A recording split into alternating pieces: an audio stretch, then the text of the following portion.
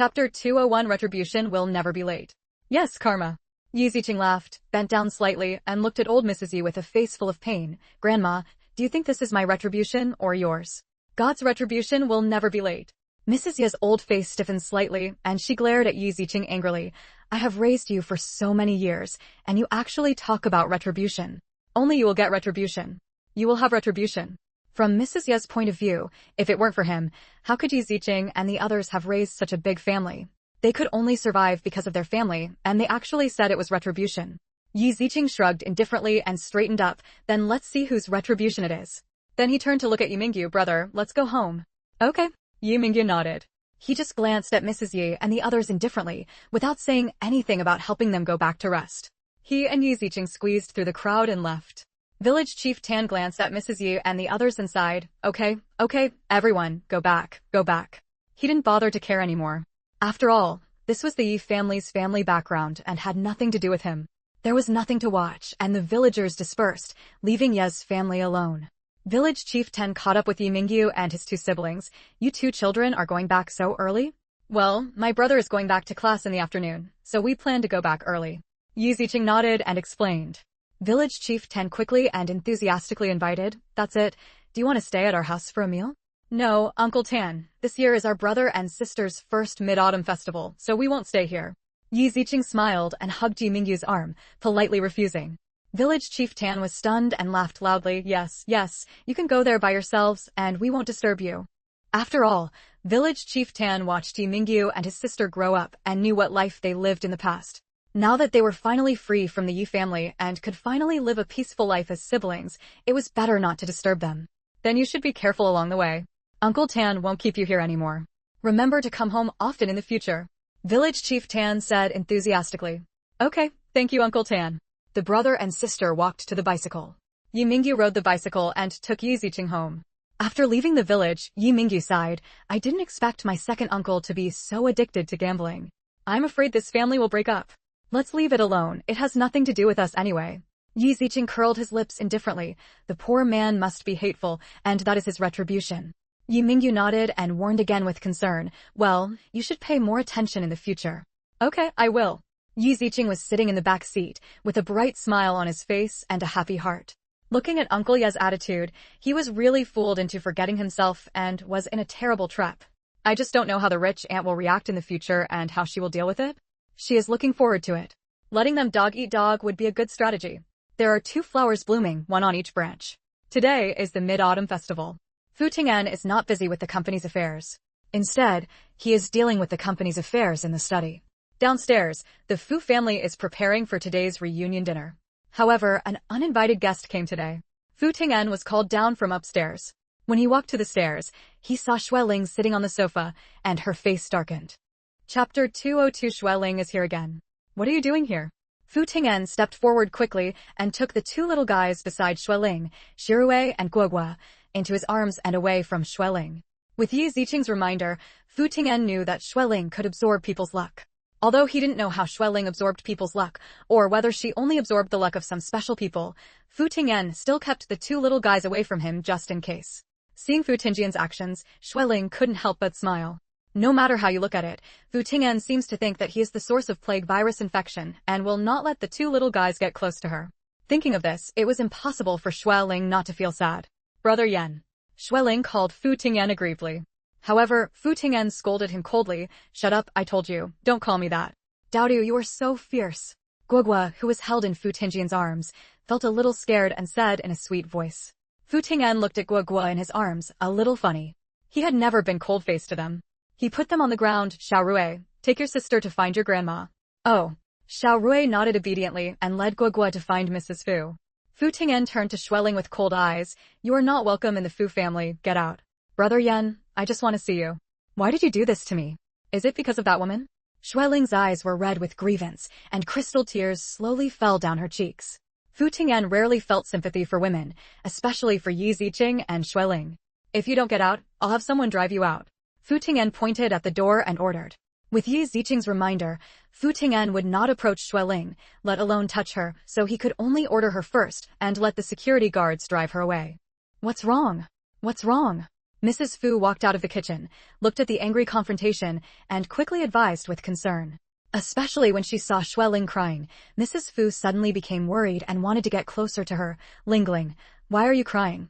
Mom, don't come near her. Fu Ting'an grabbed Mrs. Fu, who was about to approach Xueling. Mrs. Fu looked confused. Ting'an, why are you pulling me? The expression on Xueling's face was almost unbearable. She always felt that something was wrong with Fu Ting'an. I always feel that Fu Ting'an seems to know that she can absorb luck, so he doesn't let people get close to her. Therefore, it was also for this reason that Fu Ting'an took Shirue and Guo away just now. Xueling shed tears of grievance and questioned Fu Ting'an and the others. Auntie, I don't know why Brother Yan hates me so much. Is it because Brother Yan has fallen in love with the girl in Jiangjing City? That's why he hates me. What girl? Mrs. Fu was a little puzzled and confused. Fu Ting'an doesn't want Mrs. Fu and the others to know about Yi Ziqing's existence yet. She is not suitable for others to know about her right now. You are wrong. Fu Ting'an glanced at Xueling coldly. Xueling, since you want to know the reason, then I will tell you. Don't say you don't know. The car accident trouble I encountered has nothing to do with you. In fact, when I say it now, I just want to blow up Xueling. Xueling knew that he already knew about luck, so she might not bother Yi Ziqing for a while, but would focus on him. Chapter 203 System, you come out.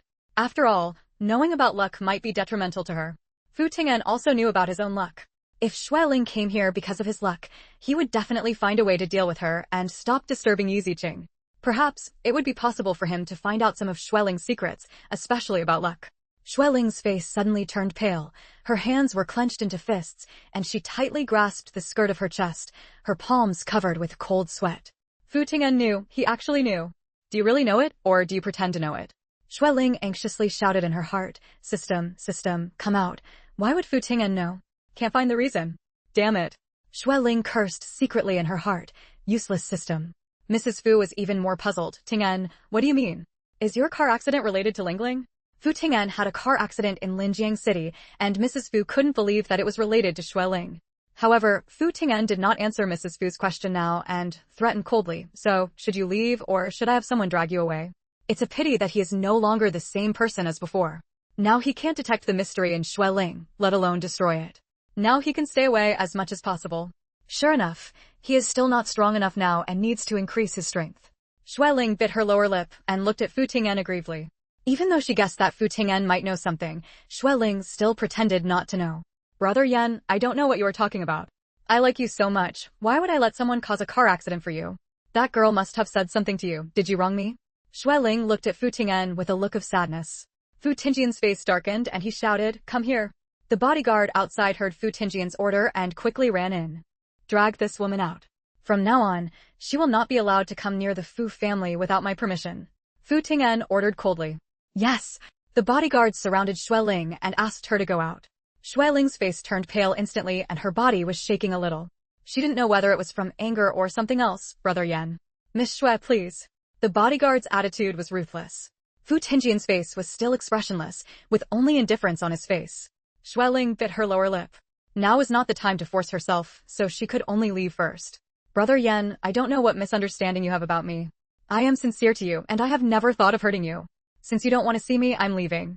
Xueling still looked aggrieved with a clear understanding of justice. After saying that, Xueling strode out of Fu's house, looking like I was very sensible. Mrs. Fu looked at Xueling's leaving figure, then turned to look at Fu Ting'an. Tell me, what's going on? What's going on? Second sister Fu also noticed the situation here. When she saw Xueling leaving, she dragged her two little tails over and asked with concern. Fu Ting'an asked Mrs. Fu and second sister Fu to sit on the sofa.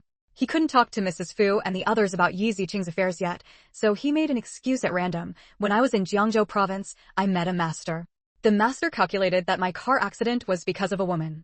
Every time I encounter trouble and danger this year, it's because of this woman. Chapter 204, Third Young Master is deceiving people again. Second sister Fu twitched the corner of her mouth and looked at Fu Ting'an as if he were some kind of monster, her gaze filled with disbelief. So you're saying it's because of Xueling? Third brother, you were never the type to listen to this kind of talk before. I didn't believe it at first either. Fu Ting'an looked helpless. But then I thought back to all the women I've come into contact with, and the only one I've had physical contact with is Xueling. Every time I touched her, something bad happened. So now I firmly believe in what the master said. Mrs. Fu's face showed surprise and disbelief. Is it really like that? Fu Ting'an paused for a moment, then asked Mrs. Fu and the others, Mom, did you encounter any trouble in the 3 days after you broke up with Xueling? Even if it wasn't dangerous, just some minor annoyances. Once or twice might be a coincidence, but if it happens too many times, it's hard to ignore. Second sister Fu was momentarily stunned, then recalled something and couldn't help but exclaim, TSK, it really is like that. As Fu Ting'an had said, she had quite a bit of contact with Xueling. Most of the time, she would encounter some minor troubles after interacting with her, but at the time, she thought it was just bad luck and never connected it to Xueling. After all, no one's life is smooth sailing. On top of that, she had been feeling upset and in a bad mood this year because of her divorce. The divorce itself was already terrible, and she felt that her bad luck over the past year was just a series of small troubles. How could she have paid attention to it? Is it really like this? Mrs. Fu couldn't recall anything specific. She had been too focused on her children to notice the small troubles and dangers that had occurred over the past year. Second sister Fu took Mrs. Fu's hand and said, Mom, it's better to have less contact with Xueling. It's better to believe in this than to doubt it. Yes, I understand. Although Mrs. Fu was still a bit confused and uncertain, she nodded in agreement. Fu Ting'an added, and it's better to have less contact with the Xue family in general. All right. Mrs. Fu felt a little reluctant, but since both of her children had asked her to do so, she could only comply. Xueling's mother was her best friend, so reducing contact with her would be a bit troublesome. She could only do her best. Fu Ting'an seemed to understand Mrs. Fu's thoughts and added, don't let her get close to Xiaorui and Guogua in the future. They're still young and can't protect themselves. Sure enough, when it came to her two grandchildren, Mrs. Fu immediately made a decision. All right, I understand. It could be said that if it weren't for Fu Ting'an, his sister, and Xiaorui and Guogua, Mrs. Fu would have been unable to hold on. No one could bear the loss of both a husband and a son. Now, in Mrs. Fu's heart, nothing was more important than her precious grandchildren. They were still young and needed her. For their sake, she could even abandon her best friend. Second sister Fu found Mrs. Fu's reaction amusing. Sure enough, her younger brother was the best at handling their mother. Fu Ting'an stood up and said, if there's nothing else, I'll go upstairs first. But before Fu Ting'an could take 2 steps, second sister Fu grabbed his arm. He turned around to see her gossipy smiling face. Don't rush off. I still have questions for you. I heard what Xueling said about that girl earlier. Fu Ting'an's face darkened. Wasn't this matter supposed to be over? Author's note asterisk. 6th update delivered. Thank you for your support. All kinds of requests, you know what I mean. Chapter 205 Hidden Merit and Fame. What girl? Fu Ting'an pretended that he didn't know what you were talking about. Second sister Fu held Fu Ting'an's arm with both hands, lowered her head and told her daughter and nephew, Guogua, stop your uncle from going upstairs. Guogua responded obediently, then hugged Fu Ting'an's calf, sat on his instep, and raised her cute little round face. Daodu, don't leave. The corners of Fu Ting'an's mouth twitched fiercely. He was also drunk when facing this rogue mother and daughter. Yes, son, you made me forget just now. Who is that girl? Mrs. Fu also focused her attention on Fu Ting'an and asked curiously. Fu Ting'an was helpless and secretly scolded Xueling, that bitch, for looking for trouble. I wasn't in a car accident, it was that girl who saved me. I happened to meet her and wanted to thank her, but I was bumped into by Xueling. Fu Ting'an looked calm. Really? Mrs. Fu and second sister Fu, mother and daughter, looked at Fu Ting'an with suspicion. Fu Ting'an glanced at his mother and sister lightly. Which girl do you think I will be good to? That's right. Second sister Fu nodded, as if I really believed you. Fu Ting'an frowned, still a little careless. Is this really the case? I still have work to do, I'm going up first. Fu Ting'an shook off sister Fu's hand, and then stuffed the small oil bottle on his lap into sister Fu's arms. Fu Ting'an walked upstairs, but sister Fu's voice came from behind. To be honest, we don't really believe it, just because you are not good to girls, and you don't say a few words when we meet by chance. Yes. Third child, when you want to say something, just say it and we won't question you. Mrs. Fu also reminded with a smile. Fu Ting'an simply pretended not to hear it and walked straight to the study. In the following days at Fu's house, Fu Ting'an worked hard almost every day, working late every day before resting, and completing a lot of accumulated work. Fu Ting'an planned to finish all the accumulated work and start new work while he was in Beijing, and then go to see Yi Ziqing, so that he could feel at ease and spend more time with Yi Ziqing. The words were divided into 2 parts and one side was said. Yi Mingyu also returned to school after the Mid-Autumn Festival, and Yi Ziqing also went to school again. Ma Zhaoan also applied to drop out of school during this period. For the time being, only Teacher Lu knows about this matter, not other students. This also took care of Ma Zhaoyun's modest self-esteem. It was Ma Zhaoyun's mother who helped her to drop out of school. Now Ma Zhaoyun has no intention of going to school, and has no money to go to school, so he has no choice but to drop out. Teacher Lu is very happy that Ma Zhaoan can drop out of school because she has been approached by parents of students countless times and has a headache. Dropping out now is the best outcome. During the morning self-study on the first day of class, Teacher Lu told everyone about Ma Zhaoyun's withdrawal from school. The students were still shocked. They were absent-minded throughout the morning self-study and talked with each other. Yi Ziqing just smiled, hiding his merit and fame. Because of this, Yi Ziqing lived a stable life for a period of time. During this period, Uncle Yi also immersed himself in gambling every day and didn't know how much he lost. However, Brother Long's brothers remembered and prepared to collect 100,000 yuan to ask for money. It's almost November when Fu Ting'an comes back. It will still take some time to finish the company's affairs. Chapter 206. Mr. Fu is back. When Yi Ziqing came home from school, he smelled the strong aroma of vegetables at home. It was not a double holiday, so Yi Ziqing immediately guessed who it was. In addition to Yi Mingyu, the key to this house is Fu Ting'an. Back? Fu Ting'an heard the sound of the door opening, stuck his head out of the kitchen, and said with a smile. Yi Ziqing threw his school bag on the stool and walked to the kitchen. Why are you back? The smile on Fu Ting'an's face froze, and he said with some resentment, don't you want me to come? Yi Ziqing felt the strong resentment and waved his hands quickly. How could it be? I just didn't expect you to come back now. Well, hearing the talent in Yi Ziqing's words, Fu Ting'an felt much better. I'll come over after finishing the work over there. Yi Ziqing tilted his head and looked at the dark circles under Fu Ting'an's eyes. Well, it seems you are very busy. They are all dark circles. Is it ugly? Fu Ting'an touched his face unconsciously and asked worriedly. He knows that the little girl has always been a beauty control. Yi Ziqing looked at it carefully and then nodded solemnly. Well, it's ugly. Fu Ting'an felt like he was struck by lightning. I will take good care of my face. Pfft. Seeing Fu Ting'an, who was facing a formidable enemy because of his words, Yi Ziqing couldn't help but burst into laughter. Fu Ting'an looked at Yi Ziqing, who was laughing so hard. He stretched out his hand and tapped her nose angrily. You're kidding me. Yes, I'm just kidding you. How about it? Yi Ziqing raised her chin proudly, as if she was not afraid of being scalded by boiling water. Fu Ting'an chuckled helplessly and could only pinch her baby cheeks. Don't dare do anything. Go wash your hands first and take a short rest before you have dinner. Okay. Yi Ziqing nodded and walked out of the kitchen with a smile. Fu Ting'an quickly put the dishes on the dining table, and the two of them sat at the dining table to have dinner. I thought you would come back soon, but I didn't expect you to come now. Fu Ting'an was very satisfied with Yi Ziqing's words. It seemed that in her heart, she was still looking forward to his coming. Originally, I wanted to come earlier and planned to stay here for a longer period of time, so I arranged my work in advance so that I would come back later. This way, I should be able to go back until New Year's Day or the New Year. Yi Ziqing nodded suddenly. That's okay. Although he didn't know Fu Ting'an's specific family background, Yi Ziqing knew that it was definitely not easy for him, so he didn't ask too many questions. I also brought you the information you asked for this time. This is your aunt's information. Really? Thank you very much. It should be, but after all, your aunt is quite old, so it would be troublesome to investigate. Yi Ziqing smiled nonchalantly. It's okay, as long as I have it. That aunt hasn't shown up yet. I just want to get to know her first. Well, I'll show it to you when it's ready. Okay. Yi Ziqing nodded, and the two of them chatted and ate dinner, and the dinner was quickly finished. Yi Ziqing sat on the sofa and made some tea. Fu Ting'an also washed the dishes and walked out, taking a document and handing it to Yi Ziqing. Yi Ziqing took the document and read it, while Fu Ting'an continued the process and poured 2 cups of tea. Looking at the information in his hand, Yi Ziqing exclaimed, I didn't expect that my aunt is quite capable. She married an educated youth who went to the countryside. Chapter 207. The educated youth married by my aunt. Well, it's not bad. Now I'm an electrician and my business is pretty good.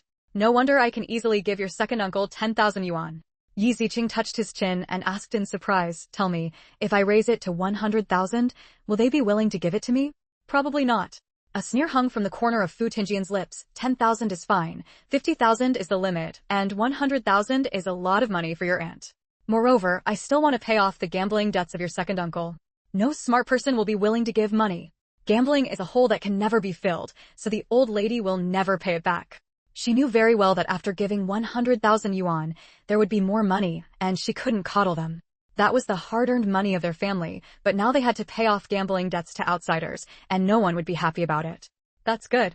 A calculating smile appeared on Yi Ziqing's lips. Yi Ziqing also felt that this 100,000 yuan would be the limit of that aunt, and she would never give it to her. After all, this was gambling. She asked for 10,000 yuan just a while ago, and now it was 100,000 yuan, so she would definitely not give it to her. Looking at the name of the educated youth whom my aunt married, Yi Ziqing touched his chin and said, that educated youth's name is Miao Jinwei. What are you thinking about? Fu Ting'an asked curiously. Yi Ziqing didn't hide anything and expressed his suspicions. Of course, he guessed from some of Mrs. Ye's reactions that they might not be her biological children, so she treated them like that. In addition, the secrets mentioned by Mrs. Yi and the aunt may be about her father's life experience. Fu Ting'an was also stunned for a moment when he heard this. Thinking of Mrs. Ye's attitude towards Yi Mingyu and his siblings, she was deeply impressed. Well, you guessed it right. Do you need me to investigate that Miao Jinhui? Fu Ting'an asked with concern. No need for now, we should be able to meet the Miao family soon. Yi Ziqing curled his lips. When I meet them, I will know whether it is what I guessed. As long as she sees anyone in the Miao family, she can tell whether they are related by blood. Although hexagram does not count as self, the relationship between half-father and half-mother can be seen from the face. Fu Ting'an couldn't help but asked curiously, what if it is? TSK, that man can marry a wife and have children so quickly, it shows that his character is not very good. Yi Ziqing curled his lips in disgust. My aunt and Miao Jinhui have already given birth to 2 sons and a daughter, so their productivity is pretty good. Miao Jinhui was really their father's biological father, and this man didn't seem to care much about their father. Fu Ting'an couldn't help but laugh and tease Yi Ziqing. Don't you covet his property? To be honest, I really don't care about the money. Yi Ziqing snorted, but it would be nice to care a little bit in order to get revenge on that old woman. If it was really what she had guessed, and that aunt had done something to offend their father in order to marry that Miao Jinhui, she would never let her off lightly. It is impossible to destroy the Miao family. You can occupy it and let the aunt suffer the consequences and become destitute. This is also the best retribution. Of course, there is no need for the biological grandfather to be merciful, and there is no need for such a man to be merciful. Fu Ting'an chuckled and asked curiously, what if it's not the situation you thought? Chapter 208, complete the 100,000 arrears. Tisk.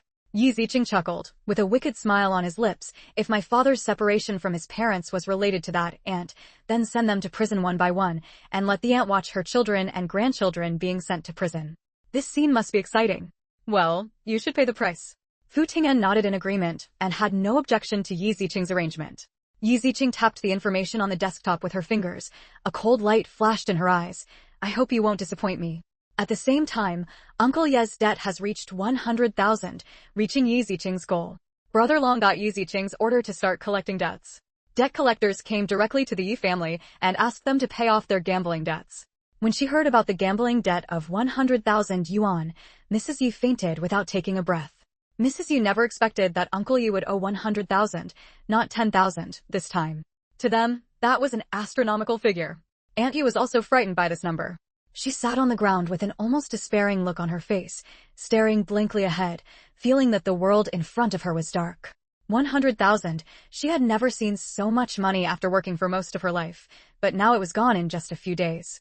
Compared with the despair of these people, Mrs. Yi, second Uncle Yu didn't care. He was able to repay the 10,000 yuan last time, and he can also repay the 100,000 yuan this time. Isn't there still that aunt? With my aunt here, I can't easily repay 100,000 yuan. Brother Long said excitedly on the phone, Ms. Yi, when our people went to collect the debt, Mrs. Yi fainted, so she didn't take any action. And your second uncle didn't seem worried at all, and he promised to pay it back right away. Whether Uncle Yi fell into the trap of Yi Ziqing and Brother Long and asked for 100,000 yuan, or he completed the task assigned by Yi Ziqing, he was worthy of happiness. If everything goes well, then they can easily earn 100,000 yuan. What a great thing. Well, then you send someone to keep an eye on him and check his condition. It's best to know whether the rich man will give him money. Second Uncle Yi is a bastard. It is very easy to follow and monitor his whereabouts without being noticed. This also gave Yi Ziqing the opportunity to know Uncle Ye's situation at any time. Yes, with Brother Long paying attention to Uncle Ye's situation, Yi Ziqing was relieved a lot. He didn't know what was going on with his aunt. Sure enough, the results came soon the next day. In the evening, Yi Ziqing received a call from Brother Long. Ms. Yi, as you expected, my people found out that the other party was unwilling to pay at first, but later said it would take a while. Then you send someone to hurry up, you won't wait for anyone. All this was within Yi Ziqing's plan. Uncle Yu had already been deceived by Brother Long's people every day. Since he succeeded in asking for money once, there would be a second and third time. I haven't urged you yet, but Mrs. Yi and the others seem to have contacted a group of people.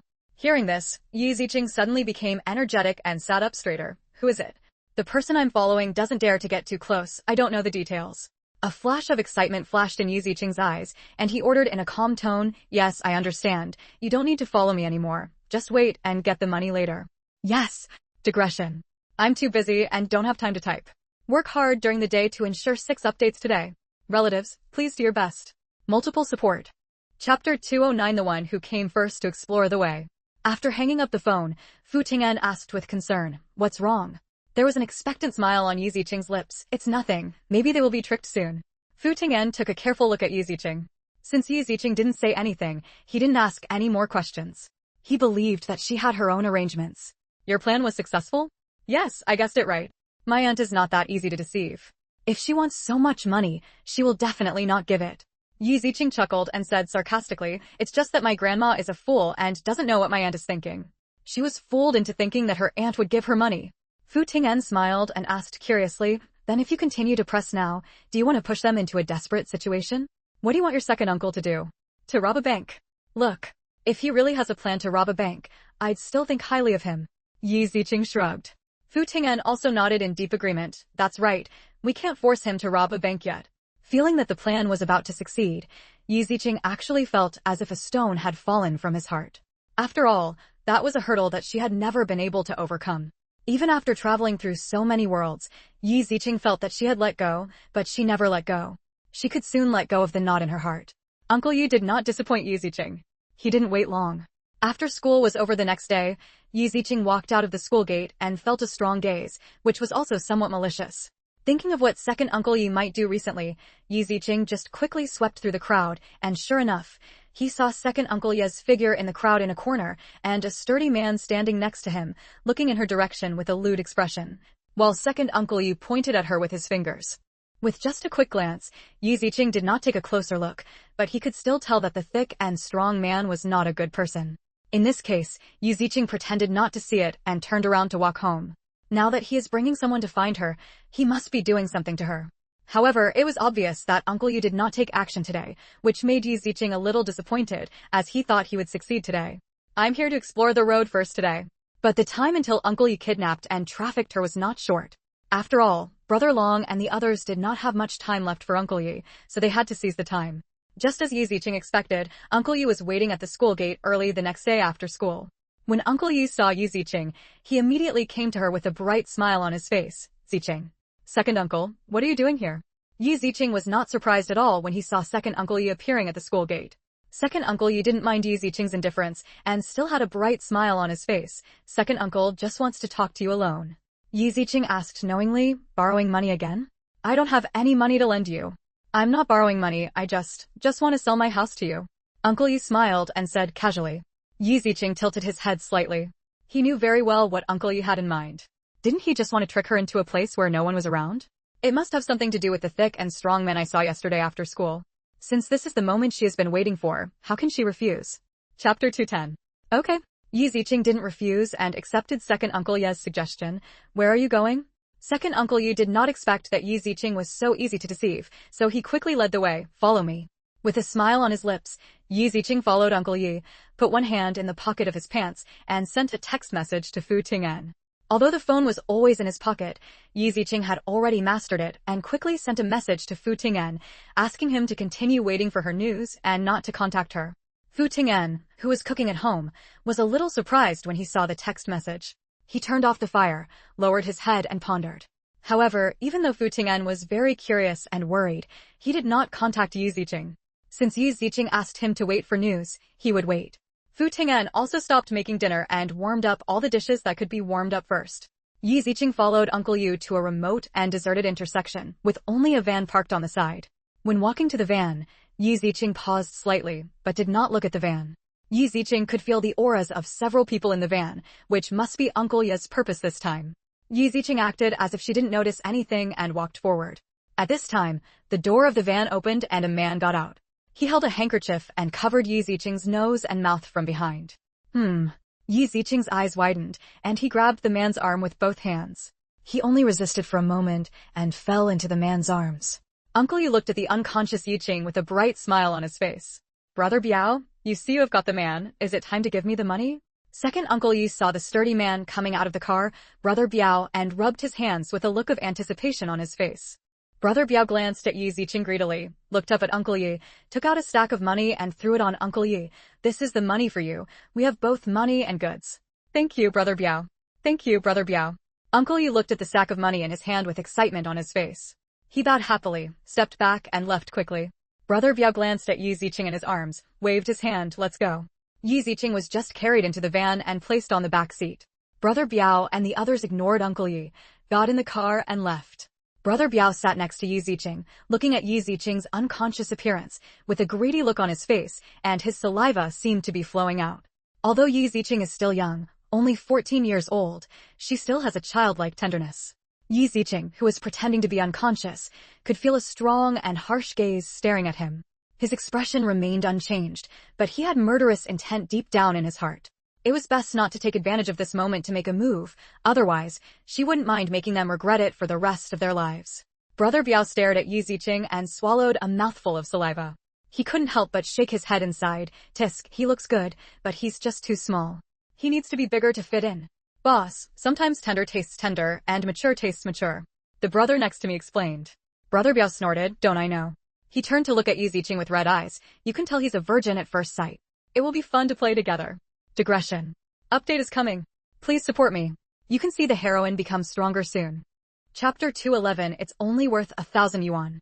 As he said that, Brother Biao's hand had already touched Yi Ziqing's cheeks that could be broken by blows. Tisk, TSK, the skin, this feel. Although 1,000 is a bit expensive, but it's still worth it. Brother Biao's hand touched Yi Ziqing's face. Yi Ziqing felt like vomiting. If it hadn't been to find out their lair, she wouldn't have been in a coma. At the same time, Yi Ziqing also secretly scolded Uncle Ye's 18th generation for $1,000. He was really willing to do it. Yi Ziqing closed his eyes and felt that Brother Biao's hands were a little unscrupulous. He began to walk from up to down, taking out powder from the space and sprinkling it into the van at places where they could not trace. Hey, it's so itchy. Brother Biao, who was about to reach for Yi Ziqing's chest, stopped and started scratching the back of his hand. Brother Biao was the closest to Yi Ziqing, and he also touched her, so he was the quickest to fall victim to the trap. Hey, I'm itchy too. What's going on? Are you itchy too? What's going on? The three men in the car all felt something was wrong, but they couldn't figure out the reason, so they were confused and panicked. It's so itchy, Brother Biao. Let's go to the hospital first? Some people couldn't bear it anymore and quickly suggested.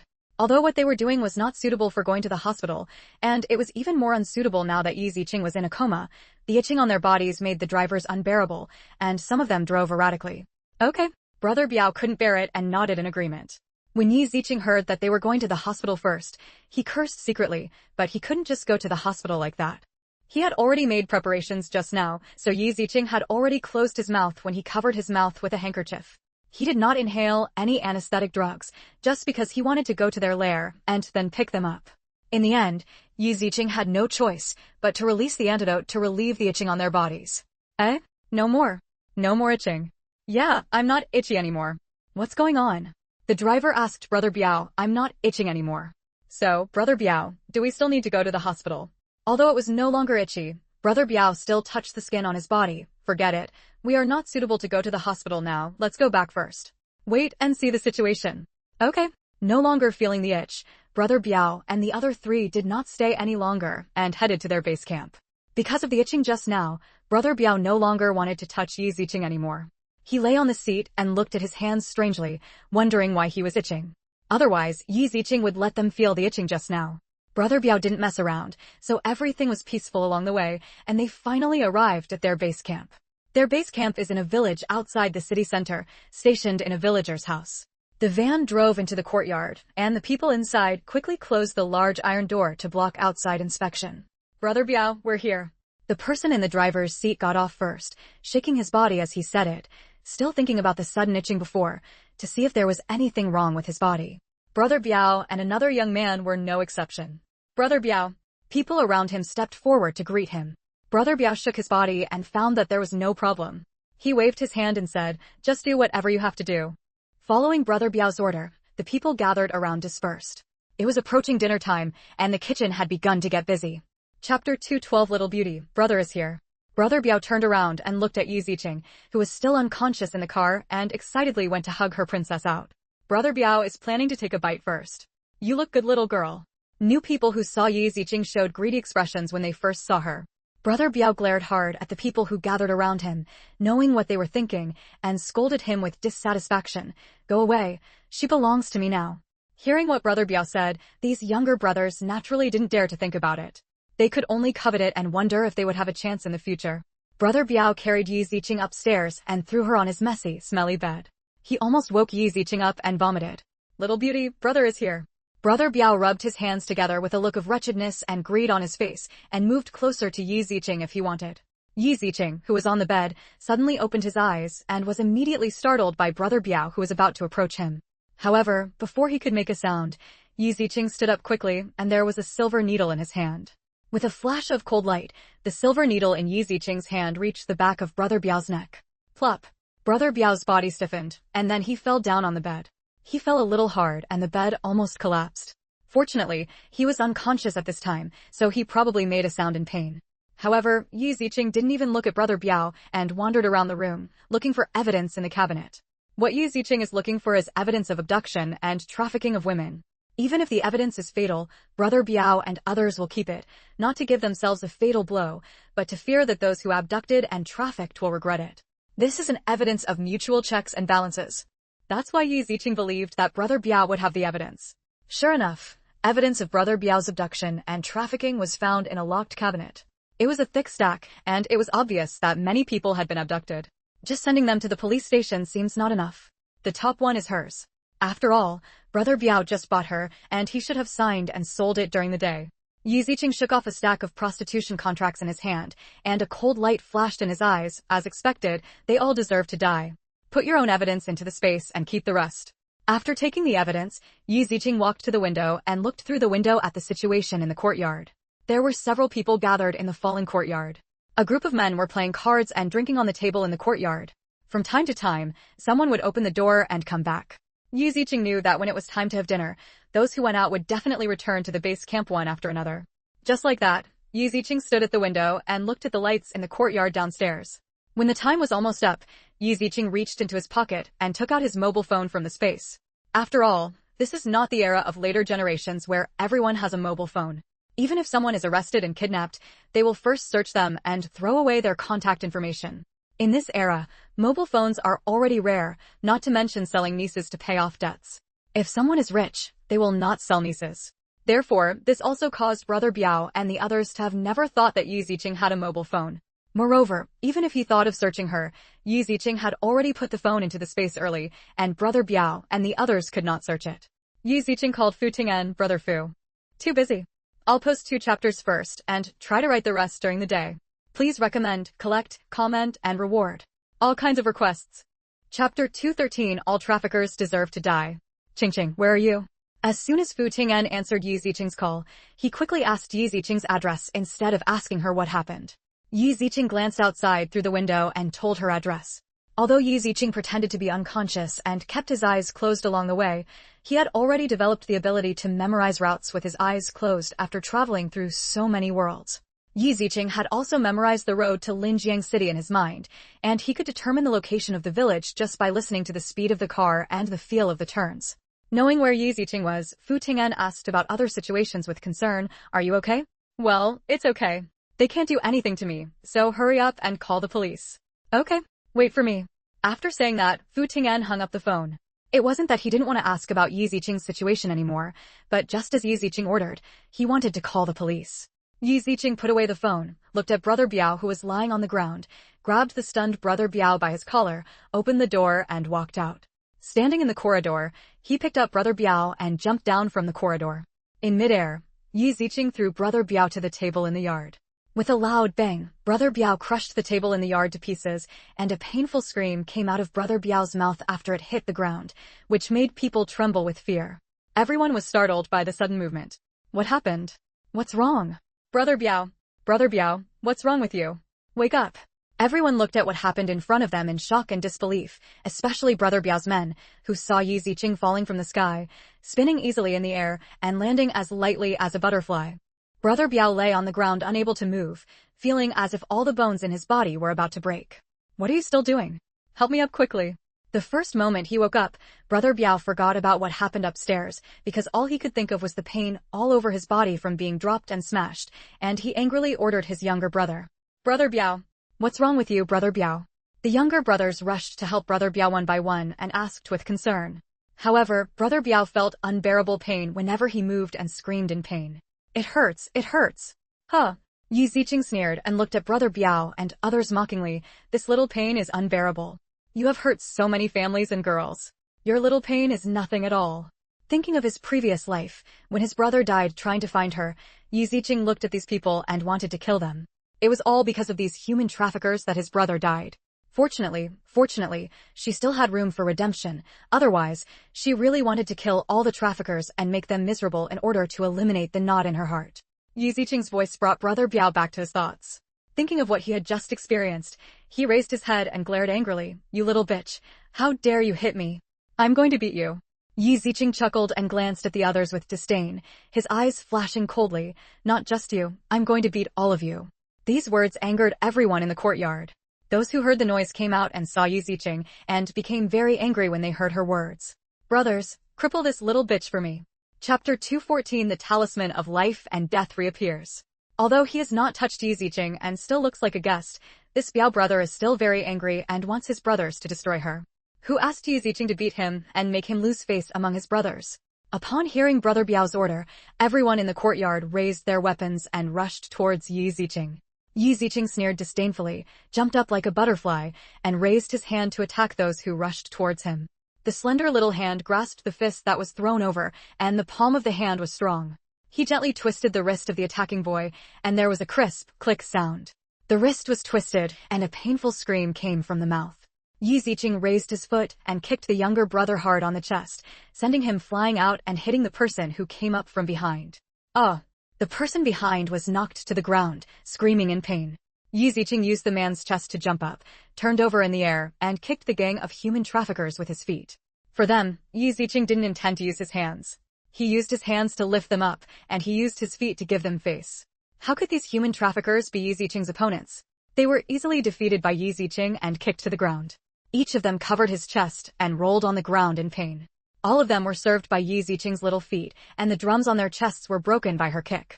Even for those women who were also human traffickers, Yi Ziqing showed no mercy. Although they are also girls, Yi Ziqing will not understand them either. Why should a woman embarrass a woman? She does not exist in Yi Ziqing's heart. Poor people must be hateful. Since they have chosen this path, they must pay the price. When they chose this path, did they ever think about the young lives of the girls they killed? For these women, Yi Ziqing not only kicked them, but also slapped them one by one until their faces were swollen. Let you help the evil tyrant. Let you harm the happy family. Yi Ziqing said every time he slapped these women on the face.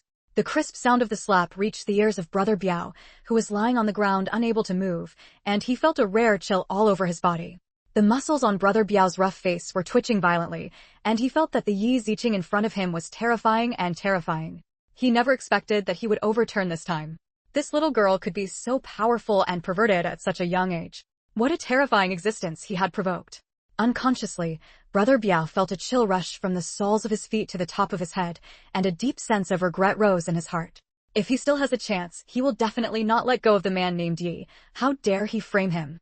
Feeling that beating people was still unpleasant and not enough to relieve his anger, Yi Ziqing took out the silver needle and quickly stuck a few needles into each person, then stuffed a pill into their mouths and smiled proudly. I have placed a life and death talisman on you. The pain will last for an hour at 12 o'clock every day. It depends on whether you can bear it. Speaking of the life and death talisman, Yi Ziqing thought of the 3 gangsters who had been given the life and death talisman by her. She didn't know what their condition was now. Brother Biao and the others all looked confused and puzzled. Why couldn't they understand what the life and death talisman was? I finally wrote it down and updated it. Dear friends, please support. Chapter 215 The Policeman is here. Because they had not yet endured the pain of the life and death talisman, they were skeptical of what Yi Ziqing said, thinking that she was fooling them. Yi Ziqing did not make them suffer now. After all, he had to send them to the police station and they would inevitably be interrogated later. The pills you just fed them are only effective for 1 month. After 1 month, you will suffer from the life and death talisman every day unless she gives you the antidote. A month later, when those people were poisoned, they would not associate her with her. Even if Brother Biao and the others later remembered that it was the life and death talisman that Yi Ziqing mentioned, even if they slandered her, the police uncle would not believe it and would only think that they slandered her in order to retaliate against Yi Ziqing. After all, the prisoners were all in prison, and Yi Ziqing had no resolution with them, so how could she poison them? Who would have thought that Yi Ziqing would have poisoned her so early and could suppress the poison in advance? Even if Dragon comes out in the future, the police will think that they are crazy. At this moment, Yi Ziqing's phone rang, and Yi Ziqing took it out of his pocket to answer the call. Seeing that the caller ID was from Fu Ting'en, Yi Ziqing smiled and said, "Hey, Brother Fu, are you here?" Brother Biao looked at the mobile phone that Yi Ziqing took out, and his pupils shrank instantly. His eyes were fixed on the mobile phone by Yi Ziqing's ear, with a look of disbelief on his face. Nowadays, the price of mobile phones is not only several thousand, but even more than 10,000. Although he had never looked at the price of mobile phones, he could still tell that Yi Ziqing's mobile phones cost several thousand yuan each. Yi Ziqing has money to buy a mobile phone. How could he not have any extra money? Just paying the mobile phone bill is a lot. However, the man named Yi only sold Yi Ziqing for 1,000 yuan. Your niece has so much money. Why do you want to trick her? They all have mobile phones. No wonder the police can come here to arrest people. Listening to the conversation between Yi Ziqing and the person on the other side of the phone, Brother Biao closed his eyes in despair, feeling extremely regretful in his heart. He regretted it to death. Why didn't he think of it? He would have searched Yi Ziqing's body earlier. However, after thinking about it, Brother Biao wanted to slap himself and search Mao's body. People are not afraid of him at all. Just now he wanted to be frivolous, and Yi Ziqing opened his eyes immediately. It was obvious that the other party was not knocked out by the medicine. This was intentional, so a body search would definitely not work. What's more, Yi Ziqing still has such powerful skills. All of his men were beaten to the ground by this girl. They were not afraid of them at all. They were deliberately killing them at their base camp. Now they call the police to arrest people, just to wipe them out. Yi Ziqing hung up the phone and went to open the big iron door. There were already waves of sirens coming from outside. Hearing this voice, not to mention Brother Biao, other traffickers also closed their eyes in despair. The police are here. Do they still have a chance to escape? No more. Moreover, they were all beaten by Yi Ziqing until they could only lie on the ground, and they didn't even have the strength to get up. Ching ching. Fu Tianjian's car was the first to stop outside the yard where Yi Ziqing was. He opened the door and ran in front of him. Fu Ting'en grabbed Yi Ziqing's shoulders and looked him up and down. With a worried look on his face, "Are you okay?" Yi Ziqing smiled confidently and waved his hand. "Don't worry, it's okay. They are not my opponents yet." Chapter 216 Cooperating with the police uncle to handle the case. Fu Ting'en breathed a sigh of relief. "That's good. Are the police here?" Yi Ziqing asked Fu Ting'en with a smile. Fu Ting'en nodded and looked at the police cars that stopped behind him. Many people in police uniforms got out of them. The leader, a young man in his 30s, walked up to Yi Ziqing and looked him over. "Hello, I am Xiao Ning, captain of the city's criminal police brigade, and you must be Yi Ziqing." "Yes." Yi Ziqing nodded, pointed to the yard, and said, "Those human traffickers are inside." Xiao Ning nodded, walked to the gate, and glanced at the yard. However, as soon as he glanced at the courtyard, the captain of the criminal police team, who had been in the battlefield for a long time, widened his eyes. Ruoda's courtyard was actually full of people lying down. I just casually scanned them and didn't count them in detail, but there must have been 20 people. Seeing so many people being knocked down by a little girl like Yi Ziqing, my jaw almost dropped. There were so many people. Even if he, the captain of the criminal police team, went up, he couldn't guarantee that they would all be released. And, look at Yi Ziqing, she seems to be very relaxed and not hurt at all. Team Xiao. The people in the police car behind also ran over and shouted. Xiao Ning came to his senses, rubbed his temples, waved his hand, and ordered, "Arrest them." Yes! The team members behind them ran into the yard to catch people. But when these team members entered the courtyard, they were all stunned by the scene in front of them, with expressions of confusion and disbelief on their faces. The yard was full of people lying down. This scene completely shocked the police officers who came to support the arrest. These people fell to the ground one by one, wailing in pain, and seemed unable to get up. So many people. Who can do it? So awesome. Each of these police officers stared with wide eyes, looking at everything in front of them. Their lips were trembling, and they felt a little scared. Xiao Ning turned around and looked at Yi Ziqing curiously. No wonder Xiao Ning wasn't curious. Such a little girl who was only 14 years old could actually subdue a human trafficker. Needless to say, she was very skilled. I just don't know who she learned this skill from. Ms. Yi, did you beat everyone inside alone? Well, what's wrong? Yi Ziqing nodded and looked at Captain Xiao with a smile. Captain Xiao's mouth twitched slightly, and he felt as if an arrow had been hit in his heart. He felt deeply shocked. "Miss Yi, who did you learn your kung fu from?" "With an old Chinese medicine practitioner of mine." Captain Xiao was stunned for a moment, blinking his eyes, his resolute face full of confusion. Old Chinese medicine practitioner? Well, Hua Tuo created the Wu Qin Shi of traditional Chinese medicine, which can not only strengthen the body, but also improve one's physical strength. Yi Ziqing smiled and explained. Captain Xiao looked at Yi Ziqing with suspicion, as if he didn't believe her 100%. What King see is really that awesome? If it's really so awesome, why hasn't it been known? And there hasn't been any legend left? Yi Ziqing spread his hands. That's it anyway. If you don't believe it, there's nothing I can do about it. Do you still think that I apprenticed to some legendary martial arts master? Miss Yi, I don't believe it. Captain Xiao quickly stopped Yi Ziqing from continuing, feeling even more shocked.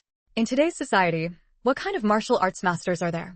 Captain Xiao finally understood why Yi Ziqing would take advantage of his scheme and be brought back by these people. This is the legendary boldness of a skilled artist. Chapter 217 Absolute Self-Defense. It happened to be when I came home from work to have dinner. No, I just served these trafficked people in one pot. Yi Ziqing shrugged nonchalantly and said with a smile, that's good. But even if you don't believe it, there's nothing I can do about it. However, Miss Yi, everyone has been arrested. We need you to go to the police station with us. We are just recording the confession. Okay. Yi Ziqing nodded. It is a citizen's duty to cooperate with the police uncle in handling cases. I don't know why, but Captain Xiao always feels like something is wrong. It's obvious that they have taken advantage of it. At this moment, his police officer ran out. Captain Xiao, those people have suffered quite a lot of injuries. Most of them have broken ribs. When Captain Xiao heard this, the muscles in the corner of his eyes couldn't help but twitch violently, and he subconsciously looked at Yi Ziqing. Yi Ziqing smiled at Captain Xiao with an innocent smile. The leader wanted to do something to me, so I threw him down from the second floor, but I softened his strength. The others all wanted to attack me with sticks, and I couldn't control myself, so I accidentally used too much force. But Captain Xiao, don't worry, they just have some broken bones, and they will be fine as long as they are burned for a month or two. This was so good that Captain Xiao didn't even know what to say. Everything Yi Ziqing did was in self-defense. Although the attack was a bit harsh, it was actually relatively light compared to those who accidentally killed someone. It can only be said that Yi Ziqing was just beating people because he was afraid that they would get violent and hurt them again, so he hit them a little harder and made them unable to get up. This kind of thing might happen to them, especially those holding weapons. Team Xiao could only sigh helplessly, call an ambulance, and take them to the hospital first. Yes! The police officer who ran out looked at Yi Ziqing in surprise, and the shock in his heart was like a huge rolling wave that could not be calmed down. Is this girl doing everything in the yard? Isn't that too awesome? Look at her petite body. How on earth did she do it? Captain Xiao turned to look at his subordinate who was standing still, and shouted angrily, why are you still standing here? Call an ambulance. Yes, yes, yes. Watching his subordinates enter, Captain Xiao felt a little embarrassed. Fu Ting'an put his arm around Yi Ziqing's shoulders. Captain Xiao, those people are going to the hospital, so we don't need to go to the police station, right? If there are any questions, let's talk about it tomorrow. Qingqing hasn't had dinner yet. Captain Xiao nodded. Okay, then there's work. In fact, he couldn't stop thinking, especially because he was shocked that Yi Ziqing could do such a feat. If you ask tomorrow, you might be able to face Yi Ziqing better. Yi Ziqing smiled and reminded, Captain Xiao, there is evidence of their crime in Brother Biao's room. Don't forget it. Captain Xiao was stunned for a moment and nodded. Okay, thank you Miss Yi for reminding me. We will still search. Even if Yi Ziqing didn't say anything, they would have searched the yard, and maybe even the entire village. I just don't know if other people in this village are also involved. Without a line, it is still difficult to kidnap and traffic girls. It may require the participation of surrounding villagers. It depends on whether they are really involved. Chapter 218 Miss Yi, have you been sold? Well, I'll see you tomorrow, Captain Xiao. Yi Ziqing waved, got into Fu Tingjian's car and left. Captain Xiao looked at the rear of the car as it left, then turned to look at the tragic situation in the yard. He couldn't help but sympathize with the traffickers for a second. It's really good.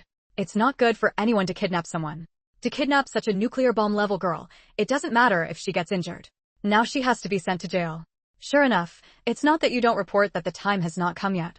In the car, Fu Ting'an asked Yi Ziqing concernedly, are you hungry? I'm not hungry. Yi Ziqing teased Fu Ting'an with a smile on his face. I didn't expect you to be so obedient. Fu Ting'an glanced at Yi Ziqing fondly. Isn't this bad?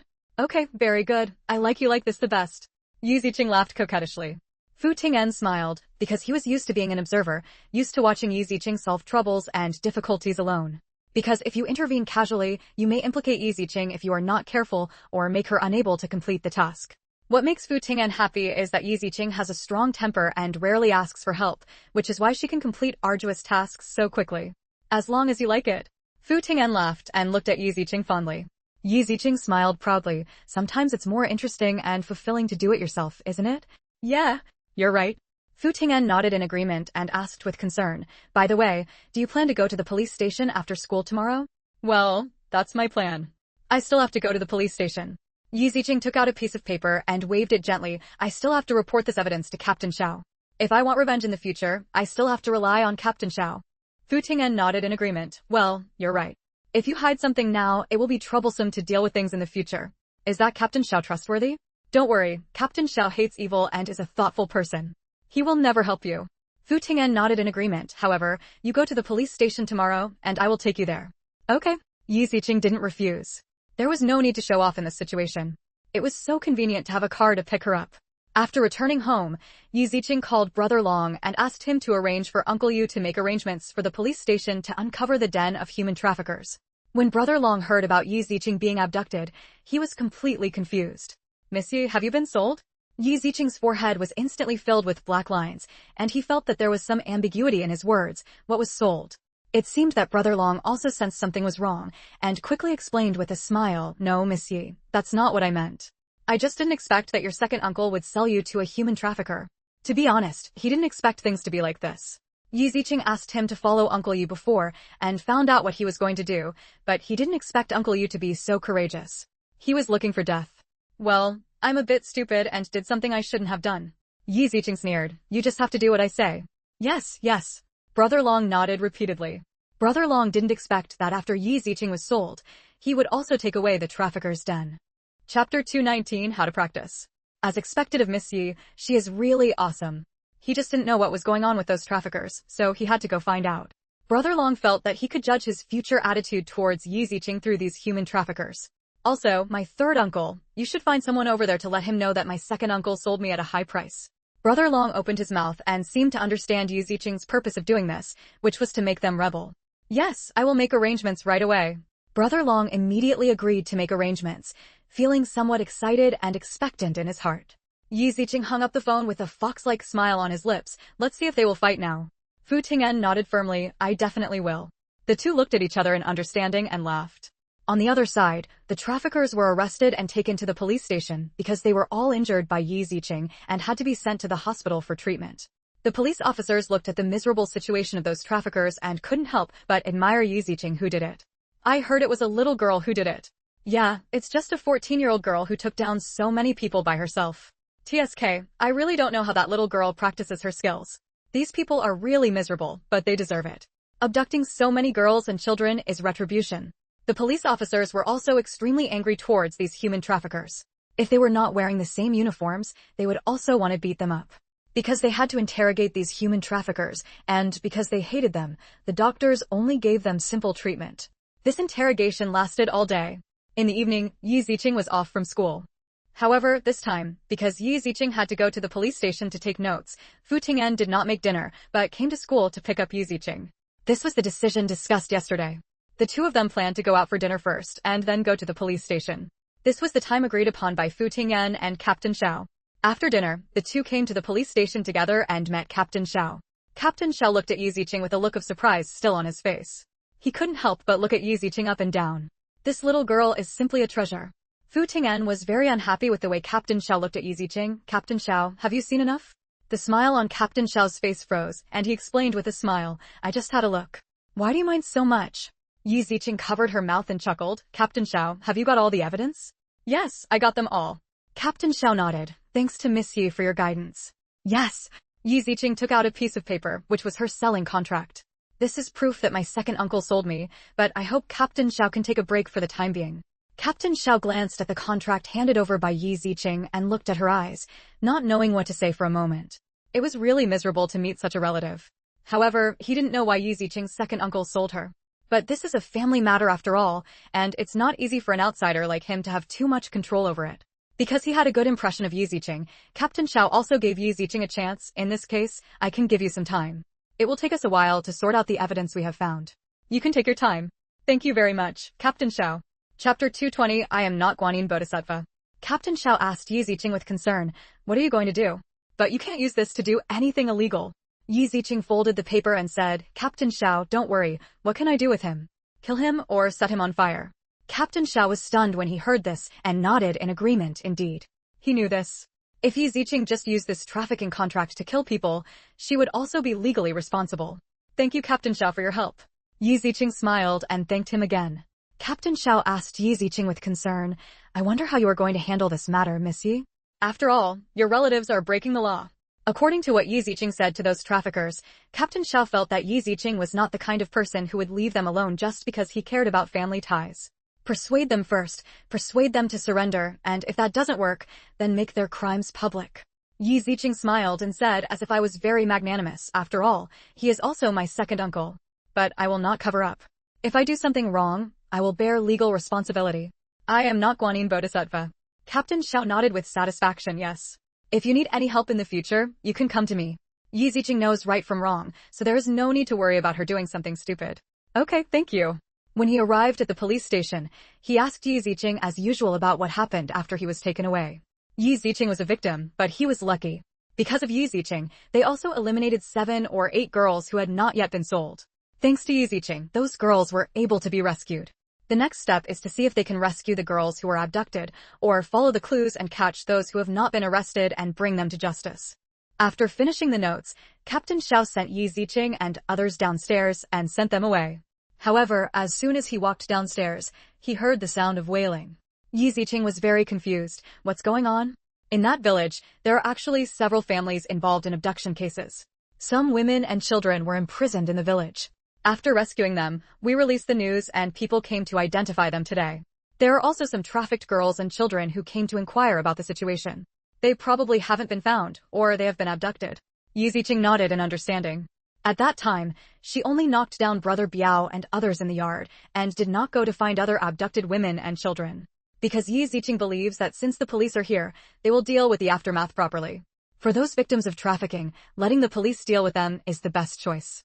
Therefore, she left first without caring how many women and children were left there. However, she sympathizes with their pain. After all, this is how she came through. Knowing that his brother died because he was looking for her, Yi Ziqing felt like his heart was twisting in a knife and in unbearable pain. She couldn't accept that her brother died because of her, so she accepted the fast travel mission for her brother, just to come back and change his fate. As soon as I walked downstairs, there was a burst of anxious shouts. Dad, Dad, Dad, what's wrong with you? Something must have happened. Upon hearing this, Captain Xiao didn't want to send Yi Ziqing and the others away, and hurriedly went to see the situation. Let's go take a look too. Chapter 221 Police Station Golden Needle Saves People. Yi Ziqing also hurried to check on the situation. Perhaps she was in the same boat, so she sympathized with these people who had lost their loved ones and wanted to do her best. Sure enough, when Yi Ziqing walked into the crowd, he saw an old man with white hair lying on the ground, unconscious. The forensic doctor in the police station examined the old man and told his condition. The old man suffered a cerebral hemorrhage because he could not accept the news of his grandson. The risk is very high. He may also need a craniotomy at the hospital. How could this happen? The well-dressed, middle-aged man felt as if he was struck by lightning when he heard Yi Ziqing's words. Yi Ziqing heard the forensic doctor's judgment on the old man and said, "Let me try it." Although the forensic doctor is mainly responsible for the dead, the forensic doctor is also a doctor. He can still deal with some emergency situations, and his inferences are also clear. Moreover, Yi Ziqing also took the pulse of the old man, which was indeed the case. After hearing this, Xiaoning was surprised and asked Yi Ziqing, do you know medical skills? Well, didn't I tell you that my Wu Qinshi was with a doctor of traditional Chinese medicine? Naturally, he also studied traditional Chinese medicine. Oh, right. Xiaoning smiled awkwardly, as if this was the case, and he had forgotten about it. Yi Ziqing turned to look at the old man's son seriously and said, "Now I need to use golden needles to relieve the patient, but I can't be 100% sure." The old man's son was dressed in a decent suit and seemed to be from a very good family, but he still panicked when he encountered the old man's situation. The forensic doctor looked at the old man's son and said, "Sir, this little girl is right. Your father is in danger now and may not survive the hospital." Xiaoning also asked Yi Ziqing a little worriedly. After all, this was about a life, and it was still at the police station. Yi Ziqing, are you sure you can do it? Yi Ziqing nodded confidently. Well, at least I'm 70% to 80% sure. The old man's son hesitated for a moment and could only nod in agreement. Okay, let's give it a try. Captain Xiao also spoke from the side, then I'll vouch for you. Yi Ziqing gave Captain Xiao a satisfied look. This captain was very responsible, no wonder he could sit in this position. Well, prepare some alcohol disinfection. Immediately afterwards, everyone looked at the golden needle that Yi Ziqing took out. The golden needle with its tail was about 10 inches long. They took tweezers and cotton balls and began to disinfect the golden needle. The forensic doctor in the police station looked at Yi Ziqing in surprise. Little girl, are you planning to use acupuncture to relieve the pain? Well, let's try it first. The relief provided by acupuncture is only temporary. It can temporarily stabilize the condition of the elderly and give the elderly's relatives more time to prepare for the arrival of the ambulance. After sterilizing the golden needle, Yi Ziqing flicked his wrist, and the originally slightly curved golden needle straightened instantly. Yi Ziqing held the golden needle in his hand, and when his wrist shook, the golden needle was like a flexible golden snake, slithering into the corner of the old man's eye before anyone noticed. Then, Yi Ziqing gently chanted the tale of the golden needle, and the golden needle began to go in continuously. The deeper he went, the golden needle that was almost 10 inches long with the tail almost entered the corner of the eye without realizing it, leaving only 3 or 4 inches. Seeing Yi Ziqing's actions, everyone couldn't help but gasp, with shock and disbelief on their faces. Chapter 222, Maybe I Am a Genius. At the scene, both the family members of the elderly man and the police and passers-by watching the scene held their breaths as they watched Yi Ziqing's rescue techniques. Such a long golden needle was directly inserted into the corner of the old man's eye by Yi Ziqing. At this moment, no one disturbed Yi Ziqing's treatment. Everyone broke into a cold sweat unconsciously.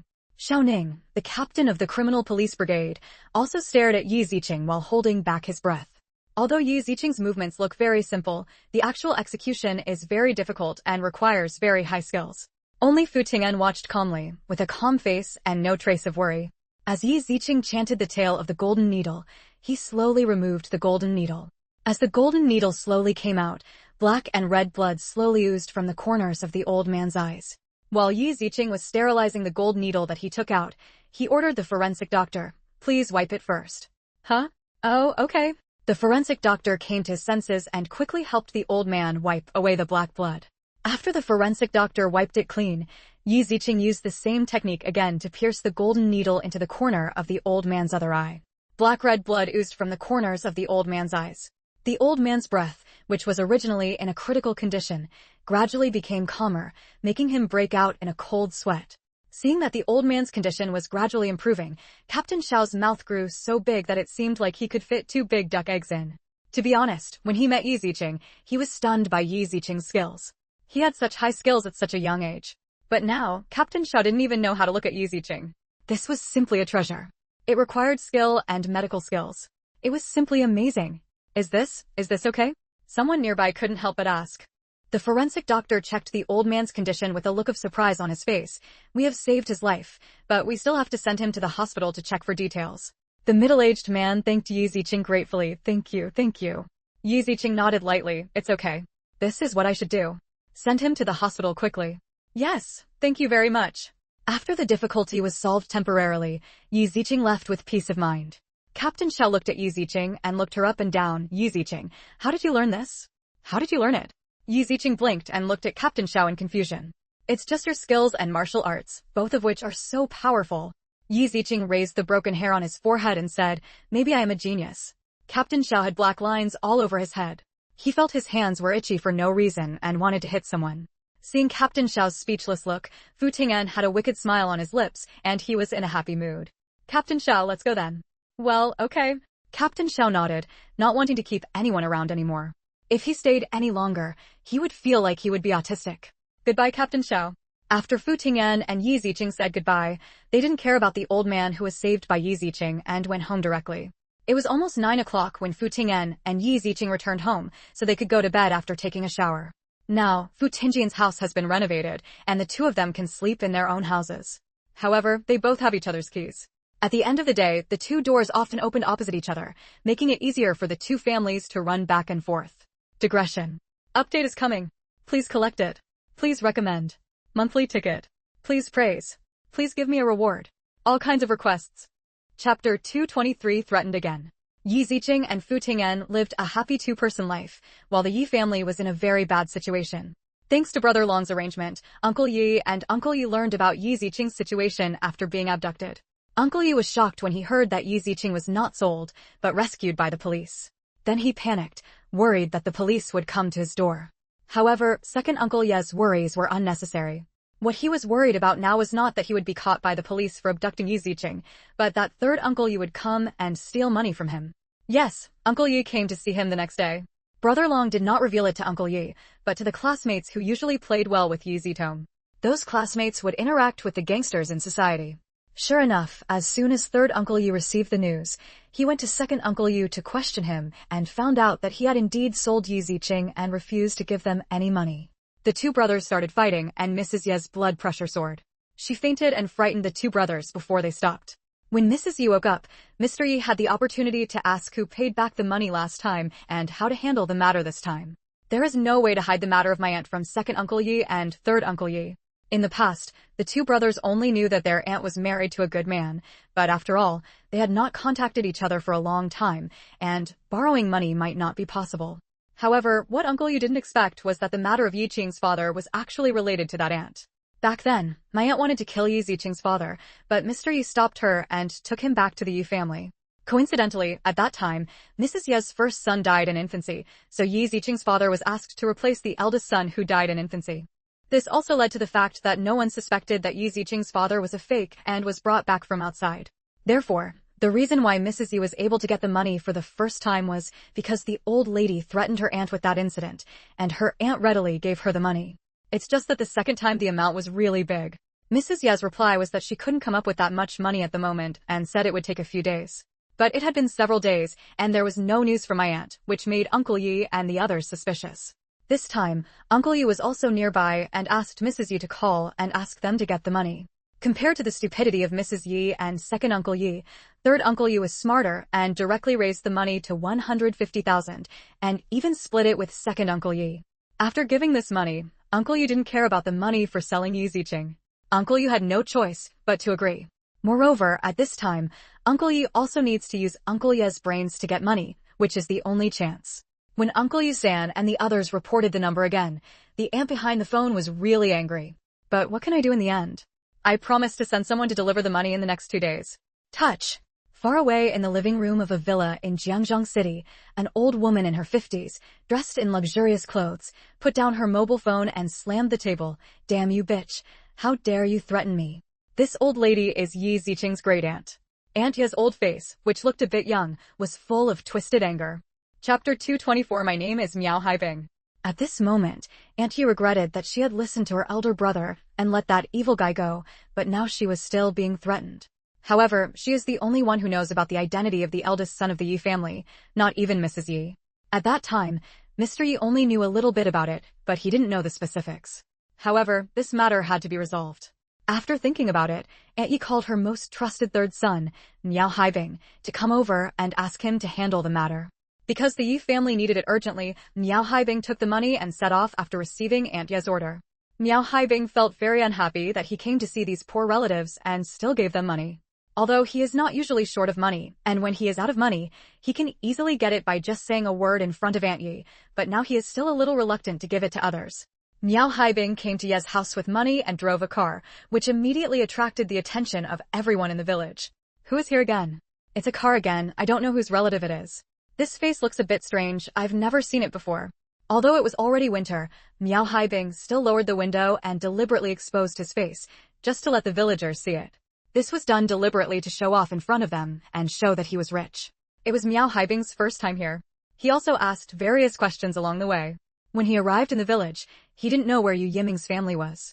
He asked passersby, but in a commanding tone, "Hey, do you know where Yu Yiming's family is?" Looking for the Yu family. When the villagers heard Miao Haibing's inquiry, they felt quite uncomfortable, to be honest. However, since he was driving a car and had a distinguished status, he could only swallow the sigh of relief. Thinking that this was someone who came to find the Yi family, the villagers were still reluctant and pointed in a direction with a somewhat aggressive tone. They looked at this person and didn't look good. No wonder you came to Yu Yiming. These two people are the same. It's just that they don't understand what the relationship between this man and Yu Yiming is. He was picked up for gambling before, but now he's driving a car to look for him. After Miao Haibing knew the way, he drove to Ye's house and parked in the square in front of Ye's house. Yu Yiming has not gone out to gamble recently because he has to wait for money. He is just waiting for Aunt Ye's people to send someone to send money. When he saw Miao Haibing suddenly stopping in front of their house, he was very curious, but he didn't dare to step forward. Although Miao Haibing and Aunt Yi had some similarities, Uncle Yu had not seen Aunt Yi for a long time and had already forgotten what she looked like, so he did not recognize Miao Haibing's identity at all. Miao Haibing walked up to second Uncle Yi, looked him up and down, and asked disdainfully, "Are you Yi Yiming?" "Yes, who are you?" Uncle Yi quickly bent over and nodded with a smile. Although he didn't know Miao Haibing after all, he was waiting for the money to be delivered to his door, so he still guessed the identity of the person coming, but he didn't know who he was. My name is Miao Haibing. Miao Haibing looked at Uncle Yi, who looked pregnant, with deep disgust in his eyes. Uncle Yi was immediately surprised when he heard the name Miao Haibing. It turns out he is his third cousin. Although Aunt Yi has not been back for a long time and has never brought her 3 children back, Uncle Yi still knows the names of her 3 children. Digression. I forgot to post at 0 o'clock, so I'll post as soon as I wake up. I'll post it after I write it down in the afternoon. Chapter 225. Call me Mr. Meow. Especially now that I still ask for help from Aunt Yi, I still know a little about the children that Aunt Yi gave birth to. Third cousin. The villagers watching the show all had expressions of surprise on their faces. What third cousin? When did the Yi family have such a rich relative? I seem to have an impression that she is Mr. Ye's biological sister. Yes, young people may not know that Lao Yedo has a biological sister, but she got married back then and rarely comes back after that. I didn't expect old Yi too to have such a rich relative. TSK, the Yi family is really lucky. The villagers looked at Uncle Yi with extremely envious, jealous, and hateful eyes, and they all felt that they were just unlucky. People like Uncle Yi actually have such rich relatives. No wonder he started gambling again after paying off a gambling debt of 10,000 yuan last time. This is because he has capital. Miao Haibing was very dissatisfied with the title second Uncle Yi. Don't call me third cousin, call me third young master Miao. The smile on Uncle Ye's face froze, and he felt aggrieved in his heart, but he nodded and bowed quickly. Yes, yes, Master Miao. Miao Haibing waved his hand, glanced at the people watching around him with disgust, and asked dissatisfiedly, are you the only one? My mother is inside, and my son has gone to school. Second Uncle Yi quickly answered honestly, my mother-in-law has gone to work. If we all knew that you were coming, Mr. Miao, we would definitely sweep the couch at home to welcome you. Miao Haibing felt a little more comfortable now and raised his chin arrogantly. He is the third young master of the Miao family, and these people don't even greet him. Where can he go without being greeted? However, it was also because he had not contacted this place and did not know the contact information.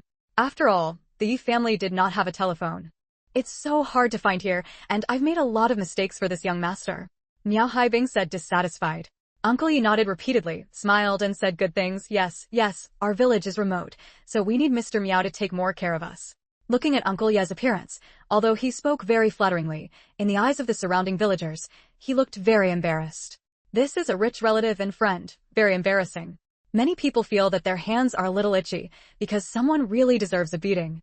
Miao Haibing smiled proudly and put his hands in his trouser pockets. Okay, take me to see my aunt first. Yes, yes, please come inside. Second Uncle Yi felt a little regretful and wanted to stay outside for a while so that he could accept the envious, jealous, and hateful looks of the villagers. In the past, I was criticized and looked down upon by the villagers, but now I have finally turned around. How can I not show off? Although Uncle Yi was reluctant, he still took Miao Haibing into the house to see Mrs. Yi. The villagers watched Uncle Yi leading Miao Haibing in, and they all started talking together again. Tisk, it's really embarrassing if you don't look like the second son of the Yi family. What an embarrassment. I am a rich man, and you would do the same thing. TSK, I just don't know if the Yi family will become rich because of this relative one. It's hard for me. Why is it so difficult? If I really had the chance, I would have been rich long ago. Why wait until now? That's right. The villagers started talking one after another, expressing all kinds of contempt for Uncle Yi. A distinguished guest came to Uncle Ye's house, and similarly, a guest came to Yi Ziqing's house. Chapter 226. Futing'en. The name sounds familiar. Yi Ziqing opened the door and saw the son of the old man he rescued in the police station, wearing a black suit with a straight nose and carrying a fruit basket in his hand. Hello, Miss Yi. Hello, my name is Hequan. Hequan saw Yi Ziqing with a compassionate and gentle smile on his face. Hello, Mr. He, please come in. Thank you. Hequan smiled and nodded quickly. I'm really sorry for disturbing you. Yi Ziqing smiled and invited Hequan into the room and asked him to sit on the sofa. It's okay. It's an honor for me to come, uncle. Hequan sat on the sofa and glanced at the tableware on the table. Fu Ting'en had already poured a cup of tea for Hequan and handed it to him. Drink tea. Hequan quickly took it. Thank you. Mr. He, how did you know I was here? Miss Yi, it's like this. I saw you showed up at the police station before, so I inquired about it, and I found out where you live from Captain Xiao. Hequan quickly explained and said gratefully, thank you so much for this time. I sent the old man to the hospital. The doctor at the hospital said that if it weren't for your timely treatment, I'm afraid the old man wouldn't have been able to make it to the hospital. Yi Ziqing nodded clearly. She went to the police station to record a statement and also provided her address. Captain Xiao probably knew what Hequan meant, so he gave him her address. I have learned medical skills, so I should save people. He Quan smiled and said, that's right. The purpose of my visit this time is not only to thank Miss Yi for saving my father's life, but also to ask Miss Yi to treat our old man again. Yi Ziqing frowned and asked in confusion, isn't there a doctor in the hospital? Ms. Yi, you used Chinese medicine before, and the Chinese medicine doctors here are not very good. They hope that I can find you and continue to treat my father. Well, that's okay. Now that someone came to the door, Yi Ziqing couldn't refuse and nodded in agreement. Then thank you, Miss Yi. Thank you so much. He Quan thanked him again and again. He glanced at the tea set on the table and touched his pocket, which seemed a little inappropriate. He Quan could see the tea set on the table. The value of this tea set was over hundreds of thousands. He had originally prepared a thank you fee of 10,000 yuan, but now he felt that he couldn't afford it. Although the place where Yi Ziqing lives is just such a small house, there are some things in this small house that are more expensive than the price of this house. This also made He Quan a little embarrassed to take out the red envelope he had prepared before and planned to prepare more money after going to the hospital. In that case, let's go to the hospital. Yi Ziqing stood up and said, I'll go get a medical kit from the room. Okay, Miss Yi, you can take your time. Yi Ziqing nodded, went to the room and took out the medical kit from the space. This was used specifically for leaving the clinic, and it was just for show when entering the room. Fu Ting'an also put on his coat. Mr. He, I'll accompany Qingqing. Is that okay? No problem. He Quan quickly agreed, looking thoughtfully at Fu Ting'an, who had an extraordinary temperament, just asking, who are you? Fu Ting'an stretched out his hand and said, Fu Ting'an. He Quan shook hands with Fu Ting'an, but the name sounded a little familiar, as if he had heard it somewhere, but he couldn't remember it for the moment. At this moment, Yi Ziqing walked out of the back room. Let's go. Chapter 227, Deceiving Mr. Yu in a Serious Manner. Okay, I've prepared the car, Miss Yi. Mr. Fu, please. He Quan quickly led the way. After going downstairs, the two got into the car arranged by He Quan and came to the hospital. Yi Ziqing followed He Quan to the hospital ward. The ward was a single room and was very spacious inside. At this time, in addition to a middle-aged woman, there was also a strong old man in the ward. He Quan saw the old man sitting next to the bed and quickly greeted him respectfully. Mr. Yu, you are here. Mr. Yu smiled and nodded. I heard that my old friend fell ill. Come and take a look. Thank you, Mr. Yu. He Quan said respectfully, Dad, I brought Miss Yi here who saved you and asked her to take a look at your body. As soon as Mr. Yu heard what He Quan said, he looked at Yi Ziqing curiously. This is Mr. He's little friend. My name is Yu Zimin. While sitting here chatting just now, Mr. Yu heard about Mr. He and knew that a little girl of 14 or 15 years old saved him. This surprised Mr. Yu, so he decided to sit here and wait to see what the little girl looked like. I didn't expect that the little girl was really very young. No, I should describe her as young. It really subverted all three views. If He Quan and the others hadn't told him, he wouldn't be able to believe that all of this was true. Yi Ziqing smiled and greeted Mr. Yu. Hello, Mr. Yu. Mr. Yu looked at Yi Ziqing and asked curiously, has the little girl studied Chinese medicine? Well, I talked to an old Chinese medicine practitioner. I wonder what your master's name is. Do I recognize him? Yi Ziqing smiled and made a random excuse. The old man passed away a long time ago, so I shouldn't know him. Okay. Yi Ziqing didn't say much, and Mr. Yu didn't ask any more questions. It might be a hidden Chinese medicine among the people. I heard. Little girl, you used a 7-inch needle to save Lao He? Yes. Hiss. Mr. Yu couldn't help but gasp when he heard this and couldn't help but give a thumbs up in admiration to have such a superb needle count at such a young age. It's true that a hero comes from a young boy. Even he didn't dare to use the 7-inch golden needle, but this little girl actually had such a high skill. She was really better than the old. Thank you, Mr. Yu, for the compliment. Mr. Yu asked curiously, little girl, you can practice such advanced acupuncture skills at such a young age. How did you practice it? Well, the master asked me to use a silver needle to poke tofu and paper, and then I got watermelon and wood. That's how I learned it. Seeing Yi Ziqing deceiving Mr. Yu in a serious manner, Fu Ting'an suppressed a smile and the corners of his mouth twitched. It was obvious that he was holding back some pain. Oh, okay then, little girl, you are quite talented. Mr. Yu opened his mouth, but he didn't know what to say. He seemed to not believe what Yi Ziqing said. However, everyone has said so, and Mr. Yu said it is not easy to expose, right? No matter what, he really has this medical ability.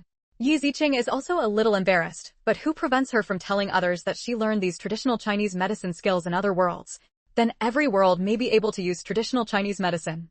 It would be strange if this medical skill does not increase in popularity. Since you, Mr. He, are taking care of your body, you shouldn't need me anymore, right? Yi Ziqing looked at He Quan. But before He Quan could speak, Mr. Yu smiled and said, if you don't mind, little girl, let's discuss Mr. He's condition. Chapter 228, Mr. Yu differentiates fragrance. Yi Ziqing nodded, okay, please give me some advice from Mr. Yu. I don't take advice seriously, little girl. Please do it. Mr. Yu made a gesture of invitation, asking Yi Ziqing to feel her pulse. Both Mr. Yu and Yi Ziqing had made their decisions, and the He family and his son didn't say much. Yi Ziqing sat by the bed. Why did the old man feel his pulse for a moment and then said, "The old man is overly sad and has a surge of blood." In fact, the disease is not difficult to treat. The only difficulty is the knot in the heart. If the old man does not adjust his mentality, the disease will still be difficult to deal with in the future. Looking at Mr. He, Yi Ziqing felt very sympathetic. In fact, Yi Ziqing could tell from Mr. He's face that his grandson had died and might never see him again. Mr. Yu nodded appreciatively. He had already checked Mr. He's pulse just now, and he knew very well about Mr. He's physical condition. Lao He, I know you blame yourself for your grandson's incident, but your body is the most important thing now. Mr. He sighed, old man, I just want to see my grandson before I die. He Lao, you also know that you want to see your grandson, but if your health is not good, you won't be able to persist. Therefore, you must recover from your illness. Yi Ziqing reminded from the side. Mr. Yu was also advising Mr. He. Yes, Mr. He, the little girl is right. If you don't take good care of your health, how will you find your grandson? Dad, listen to Mr. Yu and the others. Your poor health will only make us worry more about you. It's not the same this time. If Miss Yu wasn't here, how could you find Guai Guai? He Quan also hurriedly persuaded Mr. He from the side. I know, don't try to persuade me, I know. Mr. He waved his hand. How could he not know? It's just that his grandson hasn't been found yet, so he is just worried and anxious. Every night I dream about my sweet grandson asking me for help. My heart aches. Yi Ziqing pondered for a moment, then took out a box of soothing incense from the medicine box. I have some soothing incense here. If you don't like it, you can light one at night and try it. Mr. He still waved his hand and declined, no. My incense has the effect of calming the mind and calming the mind. For your own health, why don't you give it a try? Although he could not tell the old grandson He about his death, Yi Ziqing still planned to do his best. Mr. Yu stretched out his hand curiously and asked, little girl, can you show me? Okay. Yi Ziqing nodded and handed the ancient incense to Yu Lao. Mr. Yu examined it carefully, put it under his nose and smelled it, barely taking a bite, and finally nodded appreciatively. This soothing incense is really good. Just smelling it makes you feel comfortable. After lighting it, the effect will definitely be maximized. Mr. Yu, is this fragrance really that good? He Quan asked Mr. Yu anxiously. Mr. Yu nodded. I don't know the specific formula, but I can also conclude that it smells good, is more effective than sleeping pills, and has no side effects. That's great. He Quan was pleasantly surprised after hearing this. Dad, why don't you try it first? Both his old friend and his son spoke, and Mr. He could only nod in agreement. Okay, let's try it first. Mr. He agreed, and Yi Ziqing handed the ancient incense to He Quan. He Quan thanked him very gratefully. Thank you, Miss Yi. Chapter 229. This handwriting is so familiar. Little girl, can you give me a prescription? Mr. Yi looked at Yi Ziqing expectantly. Yi Ziqing has already seen Mr. He's condition, but he doesn't know how good her prescribing ability is. Yi Ziqing smiled and nodded, took the pen and paper on the table, wrote out the prescription, and handed it to Mr. Yu. Now Yi Ziqing is not qualified to prescribe medicine, so he gives the prescription to Mr. Yu and lets him take a look. Mr. Yu took the prescription with a smile, and when he saw the beautiful handwriting on it, he was surprised. This writing looks so familiar. Then, Mr. Yu quickly raised his head and looked at Yi Ziqing. Little girl, have you been to Jiangzhou City in mid-September? Yes, what's wrong? Yi Ziqing nodded and looked at Mr. Yu in confusion. Mr. Yu quickly revealed the prescription that Yi Ziqing had given to the old man. Did you prescribe this? Yi Ziqing smiled and understood immediately, and asked with a smile, I drove it. How did you know, Mr. Yu? Mr. Yu immediately looked at Yi Ziqing excitedly, as if looking at a cherished treasure. I happened to be in the hospital at that time, and I heard that the person who prescribed this medicine was very young. I didn't believe it at first, but now after reading your handwriting I know that it is true, and the person who prescribed this medicine is you. It's an honor for me to be praised by Mr. Yu. Yi Ziqing laughed. Mr. Yu quickly waved his hands. No, your medical skills are definitely not inferior to mine. I may not even be able to prescribe such a good prescription. Thinking of Yi Ziqing's age, Mr. Yu felt that his life had been in vain. He spent his entire life, but could not compare to a little girl who was only 14 years old. This was really a big blow. Yi Ziqing smiled modestly again. You are too old. Looking at the two young and old people exchanging blows, to be honest, the He family's eyes became a little weird. After appreciating it, Mr. Yu signed his name. Then I'll use your prescription, little girl. Yi Ziqing does not have the right to prescribe prescriptions. If Mr. Yu signs his name, it means that Yi Ziqing will be responsible if anything happens. After the patient read and the prescription was filled, Yi Ziqing saw no need to stay and said with a smile, That's okay, let's leave first. When Mr. Yu heard that Yi Ziqing was leaving, he quickly asked, "Wait a minute, little girl, I wonder if I can communicate with you about Chinese medicine?" Yi Ziqing smiled and nodded. "Yes, it's an honor for me to be able to communicate with Mr. Yu about Chinese medicine." Okay. Mr. Yu suddenly became happy and said to Mr. He, "Old He, I'm leaving now. I'll come see you tomorrow." "TSK, you damn old man, you care about medicine and forget about friends." Mr. He couldn't help but gasped and rolled his eyes angrily. Mr. Yu also snorted, "Then don't come to see me for medical treatment." Mr. He suddenly choked and angrily waved his hands to chase people away. "Go away."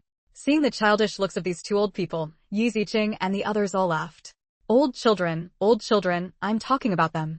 Going back, He Quan asked the driver to take Yi Ziqing and the others back, but this time there was Mr. Yu. Mr. Yu went home with Yi Ziqing and the others, and he was not polite at all. Yi Ziqing invited Mr. Yu to sit on the sofa and made him a cup of tea. Along the way, the relationship between Mr. Yu and Yi Ziqing also got closer, and Mr. Yu also cared about Yi Ziqing very much. Chapter 230, the two uncles have been very active recently. Mr. Yu's name for Yi Ziqing has also changed from little girl to Kanjayatu, which shows that the relationship between the two parties has deepened a lot. The more they chatted, the more Mr. Yu admired the girl, and he had the idea of abducting her. Mr. Yu looked at Yi Ziqing expectantly. "My dear girl, do you plan to go to Jiangzhou City for development? Study there?" "I have this plan, but now that I am in my 3rd year of junior high school, it is not easy to transfer to another school, so I plan to go to the provincial capital to study in high school," Yi Ziqing explained with a smile. After hearing this, Mr. Yu was even more happy. Okay, have you thought about where to go to school?" "Old man, I still have some connections. I can help you recommend which school you want to go to. I recommend you to go to the best middle school in the provincial capital." "Well, I didn't rescue that old man in Jiangzhou City before. At that time, I met Mr. Wu, the old principal of Ingda High School, and Mr. Wu invited me to study in their school." After hearing this, Mr. Yu nodded appreciatively. "Well, Mr. Wu, I know him. This Ingda High School is still okay. You are right. It is really difficult to transfer to a junior high school now. If you need it in the future, you can come to me." They did not expect that Yi Ziqing would already know Wu Hongbin, and he would be able to discuss medical skills with Yi Ziqing at any time. After a conversation with Yi Ziqing, Mr. Yu felt that Yi Ziqing had superb medical skills, and that they should communicate more with her in the future. "Okay, thank you, Mr. Yu." Yi Ziqing thanked with a smile. Elder Yu curiously asked Yi Ziqing, "Can I visit you more often, old man?" "Okay. Then if there are any patients in the future, can they come to you, Qing girl?" "That's okay." After hearing this, Mr. Yu was even more happy. Haha, good boy. Here, Mr. Yu and Yi Ziqing were chatting, while Uncle Yi and Uncle Yi both invited Miao Haibing to dinner in the restaurant. Miao Haibing was very disdainful of the place where they invited them to eat. He felt that it was not delicious at all, but he could not have too many demands for poor people like them. Although he knew that Yi Ziqing was not from the Yi family, Miao Haibing still wanted to meet this girl. "Why are there just 2 of you?" Miao Haibing looked at Uncle Ye's second uncle and his third uncle's family, feeling slightly dissatisfied. Second Uncle Yi and third Uncle Yi were very unhappy. They invited Miao Haibing to dinner. Why should they call that little bitch? Uncle Yi quickly explained with a smile, "You know, Mr. Miao, that we had a falling out with the eldest brother and sister, and they didn't listen to us at all." Tisk. Miao Haibing curled his lips. "We are all of family after all. You still have to call me family." In fact, Miao Haibing wanted to see the appearance of Yi Ziqing. If it was the model he liked, he might be able to play with it. Yes, I'll call you next time I have a chance." Uncle Yi nodded quickly and agreed. Now that Miao Haibing is here, second Uncle Yi is no longer worried that the abduction and trafficking of Yi Ziqing will be revealed. Isn't this kind of thing solved in minutes? Then when will I see you? I don't know what it looks like. Yes. Second Uncle Yi and third Uncle Yi looked at each other. Neither of them knew Miao Haibing's specific purpose, but they also saw the greed in his eyes and somewhat guessed it in their hearts. But now that the junior is here, it's hard to say it out, so he keeps quiet for the time being and eats and drinks with Mr. Miao, praising him so much that he forgets everything. At this moment, Yi Ziqing didn't know that she was being targeted, and even if she knew, she wouldn't care. Chapter 231, Rich Relatives. You can even raid the dens of human traffickers. Why are you still afraid of them? However, their party was still noticed by the people under Brother Long's surveillance, and they told Brother Long about what happened here. Fu Ting'en sent Mr. Yu to the hotel, asked him to rest in the hotel, and then came back. Seeing Yi Ziqing hang up the phone, he asked with concern, "What's the matter?" "It's okay, my 2 uncles have been quite active recently." Yi Ziqing chuckled, took a cup of tea, and took a sip. Fu Ting'en sat next to Yi Ziqing, touched her head gently, and couldn't help but tell her, "Be careful." Because he didn't know that Yi Ziqing and the Yi family were not blood relatives, Fu Ting'en was worried that Yi Ziqing would look down upon them because of their blood relationship. In other times in the past, Yi Ziqing had many identities because of his ability to travel quickly, and there were also close relatives of the body owner around him, but the situation was different from the current situation. Yi Ziqing used to be more or less concerned about caring for her relatives, and there should be no exception now. This can be seen from Yiminggu's incident. Yi Ziqing smiled softly and comforted Fu Ting'an. Don't worry, I won't show mercy to them. Okay, call me if you need anything. Sure enough, after Master Miao's intention was understood by Uncle Yi and others, on the day of school, Yi Zitong came to the classroom to look for Yi Ziqing after being ordered. What do you want from me? Yi Ziqing crossed her arms and faced Yi Zitong coldly. Yi Zitong snorted coldly, looking at Yi Ziqing with arrogance and pride in his eyes. Do you think I want to see you? I'm just informing you that I'm going to Xinhui Hotel for dinner tonight. Big hotel? Doesn't the second uncle owe money? How come you still have the capital to go to a big hotel to eat? Yi Ziqing said sarcastically, pretending to be completely unaware.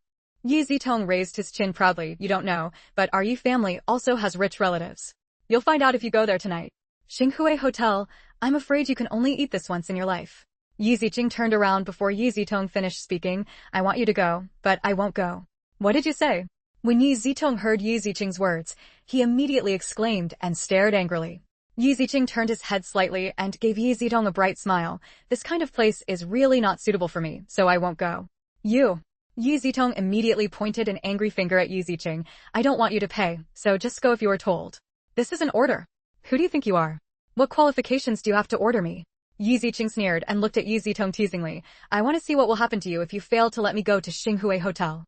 Yi Zitong's complexion suddenly changed, and he became furious. He didn't expect that Yi Ziqing, a bitch, could be so vicious and wanted to deliberately embarrass her. Last time, Yi Ziqing exposed everything she had done to her parents. After she returned, she was often scolded by her parents, who felt that she had embarrassed them and made all their plans go to waste. Today, Yi Ziqing threatened her with this kind of thing again. Yi Zitong looked at Yi Ziqing as if she was looking at the enemy who killed her father and wanted to eat her alive. Yi Ziqing, what on earth do you want to do to be willing to go? Yi Zitong didn't want to be scolded, so she could only lower her attitude and asked through gritted teeth. Chapter 232 An Extra Follower. Yi Ziqing chuckled lightly, with a teasing smile on his lips. It's not impossible for me to go if you want. Yi Zitong secretly breathed a sigh of relief. At least there was no room for redemption. She definitely wanted Yi Ziqing to attend today's dinner. Although Uncle Yi didn't tell her anything specific, it was obvious that he wanted to trick Yi Ziqing, and she couldn't refuse. As long as he can take revenge and embarrass Yi Ziqing, the sin he is suffering now is nothing. What exactly do you want me to do?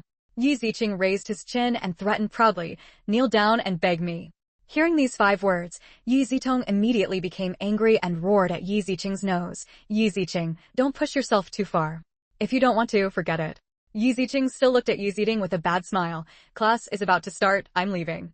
Seeing that Yi Ziqing turned around and left without hesitation, Yi Zitong became anxious and shouted angrily at her back. Stop. What are you doing? Yi Ziqing turned to look at Yi Zitong in confusion. Seeing her fierce and gnashing her teeth, the little devil factor in her heart was boiling. Yi Zitong clenched his fists, struggling fiercely in his heart. Dingling bell. At this moment, the class bell rang. Forget it, I'm leaving. Yi Ziqing didn't want to hang around here with Yi Zitong. It would be bad to be late for class. Plop. However, before Yi Ziqing could leave, Yi Zitong bent his legs and knelt on the ground.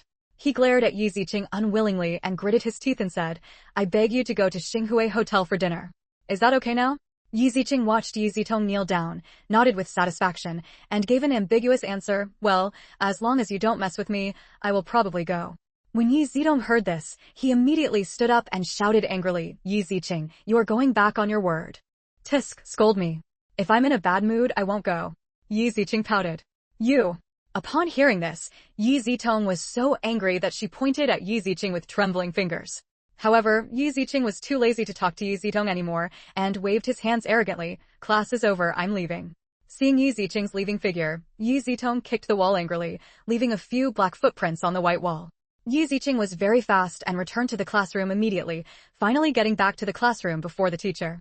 However, Yi Zitong lost his temper in the corner out of anger and returned to the classroom late, and was scolded by the teacher. Yi Zitong was in a bad mood all day, but she didn't dare to provoke Yi Ziqing anymore, for fear that she would not go to Xinhui Hotel if she was in a bad mood, otherwise her kneeling just now would be in vain. When school was over, Yi Zitong went to see Yi Ziqing early, just to know if she was going. She wanted to monitor Yi Ziqing and not let her break her promise. Seeing Yi Zitong's eager behavior, Yi Ziqing smiled softly. He was really enthusiastic. Tisk, do you want to go with me?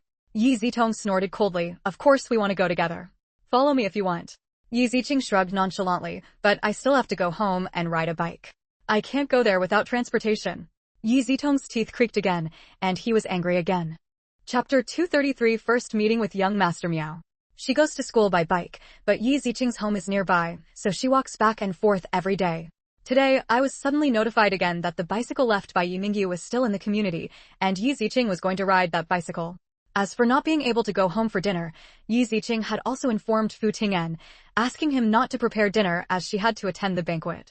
In the end, Yi Zitong could only watch Yi Ziqing go home first, then go upstairs to put his school bag on and then come down. In order to keep an eye on Yi Ziqing, Yi Zitong followed her and drove to the Xinghui Hotel with her. Xinghui Hotel is the only 5-star hotel in the city center of Linjiang City. Generally speaking, wealthy people in Linjiang City stay and eat at Xinghui Hotel. The hotel this time was booked by Miao Haibing, who also stayed in this hotel. Although it was Miao Haibing who paid this time, Miao Haibing also wanted to show off the power of his family and let these poor relatives see it. Yi Ziqing glanced at the door of Xinghui Hotel. Yi Zitong walked up and raised his chin proudly. I've never seen the world, so today I'm going to let you have a taste of a big hotel. In Yi Zitong's mind, Yi Ziqing was just a country bumpkin who had never left the village. He had never seen such a big hotel before, so he was shocked. But Yi Ziqing was extremely calm. This kind of hotel was really nothing to Yi Ziqing. In other words, she owns hundreds of 7- or 8-star resort hotels. This kind of hotel is really nothing shocking to Yi Ziqing. After a faint glance at Yi Zitong, Yi Ziqing walked into the hotel. The complacency on Yi Zitong's face didn't last long when she saw Yi Ziqing ignoring her and leaving. She stamped her feet angrily on the spot. Yi Ziqing, wait for me. Yi Ziqing walked into the hotel and remembered that she didn't know where the private room for this dinner was. Yi Ziqing turned to look at Yi Zitong. Where's the box? Yi Zitong, who followed, suddenly became proud again. You don't even know the private room. What's so arrogant about it? Yi Ziqing clicked his tongue and looked at Yi Zitong as if he were an idiot. Forget it if you don't tell me, I'm going home. I really don't know what Yi Zitong is so proud of. I can only say that the Yi family's blood is flowing through them, and they are all equally stupid. Yi Zitong's arrogant expression froze, and he shouted angrily, Yi Ziqing, how dare you? You can try it. Yi Zitong was so angry that he gritted his teeth again. I'll take you there. Cursing secretly, this bitch is so abominable that he threatened her again. That's good. At this moment, Yi Zitong was like a monkey being played with. Yi Zitong gritted his teeth angrily and could only take Yi Ziqing to the box they had agreed upon. Because Yi Ziqing went home first, when Yi Zitong brought Yi Ziqing here, the two uncles and their family were already here, and Mrs. Yi was no exception. Mrs. Yi also came to the Xinghui Hotel for the first time, so she also wanted to have a taste of a big hotel. As for third young Master Miao, he was sitting on the main seat with a proud look on his face. Entering the box, Yi Ziqing glanced at the people in the box and saw an unfamiliar face, which should be the protagonist of this dinner, Mr. Miao Sanshao. Chapter 234 Are you Yi Ziqing? Looking at Mr. Miao's face, Yi Ziqing's originally turbulent mood calmed down instantly. Before seeing third young Master Miao, Yi Ziqing was worried that she and third young Master Miao would be related by blood. However, after seeing it now, Yi Ziqing finally felt at ease. She and Mr. Miao were not related by blood at all, which also proved that her grandfather was not the educated youth of Aunt Yi. Mainly because he had nothing to do with these people, Yi Ziqing could just do it freely. When Yi Ziqing walked in, he attracted the attention of everyone in the box, especially Mr. Miao. When third young Master Miao saw Yi Ziqing, he was stunned at first sight, and then he looked at her with lustful expression. Although Mr. Miao had played with many girls, those women could not compare with Yi Ziqing in front of him. Whether it was Yi Ziqing's appearance or her temperament, they were all different from the women he had played with, and she was the one that attracted him the most. Second Uncle Yi and third Uncle Yi saw the expression on third young Master Miao's face and made secret calculations in their hearts. During these 2 days of getting along, even Uncle Yi could tell that third young Master Miao's character was that of a second-generation ancestor. Now seeing Master Miao's eyes and attitude towards Yi Ziqing, he knew what to do next. Since we can't sell Yi Ziqing, then give her to third young Master Miao, as long as third young Master Miao will remember them more, okay? Is this my eldest cousin's daughter? Mr. Miao looked at Yi Ziqing with a smile, with an admiring look like an elder looking at a junior, but the greed in his eyes could not be hidden. Miao Haibing was sent here by his aunt, so he naturally knew that the boss of the Yi family was not a bloodline of the Yi family, and Yi Ziqing was not a member of the Yi family. Since he is not from the Yi family, he doesn't have to worry about whether Yi Ziqing is his cousin and cannot be touched. Looking at Yu Ziqing, Miao Haibing couldn't help but think. Such a beautiful little girl couldn't be snatched away by others. Yu Ziqing was disgusted with Miao Haibing's eyes. The meaning of this look was self-evident, but he did not show it. Uncle Yi quickly smiled and said, "Yes, she is my eldest brother's daughter. My eldest brother and sister-in-law died young, and these two siblings are the only ones left." "Are you Yu Ziqing?" "That's right." When Yu Ziqing faced Miao Haibing, he didn't have the respectful and flattering attitude of other members of the Yu family. There was a look of unruly confidence on his face. Miao Haibing also felt Yu Ziqing's attitude and felt a little unhappy. In the past, few people spoke to him like this, especially compared to other members of the Yu family, who did not give him a sense of superiority. And when he came here, Mr. Miao was favored by the Yu family again. Although the environment was very rubbish, it did not prevent him from putting on airs among the Yu family. Unexpectedly, Yu Ziqing would adopt such an attitude. Third young Master Miao was dissatisfied with Yu Ziqing's attitude. Likewise, Mrs. Yi and the others were also dissatisfied. This tone offended third young Master Miao. Several people glanced at Mr. Miao, and the smile on his face disappeared a lot. Their hearts thumped and they immediately glared at Yu Ziqing. Mrs. Yi slapped the table and said, "You bitch, what's your attitude?" Seeing Yu Ziqing being scolded, Yu Zitong immediately felt relieved and felt that the injustice he had suffered before was worth it. There is no pleasure like watching your enemy suffer. However, Yu Ziqing was not afraid of Mrs. Yi's scolding at all, and smiled sarcastically, "If you want to hug someone else's lap, that's your business, I don't need it." Digression. After coding, I hurried to have a birthday drink and catch up on old times in the afternoon. Posted today's chapter first. Chapter 235. Are you angry? Uncle Ye's second uncle and third uncle Ye's expressions both darkened, and they were very angry at Yu Ziqing for being so arrogant. After finally finding an opportunity to get closer to Mr. Miao, he was about to be ruined by this bitch, Yu Ziqing. How could this be allowed? Damn girl, I see you are wandering around outside. Do you talk to elders like this? Uncle Yi also pointed at Yu Qing's nose angrily and cursed. Looking at the arrogant Yi family, Yu Ziqing clicked his tongue. "Since you don't want me to participate, forget it. It's best not to look for me again in the future." After saying that, Yu Ziqing turned around and left.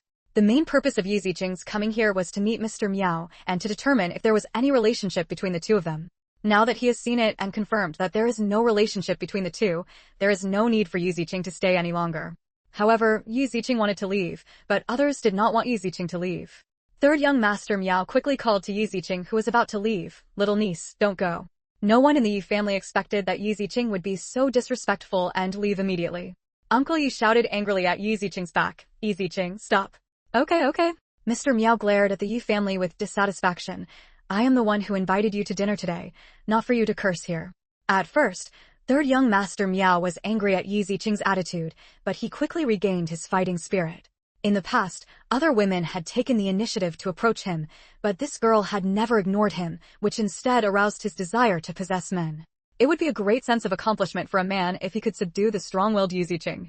Now seeing Yu Ziqing leaving, third young Master Miao was naturally anxious.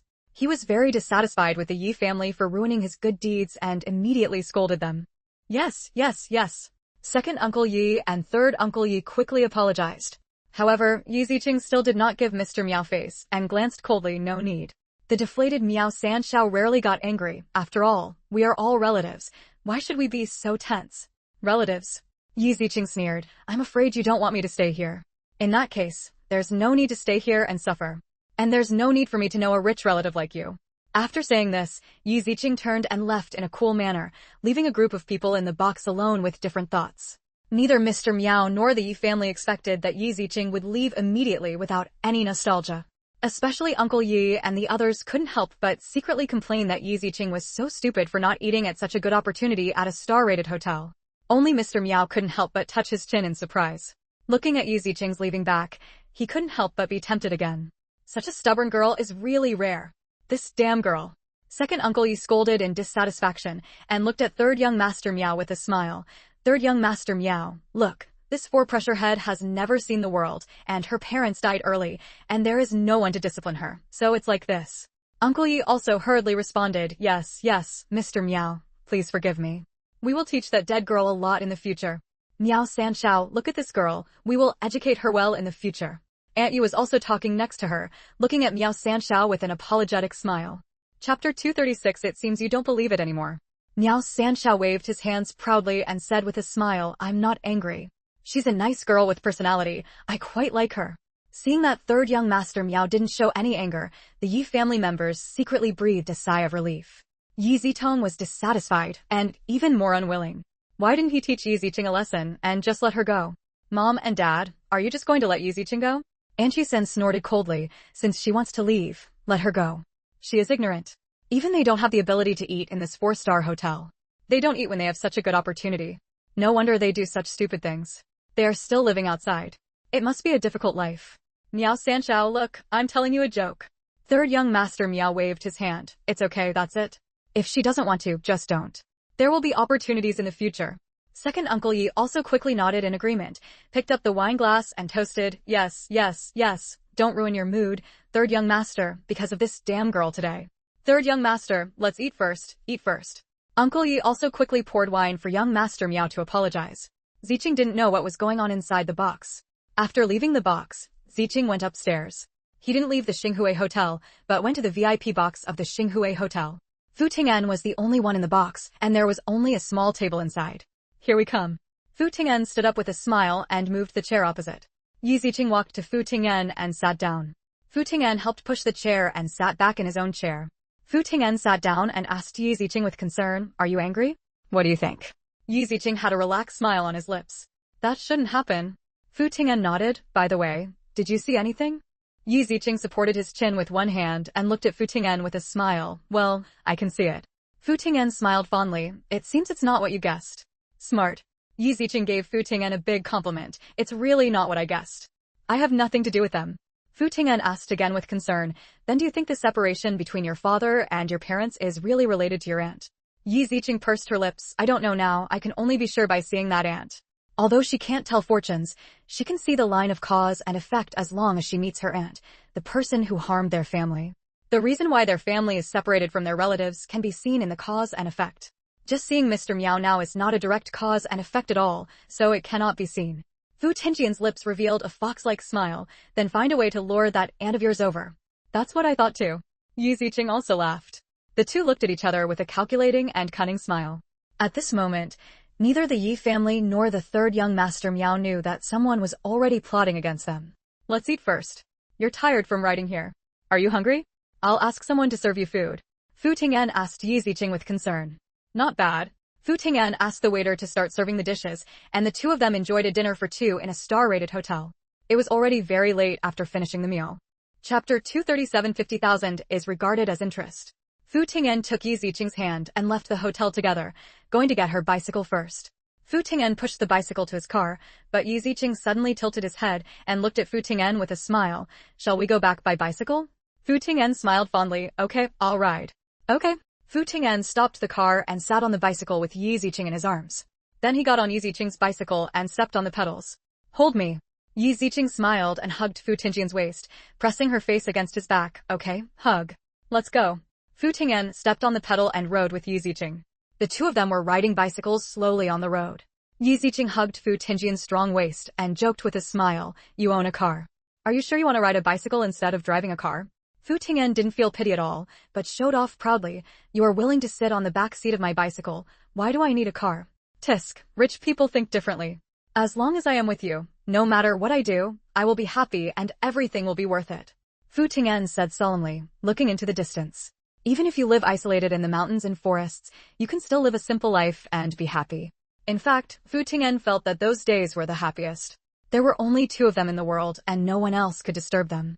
It can only be said that these two people have experienced so much in the world and just want to retire and take care of themselves. Tisk. Yi Ziqing curled his lips. Men always talk nonsense. Fu Ting'an turned his head and looked at Yi Ziqing behind him. Don't believe it? No. Fu Ting'an sighed, feeling very resentful. It seems you don't believe it anymore. Yi Ziqing suppressed a smile and nodded heavily. Yes, a man's mouth is so deceptive. Squeak. Fu Ting'an held the brake, stopped the car and turned to glare at Yi Ziqing aggressively. What I'm saying is. Turning around, he saw Yi Ziqing's face turning red from suppressing laughter and immediately shut up. At this moment, Fu Ting'an still didn't understand. He was being fooled. Ghost girl. Fu Ting'an was in love and couldn't help but stretched out his slender fingers and tapped Yi Ziqing's little nose. Yi Ziqing smiled and tilted his head slightly. What are you doing? Hurry and ride home, it's freezing. Okay, go home. Fu Ting'an laughed and rode the bicycle again. The two of them rode their bicycles back home. As for Fu Tingjian's car, they had long been forgotten about it. However, the car was just a phone call away from Fu Ting'an. Yi Ziqing sat on the sofa and took out his mobile phone. Has my second uncle paid back the money? Not yet. You asked us not to rush so much, so I paid you back the 1,000 yuan I sold you last time. At the end of the sentence, Brother Long didn't know what to say. Brother Long could guess that the 1,000 yuan was probably a trap set by Yi Ziqing for Uncle Yi and the others. Thinking about the fate of those traffickers now, Brother Long said that fortunately he did not offend Yi Ziqing, otherwise, it might be even worse than them. Then continue to press. It's best to ask them to pay back 150,000 yuan in front of Third Master Miao. Brother Long took a breath. 150,000? Well, the 50,000 can be regarded as interest. After all, you gave him such a long buffer time, didn't you? Yi Ziqing chuckled and said jokingly. Chapter 238. Speaking of your father. Isn't my third uncle trying to steal some money? Then let them have fun. When third uncle and the others were on the phone, they didn't notice that they were being watched, so they didn't know that Yi Ziqing knew about the 150,000 yuan. Since they want more money, let them fight among themselves. Yi Ziqing believed that second uncle Yi would definitely speak out in front of third young master Miao and say that the money was only 100,000, not 150,000. Then, it is estimated that Mr. Miao will be angry with his two uncles, and I wonder if there will be a quarrel? Brother Long's mouth twitched and he once again observed 3 minutes of silence for Yi Ziqing's two uncles. Tragic, really miserable.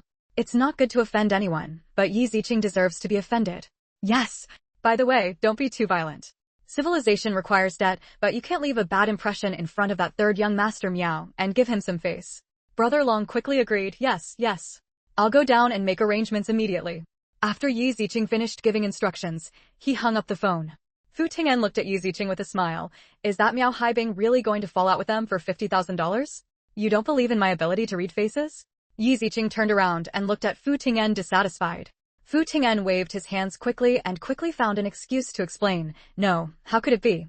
I thought he didn't know about the 100,000 and 150,000 things. Whether he knows it or not, this Miao Haibing must stay here. A nasty smile appeared on Yi Ziqing's lips. Fu Ting'an nodded in agreement. Well, he is lucky to have you stay here. Miao Haibing, I heard that this guy is a typical rich second generation who is good at eating, drinking, prostitution, and gambling, but he has played with many women. It is absolutely not difficult to send such a person to prison. Knowing something about Miao Haibing, Yi Ziqing also had some plans to plot against him.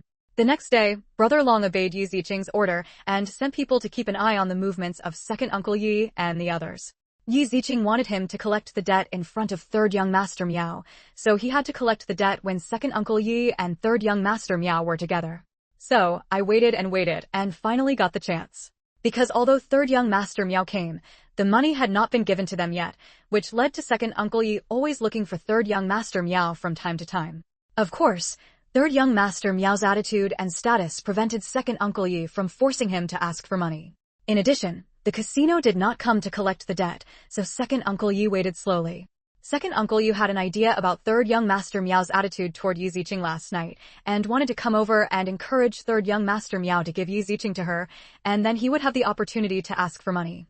Who would have known that Yi Ziqing had already begun to plan for people from the casino to come to his door, and was still planning how to deceive Yi Ziqing when second Uncle Yi and third master Miao were planning to do so. At this time, Yi Ziqing was in school and didn't know. In the evening, after school ended, not long after Yi Ziqing returned home, Brother Long called. Brother Long had already figured out when Yi Ziqing would go to school and when he would be free, so he would call him at 7 or 8 o'clock to inform him about Yi Ziqing's affairs. Miss Yi, we have already done what you asked us to do, and that third young master Miao has fallen out with your second Uncle Yi. Very good. Yi Ziqing sneered. Brother Long hesitated for a while and finally said, one more thing. When my little brother heard these two people quarreling, he mentioned your father. Chapter 239. It was indeed my aunt who did it. My father. Yi Ziqing sat up straight, his eyes twinkling. Fu Ting'an on the side heard Yi Ziqing's words and looked over curiously. Yes, my little brother just heard from your second uncle that if you don't give him money, he will tell you what your aunt did. Even if your father is dead, you will still be guilty of kidnapping and trafficking children. Speaking of this, Brother Long's heart was filled with waves. When his younger brother told him, he couldn't believe it was true. There was such a thing? He never expected that Yi Ziqing was not from the same family as the Yi family. No wonder her appearance, temperament, and conduct were different from those of the Yi family. Yi Ziqing asked again with certainty, are you sure that my father was brought to the Yi family by my aunt? Yes. Brother Long was slightly startled.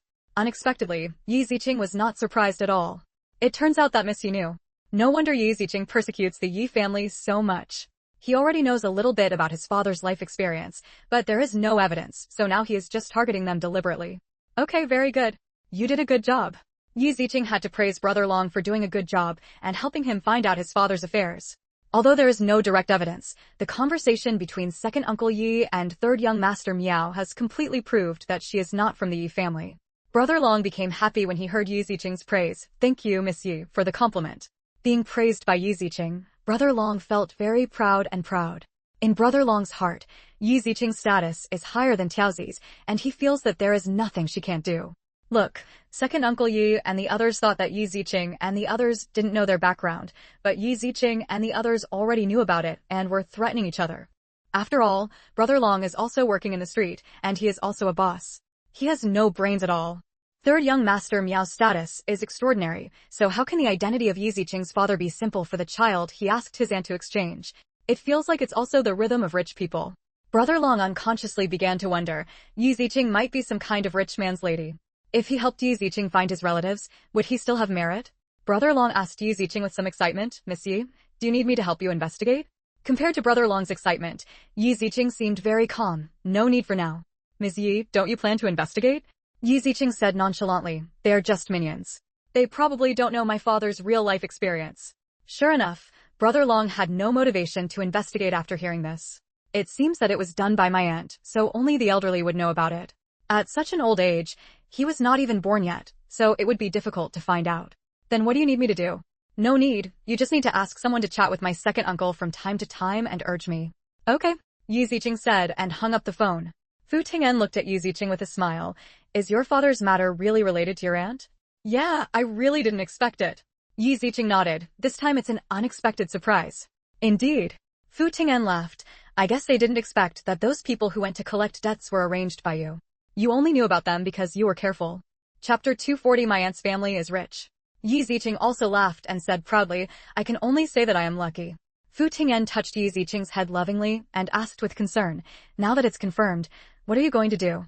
Keep looking for trouble. Yi Ziqing sneered, since my aunt did this, I will not let her or her children go. That old woman caused their family to separate. Could it be that her father had not been abducted and his father would not have died so young? And she and her brother would not have to suffer so much, nor would they have been abducted and trafficked in their previous lives, and their brother would not have died young? In this world, she can't kill people, but she can destroy everything about them and make them miserable every day. Only when she sees that their life is worse than death, does Yi Ziqing feel that her great revenge has been avenged. Then let me help you collect their information? Yi Ziqing nodded, okay, I'll leave it to you. I wasn't sure before, so if I want to take revenge, I can't take revenge casually. Yi Ziqing will feel bad if he blames the wrong person. But now that it is confirmed that it was the old woman who did it, we cannot let this matter go. If you want to completely destroy that old woman, you need to know everything about them. She has no helper yet and can only leave it to Fu Ting'en. Don't worry, we will investigate everything about them. A confident smile appeared on Fu Ting'en's lips. Yi Ziqing finally had a chance to use him. How could he let her down? It's getting late, let's go back and rest. Yi Ziqing stretched out and started chasing people away. Fu Ting'en's head was full of black lines.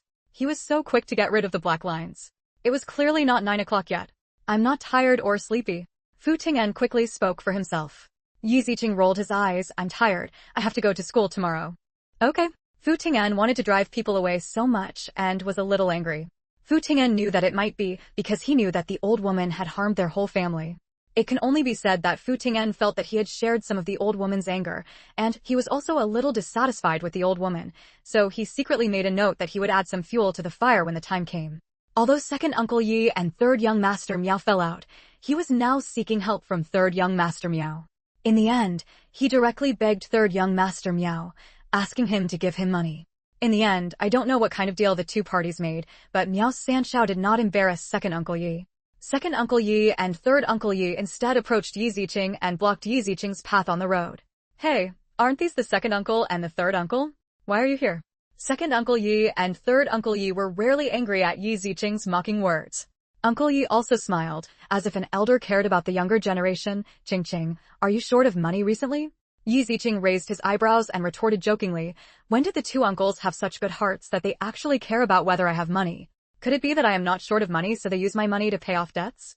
These words made second Uncle Yi and third Uncle Yi feel really uncomfortable and wanted to slap Yi Qing. However, their purpose today was to send Yi Ziqing to third Master Miao's bed, so they couldn't be embarrassed for the time being. How could that happen? Uncle Yi laughed dryly. Your aunt's family is rich, and that little money is just a drop of money. Chapter 241. She is tired of acting. Yes, you were so rude to Mr. Miao yesterday, but it made Mr. Miao very angry. We are doing this for your own good and advise you to apologize to him. The two uncles kept talking to each other, as if they were all for your own good, which made Yi Ziqing feel sour. Yi Ziqing couldn't help but want to complain. They wanted to expose their scumbag acting skills. Don't think she couldn't see that they had an ulterior motive. Do you two uncles think that I am only 14 years old and am so easily deceived? Yi Ziqing crossed his arms and said sarcastically. The two brothers, second Uncle Yi and third Uncle Yi, both looked ugly. They didn't expect Yi Ziqing to be so easy to deceive. Didn't the dead girl know what she said? Why is this girl so smart? We are your uncles. How could we lie to you? Yes, Ziqing, we are all a family. There is no need to lie to you. Third Uncle Yi made a look to second Uncle Yi, telling him to go behind Yi Ziqing. Yi Ziqing never took his eyes off these two people. He knew that they had another purpose, so he pretended not to see it but was already prepared. Ziqing, even if you are not short of money, your brother is too. You can't let your brother live a tight life. After all, life in the provincial capital is not easy, and he still has to study. Uncle Yi persuaded Yi Ziqing earnestly, attracting Yi Qing's attention. Second Uncle Yi walked around behind Yi Ziqing. He already had a handkerchief in his hand and covered her mouth and nose. Yi Ziqing almost wanted to complain, could you not imitate those traffickers? She's tired of acting. Even though I really didn't want to act, I still obediently allowed them to feint me, and then I was carried into a specially picked up van and driven to the Xinhui Hotel. Even though Uncle Yi's family was rich, he didn't have a car and couldn't take Yi Qing with him, so he specially borrowed one to make it easier for the two of them to do bad things.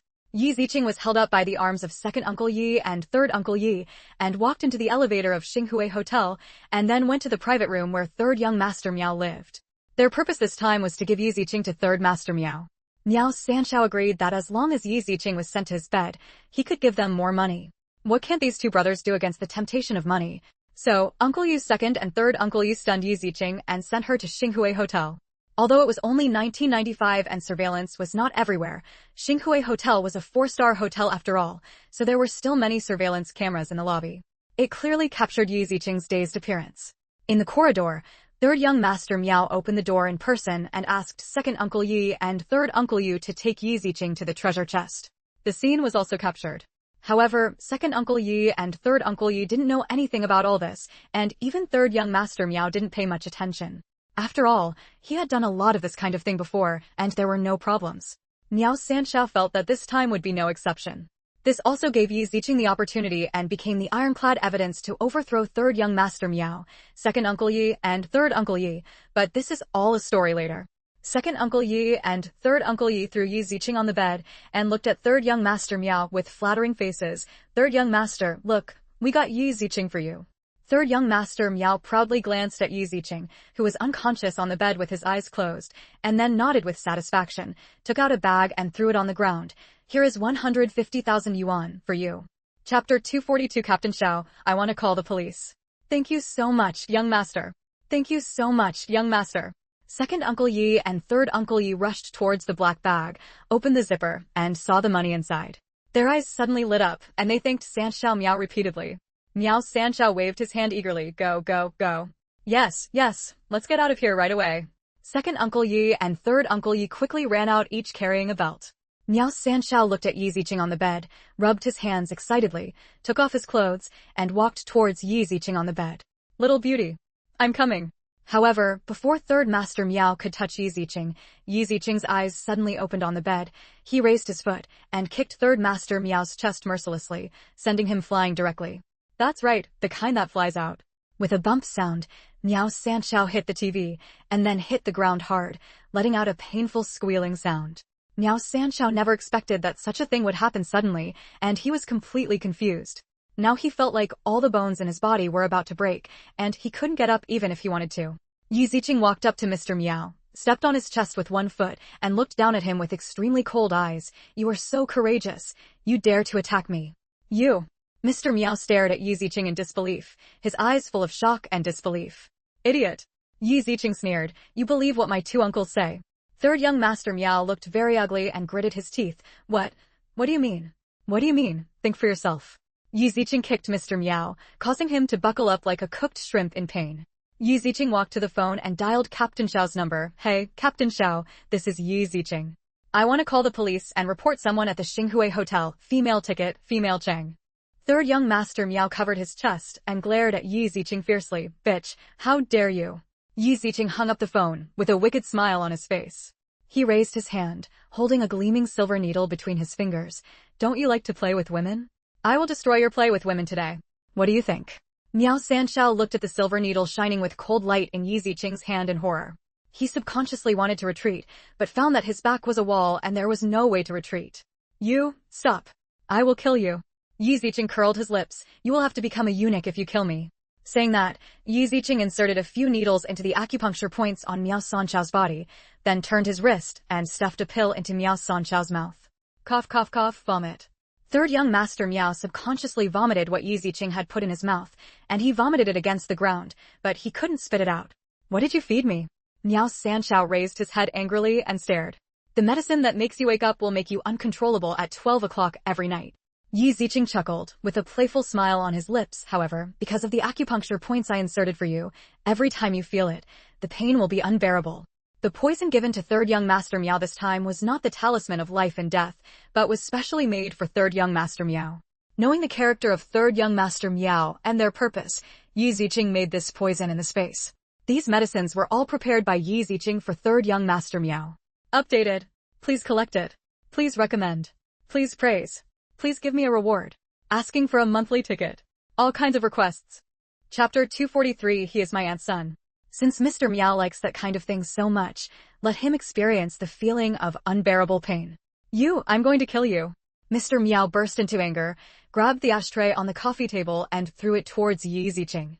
Yi Ziqing raised his foot and kicked the ashtray away, and deliberately kicked the ashtray towards Mr. Meow. The ashtray hit Mr. Meow's forehead accurately, causing blood to drip instantly. The pain was so painful that he lay on the ground again, covering his forehead and screaming. Yi Ziqing patted his shoes in disgust, glanced at the room, took out the belt from Mr. Meow's pants, tied him up, and then sat on the sofa to wait for Captain Xiao's arrival. While waiting for Captain Xiao and others to arrive, Miao Sanshao cursed at Yi Ziqing. Captain Xiao led the members of the criminal police team outside the hotel box and heard someone yelling obscenities from inside the room. When he walked into the room, he saw Yi Ziqing sitting on the sofa, and Mr. Meow's hands were tied behind his back on the chair, unable to move. Haha, monsieur. What are you causing trouble again? Captain Xiao couldn't help laughing and asked. Yi Ziqing shrugged helplessly. I'm so beautiful, but there are always people with impure thoughts. Captain Xiao and the group of police officers who followed him couldn't help but twitch the corners of their mouths. Why did this sound so strange? Ahem. Captain Xiao coughed helplessly. Why did you call the police just now? Who was it? Yi Ziqing pointed at third young master Meow. That's him. So, he told Captain Xiao that she was knocked unconscious by second Uncle Yi and third Uncle Yi and sold to third young master Meow. Captain Xiao and the police officers who came with him were all stunned when they heard this. At this moment, they looked at Mr. Meow and didn't know whether they should be angry or sympathetic. He was angry that third young master Meow could be so shameless and did such a thing to an underage girl. Naturally, he sympathized with Yi Ziqing instead of offending anyone. You know, Yi Ziqing is an outstanding person who can take down a human trafficker's nest by himself. Now seeing that third young master Meow was still intact, to be honest, they all felt lucky for him. Fortunately, Yi Ziqing didn't kill him. Finally, Captain Xiao looked at Yi Ziqing and opened his mouth, unable to continue. Your uncle is really... First, he wanted to sell Yi Ziqing to a human trafficker, and now he sold Yi Ziqing to such a second-generation ancestor. What a bad luck. It was such bad luck to meet such a relative. Yi Ziqing shrugged helplessly. I don't want to either. I even doubt whether I am from the Yi family. He is my aunt's son. What? Upon hearing the identity of third young master Meow, Captain Xiao and his police officers all widened their eyes. My aunt's son is considered a cousin, right? You actually want to do that kind of thing to Yi Ziqing? Yi Ziqing tilted his head and asked Captain Xiao curiously, so, can I ask the police to do a paternity test for me and them? Captain Xiao couldn't help but be curious and nodded immediately. Yes, I can apply for it for you. If there is really a blood relationship, this person is so inhumane that even a junior in his own family can do such a thing. If it is not a blood relationship, it seems to be involved in a major trafficking case. If you kidnap and traffic Yi Ziqing even though you know that she is not your relative, then you are committing the crime knowingly, and the crime will be increased to 1 level. Chapter 244. I have thoughts about Yi Ziqing. Then I'll trouble Captain Xiao. Yi Ziqing sighed softly. I originally wanted my second uncle to surrender, but now it's impossible. Captain Xiao, please help me arrest my second uncle and third uncle. There should be surveillance cameras inside the Xinghui Hotel, which can be used as evidence. Captain Xiao nodded and looked at Yi Ziqing appreciatively. Okay. Come with us to the police station and take notes. He wanted to know how Yi Ziqing could be sent to third Master Miao with his skills. Okay. Yi Ziqing nodded and followed Captain Xiao to the police station. Captain Xiao knew about Yi Ziqing's skills, so Yi Ziqing didn't intend to hide it. When taking notes, she just explained that she didn't know what the two uncles were going to do, so she just tried to figure it out. In the end, she didn't expect that she would be sent to Master Miao. She was disappointed with everything, so she called the police after subduing Master Miao. Captain Xiao was very satisfied that Yi Ziqing thought of calling the police to handle this matter. Yi Ziqing trusted them and did not do anything he shouldn't have done. While Yi Ziqing was taking notes at the police station, the police officers under Captain Xiao also came back with a surveillance video from the hotel. After checking the video inside, they determined that Yi Ziqing was knocked unconscious and sent to third Master Miao's room. Seeing this scene, the police officers were very angry. It's really disgusting for an uncle to do something like that to his niece. The city bureau knew about Yi Ziqing's last incident with the human traffickers, and many people also knew that she was an orphan whose parents both died. She only had her brother to depend on, but her brother went to the provincial capital to study and could not come back. Yi Ziqing did not intend to let Yi Mingyu know about his affairs, so he only asked Captain Xiao to contact Fu Ting'an, and Captain Xiao agreed. Of course, this also made many uncles and aunts in the police station sympathize with Yi Ziqing and feel sorry for him. Now that something like this happened again, I really wanted to kill third Master Miao's little brother and help Yi Ziqing take revenge. Fu Ting'an came to the police station and looked at Yi Ziqing first to see if she was hurt. Are you okay? Well, it's okay, don't worry. Yi Ziqing smiled and comforted Fu Ting'an. Fu Ting'an nodded gently and shook her soft little hand. Don't worry, Mr. Fu, there's nothing to worry about with Yi Ziqing's skills. Captain Xiao comforted Fu Ting'an with a smile. Fu Ting'an didn't think so. If you are really drugged, you won't be able to do it no matter how good you are. Captain Xiao's smile froze and he was speechless. He could only nod. You're right. Looking at Fu Ting'an, Captain Xiao felt that maybe even Yi Mingyu, Yi Ziqing's brother, might not be so caring, right? Sure enough, this man had other thoughts about Yi Ziqing. If Yi Ziqing were his daughter, he would never let such a man get close to her, but he was an outsider now and couldn't stop her. Seeing Captain Xiao's deflated look, Yi Ziqing laughed unkindly. Captain Xiao, how long will Qingqing stay here? Fu Ting'an asked Captain Xiao with concern. The transcript has been completed and you can leave at any time. Fu Ting'an nodded with satisfaction. Then let's go back and have dinner first. If anything happens to Captain Xiao, you can inform us to come over. Okay, I might still come here, because this matter involves the last kidnapping case, and two of Yi Ziqing's uncles were involved in the crime this time. Chapter 245. The result is satisfactory. Because second Uncle Yi and third Uncle Yu had already taken the money and left, Captain Xiao sent another person to catch them, but he still didn't know where they were or when they would be captured. As Fu Ting'an said, Yi Ziqing was taken to Xinghui Hotel by Uncle Yu's second and third Uncle Yi after school. Then Yi Ziqing called the police and was taken to the police station. He really didn't have a chance to have dinner, so he must be hungry. Okay, let's go first. Fu Ting'an lowered his head and said with concern, the food is still hot. I can eat it when we get back. Originally, Fu Ting'an had prepared dinner and was waiting for Yi Ziqing at home, but after waiting and waiting until Yi Ziqing came back and there was no call yet, Fu Ting'an began to worry. I called Yi Ziqing and found that the phone was not in the service area. I knew that Yi Ziqing might have thrown the phone into the space. Otherwise, if he called outside, he would definitely surprise second Uncle Yi and third Uncle Yi. It was only later that Yi Ziqing dealt with third young Master Miao and felt relieved after knowing her situation. But when Fu Ting'an said this, Captain Xiao always felt as if Yi Ziqing was about to be kidnapped again. But he is an outsider and has no right to stop it. Okay. Yi Ziqing nodded with a smile, waved with Captain Xiao and left the police station first. Captain Xiao looked at Yi Ziqing's Fu Ting'an being taken away and sighed deeply. Oh, there are so many tender cabbages, just let the pigs eat them. Fu Ting'an, who left happily with Yi Ziqing, didn't know yet that he had become a pig in Captain Xiao's mouth. The two of them got into the car and Fu Ting'an asked Yi Ziqing with concern, have you been plotted against? It doesn't matter, just use the trick. Yi Ziqing smiled proudly, but the result is satisfactory. Your two uncles will probably be arrested as well. I guess you will have a restless life in the future. Fu Ting'an laughed while driving. Do you want to avoid them? Yi Ziqing rolled his eyes angrily. How to hide? Come and stay at my house. Fu Ting'an glanced at Yi Ziqing expectantly. Yi Ziqing curled his lips and puffed up his chest without any fear. I think too much. I'm not afraid of them coming. I'm afraid they won't come. Fu Ting'an smiled and nodded. Well, you're right. You're not afraid at all. I'm just worried that they will disturb you and disturb your life. I originally wanted to break off the relationship with them. This wave of war is necessary, so don't think too much. TSK. Okay. Fu Ting'en shrugged helplessly. Yi Ziqing and Fu Ting'en went home for dinner. On the other side, Captain Xiao's subordinates also found the whereabouts of Uncle Yi II and Uncle Yi respectively and began to arrest them. Captain Xiao's men found them at the second Uncle Ye's house and the third Uncle Ye's house respectively and arrested them in front of many people. When Mrs. Yi saw that the police were about to drag her son up, she made a fuss at home, but many police officers came. Some stopped Mrs. Yi, while the rest arrested Uncle Yi. Especially in the village, everyone became excited when they saw the police car coming and arresting Uncle Yi. Did nothing happen? I don't know. Are the police coming to arrest the second son of the Yi family? Village Chief Tan also rushed over and watched as the police pinned Uncle Yi to the ground to prevent him from resisting, then took out handcuffs and cuffed him. Village Chief Tan quickly stepped forward and asked, "Police officer, I am Village Chief Tan Phone. What happened?" Chapter 246 Caught in Public. The police officer glanced at Village Chief Tan and didn't hide anything. Brothers Yi Yiming and Yi Yichen abducted Yi Ziqing. What? Village Chief Tan and the villagers in the same village couldn't help but scream. Village Chief Tan stared angrily. Yi Yiming, you bastard. You actually sold your niece. You are still not a human being. To be honest, Village Chief Tan never expected that Yi Yiming and the others could do such a thing.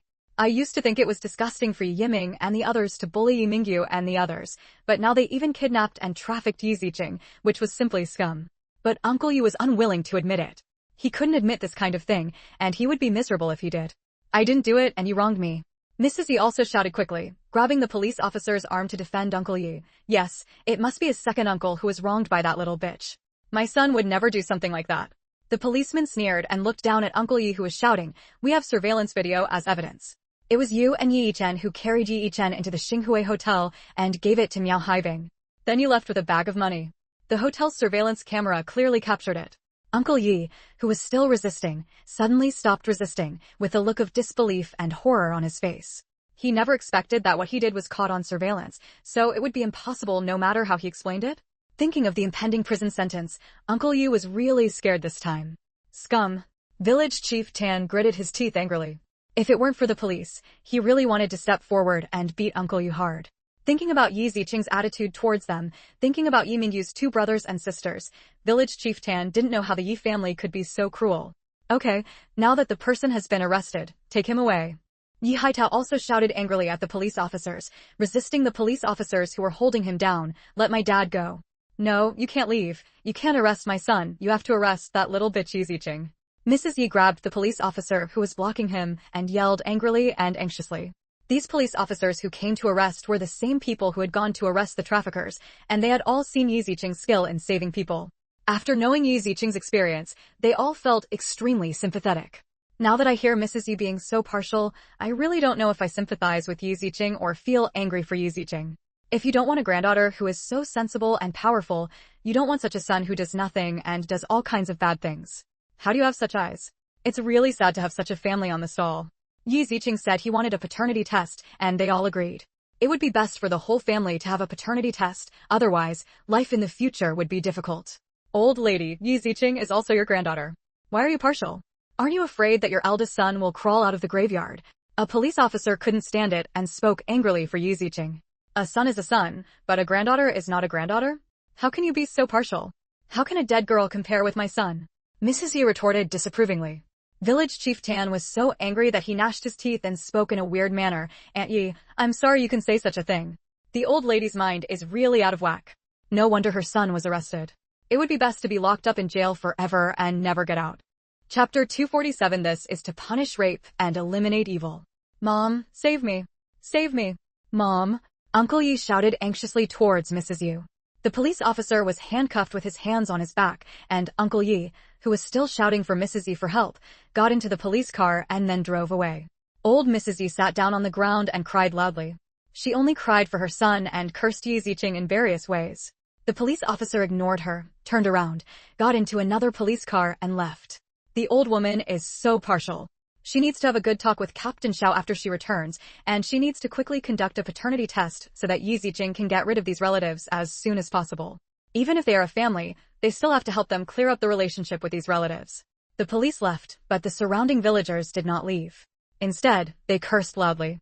Village Chief Tan also angrily accused old Mrs. Yi. You still have the nerve to cry? They deserve it. What they did was wrong. They sold their own nieces. It's a shame that they can't do it. I think it doesn't matter if the police arrest them. It's better to lock them up for the rest of their lives. When Mrs. Yi heard what Village Chief Tan said, she immediately became furious and shouted at the top of her lungs, You are the ones who will be imprisoned for life. I am not wrong. My son is not wrong. TSK, you can even sell your own niece. Who knows if we will sell our baby that day? Yes, people like this should be locked up. It's good to arrest him. He should be arrested and never come back. He deserves to end up like this. No one thought it was impolite to point at Mrs. Yi, who was in her 60s or 70s, and scold her. The old lady did such cold-blooded things, but she was her own granddaughter. It was a shame she could do it. Of course, this is also because the matter of abduction and trafficking has been exposed. As for whether they have ever done such a thing, I don't know, but this time they are standing on the highest level of morality. But the most important thing now is to give it to Mr. Miao, right? If they remember correctly, third young Master Miao is Mr. Ye's sister's son, right? Although it was 1995, they were already aware of the dangers of incest marriage and knew not to do such a thing. But now Mrs. Yi actually gave Yi Ziqing to Mr. Miao. Such a close relationship was really unimaginable to them. They just felt that what Mrs. Yi had done was too damning. Village Chief Tan sneered, No matter how much you deceive yourself and others, I will go to the police station to testify for Yi Ziqing about how you bullied their brother and sister in the past, adding another layer to his charges.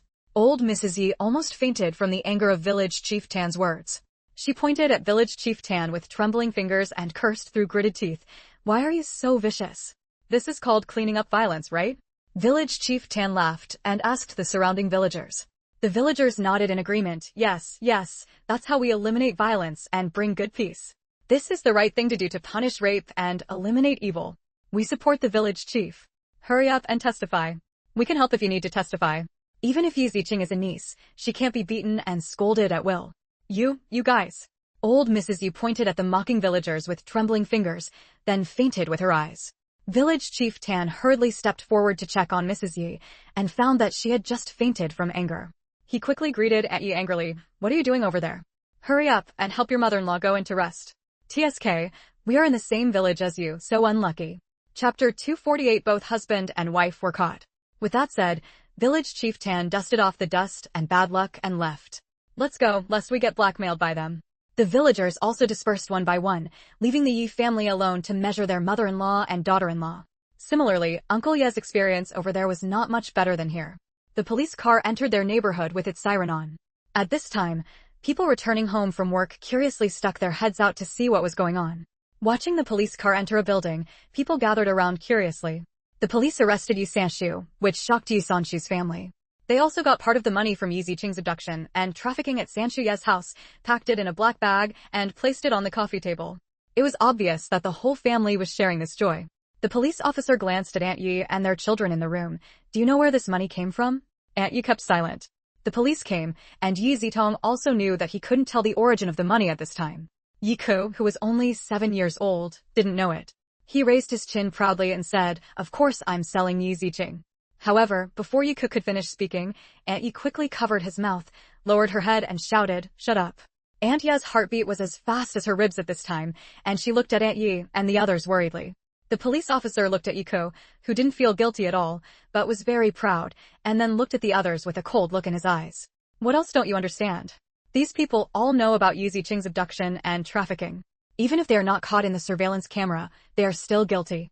You all should go to the police station with us too. Third Aunt Yi quickly shook her head and refused, holding Yi Ku's body and stepping back. Why? This has nothing to do with us. It was the second brother and the others who did it. We just got some money. No matter whether this matter has anything to do with you or not, it is your duty to cooperate with the police. If this matter has nothing to do with you, just go and let us make it clear. Mom. Yi Zitong grabbed Aunt Ye's arm and hid behind her. This time it was obvious that she was also frightened and worried about being arrested and taken to the police station. Aunt Yi gritted her teeth and said, I'll go with you. My children are not suitable for going to the police station. Let them stay at home. The police officer glanced at Yi Zitong and Yi Ku. Even if they knew about it, they were minors after all, so they did not need to be locked up even if they were guilty. Okay. Third Aunt Yi secretly breathed a sigh of relief and threw Yi Ku to Yi Zitong. You are watching your brother at home. You are not allowed to go anywhere and you are not allowed to knock on the door when someone comes. Do you understand? Mom, I'm scared. Yi Zitong grabbed Aunt Yisan's clothes. Aunt Yi patted Yi Zitong's shoulder and said, "It's okay. Don't mess up. Your parents will be back soon." Yes! Yi Zitong could only nod his head and watched as the police officers took their parents away. The neighbors who were watching the excitement outside heard the noise inside the house and couldn't help but start talking. After the police officers took Mr. Yi Sanshu and his wife away, people who didn't know came to ask their neighbors one after another. Knowing the purpose of coming, he couldn't help but spit. "Didn't you say it was a teacher? He actually kicked out the kidnapping and trafficking of my niece. Tisk, she's still a teacher. Go to school and expel her. Who knows if my son will be sold one day. That's my lifeblood." Chapter 249. Why can't you call the police? Yes, such a person is not qualified to be a teacher. As a parent, the most intolerable thing is child trafficking. As a teacher, Aunt Yi actually trafficked children. This kind of thing has absolutely zero tolerance. At this moment, Aunt Yi doesn't know that because of this incident, she will most likely lose the career that she has always been proud of. Yi Ziqing didn't care what the fate of second Uncle Yi and third Uncle Yi would be. He was just waiting to see what happened to them. Uncle Yi was arrested, and Uncle Yi was arrested together with Aunt Yi for interrogation. After all, Aunt Yi is not under surveillance. It may be because Aunt Yi explained the source of the money clearly. The police have no evidence for the moment, so they can only release Aunt Yi first. Although Aunt Yi was released without evidence, Uncle Yu had surveillance video as irrefutable evidence and could not deny it. He was temporarily locked up and could not see her even if he wanted to. Even after Aunt Yi was released, she was still running around, hoping to release Uncle Yi. Second Aunt Yi is taking care of Mrs. Yi at home. He is a village woman and can't find anyone even if she wants to find someone.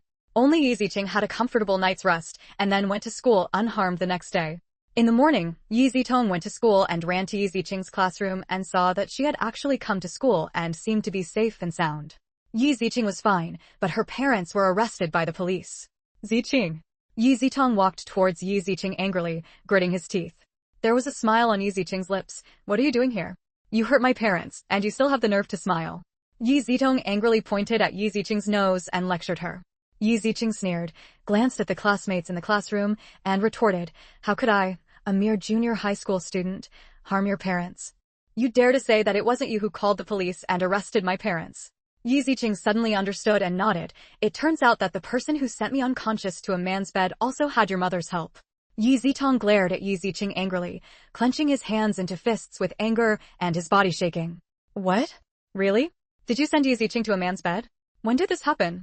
Is Yi Ziqing already fucked?" All the students looked at Yi Ziqing and Yi Zitong with curious eyes.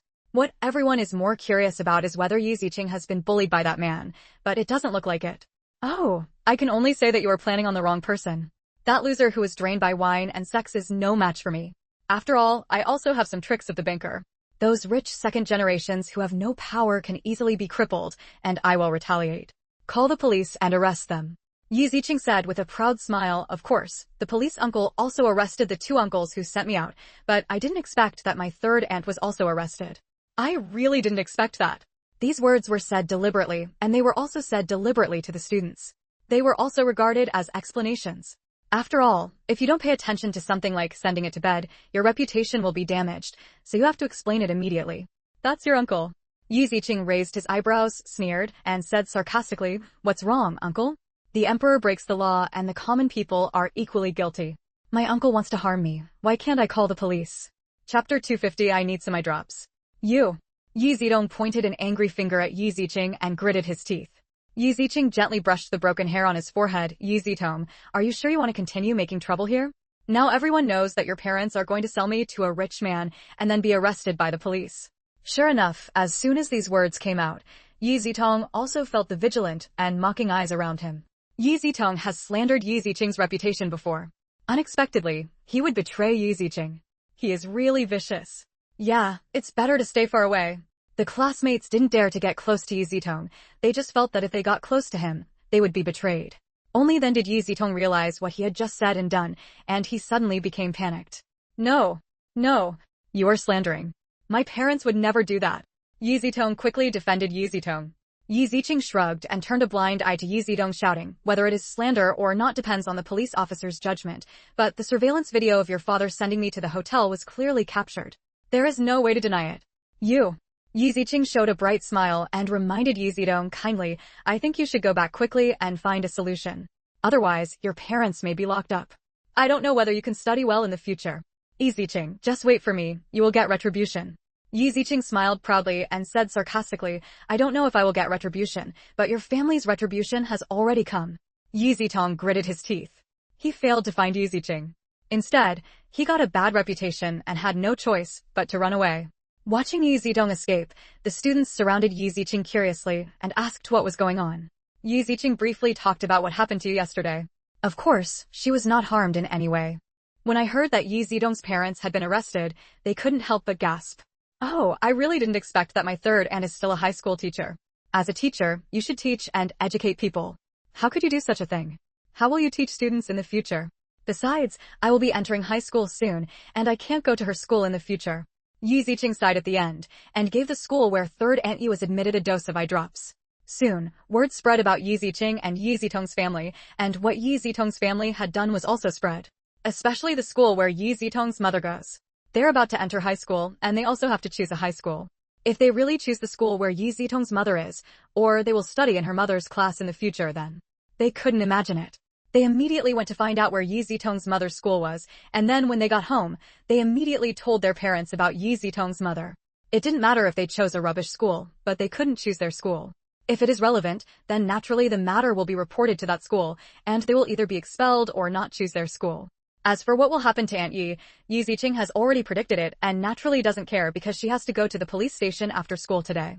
Captain Xiao has arrested the two uncles, and they can conduct a paternity test. When Fu Ting'an accompanied Yi Ziqing to the police station, he heard the Yi families yelling and yelling. Chapter 251 You Are a Girl. After a full night's rest, Mrs. Yi came to the police station to cause trouble during the day because she did not agree to let the police arrest her son. Yi Ziqing is her granddaughter, she can marry whomever she wants. The orders of her parents, the words of the matchmaker, she is the grandmother, so you should listen to her. Fu Ting'an listened to Mrs. Ye's wild words and almost rushed to tear her mouth open. He knew that he was not Yi Ziqing's biological grandmother, but he dared to be so arrogant. Want to take a look? Fu Ting'an lowered his head and looked at Yi Ziqing tenderly. Yi Ziqing curled up his lips and said, Okay, let's go and have a look. Fu Ting'an and Yi Ziqing walked into the crowd and saw a group of people in the reception room. Among them was a middle-aged man whose face was unknown to Yi Ziqing, but somewhat familiar to him. He was wearing a suit with a straight nose and looked very impressive. However, Yi Ziqing looked at this person with disdain and curled his lips.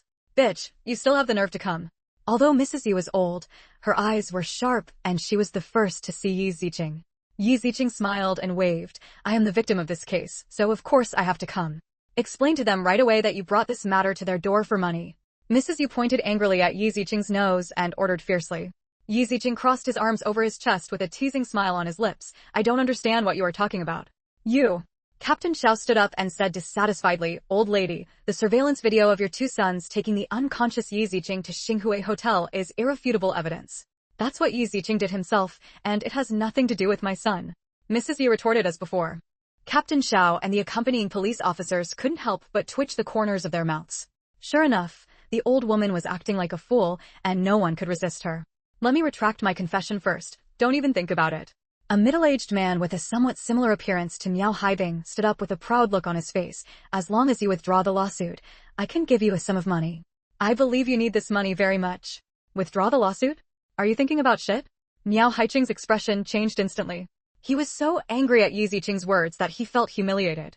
However, after all, Miao Haiqing was not the idiot that his brother was. He quickly suppressed the anger in his heart, but there was still an angry threat in his words. Do you know that the decision you make will harm your life? Having harmed my life? It's also harming your family, right? Yi Ziqing chuckled and retorted sarcastically. Miao Haiqing's face was livid and he threatened fiercely, you were dragged to my brother's room in a coma. If this matter spreads, it will only damage your reputation. What's the harm? Yi Ziqing gently brushed the broken hair on his forehead. I subdued the criminal within 2 minutes of being brought into the room. What's the harm to my reputation? I guess I don't even have time to take off my clothes and pants, right? Cough, cough, cough. Captain Xiao and Fu Ting'an both coughed and covered their lips with fists to cover up the shock in Yi Ziqing's words. None of them expected that Yi Ziqing would speak so directly, without caring about her identity as a girl.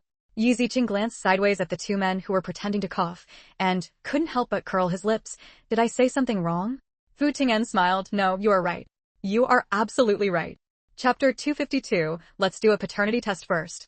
Don't worry, Ms. Yi, we can testify that you were not harmed in any way. Captain Xiao also quickly spoke up to defend Yi Qing. Moreover, he immediately subdued the criminal who violated her and called the police. The time difference is recorded by the police. Thank you. Yi Ziqing smiled and nodded to Captain Xiao in thanks. Yes, Yi Ziqing deliberately did not delay. He made a phone call as soon as he subdued Miao Haibing. The interval was only 2 or 3 minutes at most. This was Yi Ziqing's confidence. Yi Ziqing blinked mischievously. Sir, if you want to use this to threaten me, you are totally wrong. If you don't admit your mistake, just apologize. If you threaten me, the victim, here, I can sue you. The lawyer will be here soon. Fu Ting'an waved the cell phone in his hand and comforted Yi Ziqing with a smile. Yi Ziqing nodded gently to Fu Ting'an. Thank you, Brother Fu.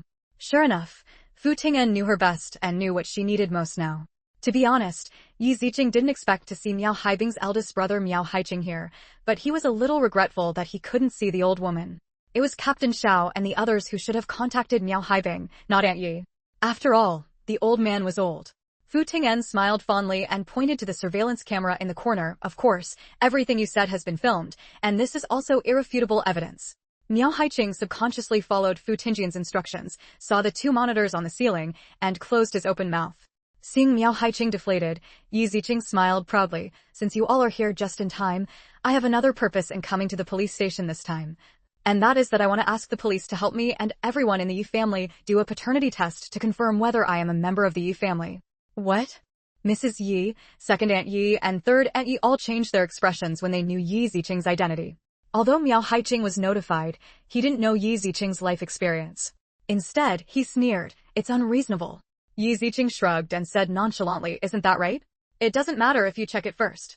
Captain Xiao already knew the purpose of Yi Qing's visit, and he deliberately nodded in front of the Yi family. Okay, we'll have someone collect your DNA.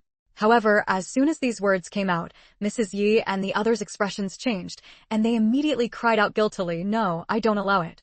As the captain of the criminal police brigade, Captain Xiao has very poisonous eyes, and this is from his many years of experience. He can tell at a glance that there is something wrong with Mrs. Ye's performance. Maybe Yi Ziqing is really not from the Yi family anymore. Knowing that Yi Ziqing was not from the Yi family and still doing such a crazy thing was not just one crime. So Captain Xiao looked serious and said businesslike, sorry, if you don't cooperate, we will detain you. Captain Xiao was so threatening.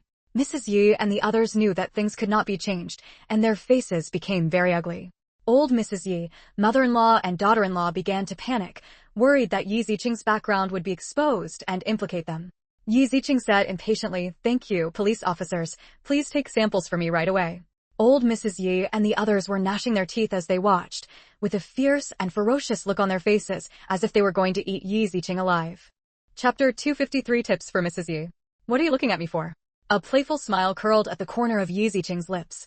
If I weren't a descendant of the Yi family, I would sue you for abduction and trafficking, making sure you're punished for multiple crimes. I wonder if you could bear that. You. Mrs. Yi was so furious, she nearly lost her temper. Mrs. Yi truly regretted it. Why hadn't she strangled Yi Ziqing to death when she was born? No. When Mr. Yi wanted to bring the eldest son home to raise, she should have objected or simply strangled him outright. Yi Ziqing flicked the stray hair on her forehead, a smile on her face, but her words were sharp and chilling. If our entire family isn't part of the Yi family, TSK, Grandma, you'd be guilty of abduction and trafficking. I wonder if an old woman like you, at such an advanced age, would even live to see the day you're released from prison? Or would your whole family die behind bars? Fu Ting'an and Captain Xiao both had smiles on their lips. They both felt that Yi Ziqing's words were cutting deep, enough to scare Mrs. Yi to death. However, Fu Ting'an understood that this was meant to pit Mrs. Yi against Aunt Yi, forcing them to fight to the death. Aunt Yi had to be charged with child abduction and trafficking. Only then could they find out who their father's biological parents were. Whether it was for revenge or to help their father reconnect with his roots, this was Yi Ziqing's current mission. Mrs. Ye's aged body trembled slightly. It was unclear whether it was from anger or fear, as she dreaded spending her final years in prison. The reason Yi Ziqing spoke up now was to warn Mrs. Yi not to resist or defend Aunt Yi. Otherwise, not only would she herself suffer, but her 2 sons would also end up in jail, unable to get out. Yi Ziqing believed Mrs. Yi wasn't that foolish. Fu Ting'an chuckled softly beside her and said appreciatively, I think it's not a bad idea for the whole family to reunite in prison. That's right. As long as I don't drop the charges, the son is guilty of abduction, and the mother is guilty of the same crime. The whole family would be guilty of abduction. I wonder if your children would be able to hold their heads high then. TSK, Yi Haitao, Yi Zidong, and Yiku would be the ones to suffer. They're still so young. Hearing the mention of her 3 real grandchildren, Mrs. Ye's face turned even uglier, and her panic deepened. When Yi Ziqing said this, Mrs. Yi grew even more anxious. What would happen if they were really arrested? No, she hadn't done this. She was just helping her sister-in-law. It was her sister-in-law's fault, not hers. Mrs. Yi made a decision in her heart. If it came down to accountability, it would be Aunt Yi who bore the blame, not her. Mrs. Yi, who didn't understand the law, believed that as long as she wasn't directly involved and was merely deceived, she would be fine. She could even use this to threaten Aunt Yi into handling the matter. Yi Ziqing had been watching the change in Mrs. Ye's expression. Seeing the determination in her eyes, she knew Mrs. Yi had made a decision, and a calculating smile appeared at the corner of her mouth. She knew Mrs. Yi would never help Aunt Yi cover things up. It was likely that Mrs. Yi wouldn't agree to any arrangements made by the Miao family's head or the others. Go ahead and take the sample first.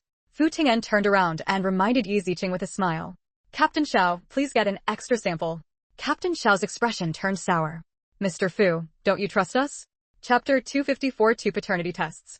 Fu Ting'an smiled and shook his head. No, your inspection report shouldn't be that fast, right? Sure enough, Captain Xiao's face froze. After all, they were not the provincial capital Jiangzhou City, so the time required for a paternity test would take at least 5 days, and sometimes it might take a week. In the 1995s, there were relatively few things doing this kind of thing, so the technology in Linjiang City was not in place, which delayed the process. I can give a report in about 3 days, and I believe Qingqing also wants to know as soon as possible. Fu Ting'an explained with a smile, so it's not that I don't believe you, but that I am faster. That's what he said, but Fu Ting'an mainly took some precautions. After all, in 1995 it was still easy to be disturbed by some external factors. It wasn't that I didn't trust the police, but I didn't trust those institutions. After all, the Miao family is not without money. If Aunt Yu really wants to do something, she can still do it. Fu Ting'an stepped in, so even if Aunt Yu wanted to take action later, she would have to think carefully. Captain Xiao took a deep breath. Although he didn't want to admit it, he could only nodded, okay. Thank you. Yi Ziqing and Fu Ting'an both thanked him. Captain Xiao immediately arranged for someone to take samples for Yi Ziqing, and then had people take samples for Uncle Yi Er and Uncle Yi who were imprisoned. Of course, the police also took samples from Mrs. Yi. Initially, Mrs. Yi objected, but they did not give her such a chance and enforced the order. Just like that, Fu Ting'an took one and said, Captain Xiao, thank you very much. If nothing happens, we will leave first. I have to arrange for someone to check it immediately. Okay, if you get the results, you can let me know. Captain Xiao didn't know where Yi Ziqing and the others would go for testing. However, the police still have to come up with their own identification results. It's not that they don't believe Fu Ting'an's appraisal results, but that for the sake of fairness, they must have an inspection report from the appraisal institute they belong to. Okay, farewell. Fu Ting'an nodded and said not to leave with Yi Ziqing. Yi Ziqing and Fu Ting'an left, leaving the Yi family and Miao Haiqing to argue with the police. At this time, Mrs. Yi and the others could only stare fiercely at Yi Ziqing and the others as they left, while they continued to stay at the police station, hoping to gain the last bit of hope. However, these were of no avail, and in the end they could only go home in despair. Compared to Mrs. Yi and the others who were messing around in the police station, Miao Haiqing had a clear mind. After Miao Haiqing left the police station, he approached Yi Ziqing that night. The source of this matter is Yi Ziqing. To solve it, we must first deal with Yi Ziqing. Yi Ziqing looked at Miao Haiqing, who still appeared at the door of his house at 8 or 9 o'clock. He put his hands on his chest and gave Miao Haiqing no chance to enter. At the same time, Fu Ting'an, who was next door, seemed to hear the noise. He opened the door to see what was going on and saw Miao Haiqing and 2 subordinates appearing in the corridor. Fu Ting'an, who was wearing pajamas, walked directly in front of Yi Ziqing and looked at Miao Haiqing warily. What are you doing? Seeing Fu Ting'an, the muscles in the corners of Miao Haiqing's eyes trembled. He didn't expect that the man who had accompanied Yi Ziqing to the police station just now was also there. Miao Haiqing looked at Fu Ting'an warily. Who are you? Fu Ting'an was in the same posture as Yi Ziqing, leaning against the door frame with his arms folded. You have no right to know who I am. Do you know who I am? Miao Haiqing's face suddenly stiffened and became very ugly. Digression. Please recommend. Please collect it. Asking for a monthly ticket. Please give me a reward. All kinds of requests. Chapter 255. Naughty breasts are so cute. Since he inherited the family company, no one has ever dared to talk to him like this. Fu Ting'an sneered and looked at Miao Haiqing mockingly. I know, Miao Haibing's eldest brother. If you are here because of your brother's affairs, then please have a good attitude. You are not here to show off your power, but to apologize. Wrong, I kowtow to apologize. Yi Ziqing corrected with a wave of his hand. Fu Ting'an and Yi Ziqing's singing made Miao Haiqing's expression even more ugly, and she turned to glare at Yi Ziqing fiercely. Yi Ziqing, as long as you withdraw the lawsuit, I can give you a sum of money. Yi Ziqing sneered and asked teasingly, a sum of money? Are you talking about 10 million? Or 100 million? Miao Haiqing was so angry that he gritted his teeth. This bitch was so arrogant and dared to speak like a lion. Moreover, I want you to kneel down and kowtow to apologize. As long as you can do it, I will withdraw the lawsuit. How about it? Yi Ziqing raised his eyebrows and looked at Miao Haiqing playfully. Miao Haiqing was so angry that he pointed angrily at Yi Ziqing's nose and cursed, "You little bitch, do you think you can threaten me by catching my brother? Then what are you doing here?" Yi Ziqing retorted innocently, blinking his eyes. Miao Haiqing looked fierce and threatened with gritted teeth. "Since you don't want to reconcile, I will let you know the consequences." A bright smile appeared on Yi Ziqing's face, and he made a gesture of invitation. "I'm waiting for you to show me the consequences." Humph. Miao Haiqing snorted coldly and turned around to think of other solutions. Since he couldn't find a solution from Yi Ziqing's side, he would find other ways and go to the Yi family. However, even so, Miao Haiqing still secretly swore in his heart that he must let Yi Ziqing, a bitch, know that offending him, Miao Haiqing, would not end well. "Go slowly, don't send me off." Yi Ziqing smiled and waved at Miao Haiqing's angrily leaving figure. Miao Haiqing barely escaped being so angry by Yi Ziqing's arrogant attitude that he stepped down and fell down the stairs. TSK, it seems that the people of the Miao family are not that smart. Yi Ziqing pouted and sighed regretfully. "I feel like bullying them doesn't give me any sense of accomplishment." Pfft. Fu Ting'an couldn't hold it back, burst out laughing, and touched Yi Ziqing's furry head. Yu Ziqing knocked off Fu Ting'an's big hand in dissatisfaction and threatened fiercely, "Don't touch my head." "Okay, no more touching." Fu Ting'an looked at Yi Ziqing's fierce look and thought it was very cute. Yi Ziqing suddenly felt a little shy, and quickly waved his hand and turned around to go into the house. "I'm going to bed. Bye." What happened at night did not affect Yi Ziqing at all. Early the next morning, Yi Ziqing went to school as usual and paid no attention to how Miao Haiqing handled the affairs of the Yi family and third young master Miao. However, when school was over in the evening, Yi Ziqing received a call from Brother Long. "Miss Yi, my brother saw an old woman arriving at Ye's house in a car. I feel like she is your aunt." Brother Long didn't dare to underestimate Yi Ziqing. He felt that Yi Ziqing still had abilities that he didn't know about, so he asked his brother to wander around the Yi family all the time. He could tell Yi Ziqing if he had first-hand information. After knowing that Yi Ziqing might not be from the Yi family, Brother Long became even more excited. When Aunt Yi appeared, he immediately reported the news to Yi Ziqing. Chapter 256 Good News from Brother Long. Yi Ziqing couldn't help but raise his eyebrows, with a surprised smile on his face. "Really? Aunt Yi actually came in person," which made Yi Ziqing very happy. However, since we already knew that what happened to my father back then was related to Aunt Yi, there was no need to see her or look at her face. Just by looking at Aunt Yi's face, you can't tell who her father's biological parents are. You can only trick Aunt Yi to tell them personally. But it doesn't seem that easy for Aunt Yi to tell her who her father's biological parents are. The plan to lure her here still had to go ahead, so the third child of the Miao family was the best chess piece. Yes, my brother saw a middle-aged man who looked very similar to Mr. Miao helping an old lady down. He just entered Ye's house. We didn't dare to move forward and didn't hear the conversation inside. Brother Long quickly explained with embarrassment. There was a satisfied smile on Yi Ziqing's lips. "You did a good job." "Thank you, Miss Yi, for the compliment." After being praised by Yi Ziqing, Brother Long felt as happy and excited as a child being rewarded with candy. After hanging up the phone, Fu Ting'an congratulated. "Congratulations, you lured that old woman here." "Yeah." Yi Ziqing smiled happily, feeling very happy. "I didn't expect it to come so soon." In fact, what Yi Ziqing didn't know was that Miao Haiqing went to Mrs. Yi early the next morning and asked them to admit that they had done all this by themselves and had nothing to do with Miao Haibing. But after what Yi Ziqing said yesterday, how could Mrs. Yi be willing? Even though she is an old woman in the countryside, she knows that if both of her sons go to prison, her life will be ruined, and her precious grandson and granddaughter will not be able to hold their heads up. Therefore, old Mrs. Yi threatened Miao Haiqing to reveal what Aunt Yi had done to Mr. Yi back then if he did not get his two sons out. This time, Miao Haiqing was notified by Captain Xiao and did not notify Aunt Yi, so he did not know what Aunt Yi did back then. Now that he heard Mrs. Ye's words, he immediately called Aunt Yi and asked Aunt Yi. After Aunt Yi admitted, Miao Haiqing felt a little confused for a moment. Aunt Yi naturally also knew about the situation here, and she was so angry that she flew into a rage in the villa. She didn't expect that things would develop to this point. Moreover, his son was also sent to the police station. He was very angry with the Yi family and always held her back. After finding out about the eldest son of the Yi family, Miao Haiqing also remembered Yi Ziqing's request for a paternity test and immediately told Mrs. Yi about it. Mrs. Ye's face became even more ugly. She knows best. Yi Ziqing's paternity test will definitely detect that she is not from the Yi family. She wants Miao Haiqing to do something about it. However, Miao Haiqing told Aunt Yi that in addition to the police test, someone else also took one copy. If the two tests show different results, the matter will definitely be more difficult to solve. Aunt Yi almost lost her breath and fainted after hearing Miao Haiqing's report. Now all the bad things had come together, and they were out of her control. Therefore, Aunt Yi made this trip back to the village and planned to talk to old Mrs. Yi in person.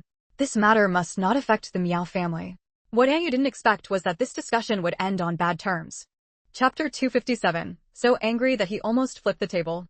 Although Mrs. Yi hated Yi Ziqing, she kept her words in mind. What's the use of money? The third son is fine, but Mrs. Yi, the second son, feels that no matter how much money is given, it will all be spent. Moreover, they had asked to borrow 100,000 yuan before, but Aunt Yi never gave it, which made her wary and worried that it would still be the case in the future. Therefore, Mrs. Yi must ask Aunt Yi to get her two sons out and not to go to jail. Otherwise, how will she and her grandchildren see anyone in the future? Aunt Yi was so angry at Mrs. Ye's firm attitude that she almost flipped the table.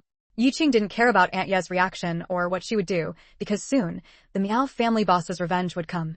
Late at night, the door to Yi Ziqing's house was pried open. Yi Ziqing, who was sleeping, heard the noise, opened his eyes, and sent a text message to Fu Ting'an, telling him not to mess around. In fact, if Yi Ziqing didn't send the text message, Fu Ting'an would come out to subdue those guys who picked the lock. Fu Ting'an looked through the peephole and saw 3 people fiddling with the lock on Yi Ziqing's door, obviously trying to sneak in secretly. Yi Ziqing didn't know if those people were real thieves, or if they were other people arranged by others and deliberately pretended not to know. The 3 of them sneaked into the room and looked for Yi Ziqing. When they opened the door, they saw Yi Ziqing lying on the bed. The leader had a handkerchief in his hand, and then he walked towards Yi Ziqing cautiously. Yi Ziqing pretended to be unconscious, but moved his ears slightly, listening to the footsteps getting closer, and then held his breath. Sure enough, a pungent smell soon covered Yi Ziqing's nose, but it was not inhaled. Yi Ziqing didn't even move. He tilted his head slightly and fainted. Yi Ziqing just wanted to roll his eyes in his heart. Do everyone like to use drugs so much? The 3 people didn't waste much time, wrapped Yi Ziqing in a quilt, and went downstairs. Fu Ting'an, who was opposite, saw the 3 people carrying Yi Ziqing's quilt downstairs. He frowned slightly and opened the door to Yi Ziqing's house. When she walked in and took a look, sure enough, Yi Ziqing was no longer there, and the quilt covering her was also gone. Fu Ting'an didn't call Yi Ziqing. It was useless to call at this time. He could only wait for news. However, Fu Ting'an called Captain Xiao and asked him to bring a few people without having to go to war. Captain Xiao was very confused. Although he was confused, he still brought people to the community. At the same time, Yi Ziqing was put into a van by 3 people and then drove to the other side of the city.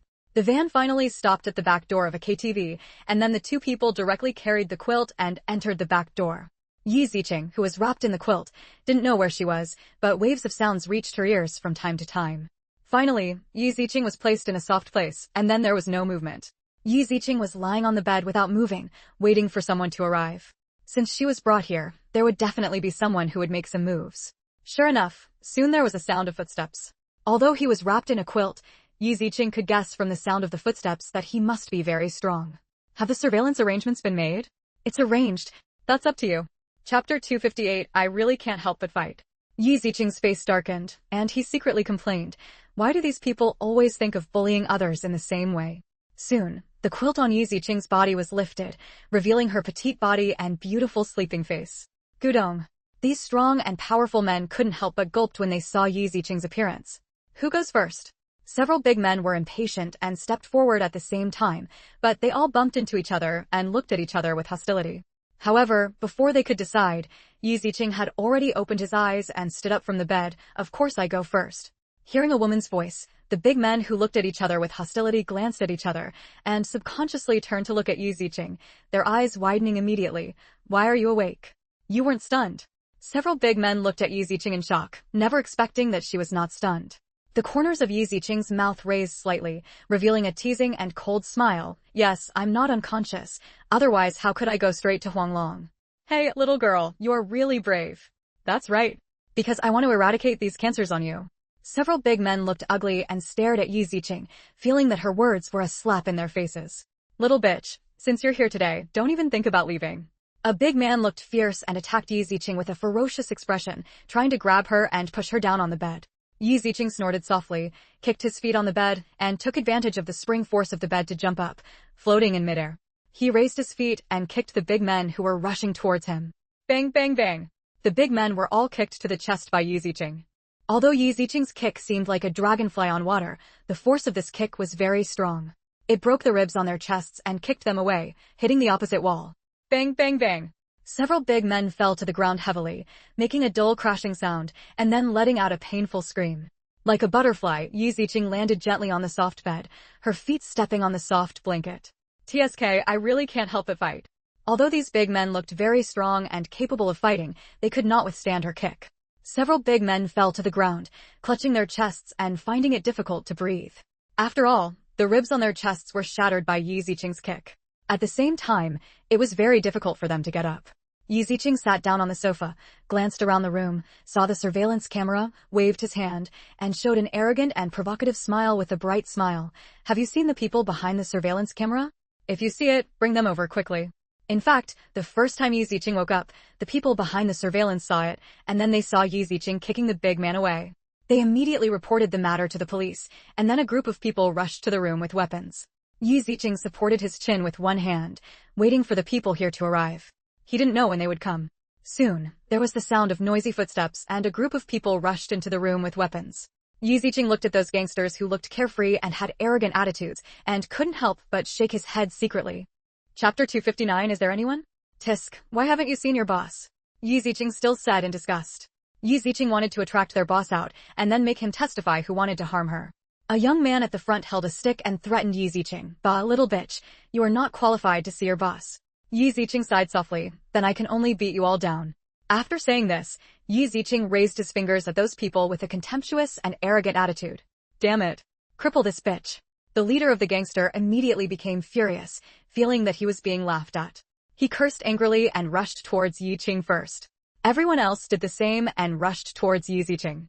However, the person they met was not an ordinary person, but a reborn, full-level boss, whose skills were even more powerful than those of course, the Grand Master.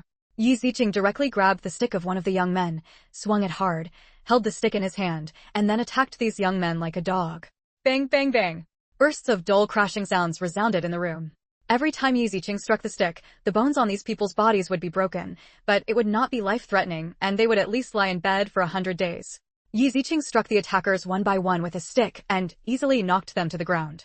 Soon, the small room was filled with people on the ground. Yi Ziqing stepped on the backs of these people with her bare feet, revealing her crystal toes, causing the people who fell to the ground to scream in pain. The news here soon reached the ears of the boss of this KTV. The surveillance video installed in the room was also seen by the boss. If Brother Long was here, he would definitely recognize this person. This man was in his 30s or 40s, but he wore an eye patch on his face. He was known as the One-Eyed Wolf. He was also the One-Eyed Wolf that Ma's father wanted to find before but failed to find. Seeing Yi Ziqing's skills, a look of shock and disbelief flashed in the eyes of the One-Eyed Wolf. He never expected that this business would encounter such a difficult nut to crack. It is estimated that even he may not be able to defeat so many people, and like Yi Ziqing, there is no sign of being injured at all. Damn it, why didn't anyone tell me that this woman is so powerful? The One-Eyed Wolf knew that Yi Ziqing was not easy to mess with, so he slammed the table angrily and cursed. A group of people lowered their heads. This was the business that the One-Eyed Wolf took on. They didn't expect Yi Ziqing to be so difficult to deal with. What could a country bumpkin have to worry about? So he agreed without saying a word. In fact, let alone the One-Eyed Wolf who didn't investigate, even the boss of the Meow family didn't investigate much. Originally, he was looking for Brother Long, who was relatively close to Yi Ziqing. However, Brother Long had been sending people to keep an eye on them recently, and he immediately began to hide when he knew he was looking for someone. Therefore, the eldest son of the Meow family could only find the One-Eyed Dragon on the other side of Linjiang City, because the two people ignored Yi Ziqing because of his age, which finally led to things happening to this point. Yi Ziqing waved his hand under the surveillance video. Is there anyone? Is there anyone who can make the decision? If not, I will call him out. The last sentence was a deliberate threat from Yi Ziqing. I believe the boss behind it will definitely come out. Sure enough, One-Eyed Dragon knew that if he didn't go out to see Yi Ziqing, this matter might not be solved so easily. Chapter 260. Let's talk if something happens. The One-Eyed Dragon glanced at his men with dissatisfaction, cursed a bunch of useless things in his mind, and then went to find that room. Yi Ziqing did not go out, but stepped on the backs of those whom she beat to the ground. Every time she stepped on someone, the people under her feet let out a burst of painful screams, which was extremely miserable. These screams reached the one-eyed dragon outside who was about to walk in. The corner of his mouth twitched fiercely, but he still walked in bravely. The Cyclops was surprised when he saw the situation in the room on the surveillance camera. When he came to the scene and saw the scene, it gave the Cyclops a big blow. Brother. Boss. Seeing the arrival of the one-eyed dragon, a group of people lying on the ground in the room suddenly screamed in excitement. No need to introduce himself, Yi Ziqing also knew the identity of the middle-aged man leading the arrival. Yi Ziqing retreated to the bed and sat cross-legged. Are you there, boss? Did you bring me here? One-eyed dragon took a deep breath and suppressed the horror in his heart. Yes, my name is One-eyed Dragon, and I am their eldest brother. One-eyed dragon, TSK, I think he is blind. The corner of the one-eyed dragon's eyes twitched. To be honest, he was very angry in his heart, but the brother lying at his feet did not dare to resist or refute. Ms. Yi, if anything happens, we can sit down and talk slowly. Yi Ziqing sneered and said sarcastically, how are you going to talk slowly? You moved me out of the house in the middle of the night and ruined my reputation. Do you think I am the kind of little girl who can bully at will? The one-eyed dragon secretly cursed in his heart. He thought so before, but not now. Although he was resentful in his heart, the one-eyed dragon still had a forced smile on his face. Ms. Yi was joking. How could it be? It's our fault this time, and we are willing to make compensation. Yi Ziqing supported his chin with one hand and looked at the one-eyed dragon with a smile. I think I'm that easy to talk to? The one-eyed dragon's expression darkened. What do you want, Miss Yi? Let me tell you first, who asked you to arrest me and ruin my reputation? Being in the arena sometimes requires some loyalty and some strength. Although One-Eyed Dragon hated Miao Haiqing very much, it was impossible to get him to confess. This was related to his status in the Tao. If you casually reveal the person behind this, who will dare to come to him in the future? The One-Eyed Dragon smiled and said in a consultative tone, Miss Yi Ziqing, I know it was my subordinate's fault this time. Let's talk about anything. The smile on Yi Ziqing's face disappeared instantly, and he sighed softly. Originally, I wanted to have a good talk with you, but if you don't want this opportunity, there's nothing I can do about it. As soon as these words came out, not to mention the one-eyed dragon himself, even the group of brothers who followed him felt an ominous premonition, and a chill ran from the soles of their feet to the top of their heads. Yi Ziqing quickly stood up from the bed, rushed towards the Cyclops like a cheetah, and punched the Cyclops on the nose. Click. Everyone only heard a crisp sound of bones breaking, and then the one-eyed dragon fell back and bumped into the younger brother behind him. The one-eyed dragon who was punched felt like stars were shining in his eyes, and his head was a little dizzy and confused. How dare you hit our eldest brother?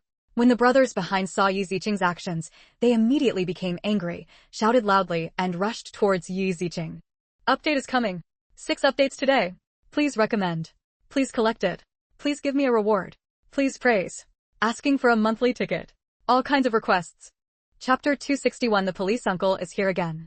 Yi Ziqing was not afraid at all, and the attack did not stop at all, and once again beat the younger brothers who came with the one-eyed dragon to the ground. After calculation, one-eyed dragon's nearly 100 men were all beaten so hard by Yi Ziqing that they could not get up. Yi Ziqing stepped on the one-eyed dragon's body, exerting slight force on his feet, and his bones made a rattling sound. Give you one last chance. Tell me, who asked you to come? The blood in the one-eyed dragon's mouth was all caused by the blood flowing out from Yi Ziqing's broken nose.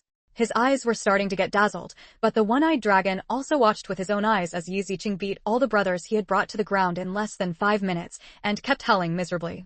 In order to embolden himself, before coming, One-Eyed Dragon called almost all the brothers from the KTV, except for some who were still at their posts. However, One-Eyed Dragon never expected that so many brothers would not be Yi Ziqing's opponents.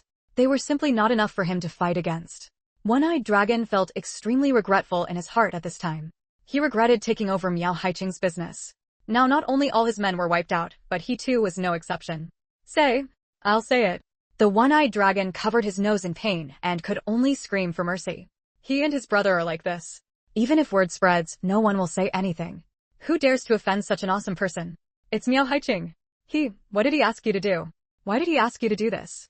One-Eyed Dragon didn't dare to hide it, so he spoke out clearly. He asked me to find a few men to ruin your reputation, and then take a video to threaten you. I don't know what he threatened you specifically. Yi Ziqing sneered disdainfully. You're really brave. Yes, if I had known that Miss Yi had such good skills, I would not have agreed to beat you to death. The One-Eyed Dragon also quickly apologized and flattered Yi Ziqing. Yi Ziqing took out his mobile phone and broadcast a phone number, which belonged to Captain Xiao. As soon as Captain Xiao answered the phone, he hurriedly shouted, "Hey Miss Yi, where are you?" "Captain Xiao, I'm in that KTV called One-Eyed Dragon right now." When the one-eyed dragon at his feet heard Yi Ziqing's words, he just wanted to roll his eyes and faint. How could he not know who the captain of the criminal police brigade was? Unexpectedly, Yi Ziqing knew the criminal police captain Xiao Ning. Who had he offended? After saying a few words, Yi Ziqing hung up the phone and raised the one-eyed dragon at his feet. "The police officer is here. You should know how to answer, right?" I know. The one-eyed dragon quickly nodded in agreement, but wanted to go down below and yell to get everyone ready. However, in his current situation, it was already too late. He was really going to be caught this time. Just as the one-eyed dragon expected, when Captain Xiao arrived with his people, he directly caught and controlled the people below who needed to be caught. Then he went upstairs to Yi Ziqing's room. Captain Xiao and a group of police officers in police uniforms were all stunned by the scene in front of them. Fu Ting'an in the crowd saw Yi Ziqing stepping on the unicorn dragon and immediately rushed forward happily and picked her up. Yi Ziqing put her arms around Fu Ting'an's neck and asked with a smile, "Why are you here?" "I've been waiting for news from you at home." Fu Ting'an was a little resentful. This girl really didn't make him worry at all. Chapter 262 The Shocked Captain Xiao. Yi Ziqing smiled and moved his jade-like toes. "Don't worry, I'm fine." "Yes, you're fine, but we were frightened." Captain Xiao's shocked and resentful voice came from the door. Yi Ziqing turned his head, smiled and waved to Captain Xiao. "Hello, Captain Xiao." Captain Xiao's mouth twitched slightly. Seeing the girl's intact appearance, he couldn't help but think of the first time he saw this girl. That was in the den of a group of human traffickers, and now I saw Yi Ziqing's skill again, which was absolutely amazing. One-eyed dragons, nearly 100 men were all beaten down by Yi Ziqing in a room. I really don't know how she did it. Yi Ziqing smiled at Captain Xiao and pointed to the monitor in the corner. "There is a surveillance camera in this room. Captain Xiao, please take someone to get it. All their criminal evidence is in there." "Okay." Captain Xiao suddenly shook his body, nodded in agreement, and turned around to get it himself. In fact, Captain Xiao went to get the surveillance video because he wanted to see with his own eyes how Yi Ziqing dealt with these people. This girl is a treasure. She is so amazing. I wanted to see with my own eyes how Yi Ziqing beat people and how he knocked so many people to the ground. Before leaving, Captain Xiao did not forget to instruct his police officers to arrest Cyclops and the others, cuff these people and send them to the police station. Yes! Only then did a group of police officers come back to their senses, saluted, and then began to look at Yi Ziqing with admiring eyes. They looked at her as if they were looking at a heroine or a goddess. Fu Ting'an looked down at Yi Ziqing in his arms and said with concern, "Are you tired?" "Fortunately, I'm not tired." Yi Ziqing smiled and shook his head. Fu Ting'an looked at Yi Ziqing's crystal-clear toes and said dissatisfiedly, "You don't even have any shoes on?" "They carried me here, how could I put on my shoes?" Yi Ziqing pursed his lips, feeling aggrieved and innocent. It would be okay if there was no surveillance, but now that there is surveillance, she can't just change her shoes at will, she can only expose her feet. Fu Ting'an held the petite Yi Ziqing with one hand, and then wrapped Yi Ziqing's somewhat cold feet with his coat. "Let's go home first." "Don't you have to go to the police station?" "No need for now. Let's go home and rest. Let's talk about it tomorrow." Fu Ting'an didn't care at all. Why go to the police station? Now he wants to take Yi Ziqing home. Yi Ziqing spat out her sweet tongue and could only obey Fu Ting'an's orders obediently. To be honest, Yi Ziqing felt a chill on Fu Ting'an's body and knew he might be angry, so he didn't dare to make a mistake. Yi Ziqing went back, leaving Captain Xiao and the others alone to clean up the mess. Captain Xiao watched the surveillance video several times. The more he watched it, the more frightened and shocked he became. He felt that he could not survive this day. Yi Ziqing's skill was simply a killing blow, which made him feel a little ashamed. TSK, this girl is getting more and more opaque. Captain Xiao wiped his face and couldn't help but sigh. The surveillance video was taken to the police station, and almost all the police officers watched the surveillance video because they were all curious. However, after watching it, I was hit even harder than Captain Xiao. Yi Ziqing is simply more powerful than the heroines in martial arts movies. I really don't know how she developed her skills at such a young age. They all want to become apprentices. How to break it? Chapter 263 The more rumors spread, the more outrageous it becomes. I wonder if there is a chance to ask Yi Ziqing to teach them skills?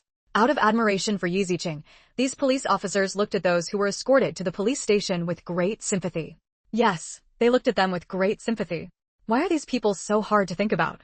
It's not good to offend anyone, but Yi Ziqing. It's better now. Instead of being able to teach Yi Ziqing a lesson, he even sent himself to the police station.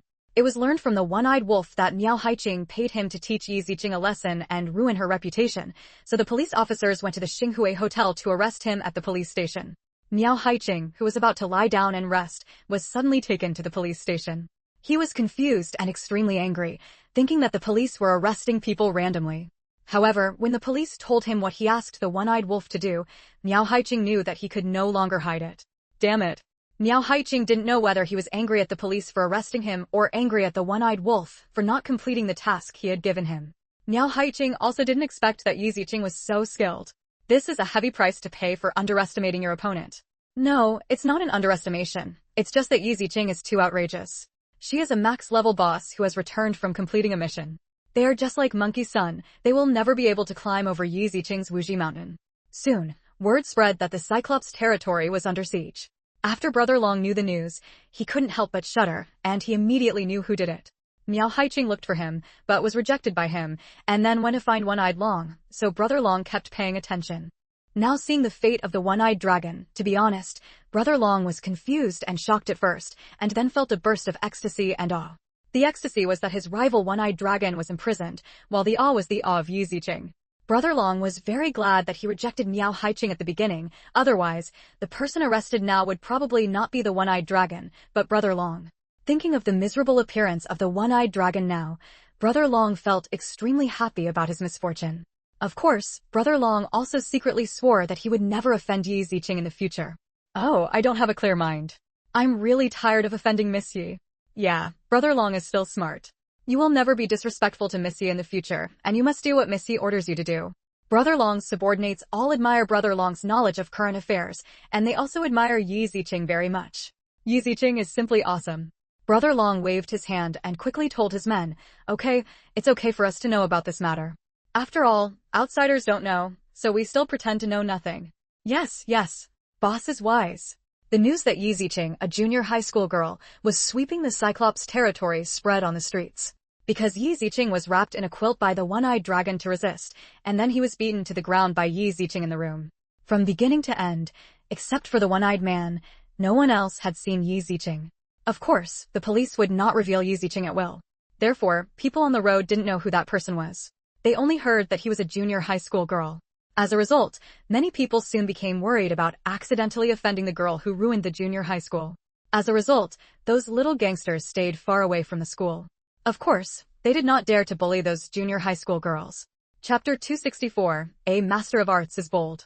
They were worried that they would accidentally offend the junior high school girl who had swept the Cyclops territory, and then bring harm to themselves. Recently, rumors began to circulate that they could harm anyone, but they must not harm junior high school girls. Of course, all this is a story later. Yi Ziqing didn't know that her incident would have such a result. Even if she knew, she would just smile and be happy to see the result. Isn't this good? Help those innocent little girls. Yi Ziqing had a rest on Sunday and did not go to school. Because of what happened last night, he took a good nap. Fu Ting'en made breakfast and brought it over.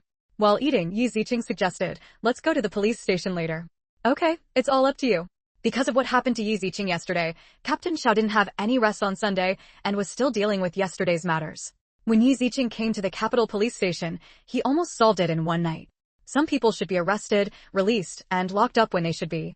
Miao Haiqing and his brother Miao Haibing ended up being imprisoned, but they could not see each other. Miao Haibing didn't know that his brother had also been sent in, and he was still waiting for his brother to take him out. When Yi Ziqing arrived, Captain Xiao personally greeted him, you are here. Yes. Yi Ziqing looked at the dark circles under Captain Xiao's eyes and said with a smile, Captain Xiao, it seems you haven't slept well recently. Captain Xiao rolled his eyes angrily, it's not all your fault. Yes, he had hardly slept well since he met Yi Ziqing. Just after dealing with a human trafficker, two uncles appeared to frame him, and now it was a one-eyed dragon. Captain Xiao felt that he and Yi Ziqing were not compatible. Yi Ziqing touched his nose with some guilt, and it seemed that it was true. I don't want to either. Captain Xiao sighed helplessly, since you know those people are going to attack you, you should inform me earlier. I'm here to give you a great reward. It's great to bring the den of thieves into one pot. Yi Ziqing said with a bright smile on his face. Yes, you're the best. Captain Xiao had no choice, but to nod in cooperation, however, your action this time is really. To be honest, I have to admire you for being so courageous. People with high skills are bold, so I am talking about you. He was not a brave person, so even if it were him, he would not dare to do this. At most, he would only be able to deal with the three people who wanted to carry Yi Ziqing away. Yi Ziqing raised his chin proudly. Of course, if I hadn't been confident, I wouldn't have done such a risky thing. Being able to do this is because Yi Ziqing is confident that his skills can definitely solve it. Even if the enemy has Mutsong Yecheng, she is not afraid. She has a silver needle in her hand and can be faster than them. Captain Xiao looked at Yi Ziqing suspiciously, wanting to confirm, but is your skill really due to studying Chinese medicine? Yi Ziqing tilted his head slightly and said with a smile, Captain Xiao doesn't believe it, and there's nothing I can do about it. I learned it from a Chinese medicine practitioner. Okay. Captain Xiao could only give up. While Yi Ziqing was talking to Captain Xiao, there was a knock on the door. Captain Xiao, Brother Miao Haiqing's mother is here. Okay, you go down first, I'll be there soon. Captain Xiao nodded and looked at Yi Ziqing. Are you going? Chapter 265. Please call me Mrs. Miao. Yi Ziqing is the victim in this matter, but he just doesn't know whether to meet him or not. Yi Ziqing had already stood up with a smile. Go and have a look, I have never seen this rich aunt before. Captain Xiao smiled, feeling that there was a bit of contempt and ridicule in Yi Ziqing's words. Also, no one likes a family where one son almost raped her and the other son wanted to ruin her reputation. Yi Ziqing and Fu Ting'an followed Captain Xiao downstairs to meet Aunt Yi. Grandma Yi is wearing a luxurious cheongsam, but her fat figure is really inappropriate. Moreover, there is a large pearl chain hanging around her neck, emerald earrings on her ears, and emerald rings on her fingers, making her look like a nouveau riche. Looking at Aunt Ye's outfit, Yi Ziqing only felt that it was a bit irritating to the eyes, and she couldn't see it. Yi Ziqing couldn't help but pout. What rubbish. Same feeling. Fu Ting'an also nodded in agreement. He hadn't seen such a dress for a long time, and his eyes felt polluted. Yi Ziqing gave Fu Ting'an an appreciative look, and he had indeed thought of something. Captain Xiao came in and introduced himself to Aunt Yi. Aunt Yi looked like a proud lady. As soon as she came up, she asked Captain Xiao, why do you arrest my son? After all, Aunt Yi is getting older. She rushed to Linjiang City yesterday to find Mrs. Yi. She was so angry that her liver ached. She barely noticed anything going on outside when she went to bed at night. Then, as soon as she woke up, she heard that her son had been arrested by the police, and Aunt Yi quickly came to the police station. Captain Xiao had a helpless smile on his face. Old lady. Aunt Yi was dissatisfied with Captain Xiao's title and immediately interrupted with a straight face, raising her chin proudly. Please call me Mrs. Miao. Captain Xiao paused and twitched the corner of his mouth. Okay, Mrs. Miao, your son has broken the law, and the evidence is conclusive. Yes, there is a monitor in Cyclops' room. This is evidence that Cyclops left specifically for those who ask him for help, so that they can be blackmailed in the future. The one-eyed dragon who was severely beaten by Yi Ziqing naturally had no choice but to cooperate obediently and handed over the evidence, and many other evidences were exposed. Old Mrs. Miao's face darkened. I don't care anyway, you must let my son go. I can give him whatever you want. Captain Xiao's head was covered with black lines. He really didn't know how he looked at this old lady. She was simply a weirdo. This is not a gangland, but a police station. Pfft. Yi Ziqing couldn't hold it back and burst into laughter. Hearing Yi Ziqing's laughter, Mrs. Miao turned to glare at Yi Ziqing dissatisfied. You little bitch. Why are you laughing? Yi Ziqing crossed his arms and said sarcastically, Old woman, where do you think this is? You have a lot of money and you can be so arrogant in the police station. You. Mrs. Miao suddenly became so angry that her eyes widened and she pointed at Yi Ziqing with trembling fingers. Do you know who I am? Oh, I forgot to introduce myself. Yi Ziqing smiled and flipped the broken hair on his forehead. My name is Yi Ziqing, and my father's name is Yi Chen. I wonder if you recognize him. When old Mrs. Miao heard Yi Ziqing's words, her pupils shrank. She stood up from the chair with a sudden movement, stared at Yi Ziqing in disbelief, and pointed at her with trembling fingers. You. Although she had heard of Yi Ziqing recently, she had never seen her. She did not expect that the girl in front of her was actually Yi Ziqing. Chapter 266. Pushing the charges out. The corners of Yi Ziqing's mouth rose, revealing a playful smile. Yes, I am Yi Ziqing. Did you remember? You little bitch, it was you who killed my son. Mrs. Miao gritted her teeth angrily. Yi Ziqing sneered and said sarcastically, TSK, isn't your son trying to harm me and suffer the consequences in the end? You. Mrs. Miao looked at Yi Ziqing as if she were looking at her son-killing enemy. Yi Ziqing walked up to Mrs. Miao and crossed her arms. It's not like a family doesn't enter a house, and the top beam is not straight and the bottom beam is crooked. What kind of mother has a son? If your son dares to harm me, I will definitely let them taste the feeling of going to jail. Old Mrs. Miao's face turned red with anger, and she yelled and cursed angrily. You little bitch, you harmed my son, you will die a good death.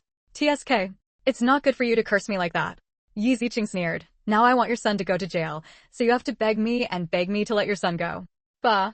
Mrs. Miao spat angrily, but Yi Ziqing reacted quickly and got out of the way. You think beautifully. Mrs. Miao looked at Yi Ziqing with a fierce look, filled with murderous intent. He would never let go of this bitch Yi Ziqing. If that's the case, then I have nothing to do. It's you, the mother, who doesn't want to let them go. Yi Ziqing shrugged helplessly, with a wicked smile on his face. The whole family is crooked. I think we should wait for the paternity test to prove that I am not a Yi family member. Then I can get rid of you, and I can also send all of you to prison. Don't even think about it. Mrs. Meow's pupils suddenly shrank, and a look of panic flashed in her eyes. Only she knows the ins and outs of that incident best, and she must not be arrested. I'll wait, and the results will come out soon. As for you, just wait slowly. Yi Ziqing smiled proudly and turned around gracefully. After being angry with old Mrs. Meow, Yi Ziqing left happily. Originally, Yi Ziqing could ask Mrs. Meow about her father's life experience, but Yi Ziqing knew that without the evidence of a paternity test, Mrs. Meow would not admit it. Moreover, even if there is a paternity test, Mrs. Meow may not be able to answer it. So Yi Ziqing just got angry with Mrs. Meow and left. Mrs. Meow, who was so angry and threatened, no longer stayed at the police station and had to deal with the paternity test matter quickly. So he left the police station and went to Ye's house to find Mrs. Yi. What happened this time was because second Uncle Yi and third Uncle Yi sent Yi Ziqing to third Master Meow's bed and were arrested. Yi Ziqing also applied for a paternity test to prove that she was not a bloodline of the Yi family, and to get rid of the Yi family, she also had to convict them. Because both of her sons were imprisoned in the police station, old Mrs. Yi had separated from old Mrs. Meow, and now one of the charges had to be cancelled. What are you doing here? Old Mrs. Ye's face turned very ugly when she saw old Mrs. Meow. Mrs. Meow glanced at the old house with disgust. Of course I'm here to help you. After hearing what Mrs. Meow said, Mrs. Yi still had no hope. Can you help my son get it out? Didn't you say no? At least we can get rid of the charges of trafficking. What do you mean? Chapter 267 Aunt Ye's Vicious Plan. Old Mrs. Meow raised her chin proudly. Now that Yi Ziqing is doing a paternity test, the DNA of your two sons has been collected. You can admit that Yi Ziqing is not from the Yi family, but he is not the boss you kidnapped, but Yi Ziqing who was kidnapped by the boss and his wife. Sure enough, as soon as Mrs. Meow's words came out, Mrs. Ye's eyes lit up, as if she had found hope. You said it was true? Is this okay? There's nothing wrong with it. You have to know that their parents have long since died and been cremated. There is nothing at home to provide their DNA, so there is no way to prove their parent-child relationship with Yi Ziqing. As long as you kill Yi Ziqing, who was kidnapped and trafficked by your eldest son, you can get rid of this crime. I have to say that Mrs. Meow made this plan very well. After being cremated, DNA cannot be extracted, so there is no way to prove Yi Ziqing's true life experience. They can put all the blame on the dead people, who knows if it is true. Yi Ziqing had no way to prove it, even if you wanted to charge him with it. However, old Mrs. Yi was not really stupid. She immediately reminded her, but my son can't be released like this. Old Mrs. Meow looked at old Mrs. Yi with disdain and proudly stated her plan. As long as we pass the blame on your eldest son, Yi Ziqing, and the others will be in a panic and will definitely be at a loss. Then we can do some tricks to rescue them. Okay, I will push out the charges when the time comes. Upon hearing this, Mrs. Yi felt it made sense and immediately agreed. They didn't expect that what was originally hopeless would soon turn around. Don't worry, as long as you do this well, your two sons will be released safe and sound otherwise.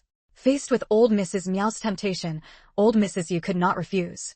She nodded in agreement and quickly called Aunt Yi and the others to discuss this matter. They must have the same tone. At this time, second Aunt Yi was taking care of Mrs. Yi in the village, but third Aunt Yi was already 2 years old. Because Aunt Yi suddenly received an expulsion notice from the school today, and she was completely confused. Aunt Yi quickly went to the school and wanted to complain and get the school to revoke the expulsion, but she was mercilessly rejected by the school principal and dean of academic affairs. Aunt Yi shouted angrily in the academic car, Why do you want to fire me? Why do you want to fire me? I have a system. The principal slapped the table. His face was majestic and livid. You still ask why? You were arrested by the police on the charge of child abduction. Do you know what it means to abduct children? As a teacher, you have done such a heartbreaking thing. Who would want to hand over the students to you? Moreover, this is an application jointly submitted by parents of all the students in the school, requesting that you be expelled.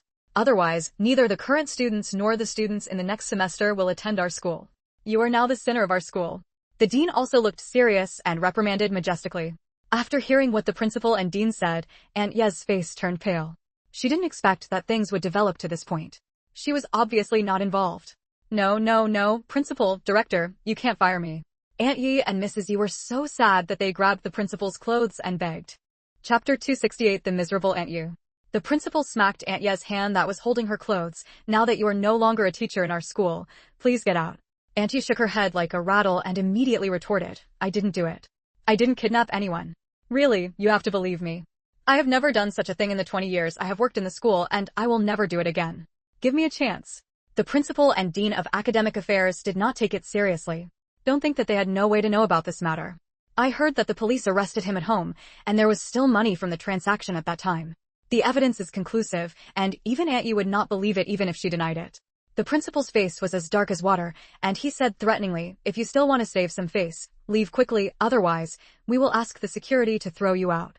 Aunt Yusin opened her mouth and was speechless. Although she knew very well that her expulsion had become a fact, she was still unwilling to accept it. Teaching is such a good profession. You won't be laid off, the salary is good, and you have winter and summer vacations, but now you can't do it without it.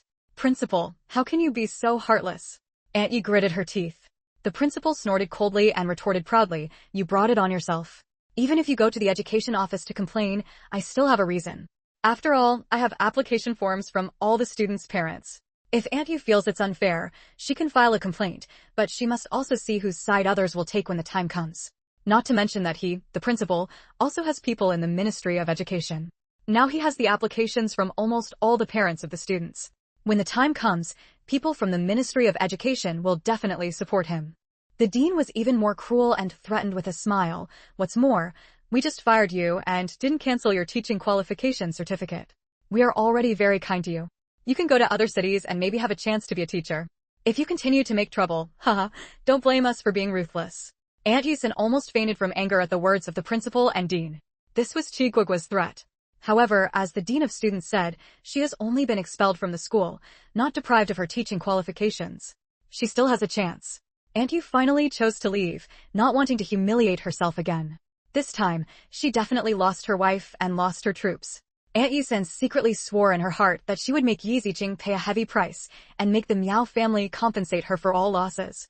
So, Aunt Yi, who had left school, returned to the village and wanted to discuss with old Mrs. Yi. She must kill old Mrs. Miao severely to vent her hatred.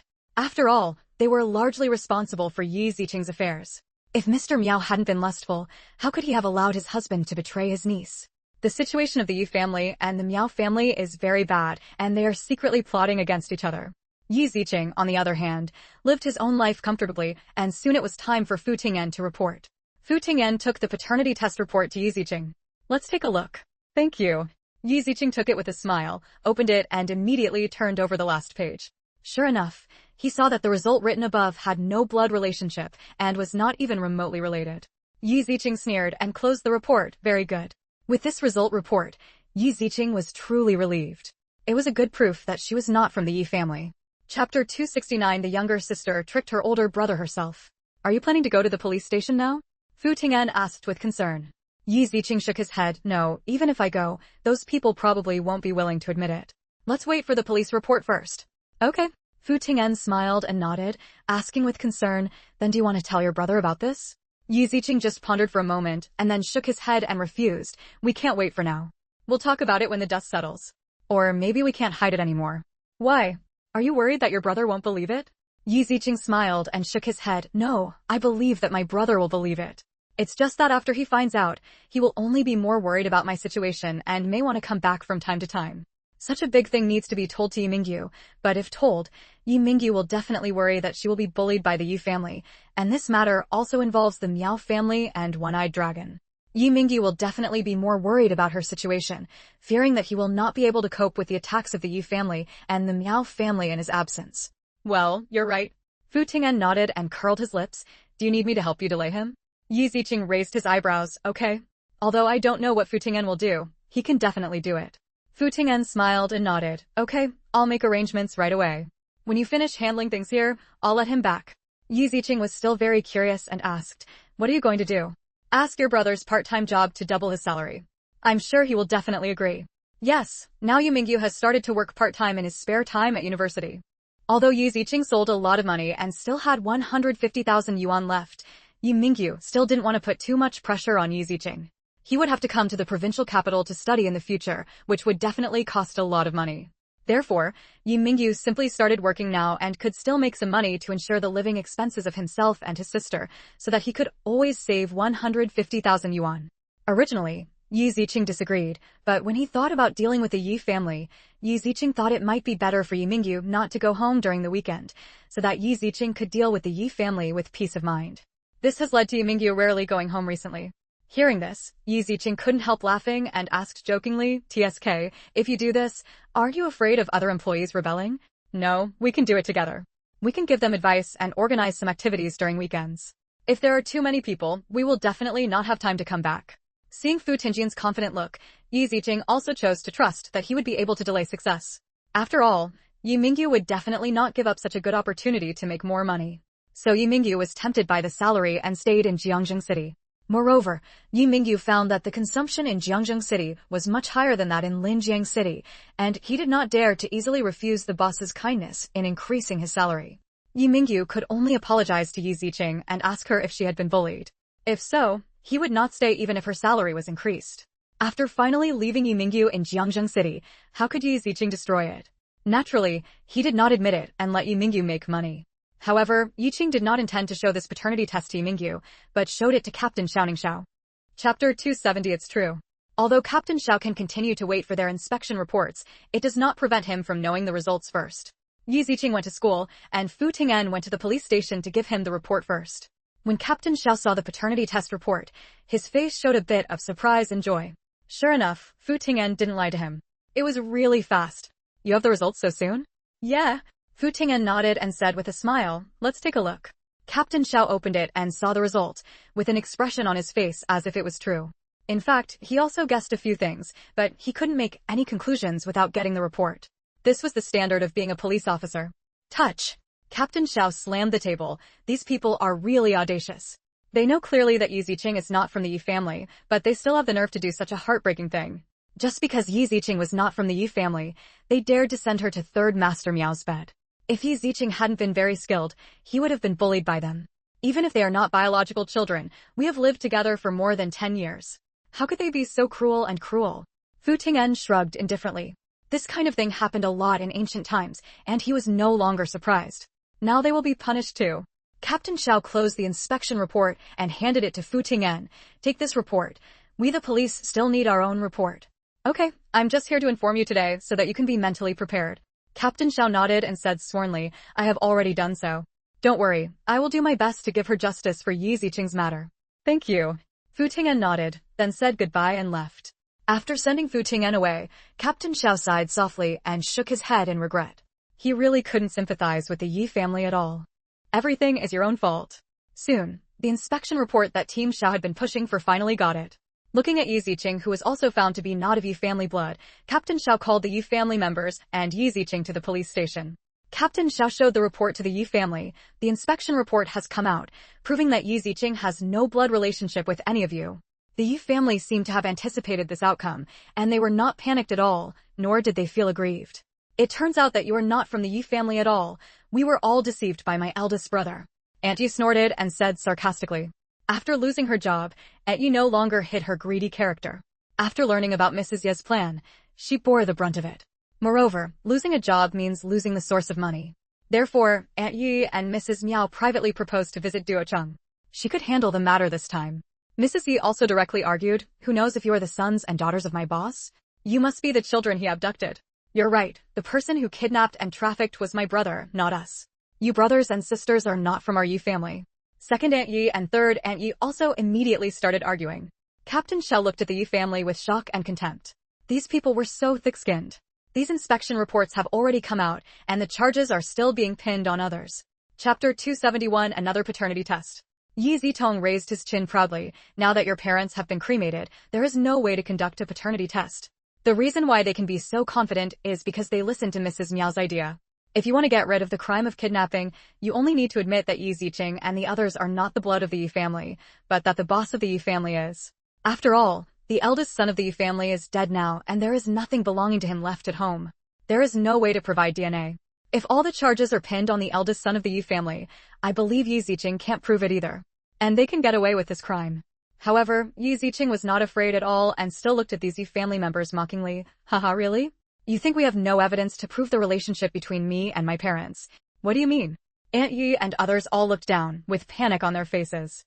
Somehow, they had an ominous premonition.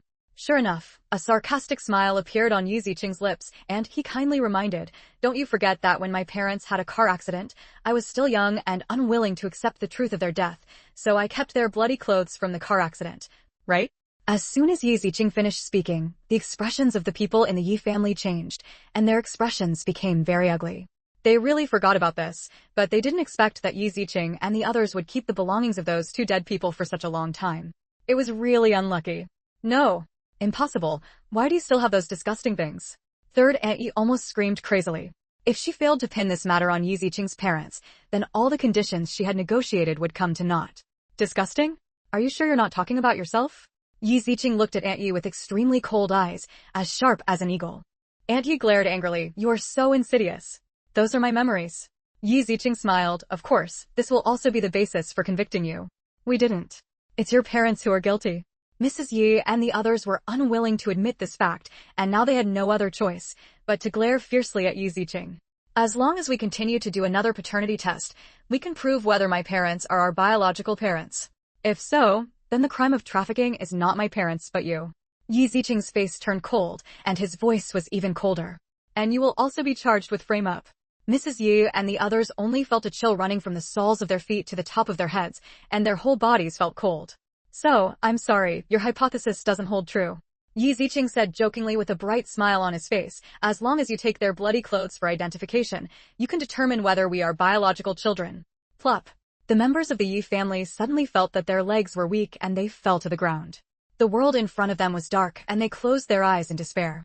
They really didn't expect that the bloody clothes left behind would become irrefutable evidence. If I had known earlier, I would have burned those clothes and burned them all. Otherwise, today it would not be evidence that the boss of the Yi family is not a Yi family member. Although I can't convict you right away, in order to prove my parents' innocence and add another charge to you, I don't mind waiting for another week. Yi Ziqing raised his chin slightly and said sarcastically. Chapter 272, Still Too Gentle. You. Second Aunt Yu and the others were really furious at Yi Ziqing's words. This little bitch was so abominable. Captain Xiao, please help me do another paternity test. Captain Xiao smiled and nodded, no problem. To be honest, he had never seen such a disgusting person, and he actually blamed two dead people. If Yi Ziqing hadn't still kept her parents' bloody clothes, she might not have been able to prove her parents' innocence. Yi Ziqing. Everyone in the Yi family gritted their teeth and glared at Yi Ziqing angrily. Yi Ziqing's face was gloomy, and a cold light flashed in his eyes. I gave you a chance, but you didn't cherish it, so don't blame me for being ruthless. Those two old ladies were very nice, very nice. How dare she accuse her parents? If it weren't for their bloody clothes, there would probably be no way to clear her parents' names. Since they wanted to die so much and wanted to ruin the reputation of their parents, she had to give them face and stop wanting their reputations. After the matter was settled, even if they were not locked up, she would let Brother Long publicize the bad things they had done everywhere, so that they could not hold their heads up wherever they went. I remember that you wronged my parents. Next time I will not care about your upbringing. I will make your end even more miserable. Yi Ziqing left a threatening word, turned around and left with Fu Ting'en neatly. Fu Ting'en glanced at the Yi family lightly, and a cold light flashed in his eyes. Very good, you dare to slander his future father-in-law and mother-in-law. Although they are dead, their reputation cannot be destroyed. Since they have done it, they must pay a good price. After leaving the police station, Yi Ziqing called Brother Long. Brother Long received Yi Ziqing's call and quickly asked respectfully, Miss Yi, do you have any instructions? A cold light flashed in Yi Ziqing's eyes. Let your people go to the village to publicize that I am not from the Yi family. My father was abducted and sold to the village by the Yi family when he was very young, and the charges were pinned on Mrs. Yi and Aunt Yi. Hearing Yi Ziqing's words, Brother Long couldn't help but exclaimed, Miss Yi, are you really not from the Yi family? Well, a paternity test has been done. None of our family is from the Yi family. They stole other people's children and made my father pretend to be theirs. Tisk. Brother Long couldn't help but gasped. He really didn't know what to say to describe his mood. Also, to add on, they falsely accused my parents of abducting me and my brother. Fortunately, I had their blood-stained clothes from the time of the accident and did a paternity test. It was confirmed that the Yi family was lying. Hiss. Brother Long took a breath of air again and rolled his eyes towards the sky. He just felt that the Yi family was really tired of living. They couldn't seek death like this. Okay, Miss Yi, don't worry, I will definitely help you get things done. Yi Ziqing reminded her again, my third aunt has been forgotten. It's up to you to throw rotten eggs and rotten vegetables at their door. Okay, I'll have someone prepare it right away. Brother Long rubbed his hands and couldn't help but want to do it by himself. It felt like a fun rhythm. After giving instructions to Brother Long, Yi Ziqing hung up the phone, his expression still a little ugly. Fu Ting'en stretched out his hand, took Yi Ziqing's little hand, and held both of her hands. Don't be angry. Chapter 273 Brother Long's Achievements. Yeah. Yi Ziqing nodded slightly. I really didn't expect them to be so cunning. They're not that smart yet. They should be the old woman from your Yi family who married off. Fu Ting'an reminded. Yi Ziqing nodded. Well, it should be. Do you need me to help you get revenge? Fu Ting'an asked Yi Ziqing with concern. Yi Ziqing tilted his head and thought for a while, then chuckled. No, I can find Brother Long again and ask him to cause trouble for the Miao family. Although most of the Miao family's companies are located in Jiangxing City, there are still many in surrounding cities and some cooperative companies and factories. Let Brother Long cause trouble and let them know that the Miao family has offended someone who shouldn't be offended. I believe the development of the Miao family will also be greatly affected. Okay. Fu Ting'an could only sigh helplessly as he was rejected by Yi Ziqing again. Yi Ziqing turned to look at Fu Ting'an with a smile. I will use your opportunity in the future. Fu Ting'an snorted arrogantly. It's best to use me. Otherwise what? Yi Ziqing looked at Fu Ting'an and asked with a smile. Fu Ting'an smashed and smacked his lips and could only say aggrievely, otherwise, what can I do? You are the biggest, I will listen to you. Pfft. Yi Ziqing couldn't hold it back and burst out laughing, looking at Fu Ting'an with a bit of tenderness and doting in his eyes. Seeing that Yi Ziqing was finally relieved, he put his big hand on her head and touched her gently. Yi Ziqing immediately covered his head and complained, don't move, don't mess up your hair. Okay, don't move, I'll drive. Fu Ting'an took back his hand and continued driving with a smile.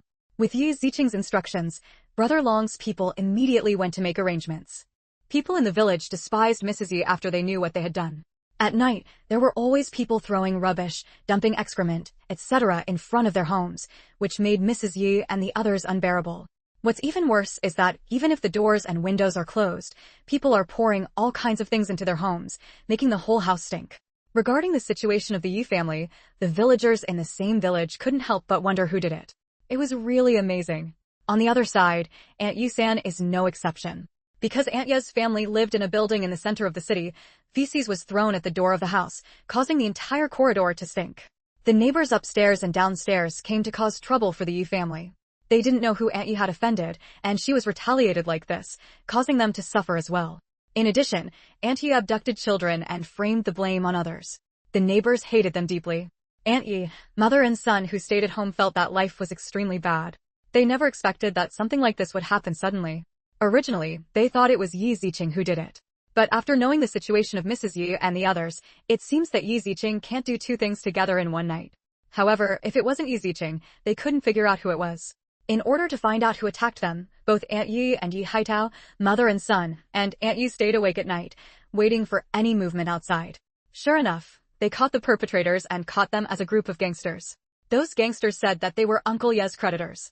If Uncle Yi doesn't repay the loan himself, then they will harass them and make their lives uneasy. Chapter 274 The Scapegoat Uncle Yi. Knowing that it was her husband who was responsible, and he almost ran out of energy and fainted. Yi Haitao wanted to teach them a lesson, but was surrounded and beaten by gangsters. When Aunt Yi saw her son being beaten, she immediately called for help. However, when the people around her saw that it was Aunt Ye's house, they turned around and left. After returning home, they locked the door and closed the windows, covered their heads with a quilt, and continued to sleep. The Yi family is responsible for their own evil. The villagers who came out also heard the hooligans shouting that they came to cause trouble because Uncle Yi did not pay back the money he owed. What else could they say? Just pretend you didn't see or hear anything. In the end, Aunt Ye's family was in trouble almost every day. After Yi Haitao was severely beaten, a few gangsters slipped away and went back to claim credit. This was also what Brother Long had ordered not to let them think that Yi Ziqing did it. There was already something about Uncle Yi not paying back the money he owed, which could be used as an excuse. Third, Aunt Yi knew that all this was due to Uncle Yi, and she felt that she had really suffered an unreasonable disaster. After all, it was Uncle Yi who owed money, not them, but they also suffered, so they went directly to Mrs. Yi and Aunt Yi, put all the responsibility on them, and beat and scolded Aunt Yi. Even if there is Yi Haitao in the family, he can't beat third Aunt Yi, because he has also been beaten severely by the gangsters. Now he can get up and move and keep wailing. How can he help second Aunt Yi? If it weren't for the fact that the two families wanted to save Uncle Yi's second and third Uncle Yi, they would have wanted to kill each other. However, their affairs are not over yet.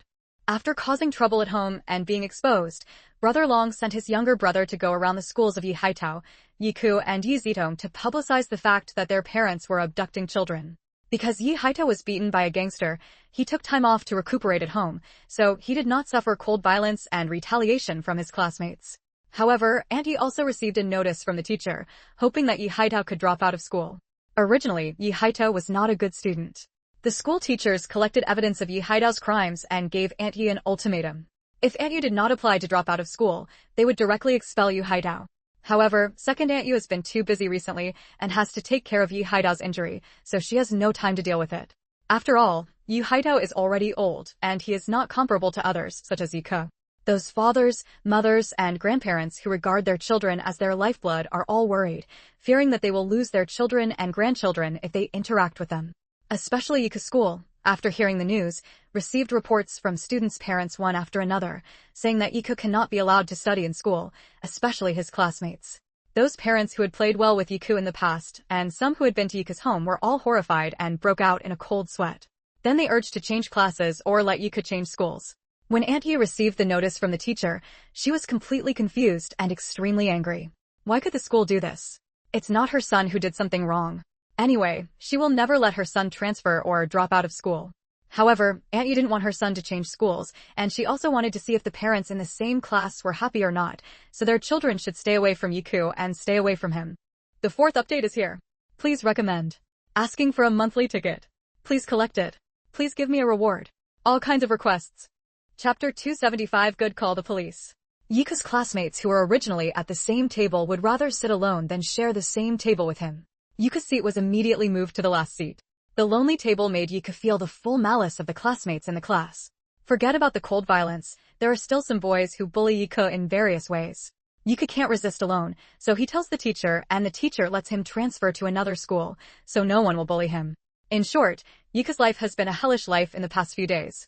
Yi Ke went home and cried and complained that he didn't want to go to school, but Aunt Yi didn't take it seriously. She comforted and scolded him, so Yi Ke could only go to school to study. In addition to Yi Ke, there are also Yi Haitao and Yi Zidong. As a sister, Yi Zitong also had a difficult life. She was also subjected to cold violence and ostracized by the whole class. Either the books were always thrown into the trash can, or garbage was thrown on the table. Yi Zitong wanted to find the culprit, but the classmates in the class looked at her with gloating eyes. No one acknowledged or helped her, and they all said they didn't see it. Yi Zitong also knew that they had done all this, and they might all be accomplices, and felt aggrieved and angry. Even if Yi Zitong wants to find a teacher, it can't change the current situation, because Yi Zitong knows that she has been rejected by the teacher. After finally entering the third year of junior high school, Yi Zitong did not want to leave school just like that. Thinking that it was all because of Yi Ziqing, Yi Zitong stopped her on the road while Yi Ziqing was taking a break for lunch. Yi Ziqing, you bitch, you hurt me. As soon as Yi Zitong saw Yi Ziqing, he rushed towards her, wanting to attack her. Yi Ziqing rolled his eyes in disgust and turned sideways to avoid Yi Zitong's attack. Yi Zitong's head hit the tree trunk behind Yi Ziqing directly.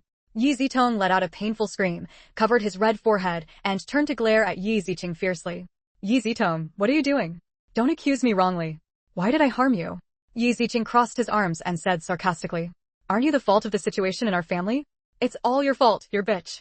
Tisk, wasn't it because your second uncle couldn't pay off his gambling debt that someone from the street came to find him? How do you know? Yi Zitong seemed to have caught the clue, but he immediately ran away. Don't everyone know? Yi Ziqing spread his hands and blinked his beautiful innocent eyes. The whole village is talking about it. Village Chief Tan told me. Sure enough, after Yi Ziqing's explanation came out, the thing that Yi Zitong seemed to be catching completely disappeared. Yi Zitong was so angry that he gritted his teeth. If you hadn't called the police, how could our father and second uncle be locked up? Yi Ziqing clapped his hands and smiled excitedly. TSK, I reported it to the police very well. The police uncle helped me identify that I am not a member of the Yi family. Because of the propaganda by Brother Long's gangsters, everyone already knew that Yi Ziqing was not from the Yi family. I heard that the older and middle-aged members of their family were involved in trafficking, which made many people in the school panic. This simply proves the saying, dragons give birth to dragons and phoenixes, and mice's sons can dig holes. Similarly, if the upper beam is not straight and the lower beam is crooked, the elder will engage in abduction and trafficking, so it is no wonder that their two sons will also abduct. Now who knows whether the third generation will also engage in abduction and trafficking. Chapter 276 The Goddess in My Heart. If it weren't for the elders being unreliable, why wouldn't even the teachers want to see Yi Zidong? The teachers all hope that Yi Zitong can ask to leave the school on his own, otherwise it will be really troublesome. After all, our Yi family has supported your family for so many years. Yi Zitong yelled angrily, but his tone was extremely proud, as if everything they did was a kindness to Yi Ziqing and his family. Yi Ziqing sneered and counterattacked sarcastically, oh, raising our family? Did we do it voluntarily? Since you are kidnapping, don't blame me for not showing mercy to you. You deserve all the consequences you have now. You. Don't say we repay kindness with enmity. If the police investigate and find out that you deliberately destroyed other people's families and kidnapped my father, then you will not be able to escape the crime of kidnapping. I will let you spend the rest of your life in prison. Yi Ziqing's eyes were cold, and the words he spoke made the students who were passing by to watch the theater feel their bodies tremble violently. They all felt that the chill radiating from Yi Ziqing's body felt even colder than winter, and subconsciously everyone took a step back, not daring to get too close to her. Yi Zitong was also in the same situation. His whole body felt cold, and his heart was even more chilly and trembling. He also lost the motivation to trouble Yi Ziqing. At this moment, Yi Zitong just wanted to stay away from Yi Ziqing and didn't want to see her again. Tell the Yi family that my revenge is just the beginning. Finally, Yi Ziqing said coldly and turned around to leave. The students and Yi Zitong all looked at Yi Ziqing's leaving figure with awe in their eyes, and suddenly felt that Yi Ziqing's back was a bit tall. After these few months of conditioning her body, Yi Ziqing has grown a lot in height. Now coupled with the aura exuding from her body, it makes people feel that she is even taller. Yi Ziqing is so amazing. Yes, I now realize that Yi Ziqing is so beautiful and has a good temperament. I think so too. Why haven't I noticed it before? Tisk, Yi Ziqing made me feel so stressed just now. I can't breathe. Because Yi Ziqing had such a great influence on them, everyone discussed Yi Ziqing more than what Yi Zitong and the others had done. Of course, because of this, Yi Ziqing also became the goddess in the eyes of all the boys in the school. Although Yi Ziqing told Yi Zitong to go back and warn the Yi family, she did not dare to say it for fear of being lectured by Aunt Yi and causing trouble for Yi Ziqing. In the miserable days of the Yi family, the inspection report was finally delivered under the urging of Team Xiao. Team Xiao was the first to see the inspection report above and couldn't help but curl his lips. The Yi family should pay the price. The test results showed that Yi Ziqing and the person in the blood-stained clothes were biologically related, which proved that the Yi family abducted the Yi family's boss, not the Yi family's boss abducted Yi Ziqing. This time, Team Xiao did not invite people from the Yi family, but sent people directly to the homes of the two families with handcuffs.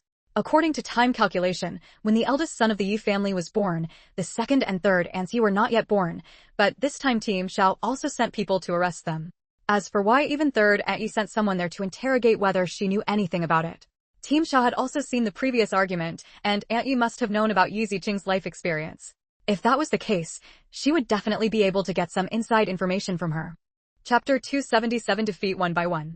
Therefore, no matter how much Aunt Yi resisted, she was still taken to the police station. Only Mrs. Miao, Captain Xiao, wanted to catch her but found that she had already checked out of the hotel room and left. It was not yet known where she had gone. After all, there was no evidence before, so Captain Xiao couldn't send someone to monitor him all the time. Now that he had checked out and left, Captain Xiao could only let it go. Team Xiao conducted an interrogation, and in the end someone was the first to be breached, and that was Aunt Yi. The third uncle and his wife of the Yi family are the most scheming, because they are both highly intellectuals, and they are still waiting for the Miao family to save them. After all, they knew Mrs. Miao's secret, and she would definitely be willing to help for the sake of the boss of the Yi family. Moreover, the biggest concern in this matter was Mrs. Yi and the others. After all, they were not born yet at that time. So the couple just replied, "We are not born yet," or "I haven't married into the Yi family yet," and they gave it to Team Xiao. Second Uncle Yi was a scoundrel in the first place, so he acted like a scoundrel and said he didn't know anything. Because he never exchanged information with the Yi family, he thought that Mrs. Miao would definitely help with this matter, so he didn't say anything. Only Aunt Yi was the least scheming. After all, she was just a village woman in the village. After being threatened by Team Xiao with all kinds of laws, Aunt Yi immediately broke through. She told the police that she didn't know much. She only knew that the child was stolen by Mrs. Miao. It was when Mr. Yi brought the eldest son of the Yi family back to replace Mrs. Ye's eldest son who happened to die young, so no one in the village knew that Mrs. Ye's eldest son was dead. She didn't know anything else. After all, she was just the daughter-in-law, and she only learned about these recently. After Aunt Yi broke through the defense, it was old Mrs. Yi. Because Mrs. Yi believed that she was meritorious. She saved the boss of the Yi family and told the police things that Aunt Yi and the others didn't know. It turned out that Mrs. Miao liked a man back then, but when she saw that he didn't like her, she rejected her confession, and then turned around to get married and have children with other women. Because of jealousy, Mrs. Miao stole the child and wanted to kill him, but Mr. Yi stopped her and took the child back to Ye's house. It just so happened that the first son born to Mrs. Yi failed to survive a serious illness and died at an early age. Mr. Yi exchanged the two children, and no one else knew that Mrs. Ye's biological son had died. Mrs. Yi, on the other hand, didn't know who the child's biological parents were, and she didn't know which man Mrs. Miao liked back then. All she knew was Mr. Yi. However, Mr. Yi is dead, and the only one who knows about it is Mrs. Miao. But now that she is not in Linjiang City, the clues have been temporarily lost. Captain Xiao told Yi Ziqing some clues that could be revealed. These are the only clues I asked. We can know your father's life experience when we capture Mrs. Miao for interrogation. Yi Ziqing smiled and nodded in thanks. Thank you, this is good for me. At least I have some clues. Even if the clues are broken here, it is enough for Yi Ziqing, and other questions will not be a problem. She can send someone to investigate where Mrs. Miao went during that time. By investigating the people around her, she can know her father's life experience. Yeah, it's a pity that we couldn't catch that old lady Miao. Captain Xiao sighed and said regretfully. Chapter 278. We still have to find Mrs. Miao. Mrs. Miao went to Jiangzhou City, but she didn't know exactly where she would be. Therefore, Team Xiao had to apply for a cross-city arrest, which was not that easy. Therefore, Captain Xiao couldn't send anyone to arrest him for a while, and he felt a little guilty for Yi Ziqing. However, Yi Ziqing chuckled and suggested, it's not easy for Captain Xiao to get her back. If you want to know your father's life experience, you still have to find Mrs. Miao. Yi Ziqing would not believe everything Mrs. Yi said and let her father live in place of his son. She had saved her father, but Yi Ziqing disagreed. Old Mrs. Miao wanted to make her father's family lose their beloved son. If she was not careful, the whole family would be destroyed. So Yi Ziqing doesn't recognize any kind of kindness. She wants all of them to pay a heavy price. You have a way. Captain Xiao was stunned and asked Yi Ziqing in surprise. Yi Ziqing curled his lips and reminded with a smile, don't forget, the old woman's 2 sons are still here. You don't need to contact the old woman, you can contact his husband. You should be able to find his contact information, just inform him about his 2 sons and his wife. Captain Xiao nodded and gave Yi Ziqing a thumbs up. You should be more open-minded. I didn't even think of anyone else. I'll contact you right away. Because this matter didn't involve Mrs. Miao's husband, she didn't think of starting with him for a moment.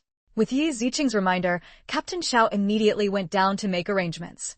Fu Ting'an asked Yi Ziqing with concern, I'll help you investigate where that old lady Miao went at that time. Yi Ziqing nodded, well, I plan to go back to the village and ask Mr. Tan first. Maybe he knows something. Shall I take you there? Yi Ziqing looked at the time and saw that it was already a little late. No, it's late today. It will disturb Grandpa Tan's sleep. Let's go tomorrow. Let's go after school. Okay. Fu Ting'an took Yi Ziqing home first, and it wasn't until the next day that Fu Ting'an took Yi Ziqing back to the village. Seeing Yi Ziqing coming to his home, village chief Tan had a look of surprise on his face. Girl Ziqing, why are you back? Yi Ziqing smiled and explained, well, hello Uncle Tan, I have something to ask Grandpa Tan. Okay, come in. Village chief Tan laughed and quickly let Ziqing into the room. Uncle, Ziqing girl has something to do with you. Mr. Tan was sitting at the table holding a teapot. When he saw Yi Ziqing, a bright smile appeared on his old face. It turns out that girl Ziqing is here. Come on, sit down. Yi Ziqing smiled and sat in front of Mr. Tan. Grandpa Tan, I am going to the 3 Treasures Hall today to ask you something. Ask me something? What are you asking me for? Mr. Tan was stunned and looked at Yi Ziqing in confusion. Yi Ziqing explained his life experience, and Mr. Tan and Village Chief Tan both had shocked looks on their faces. They're really not biologically related. Mr. Tan and Village Chief Tan couldn't help but exclaimed. To be honest, although there were rumors in the village that the boss of the Yi family was not a bloodline of the Yi family, they really didn't believe it. Especially Mr. Tan, who almost watched the eldest son of the Yi family being born. How could he not be his biological son? However, none of them expected that the boss of the Yi family was actually not a bloodline of the Yi family. Chapter 279. After all, it's been 40 years. Thinking about it now, they thought that the eldest son of the Yi family was quite good-looking, but they didn't feel like it. But at that time, everyone knew that Mrs. Yu had given birth to a son, and they didn't pay much attention to it. They didn't expect that he was brought in from outside. We don't know that your dad brought you here from outside, and I don't even know. Mr. Tan shook his head and sighed. Yi Ziqing immediately explained and asked, that's not what I want to ask. I want to ask Grandpa Tan if he knows where my grandfather's sister went back then. This way I can know where my father abducted her from. This is really a direction. Village Chief Tan nodded in agreement and looked at Mr. Tan. Uncle, think about whether you can find any clues. Well, let me think about it. Mr. Tan looked thoughtful on his face and finally shook his head. I really don't know much about these things. I was still young back then, and I didn't know much about some people in the village, let alone people of my generation. I guess I can't find the information now. Village Chief Tan also nodded in agreement and said, yes, the current village committee house has only been built for more than 10 years. It is really impossible to investigate what happened decades ago. After receiving Grandpa Tan's explanation, Yi Ziqing sighed softly with regret. Well, thank you Grandpa Tan. Mr. Tan waved his hands in embarrassment, unable to help Yi Ziqing. It's okay, I can't even help you find out your father's life experience. Yi Ziqing smiled and comforted Mr. Tan. The police are already investigating this matter, but it's just been decades, so it's not that fast. Village Chief Tan also hurriedly said, in this case, I will help you ask some old people in the village during the day tomorrow to see if they can know any news. Okay, thank you Uncle Tan. Yi Ziqing nodded. Fu Ting'an handed a business card to Village Chief Tan. If you have any news about Village Chief Tan, you can call me. Village Chief Tan quickly took Fu Ting'an's business card respectfully. Okay, I will definitely do it. Village Chief Tan couldn't help but be curious about Fu Ting'an and Yi Ziqing appearing together, but he didn't dare to ask. Judging from Fu Ting'an's attitude towards Yi Ziqing, it didn't seem like the kind of relationship he wanted, so he could only think about it. Unable to ask for any information, Yi Ziqing could only leave temporarily. After getting in the car, Fu Ting'an held Yi Ziqing's delicate hand. It's okay, I will help you investigate. Yeah, Yi Ziqing smiled calmly as he had expected. After all, it happened 40 years ago, and probably not many people can remember it clearly, so this is the most difficult thing. However, as long as you are willing, you can still find it. It is just a matter of time. It has been 40 years, and Yi Ziqing is not in a hurry. Although this trip was a bit regretful, Yi Ziqing still went home without any resentment. Soon, at the Miao family, Miao Jinwei received a call from Captain Xiao and finally put down his work and came to Linjiang City. The situation of the Miao family has been very bad recently, and the boss of the Miao family has been imprisoned. The employees below the company cannot be contacted and can only contact the former president. Miao Jinwei had no choice but to come out again. He also asked people to investigate the whereabouts of the Miao family boss, but before the investigation was clear, Captain Xiao's call came. For the sake of the company and his two sons, Miao Jinwei had to make a trip to Linjiang City. Chapter 280. My name is Miao Jinwei. Mr. Miao, it's like this. Captain Xiao told him what his two sons had done, and asked if he was an educated youth when Mrs. Miao stole other people's sons. When Mr. Miao heard this question, he was completely confused, with a look of shock and disbelief on his face. What? Captain Xiao, are you sure you're not trying to frame me? How could my wife do something like that? No, the evidence is conclusive. In order to conceal this matter, your wife sent money to the Yi family one after another. What's more, your son also committed immoral behavior towards Yi Ziqing. Your second son also knew it very well. Mr. Miao was even more shocked. He never expected that this would be the case. Please let me slow down. When did his wife do it and why didn't she know? Mr. Miao was unwilling to admit this matter. This was tantamount to his wife betraying him. Stealing other people's children for a man was obviously revenge. Thinking of this, Mr. Miao's face became very ugly, and he suddenly felt like he was being cuckolded. Captain Xiao saw countless people and knew that Mr. Miao did not know about this matter, so he did not interrogate them like prisoners. Mr. Miao stayed in the police station for most of the day, and when he came out to eat, he asked someone to investigate Yi Ziqing's whereabouts. The crux of this matter is Yi Ziqing. Regardless of Mrs. Miao's situation, Mr. Miao wants to get his son out first and let him manage the company. Otherwise, he won't have the energy to deal with family affairs. After knowing Yi Ziqing's whereabouts, Mr. Miao came directly to her school regardless of whether Yi Ziqing was in school or not. Because of Mr. Miao's status, even if the school leaders didn't know him, the car he took proved that he was noble, so the school leaders immediately went down to make arrangements for his request. Yi Ziqing was called to the principal's office to see Mr. Miao. When Mr. Miao saw Yi Ziqing for the first time, he was amazed by her appearance. He didn't expect to see such a beautiful girl here. After all, Mr. Miao had experienced the battle in the shopping mall, so he quickly came to his senses. Are you Yi Ziqing? Yes, who are you? Yi Ziqing nodded and looked at Mr. Miao indifferently. In fact, even if Mr. Miao didn't introduce himself, Yi Ziqing would have already recognized him. Isn't he the lover of Mrs. Miao? My name is Miao Jinwei. I am the father of Miao Haiqing and Miao Haibing. Even though Mr. Miao introduced himself, Yi Ziqing showed no fear. Instead, he sneered and sat down on the sofa, looking at him mockingly. Oh, it turns out he is their father. Are you here to apologize? Mr. Miao frowned. He really hadn't investigated Yi Ziqing before coming here. He just wanted to solve the matter quickly. Now seeing Yi Ziqing's tit-for-tat attitude, Mr. Miao knew that the matter was not going to be resolved this time. Yiqing, I know that my two sons have done things they shouldn't have done, but I hope you can give them a chance and we are willing to compensate you. Regarding Mr. Miao's bowing of his head, his tone of voice was not so aggressive. It was considered a bowing of his head, but Yi Ziqing didn't take it seriously. Being able to have the current status in the shopping mall proves that the old guy is also cunning. He is planning to be polite before attacking. Chapter 281. Everyone is looking for Yi Ziqing. Moreover, This old man only mentioned compensation without any intention of apologizing.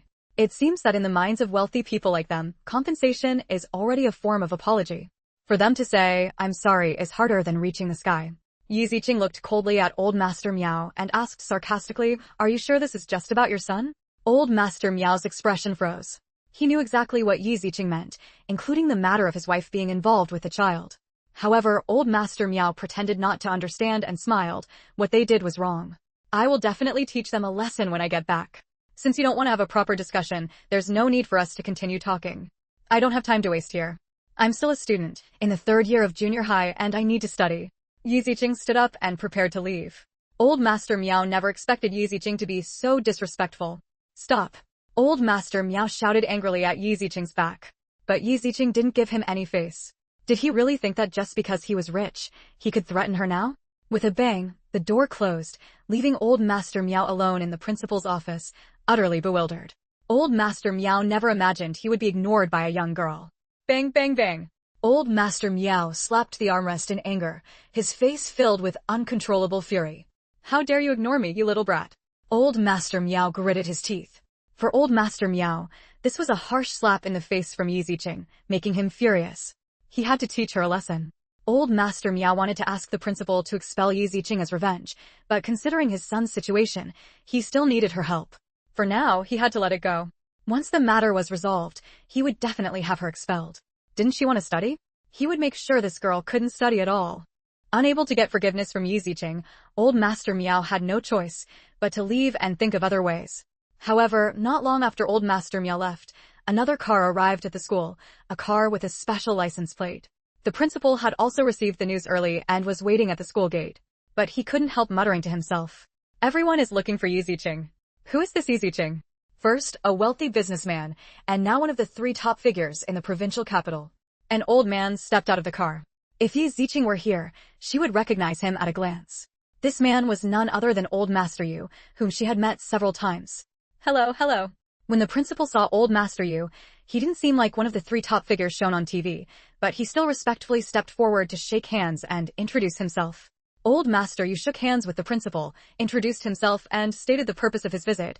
"I'm here to borrow Yi Ziqing from your school. I need her to go to the provincial capital for a few days. Please grant her leave for that time." All right, I've already sent a teacher to call her." Knowing that Old Master Yu was the dean of the provincial traditional Chinese medicine hospital, the principal was extremely respectful and even more curious in his heart. Who exactly is this Yi Ziqing? Yi Ziqing was very helpless and speechless that someone was looking for her again. To be honest, she was really annoyed and couldn't attend class properly.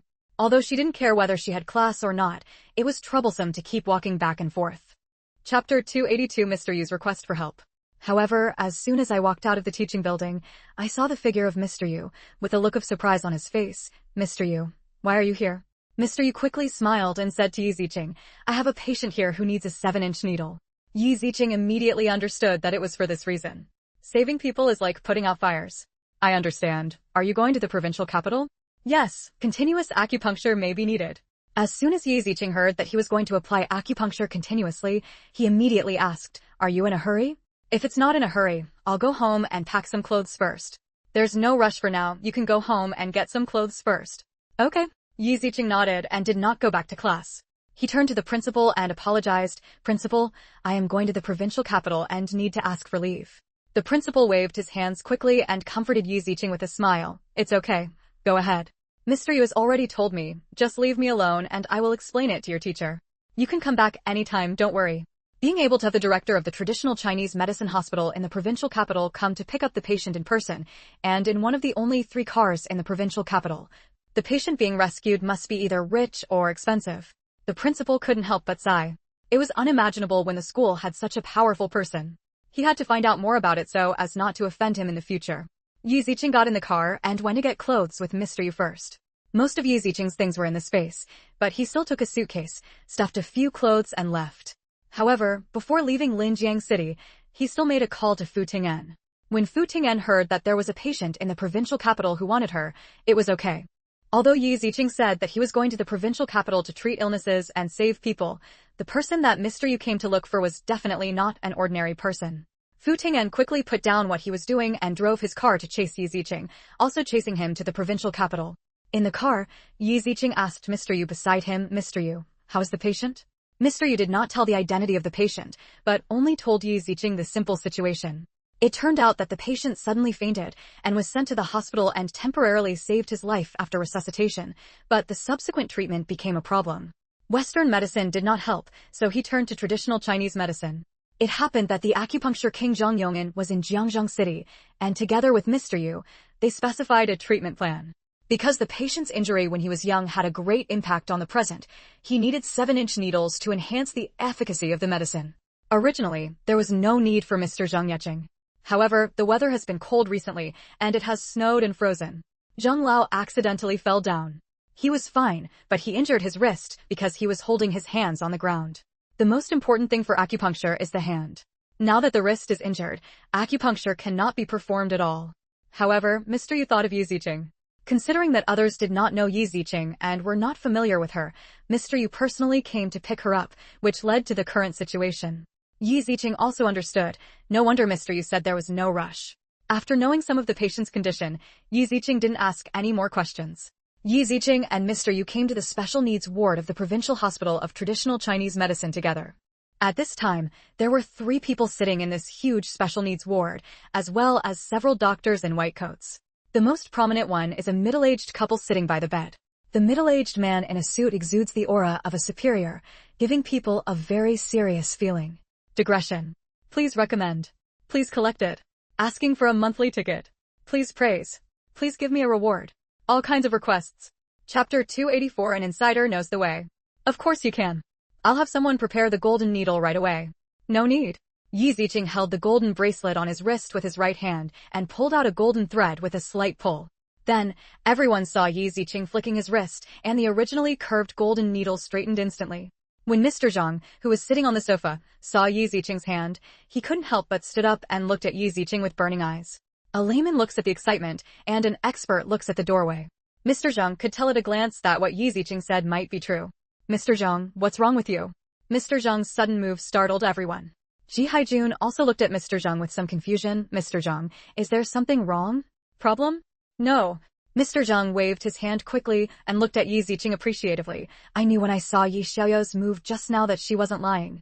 As soon as these words came out, the other doctors in the ward couldn't help but take a breath of air. They looked at Mr. Zhang and then at Yi Ziqing in surprise. To be honest, they were a little unbelievable. How could this be possible?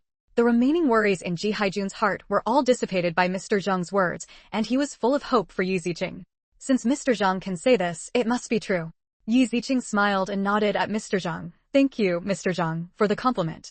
Xiao Yi, please, I also want to see your acupuncture skills. Okay. Yi Ziqing nodded, and first walked to the bedside to check the pulse of the old man on the bed to confirm the old man's condition. As Mr. Yu said, because the old man was injured at a young age, the traditional Chinese medicine cannot directly reach the disease focus. Therefore, it can only be assisted by golden needles, and golden needles require 7-inch needles, which are very demanding and are not impossible for ordinary people to get. Have you taken the medicine yet? Yi Ziqing turned to look at everyone and asked. Mr. Zhang quickly explained, I don't know when you will come, so I haven't drank yet. Well, let's give the medicine first. Mr. Yu quickly asked someone to arrange for the old man to drink the medicine first, and then use Yi Ziqing's acupuncture to spread the effect of the medicine out of the body. After the old man drank the medicine, Yi Ziqing was ready to take action. Alcohol. Since there was no nurse in the ward, Mr. Yu personally made preparations for Yi Ziqing. After Yi Ziqing disinfected the golden needle, he flicked his wrist, and the golden needle flashed past like a golden snake and pricked a large hole in the chest of the old man on the bed. Mr. Zhang, Ji Haijun and others watched Yi Ziqing's actions almost holding their breath, unable to take their eyes away from her hand and the golden needle. Hiss. Farewell, Mr. Zhang. The other doctors couldn't help but take a breath of air conditioning. This is a traditional Chinese medicine hospital. These doctors in white coats are all born in traditional Chinese medicine, especially Mr. Zhang, who is the acupuncture king of traditional Chinese medicine. Mr. Zhang couldn't help but look at the monster in his eyes.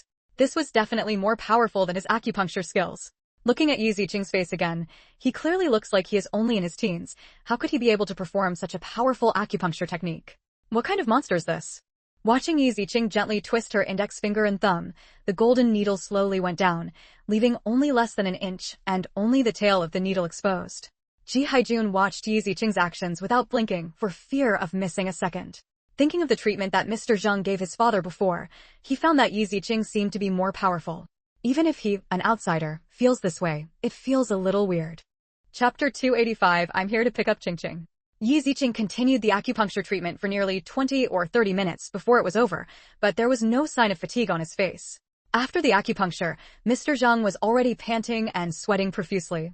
This was the difference from Yi Ziqing. Wonderful. Wonderful. Wonderful. It's so wonderful. Mr. Zhang couldn't help but clapped his hands and applauded, forgetting that his wrist was injured. Then he accidentally hurt his wrist, and the pain made him grin, but he was very happy and had a bright smile on his face. Although his wrist hurt, Mr. Zhang felt very happy. Although Yi Ziqing's acupuncture skills were even better than his, Mr. Zhang felt that Chinese medicine should have such young seeds in order to develop Chinese medicine. For these national masters, they think more about the development of traditional Chinese medicine and the hope of future traditional Chinese medicine. They will not be jealous that Yi Ziqing's medical skills and acupuncture skills are better than them. Yi Ziqing smiled modestly. Thank you, Mr. Zhang, for the compliment. Your acupuncture skills are better than mine. I am ashamed of myself. Mr. Zhang couldn't help but give Yi Ziqing a thumbs up to express his praise and admiration. If Yi Ziqing hadn't really had such good acupuncture skills, I wouldn't have asked her to come here. Mr. Yu glanced at Mr. Zhang and the other doctors proudly, feeling very proud in his heart. They were doubtful before. Now he has proven Yi Ziqing's true strength. Lao Yu, you're not kind. There is such a young and powerful acupuncture master and you don't tell me. Mr. Zhang glared at Mr. Yu with dissatisfaction and complained extremely. If he had known that there was a young man with such great acupuncture skills, he would have met him. Mr. Yu smiled awkwardly and hurriedly said, We have met, haven't we? We will meet each other if we are destined. He was worried that Yi Ziqing would be abducted by Mr. Zhang and taken to Beijing. Elder Zhang did not believe what Elder Yu said and looked at Yi Ziqing with burning eyes, which made Yi Ziqing feel a little uncomfortable. Ji Haijun said gratefully to Yi Ziqing, Miss Yi, thank you. This is what I should do. Yi Ziqing smiled slightly. Today's treatment is over, but we still need acupuncture for a few more days. I will stay here until the acupuncture is completed. Okay, thank you. Ji Haijun said politely, I have someone prepare a place for you. Even though he didn't know that the person coming was a young girl like Yi Ziqing, he knew that he would have to ask experts for treatment and contact him for acupuncture. Ji Haijun had already made preparations and arranged a room. Yi Ziqing was not polite and accepted Ji Haijun's arrangement. Okay, thank you very much. Ms. Yi hasn't had dinner yet. I'll make arrangements right away. It was already after 3 o'clock when Mr. Yu arrived in Linjiang City, and it was almost after 5 o'clock when he arrived here. In addition, the time for acupuncture treatment was already very late. I can do it. No need, I've already made arrangements. At this moment, Fu Ting'an walked in from outside. Everyone in the ward had different expressions on their faces when they saw Fu Ting'an. Everyone was more puzzled and confused. Who is this person? Mr. Zhang, who came from Beijing, had also met Fu Ting'an. He was also helping to treat Mr. Fu's body, so he knew Fu Ting'an. However, he was very surprised that Fu Ting'an appeared here, especially his relationship with Yi Ziqing, and secretly guessed what their relationship was. Chapter 286 Can he refuse? Mr. Yu's mouth twitched when he saw Fu Ting'an appear. When Yi Ziqing called him, he happened to be nearby. However, I didn't expect that this guy would follow him to Jiangzheng City, and he really felt like he was lingering. Ji Haijun was stunned when he saw Fu Ting'an appear. He recognized him at first sight, and then was shocked. Mr. Fu, why are you here? Fu Ting'an nodded to Ji Haijun. Boss Ji, I'm here to pick up Ching Ching. Ji Haijun was stunned again. The name Ching Ching made him subconsciously look at Yi Ziqing. Sure enough, I saw a look of shock on Yi Ziqing's face. Brother Fu, why are you here? Fu Ting'an smiled and said with concern, You said you wanted to come, so I came. Yi Ziqing opened his mouth, but he didn't know what to say. This man was really clingy, and she would follow him wherever he went. However, I don't know why, but I feel warm and comfortable in my heart. Boss Ji, if there's nothing else, I'll take Ching Ching to dinner first, and I'll come back for a visit tomorrow. Fu Ting'an didn't care who the person in front of him was. In his heart, filling Yi Ziqing's stomach was the most important thing. The corners of Ji Haijun's mouth twitched slightly. Could he refuse? Obviously not. Mr. Fu, it's your choice, but I have already arranged accommodation for Miss Yi. Do you need me to send someone to take you there first? Okay, that's troublesome. This time, Yi Ziqing agreed before Fu Ting'an could say anything. Fu Ting'an glanced at Yi Ziqing, knowing what she meant, and nodded, okay. Ji Haijun quickly asked his secretary to take Yi Ziqing to the arranged hotel to check in, and then let the two young men handle the dinner matters themselves. However, he was also curious about the relationship between Fu Ting'an and Yi Ziqing. As far as he knew, Fu Ting'an seemed to be a young master from an aristocratic family who was not close to women.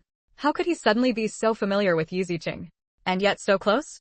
But even if he was curious about the relationship between the two, Ji Haijun was not qualified. Watching Yu Ziqing and the others leave, Mr. Yu said with a smile, I didn't expect Xiaofu to care so much. Mr. Yu didn't know Fu Tingjian's identity, so he didn't know what Mr. Zhang and Ji Haijun were thinking. Mr. Zhang looked at Mr. Yu in surprise and curiosity, with a bit of gossip on his face. Lao Yu, do you know about these two people? Mr. Yu nodded, that's right. I saw them together often when I went to Linjiang City. But I think that boy has taken a liking to Ziqing girl. He is quite discerning. No, before she came, the girl called back and said she was coming to Jiangzhou City, and he came after her. Listen to this, why is it so weird? Ji Haijun and Zhang Lao felt very complicated about this. They were often together, and even chased them to Jiangzhou City. Why is he different from the rumored Fu Ting'an? Did they admit the wrong person? Mr. Yu, can you talk to me about this Yu Ziqing? Ji Haijun turned to look at Mr. Yu and asked curiously. Ji Haijun became more and more curious about Yu Ziqing. Not only did he have such high medical skills at a young age, but he was also related to Fu Ting'an, so he couldn't help but become interested. I don't know much about it. I only met Lao He when I saw her not long ago. I knew she could use 7-inch needles. I was shocked at that moment. Mr. Yu didn't hide anything and told Ji Haijun about his acquaintance with Yu Ziqing. Chapter 287 Nothing is trivial about you. However, Mr. Yu is not someone else. He is just a Chinese medicine doctor. He has no ability to investigate other people. He only knows some general information and cannot say much else. Ji Haijun didn't ask any more questions. If he wanted to know a person's information, the people below would naturally investigate it for him. Yu Ziqing and Fu Ting'an left the hospital, and were led by Ji Haijun's secretary to check into a hotel near the Hospital of Traditional Chinese Medicine before they went to have dinner. Fu Ting'an sat in the driver's seat. Why don't you wait for me? Yu Ziqing smiled awkwardly and quickly explained, isn't this saving people? I didn't know if you were busy, so you came first to save people like putting out a fire. Nothing is trivial about you. Although it was only 8 short words, Yu Ziqing felt warm in his heart. I will pay attention to it in the future. Yu Ziqing smiled softly. Knowing that mistakes can be corrected, Fu Ting'an patted Yu Ziqing's head with satisfaction. It's good to know. Yu Ziqing felt helpless towards Fu Tingjian's small resentment, but at the same time she felt proud and happy that he was so easy to coax. What about your job in Linjiang City? Yu Ziqing couldn't help but be concerned. She didn't see Fu Ting'an when she went home, so he must be dealing with company matters, so she was worried that his visit to Jiangzhou City this time would affect Fu Tingjian's work.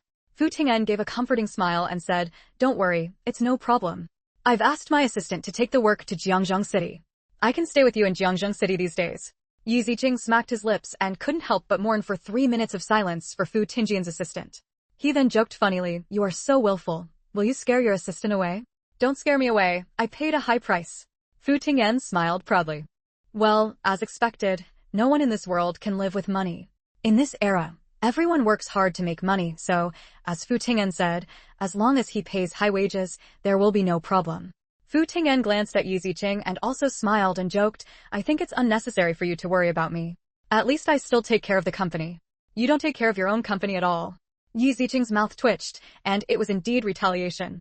I'm in Linjiang City. Yu Ziqing pretended to cough. I'll take the time to take a look tomorrow.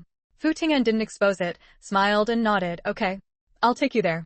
The two of them went to the restaurant booked by Fu Ting'an for dinner. After eating, they sent her back to rest. At this time, most of Yu Ziqing's information had been sent to Boss Ji. Boss Ji couldn't help but become more and more surprised as he looked through Yu Ziqing's information. There seemed to be nothing extraordinary about Yu Ziqing in the past. He only started to stand out after saving Fu Ting'an from a car accident. First, when Yu Ziqing and her brother Yu Mingyu decisively separated from the Yu family, Boss Ji couldn't help but admire such a 14-year-old girl. With the money from the ginseng sold to Fu Ting'an, the little girl bought a house in Linjiang City and Jiangzhou City, but Boss Ji was very confused about Yu Ziqing staying in Jiangzhou City. But later Boss Ji also understood that the main reason was Yu Ziqing's actions in the past month. Yu Ziqing used a strategy to let the Yu family set up a trap and let them all jump in. In the end, it was detected that Yu Ziqing's father was not of the Yu family's blood. Chapter 288 Why is Miss Yu here? Boss Ji, who is able to sit in this position, understands that Yu Ziqing may have continued to stay in Linjiang City because he knew what the Yu family had done, just to take revenge on the Yu family. All this is to send the Yu family to prison, prove her identity, and then thoroughly investigate her father's life experience. It's hard to let someone like Fu Ting'an treat her differently. She is such a unique girl. Boss Ji couldn't help but secretly exclaimed after reading all the information. He didn't think there was anything wrong with what Yu Ziqing did. In fact, she didn't break the law. It was because of her own stupidity that she fell into the trap. All this proves that Yi Ziqing is a very principled person and will never act recklessly even if he wants revenge. Boss Ji thought that what Yi Ziqing did was very good. He was a smart and decisive child who would become a great person in the future. Moreover, now that Yi Ziqing is one of his father's attending doctors, he must be taken care of and people should take more care of him. Those who break the law must be severely punished. If possible, help investigate Yi Ziqing's father's life experience. This can be regarded as repaying her life-saving grace. However, the information about Yi Ziqing's opening of the company was not stated in the information. Yu Zhou is now handling it and no one can find out. Of course, in the end, the medical skills of Yi Ziqing were not clearly stated, and the investigators did not know which master of traditional Chinese medicine Yi Ziqing learned from. They only learned from her mouth that she saved an old Chinese medicine practitioner when she went to the back mountain. Regarding Boss Ji's emphasis on his life experience, Yi Ziqing still didn't know what Boss Ji had in mind. Early the next morning, Yi Ziqing went to perform acupuncture on Mr. Ji. Since he had already shown off his skills for the first time, everyone no longer had the worries of the first day. Mr. Ji could go about his official duties with peace of mind and could not be with the old man all the time. After giving Mr. Ji the medicine, Yi Ziqing gave Mr. Ji acupuncture for half an hour and left temporarily because she wanted to meet Yu Zhou to see how her company was doing. Fu Ting'en took Yi Ziqing away to see Yu Zhou. Yu Zhou was still very shocked when he saw Yi Ziqing suddenly appearing in front of him. He had not received any news before. Miss Yi, why are you here? Yeah, why didn't you say anything when you came? Duan Yi also looked at Fu Ting'en curiously. Duan Yi also knew that Yi Ziqing had come to Jiangzhou City. In fact, Duan Yi didn't know that Yi Ziqing was coming, but he knew that Fu Ting'en was coming. He learned from his assistant that he came after Yi Ziqing. Knowing that both of them had come to Jiangzhou City, Duan Yi expressed that he wanted to meet and came over knowing that they were coming to see Yu Zhou. Treat Mr. Ji. Mr. Ji. At first, Duan Yi and Yu Zhou were a little stunned, not wanting to understand who this Mr. Ji was.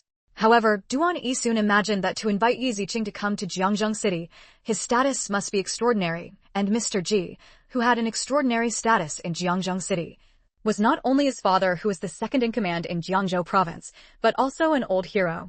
Moreover, he recently heard that Boss Ji was very busy with his father's affairs, so he quickly thought of Mr. Ji. Duan Yi couldn't help but stare and asked, "Who is it?" "Yeah." Hiss. At this time, not to mention Yu Zhou, even Duan Yi couldn't help but take a breath of air. Duan Yi knew that Yi Ziqing was very powerful and perverted, but he didn't expect that she would be invited to treat Mr. Ji. Chapter 289 How did you do it? Yu Zhou was even more shocked. He had admired Yi Ziqing's business acumen before, but now he heard that she was here to treat Mr. Ji. Yu Zhou felt that it was going to rain red. How awesome is it that someone like Boss Ji would ask a little girl like Yi Ziqing to treat her illness? Awesome. Duan Yi couldn't help but give Yi Ziqing a thumbs up and praise. How on earth did you do it? How did Boss Ji find you? Yi Ziqing shrugged his shoulders. Originally, Mr. Zheng was the one who treated Mr. Ji this time, but Mr. Zheng accidentally broke his wrist and couldn't do acupuncture. I was lucky enough to meet Mr. Yu from the traditional Chinese medicine hospital before, and Mr. Yu recommended me to treat Mr. Ji. So that's it. Duan Yi nodded in sudden realization, but he still admired Yi Ziqing very much. This girl is also awesome. He didn't even know. What else could she not know? Although Yi Ziqing said before that she discussed many business matters with Fu Ting'en, it is still very impressive that she was able to figure it out and arrange it so well. Now comes the medical skill. How powerful is this medical skill? Miss Yi is so amazing. Yu Zhou also gave a thumbs up to Yi Ziqing with great admiration. He had really underestimated her before. She was indeed the girl who could make Fu Ting'en fall in love with her. She was so awesome. Okay. Yi Ziqing smiled and waved his hand. If I hadn't happened to come to Jiangzhou City this time, I wouldn't have had the chance to visit my own company. I want to see what's going on now. Yu Zhou quickly reported that the company's development was going smoothly. Now he just needed to wait for the review of the skincare products. During this period, Yu Zhou could just prepare the company. The company's offices, sales stores and factories are now being prepared. Yi Ziqing also took a look at the factory's preparations under the leadership of Yu Zhou. It's just that if the factory wants to really work, it still needs machinery. It will take some time for those customized machinery to arrive, and workers will also need to be trained on how to operate the machinery. The office clerks are all ready, and Yu Zhou has also trained them. Now they have started working in preparation for the next opening. After a round of inspections, it was lunchtime, because Yi Ziqing had to give Mr. Ji acupuncture, so he left first, and then went to the selected sales store with Yu Zhou and the others in the afternoon. Although Fu Ting'en and Duan Yi are buying them and their company shopping malls can sell them, they are mainly sold in other provinces and cities, and the company still needs a separate sales store in Jiangzhou City. Yu Zhou has already selected the store and hired workers to decorate it. Once the decoration is completed, it can be opened at any time. In the afternoon, he walked around and reviewed the stores. Yi Ziqing also asked Yuzhou to add some more services and then asked Yuzhou to start preparations for some commercial areas. These were all selected by Yi Ziqing from the memories of his previous life. This time, instead of letting Yuzhou rent a house, he was going to let him buy a store. It's just that it's not the time yet. The money has been spent on building the company, and we can only wait until after the sale. After spending a whole day going out to talk about the company's affairs, Fu Tingyan was worried that Yi Ziqing was busy and tired. Qingqing will stay here for a few days. If you have any questions, you can ask her back then. Okay. Yuzhou nodded and had already written down everything Yi Ziqing said. He also had a lot of work to do next. Chapter 290 My Brother is Missing. After giving instructions to Yuzhou, Yi Ziqing once again acted as the shopkeeper and got into Fu Tingyan's car back to the hotel. In order to be with Yi Ziqing, Fu Tingyan did not go to his house in Jiangzhou City, but opened a room next to Yi Ziqing's room. The two of them could see each other at any time, and it was convenient for him to take care of him. On the way back, Fu Tingyan looked at Yi Ziqing dotingly. Would you like to meet your brother? Yi Ziqing thought for a moment and nodded in agreement. Yeah, okay. But it's getting late, so I'd better not disturb my brother. Let's go tomorrow. Originally, Yi Ziqing didn't want to see Mingyu. After all, her medical skills were not easy to explain. However, in order to deal with the Yi family, she had not seen her brother for a long time, and she still missed him. Okay, I'll listen to you. Fu Tingyan smiled fondly. After giving Mr. Ji acupuncture early the next morning, Yi Ziqing and Fu Tingyan went to the university to find his brother. The car went straight to Yi Mingyu's bedroom, and Yi Ziqing went upstairs alone to find Yi Mingyu. Yi Ziqing knocked on the door, and when it opened, he saw his brother's roommate Xiang Chong. Xiang Chong looked at Yi Ziqing curiously and surprised. Huh? Sister Ziqing, why are you here? Aren't you in Linjiang City? Yi Ziqing greeted him with a polite smile. Brother Xiang Chong, brother Zhang Haixiang, hello. I'm here to see my brother. Do you know where my brother is? After someone told your brother something yesterday, he went back to the dormitory, packed his things, and returned to Linjiang City. Don't you know? Xiang Chang's answer caused the smile on Yi Ziqing's face to disappear instantly, and a cold air emanated from his petite body. Do you know who he is? The cold air on Yi Ziqing's body made Xiang Chong and Zhang Haixiang shiver subconsciously. They felt that Yi Mingyu's sister Yi Ziqing in front of them seemed a little scary, which made them a little in awe. Seeing the changes in Xiang Chang's expressions, Yi Ziqing quickly suppressed the chill on his body. Xiang Chong, who no longer felt the pressure, swallowed and explained tremblingly, Ju. I don't know who it is, but it's a rich man who drove a car to pick him up. Rich man. A cold light flashed in Yi Ziqing's eyes, already guessing who was coming to pick up Yi Mingyu. Thank you, I'll go home right away. Yi Ziqing just said goodbye and left the dormitory and went downstairs. Fu Tingyan, who was in the car, saw Yi Ziqing quickly come out of the dormitory building alone and looked a little surprised. Why did you get down so quickly? Yi Ziqing put on his seatbelt and looked gloomy. My brother has been called back to Linjiang City. What? Fu Tingyan's expression changed when he heard this. Did the Miao family do it? Yi Ziqing nodded slightly yes. Fu Tingyan quickly comforted Yi Ziqing. Don't worry, contact Captain Xiao and ask him to help find your brother. Yes. Yi Ziqing nodded and quickly took out his cell phone to call Captain Xiao. Hey, Captain Xiao, has my brother been to the police station recently? Captain Xiao was slightly startled when he received Yi Ziqing's call. Is your brother back? I didn't see him here. Is there something wrong? I don't know the details. The Miao family took my brother away from the university. I don't know the details of his current situation.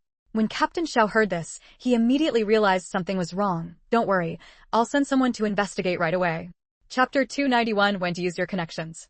Thank you. This is what I should do. Don't worry, I will find your brother. Captain Xiao still comforted Yi Ziqing. After all, this matter is not irreversible, and the Miao family will not do anything to harm your brother. Yes, I know. I will return to Linjiang City immediately and contact you then. When Captain Xiao heard this, he was slightly stunned and asked curiously, Are you out of the market?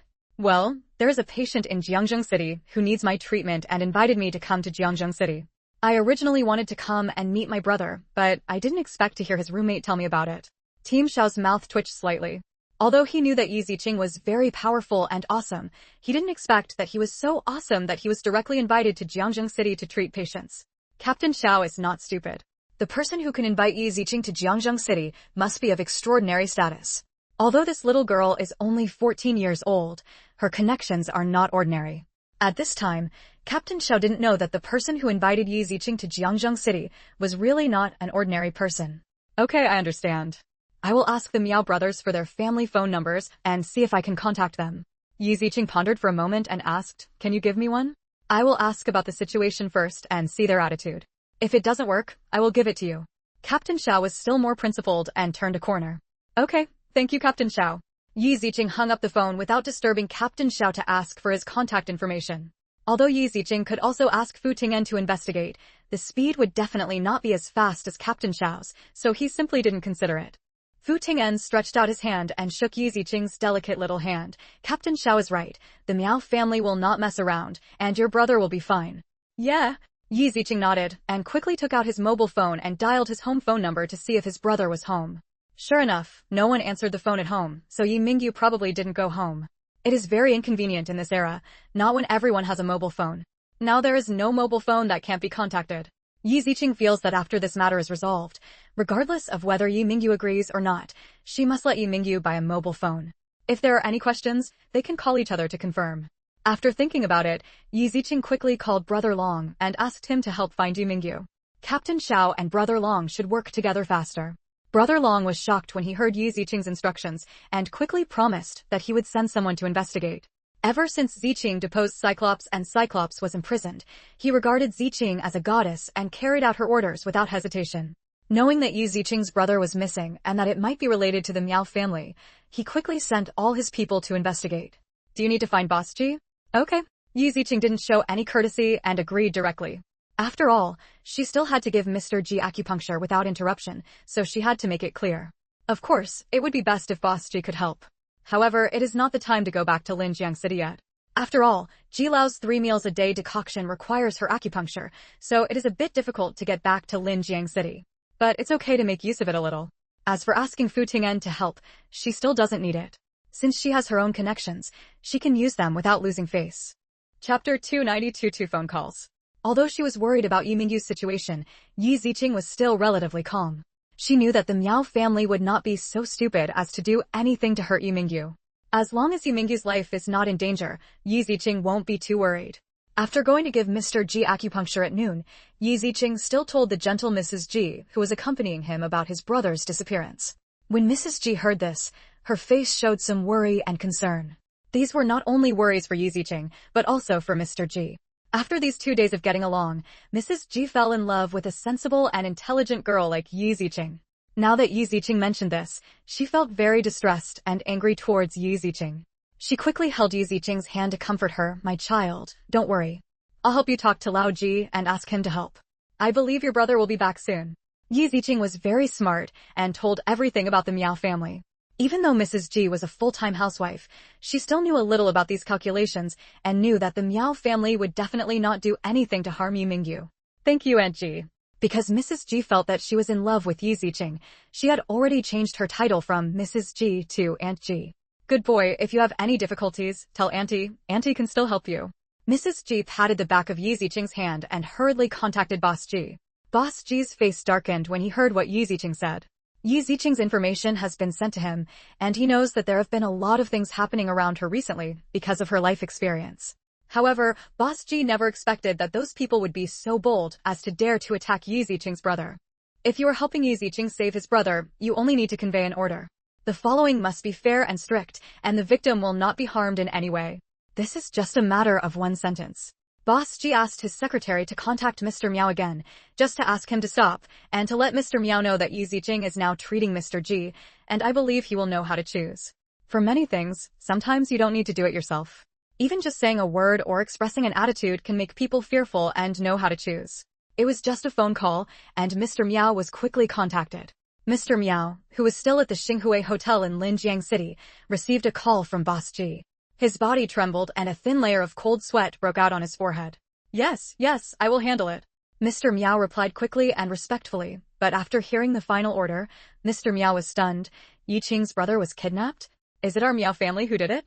I know, I will definitely handle it. Don't worry, Yi Mingyu will never be harmed in any way. Mr. Miao hung up the phone respectfully. At this time, his whole body was soaked in cold sweat, and he felt that he had no strength at all. How is that possible? How did Yi Ziqing do it? He never expected that Yi Ziqing would have such powerful connections. Yi Ziqing actually treated Mr. Ji's body in Jiangzheng City. Such attention meant that she was really capable. Mr. Miao felt that he had really underestimated Yi Ziqing before, but he didn't even investigate that little girl. I don't know how long it took, but Mr. Meow's cell phone suddenly rang again. It was his company's number. Chapter 293 Yimingyu's Whereabouts. An anxious voice came from the phone. Director Meow. Just now Industry and Commerce and Shuewu. Not a typo, you can make your own association for fear of being banned from this chapter. Suddenly came to our company and want to check our company's accounts. When Mr. Meow heard the employee's words, he was startled again and broke into a cold sweat. Thinking of the phone call just now, Mr. Meow didn't understand anything. It must be what Boss G meant. This was a reminder and warning to him. Thinking of Yi Ziqing's position in Boss G's heart, and that Mr. G also needs Yi Ziqing now, he quickly asked them to calm down for a while, and then quickly dialed Mrs. Meow's number. Yes, in fact, when he told Yi Ziqing's brother Yimingyu on the phone that he was kidnapped by the Meow family, he had already thought of who might have done it. Old Mrs. Meow could even steal children back then. What could she not do when sending people to arrest Yimingyu? When he thought that Mrs. Meow had done that kind of stealing for another man, and now she wanted to implicate him, Mr. Meow was filled with anger. However, it seemed that Mrs. Meow didn't bring her mobile phone, or for some other reason, she didn't answer Mr. Meow's call at all. She called for a long time, but didn't get through. Mr. Meow called his family again, and asked them about Mrs. Meow's whereabouts. The servants at home only said that Mrs. Meow left the house 2 days ago, and they didn't know. Thinking of what happened to Yimingyu, Mr. Meow felt that Mrs. Meow must have done something without telling him again. She was so angry that she wanted to kill someone, and even wanted to divorce Mrs. Meow. Because he could not contact Mrs. Meow, Mr. Meow was very anxious and immediately asked people in Linjiang City to find Mrs. Meow and the people around her. Many people were looking for Yimingyu's whereabouts, including Brother Long's people. Fortunately, after Brother Long knew Yi Ziqing's ability, he didn't dare to offend her casually, and he wanted her to pay more attention to the Yi family and the Miao family. That is to say, almost all the people who abducted the Yi family, including Yi Ziqing and his father, have been locked up. There are only 3 generations of children like Yi Haitao and others in the family, so Brother Long has stopped keeping an eye on the Yi family for the time being. As for the Miao family, there were only old people left before, so he felt that there was nothing to keep an eye on, so he didn't keep a close eye on them. I just didn't expect that they would be so bold as to attack Yi Ziqing's brother. Did they really not want to live anymore? However, because the one-eyed dragon was imprisoned recently, Brother Long took this opportunity to expand again. He had many people under his command, so he found the most likely whereabouts faster than Team Xiao could. After Brother Long heard the news, in order to express his attitude, he quickly went there in person. Sure enough, they found out Yimingyu's whereabouts. He was locked up in an old house, and Yimingyu's screams were heard before. Brother Long told Yi Ziqing the news here. Yi Ziqing pondered for a moment and asked, "Is anyone watching my brother? I've asked someone to check what's going on inside, and the old woman is here, too, along with a few bodyguards." Yi Ziqing curled his lips and said, "I know, just keep an eye on me. If anyone leaves, just tell me and I'll call the police right away." Okay. Brother Long's eyes twitched when he heard this. I thought in my heart that this is so cruel. Although it is rare for them to call the police, as long as it involves calling the police, for normal people, the end will be very miserable. This kind of thing will be recorded by the police, and it will be recorded in the resume after being imprisoned for a period of time. It will be difficult to have a good development in the future. Chapter 294 What is she doing in Jiangzhou City? Brother Long hung up the phone and immediately asked everyone to hide. They would not be innocently implicated when the police came. They just need to keep an eye on the people here and not go out. Yi Ziqing hung up the phone and quickly called Captain Xiao to tell him where his brother was. Captain Xiao looked confused. How did you find out? Yi Ziqing would not tell Captain Xiao about Brother Long, so he immediately urged, "I have my own way. Captain Xiao, you'd better hurry up and save my brother." Okay, I'll take them there myself. Team Xiao didn't ask any more questions. After thinking about it, the superiors called him not long ago and asked more people to help find Yimingyu's whereabouts. He felt that Yi Ziqing must have found connections, but he didn't expect that such a little girl would have such a large network of connections. Team Xiao quickly gathered people to go together and rescue Yimingyu. With Yi Ziqing's report, the person was rescued and Mrs. Meow was arrested. Mrs. Meow stole a child 40 years ago, and now she kidnaps that child's son. She is so cruel. Let me go. Mrs. Meow's hands were handcuffed behind her back, her old face full of ferocity and anger. You are really capable of kidnapping threats. But, old lady, you may have to spend your next life in jail. The police officer who caught Mrs. Meow patted her on the shoulder and said mockingly. Old Mrs. Meow was so angry that she kept roaring and resisting, but as a woman and already old, how could she resist? He was escorted out just like that. Yimingyu was shocked and delighted by the sudden appearance of the police. Captain Xiao walked up to Yimingyu, who was tied to the chair, and asked with concern, "Is your name Yimingyu?" Yi Mingyu nodded quickly. Yes, my name is Yi Mingyu. Who are you? How do you know? My name is Xiao Ning, and I am the captain of the city's criminal police brigade. It was your sister Yi Ziqing who called me and asked me to rescue you. Captain Xiao explained while helping Yi Mingyu untie the rope. Yi Mingyu moved his wrist with a look of shock on his face. Ching? How did she know? Where is she now? He didn't expect that Yi Ziqing would know, but he just didn't know what Yi Ziqing's situation was now and whether he was in danger. I heard Mrs. Miao talk about what happened to him recently, and found out that their father was not from the Yi family. Mrs. Miao secretly carried him out. She originally wanted to kill him, but she didn't expect that Mr. Yi saved him, raised him, and gave birth to their brother and sister. But now they were restless and wanted to break up the family and destroy the Yi family and her, so he could only take revenge, but she lost her wife and surrendered her troops. Both sons were folded and sent to prison. Mrs. Miao's purpose in arresting him was to order him to ask Yi Ziqing to withdraw the report, and to use Yi Mingyu to threaten Yi Ziqing to withdraw the report. But Mrs. Miao couldn't contact Yi Ziqing at all. She went to the school to look for him but couldn't find him. She heard that he was taken away by someone, so she could only control Yi Mingyu here temporarily and wait for Yi Ziqing to show up before making a decision. But who knew that Yi Ziqing would find Yi Mingyu's whereabouts so quickly? Captain Xiao smiled and comforted Yi Mingyu, patting his shoulder. Your sister is in Jiangzheng City now. She didn't know you were missing until she went to your school. My sister is in Jiangzheng City? What is she doing in Jiangzheng City? Chapter 295 Brother and Sister Meet Again. Yi Mingyu secretly breathed a sigh of relief. Fortunately, Yi Ziqing went to Jiangzheng City, otherwise he might really be threatened by this old woman. However, it was still class time. How could Yi Ziqing go to Jiangzheng City? Captain Xiao explained with admiration. It seems that a patient is seriously ill and needs her treatment, so he was invited to Jiangzheng City. Anyway, I received a notice that someone will come to the police station to pick you up and go to Jiangzheng City first, so that you can discuss this matter with her. You can make a note immediately, and I will need your cooperation later. Okay, thank you. Yi Mingyu nodded gratefully. Yi Mingyu was really shocked at this time. He no longer had the mind to care about Mrs. Miao's situation. He only thought about how Yi Ziqing could be invited to Jiangzheng City to treat people. I'll call your sister first to make sure you're safe, so that he won't worry. Captain Xiao took out his cell phone and said. When Yi Mingyu heard this, he quickly thanked him. Thank you, Captain Xiao. Because Yi Ziqing knew Yi Mingyu's situation, he had been waiting for news, knowing that Captain Xiao would definitely tell him if he found his brother. Sure enough, Captain Xiao called, and Yi Ziqing quickly answered the phone. Captain Xiao, how is my brother doing? Captain Xiao glanced at Yi Mingyu, who only suffered a small skin injury. No problem. That's good, thank you Captain Xiao. I asked him to call you. Captain Xiao said and gave the phone to Yi Mingyu. Yi Mingyu quickly answered the phone. Sister. Hearing Yi Mingyu's voice, Yi Ziqing's heart really dropped, and she shed tears of joy. Brother, it's great that you're okay. I'm fine, don't worry. Hearing his sister's voice, Yi Mingyu felt relieved. Are you now in Jiangzheng City? When will you come back? I can't go back for the time being, but I will ask someone to pick you up and come to Jiangzheng City. I can't explain it clearly on the phone. If anything happens, let's talk about it here. Yi Ziqing knew that this matter was definitely not easy to explain. Since Mrs. Miao kidnapped Yi Mingyu must know the recent events. It is difficult to explain on the phone, so I can only ask Yi Mingyu to go back to Jiangzheng City first and then explain. Okay. Yi Mingyu agreed. It was really inappropriate to say it here because he had many questions to ask Yi Ziqing. Moreover, this matter also involves their own life experiences and the matter of Yi Ziqing being plotted against.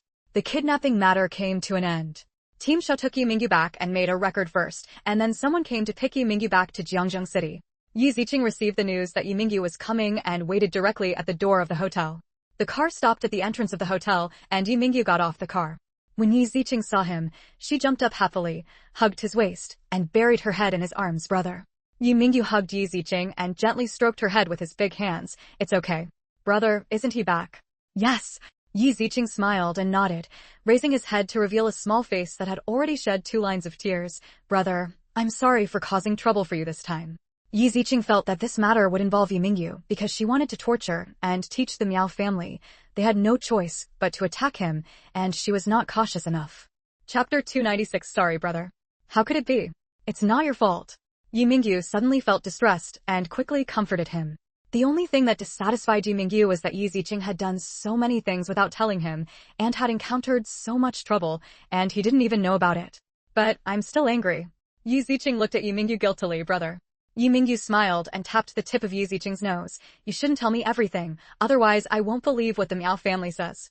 I'm sorry, brother, I won't do it anymore. Yi Ziqing pursed her lips and apologized quickly. She had never thought of this before, and she felt extremely guilty and remorseful. Seeing Yi Ziqing's guilty look, Fu Tingyan quickly stepped forward to comfort him. Okay, brother Yi, Qingqing, don't stand at the door talking. Go back to the hotel first. Well, let's go back to the hotel first. Yi Mingyu looked at the people coming and going, and looked at them from time to time. Knowing that this was not the place to talk, he agreed and entered the hotel first with Yi Ziqing in his arms. Fu Tingyan led the way and walked in front. He only took him to Yi Ziqing's room and left first, giving the siblings a chance to be alone. The two brothers and sisters sat on the bed and began to talk about what happened this time. Yi Mingyu immediately ordered with a straight face, "Tell me first, everything from beginning to end." Every time I called her back, my sister always said that nothing was wrong and she wasn't bullied. He actually believed her. He was really a little angry. He was angry at Yi Ziqing for lying to him, but more worried about Yi Ziqing. Because he didn't know her situation, he confidently stayed in Jiangzhou City and didn't go back. After thinking about it, Yi Mingyu felt that it would be better to return to Linjiang City more often in the future. Yi Ziqing didn't dare to hide anything, so he immediately told everything that happened when Uncle Yu came to ask for money. Yi Mingyu's face became uglier the more he listened. He didn't expect that so many things would happen to Yi Ziqing alone in Linjiang City, and he would also encounter so much trouble. If it weren't for Fu Tingyan's constant help, something might have happened to his sister long ago. Originally, Yi Ziqing could say that he had solved everything by himself, but for fear of scaring Yi Mingyu, he still gave a lot of credit to Fu Tingyan. After hearing everything, Yi Mingyu pulled Yi Ziqing into his arms and held her tightly. "Qingqing, I'm sorry. It's all my brother's fault. I wasn't by your side when you needed me most." A happy smile appeared at the corner of Yi Ziqing's mouth, and tears of emotion slowly fell down his white and tender cheeks, dripping on Yi Mingyu's shoulders. He patted his back gently. "It's okay, brother. I can protect myself. You are still young. I should do this kind of thing. Brother, just because you think I'm still young and always think too much about me, you give the Yi family and the Miao family an opportunity to take advantage of me. I can solve it." Yi Ziqing pushed Yi Mingyu away and looked at him confidently. "If I don't have the ability, how can I let Captain Xiao save you?" Yi Mingyu looked at Yi Ziqing intently, feeling that the Yi Ziqing in front of him had become a little difficult for him to see through. "You know Captain Xiao very well? I heard Captain Xiao say that you came to Jiangzhou City to treat people. Who did you treat? Who invited you? Also, when were you invited to Jiangzhou City, because your medical skills were so good?" Yi Mingyu threw question bombs at Yi Ziqing again. Chapter 297 by a mobile phone. "Well, because people from the Yi family and the Miao family always negotiate with Captain Xiao." Yi Ziqing smiled and nodded. "Also, didn't I tell my brother before that I have medical skills? I am the best at acupuncture. It happened that the old Chinese doctor who was giving the patient acupuncture broke his wrist and couldn't give it, so Mr. Yu invited me." "Lao Yu." Yi Ziqing nodded and truthfully reported the things he knew about Mr. Yu. There was nothing to hide about these things. "So that's it." Yi Mingyu believed it and pinched Yi Ziqing's cheeks. "As long as everything is fine with you." Yi Ziqing smiled and tilted his head and said proudly, "I have brother Fu taking care of me, and besides being familiar with Captain Xiao, no one dares to bully me anymore." "You." Yi Mingyu suddenly felt dumbfounded and didn't know what to say. "I still have to talk to my brother about anything in the future." Yi Ziqing curled his lips mainly. "There is no way to contact my brother. I'm afraid that my brother will always be worried." Yi Mingyu choked. It was true. He could only call back every time, not Yi Ziqing. Yi Ziqing smiled and quickly encouraged Yi Mingyu. "How about, brother, let's buy a mobile phone. I won't hide anything from you from now on. Even if I am bullied, I won't hide it from you anymore, okay?" When Yi Mingyu heard that he wanted to buy a mobile phone, he immediately shook his head. "No, the mobile phone is too expensive, and the mobile phone bill is also expensive. But without mobile phones, we wouldn't be able to know each other's situation all the time. Like this time, I don't even know your situation." Yi Ziqing blinked aggrievedly at Yi Mingyu with a pair of big watery eyes. Yi Mingyu opened his mouth and was speechless again. Yes, if he hadn't known about Yi Ziqing's situation, how could he have been plotted against by Mrs. Miao, and then kidnapped and almost threatened Yi Ziqing? So in order to ensure the contact between the two parties, Yi Mingyu still felt that he needed to buy a mobile phone. "Okay, it's all up to you. Don't worry, buy a cheaper one as long as it ensures that we can contact each other." Yi Ziqing smiled and comforted Yi Mingyu. Yi Mingyu nodded. He didn't ask for anything too good. He just needed to be able to contact his sister. Otherwise, if something like this happened again, he would have to worry to death. "Then I will go shopping with you tomorrow and then take you back to Linjiang City." Yi Mingyu was stunned and confused. "Go back to Linjiang City?" "Well, the patients here can't live without me. I need to perform acupuncture 3 times a day in the morning, noon, and evening. It's troublesome to go back and forth, so I hope you, brother, can go back and deal with those things." Mr. G still needs her, and she can't leave. She originally planned to let him go for a few days and let them rush for a while, but who knew that the old woman had captured Yimingyu? Now that Yimingyu knows everything, it would be better for Yiqing to leave it all to him. Yimingyu gently touched Yiqing's head with doting care. Okay, I will help you deal with it. The younger sister has already done everything she needs to do, and this older brother feels like a waste. Since he needs to take action now, there is no need for him to refuse. He also wants to avenge his sister, and even more so their parents who have passed away. He cannot let these bastards live a good life anymore. Leave it to brother, I'm most at ease. Yiqing smiled. Yimingyu showed a firm look. Brother will never let them go, and will make them pay a heavy price. Chapter 298 I listen to you. Yiqing nodded and said, well, I will introduce a lawyer to you when the time comes. It was introduced by Brother Fu. He will help us fight the lawsuit and increase their charges as much as possible so that they can spend the rest of their lives in prison. The best thing is that they should pay the price, even those two old ladies. Yimingyu also gritted his teeth. Knowing that they were not from the Yi family, he still ordered them to do so many things so confidently, and even bullied his sister. If his sister hadn't toughened up, he didn't know what their brother and sister's fate would have been in the rest of their lives. Moreover, knowing that they are not from the Yi family, he still sends his sister to the bed of another man. Such a person will not remember his kindness, even if he has raised them for more than 10 years. Yiqing smiled with concern. Okay, brother, you go take a shower first, and then I'll give you some medicine. After a night of rest, I'll take you to the mall to buy a mobile phone tomorrow. It's all up to you. Yimingyu nodded and went to the bathroom to take a shower. While taking a bath, Yiqing found that Yimingyu had no clothes and contacted Fu Tingyan to borrow a set of clothes for his brother. Yimingyu and Fu Tingyan have almost the same figure, so Fu Tingyan's clothes are still wearable. With Fu Tingyan's clothes, Yimingyu was very suitable after putting them on.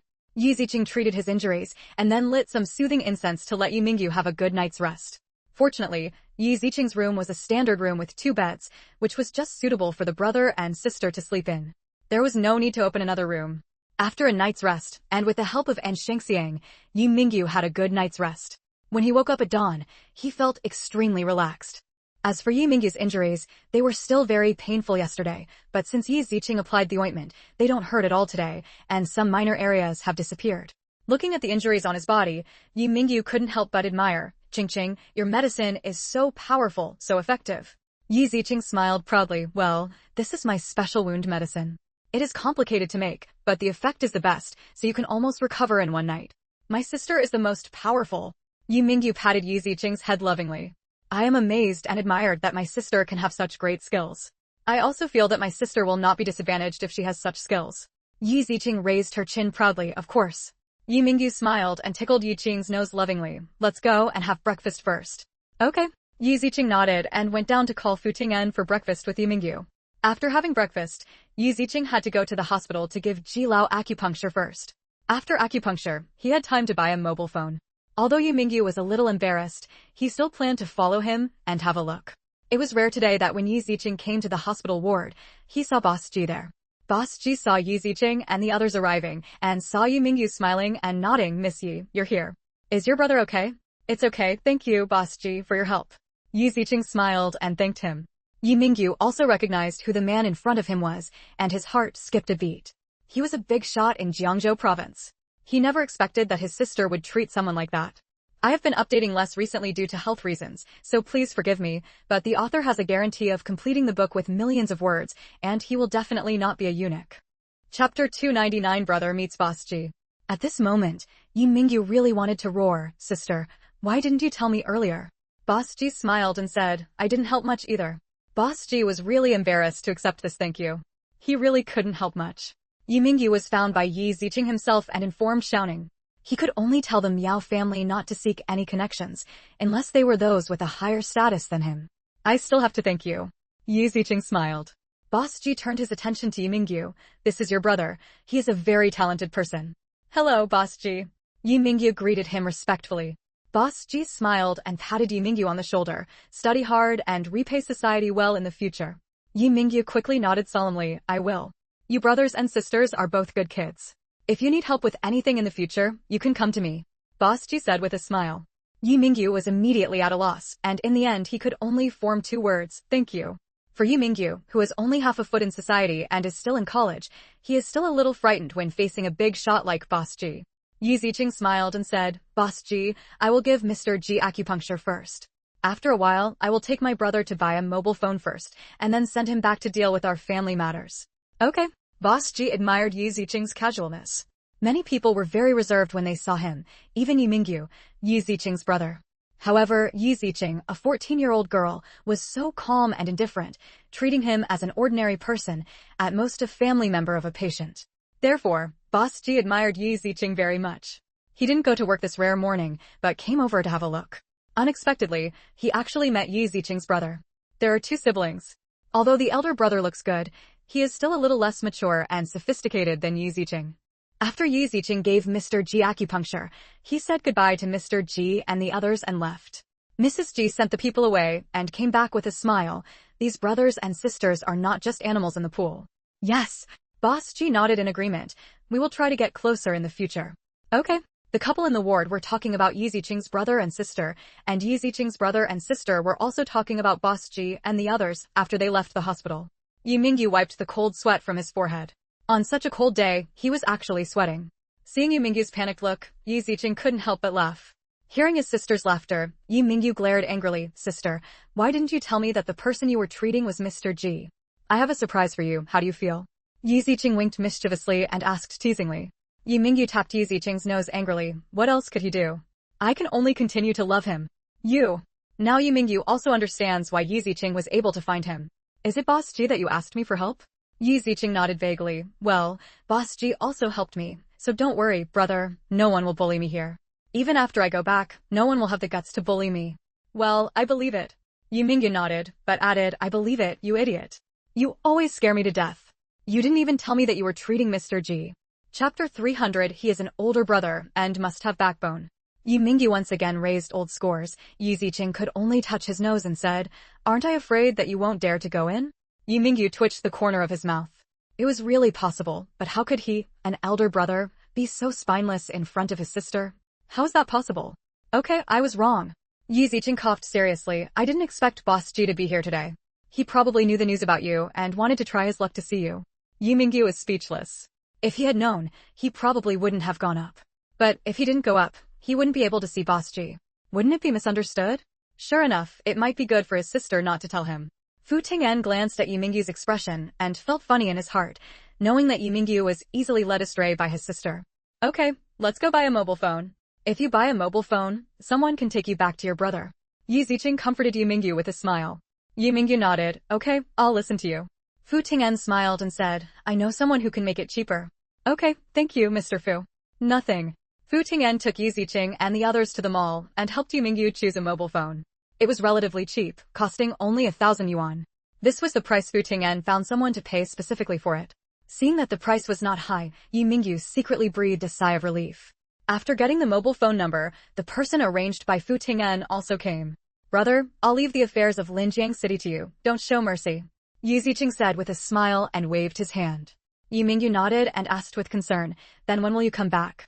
It should only be 2 or 3 days. If Mr. G's condition improves, I can go back. Yi Ziqing smiled confidently.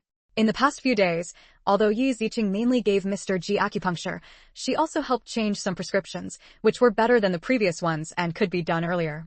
Okay, I'll wait for you to come back. Yi Mingyu nodded and asked with concern, where is your school? Do you need me to help you ask for leave again? Brother, don't worry. Boss G has sent someone to invite me. I can set the time myself. Yi Mingyu shut up again and didn't want to talk anymore. He was a little shocked by his sister's words. Then I'm leaving, bye. Yi Mingyu quickly got into the car, rolled down the window, and waved to Yi Ziqing. Yi Ziqing smiled and waved, sending Yi Mingyu away.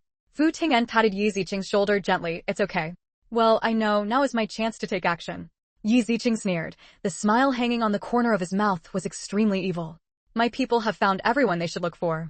When do you plan to send them to Linjiang City?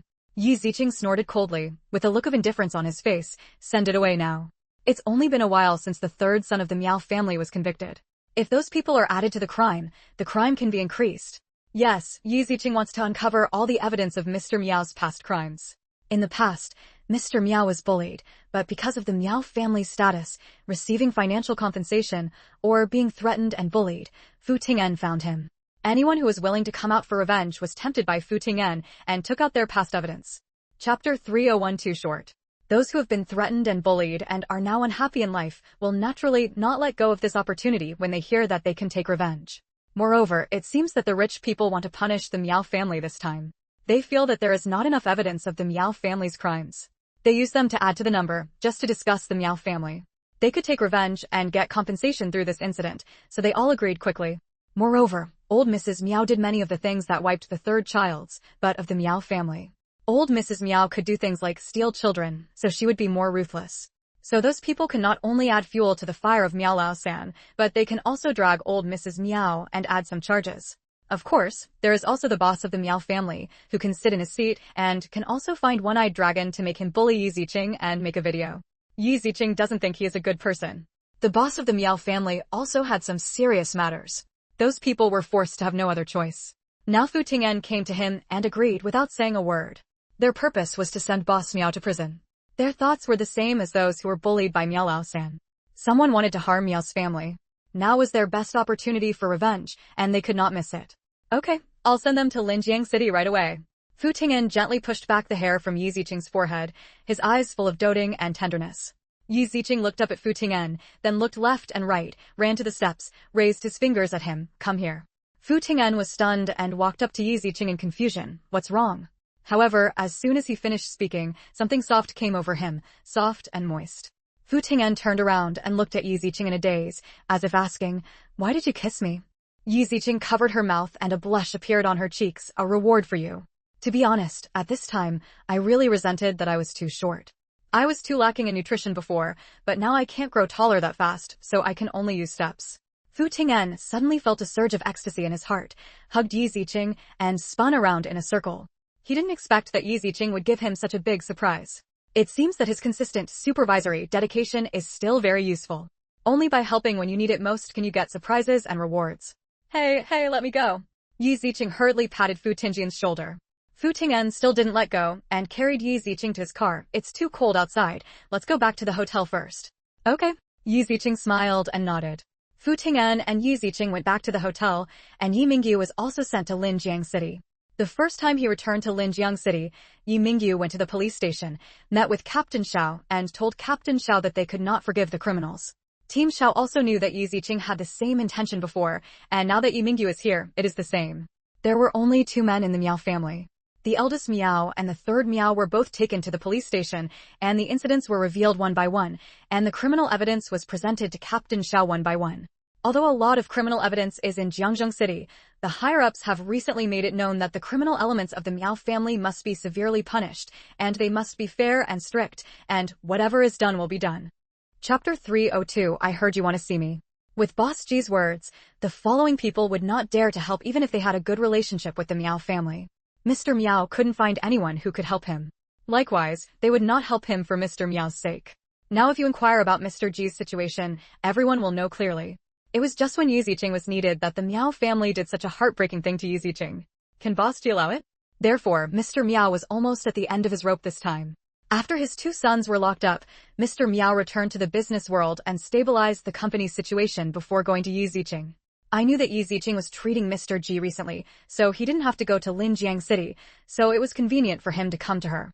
Mr. Miao arrived at Yi Ziqing's hotel and looked at the girl in front of him with extremely complicated emotions. To be honest, he has been running in the mall for decades, but he has never been so powerless as this time. What made him most frustrated was that the person who caused all this was just a 14-year-old girl. Such a little girl would almost push the Miao family into a desperate situation. Because of Brother Long's publicity help, their business in Linjiang City has almost collapsed, and it is still spreading. Others couldn't infiltrate Jiangzhou City, but those who did business with them still infiltrated. They spread the news to Jiangzhou City, which caused their recent company's development to be seriously hindered. Also, the department's surprise inspection and problems were discovered. It's true that misfortunes never come singly. This time, Mr. Miao visited Yi Ziqing again, and he no longer had the arrogant attitude he had when he faced Yi Ziqing in the principal's office. Yi Ziqing sat on the sofa and looked at Mr. Miao, who was much older than the first time they met, jokingly, and asked, Mr. Miao, I heard that you want to see me? Mr. Miao just stood there because Fu Ting'en and Yi Ziqing were sitting on the 2 sofas in the room. Fu Ting'en didn't even think about letting Mr. Miao sit. It's not that he doesn't respect the old and loves the young, it's just that the old guy in front of him is not qualified to give up his seat. Don't think you don't know that Mr. Meow went to school to find Yi Ziqing. If Mrs. Meow's incident hadn't happened first, he would probably have taken action. He was just a step too late. For this reason, Fu Ting'an felt that there was no need for him to give face, so just let him stand. The same is true for Yi Ziqing. It's not necessary for her. She didn't invite the old man here. Why should she entertain him if he comes uninvited? Looking at the extraordinary aura exuding from Yi Ziqing, it seems as if she was not raised in a rural family like the Yi family since she was a child, but was raised as a high-ranking person by a big family, giving people a sense of awe. Mr. Meow finally lowered his arrogant head. Miss Yi, how can you let go of our Meow family? The reason why the Meow family has no way to ask for help now is because Yi Ziqing's boss Yuji is now her backer. As long as she is willing to withdraw the lawsuit, the Meow family still has a chance. The reason why the Meow family can continue to operate now is mainly because Mr. Meow stepped forward, but this will not last long. Because the two heirs of the Meow family are currently staying in the police station, they don't know when they will come out. Even Mrs. Meow is no exception. In addition, some of the people who were good friends were warned not to get involved in the Meow family's whirlpool, so everyone was just waiting for the result. Chapter 3032 Conditions. Yi Ziqing sneered. Why do you think I will forgive you? Let you go. Mr. Meow felt so filled with hatred. He could not give any reason for Yi Ziqing to withdraw the lawsuit. Originally, when Yi Ziqing was a member of the Yi family, she could still rely on the blood relationship between the two parties. However, now the Yi family is not only no longer a Yi family, but her father was stolen by his wife, that dead old woman. 2 generations have suffered a lot because of their Meow family. How could they give up such a good opportunity? Finally, Mr. Meow took a deep breath and said, "It's better to dissolve enemies than to marry them."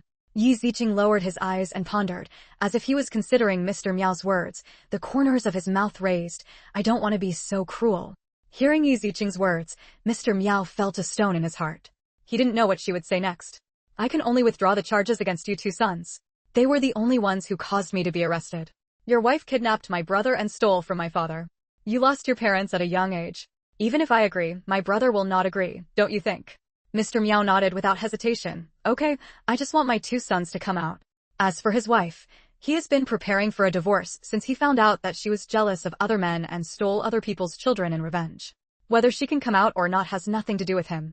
"Very good, then I can agree to withdraw the lawsuit, but I have 2 conditions." Yi Ziqing raised 2 fingers. Fu Ting'an glanced at Yi Ziqing and did not stop him. He knew clearly that Yi Ziqing was playing a word game. Yi Ziqing only said that she agreed to withdraw the lawsuit, but did not say that others could not. Recently, there have been many victims who want to take the opportunity to step on them, so even without her, it is still not easy for those people to come out. Coupled with the lawyers he provided for them, it was enough for the Meow brothers to drink. Mr. Meow placed his hope on Yi Ziqing and failed to find the flaw in her words. "Yes, you say it. As long as our Meow family can do it, we will definitely do it. First, our family, my father and our brothers and sisters are all separated from our elders because of your old lady. You have to compensate us for our mental losses. I want your piece of land in Lakeside Park in Jiangzhou City, plus 5 million in compensation." Mr. Meow didn't expect that Yi Ziqing knew about that piece of land. It took them a lot of effort to get that piece of land. But the current situation of the Meow family is that even if his 2 sons are released, they will not be able to develop them for 2 or 3 years. After thinking for a moment, he gritted his teeth and could only agree, okay. In the past 2 years, the Meow family planned to develop the real estate industry, so they bought several pieces of land. One of them is the Lakeside Park area, which was originally some old small houses. After about a year of hard work by the Meow family, those people have been moved out and construction is expected to start soon. But now because of this incident, the plan has been delayed, and Yi Ziqing has also taken a fancy to it.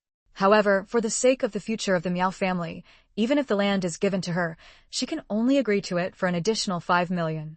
Yi Ziqing's handsome lips curled up. "Second condition. Let that old woman of yours tell you who my grandparents are and help me find them." "No problem."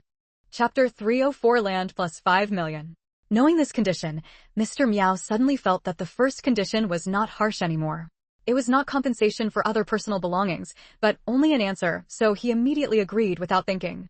However, a cunning and successful light flashed in Yi Ziqing's eyes. After meeting old Mrs. Meow, Yi Ziqing could see from her face that the dead old woman was a tough talker. It was very difficult to find out the identity and whereabouts of his father's biological parents. Therefore, she planned to let Mr. Meow go and question the old woman himself. This would not only slap old Mrs. Meow hard in the face, but also make Mr. Meow angry. "Now I agree readily, but I don't know what the old woman's reaction will be after she refuses to answer." She has bowed her head here, but if her family does not bow her head, her 2 sons will go to jail, and the people around them will take a bite, and then the Miao family will be 100% bankrupt.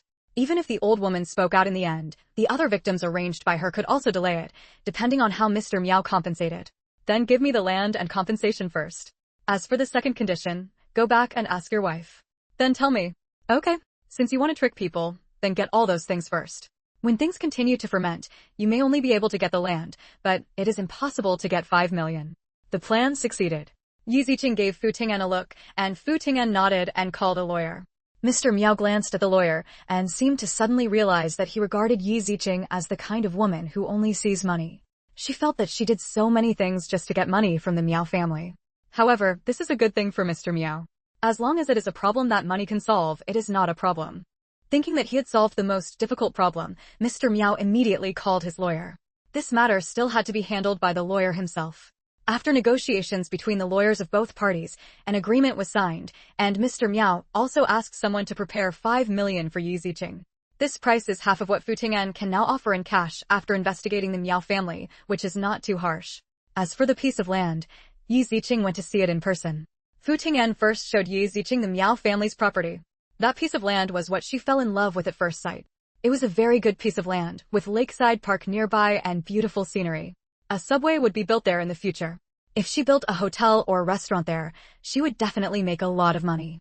It can only be said that the Miao family is still discerning, but they have offended people they shouldn't have offended, and now it is easier for Yi Ziqing. Yi Ziqing planned to take this piece of land first, and he could still take his time when it came to construction. There was no rush as long as the land was in his hands. He could build at any time. This piece of land was the first gift that Yi Ziqing gave to Yimingyu. He planned to let him take charge of it personally, which would give him a chance to practice his skills. As for the land transfer agreement, let the lawyers of both parties handle it. Fu Tingjian's lawyer is definitely the best in the industry. After signing the contract, go directly to apply for a special account. Now this kind of thing is not as complicated and strict as later generations, but there are more procedures and more places to run. Is it okay now? Mr. Miao looked at Yi Ziqing expectantly and glared at her to withdraw the complaint. Chapter 305, Surrendered. Yi Ziqing nodded, took out his mobile phone and dialed Xiaoning's number, still on speakerphone. Captain Xiao, the Miao family found me and offered me some compensation. I plan to withdraw the lawsuit against the 2 Miao brothers. Xiaoning on the other side of the phone was stunned and exclaimed, Yi Ziqing, are you sure? Yes, I'm sure, but I am the only one who has withdrawn the lawsuit against the 2 Miao brothers. The others remain unchanged. Mrs. Miao is no exception. Although Xiaoning didn't know what was going on, people from the Miao family should be around now, so he agreed. Okay, I understand. Thank you very much. I'll treat Captain Xiao to dinner when I get back. Yi Ziqing smiled and said to Xiaoning, well, I'm going to get busy. The two hung up the phone and looked up at Mr. Miao, okay? Mr. Miao finally breathed a sigh of relief and bowed deeply to Yi Ziqing. Thank you. Yi Ziqing made a pleased gesture, please. I don't want to see you again. Mr. Miao's face froze, and he could only turn around and leave in despair. This incident still hit him hard. A smile of success appeared on Yi Ziqing's face. Tisk, it feels so good to be a white wolf with nothing. Well, we can continue in the future. Fu Ting'an laughed. This strategy is no different from how Yi Ziqing encouraged Uncle Wang to attack Uncle Yi with nothing. Yi Ziqing took out his cell phone and dialed Xiaoning's number again. As soon as the call was connected, Xiaoning asked, you girl, what happened just now? Yi Ziqing smiled and leaned on the sofa, telling what happened to Mr. Miao just now, and he was willing to donate a piece of land and 5 million to let her drive faster. Xiaoning couldn't help but gasp when he heard Yi Ziqing's big mouth, 5 million. It's a shame you opened the door. Tisk, I'm already very merciful. If I don't withdraw the lawsuit, the Miao family will be 100% bankrupt. Upon hearing this, Xiaoning asked with some disapproval, are you really planning to withdraw the lawsuit? Then how do you plan to take revenge? Captain Xiao, don't worry. I am the only one who has withdrawn the lawsuit, not including others. Yi Ziqing's lips curved into a playful sneer. Didn't someone see the Miao brothers recently? Can't the evidence of those people's crimes be used to convict them? When Xiaoning heard Yi Ziqing's words, he couldn't help but twitch the corner of his mouth. It turned out that the hole was dug here. As public officials, you handle official business and no one can find fault with it. In addition, I did not withdraw the case against the old lady Miao, and others also know that this matter is fishy, and they still will not help the Miao family. Xiaoning couldn't help but feel sympathy for the Miao family. How miserable. Even if he was cheated out of money by Yi Ziqing, he still couldn't escape the fate of bankruptcy and jail in the end. Yi Ziqing chuckled lightly and suggested with a smile, so, you just need to procrastinate. If you procrastinate, you need to solve it one by one. Don't be too tired. We are all human beings. We still have to follow the order of daily work. Then there will be no problem. Xiaoning smacked his mouth. His mouth felt a little dry. I really don't know how this girl came up with such a unique way to tease people. I feel like being defeated. How did you come up with this?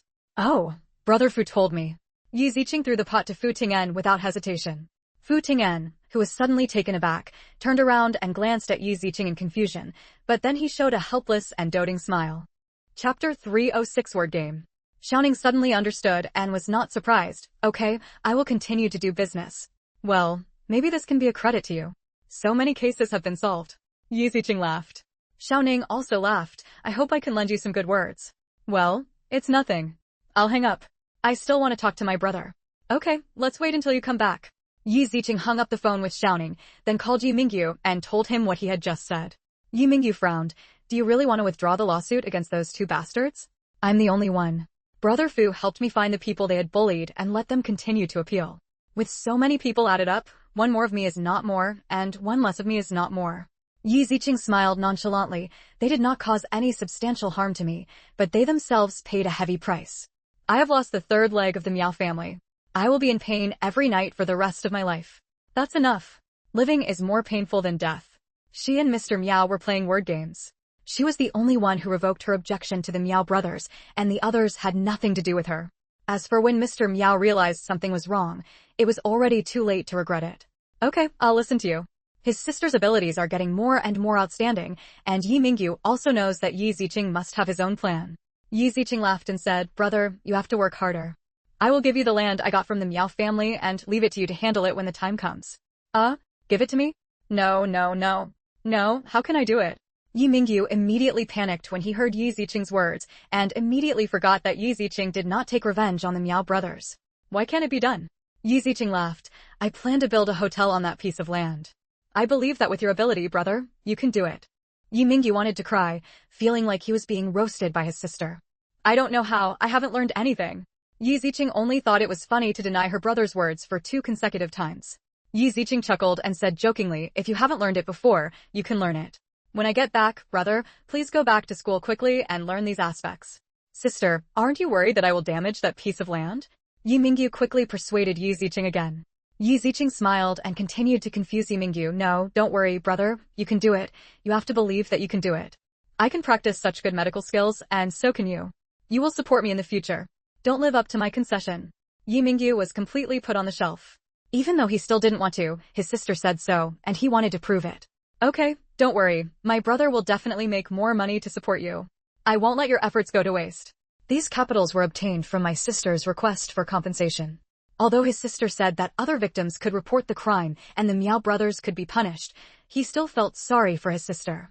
Yi Mingyu felt even more that the reason why Yi Ziqing made such a decision must be for him, because he wanted to give him a chance to start a business.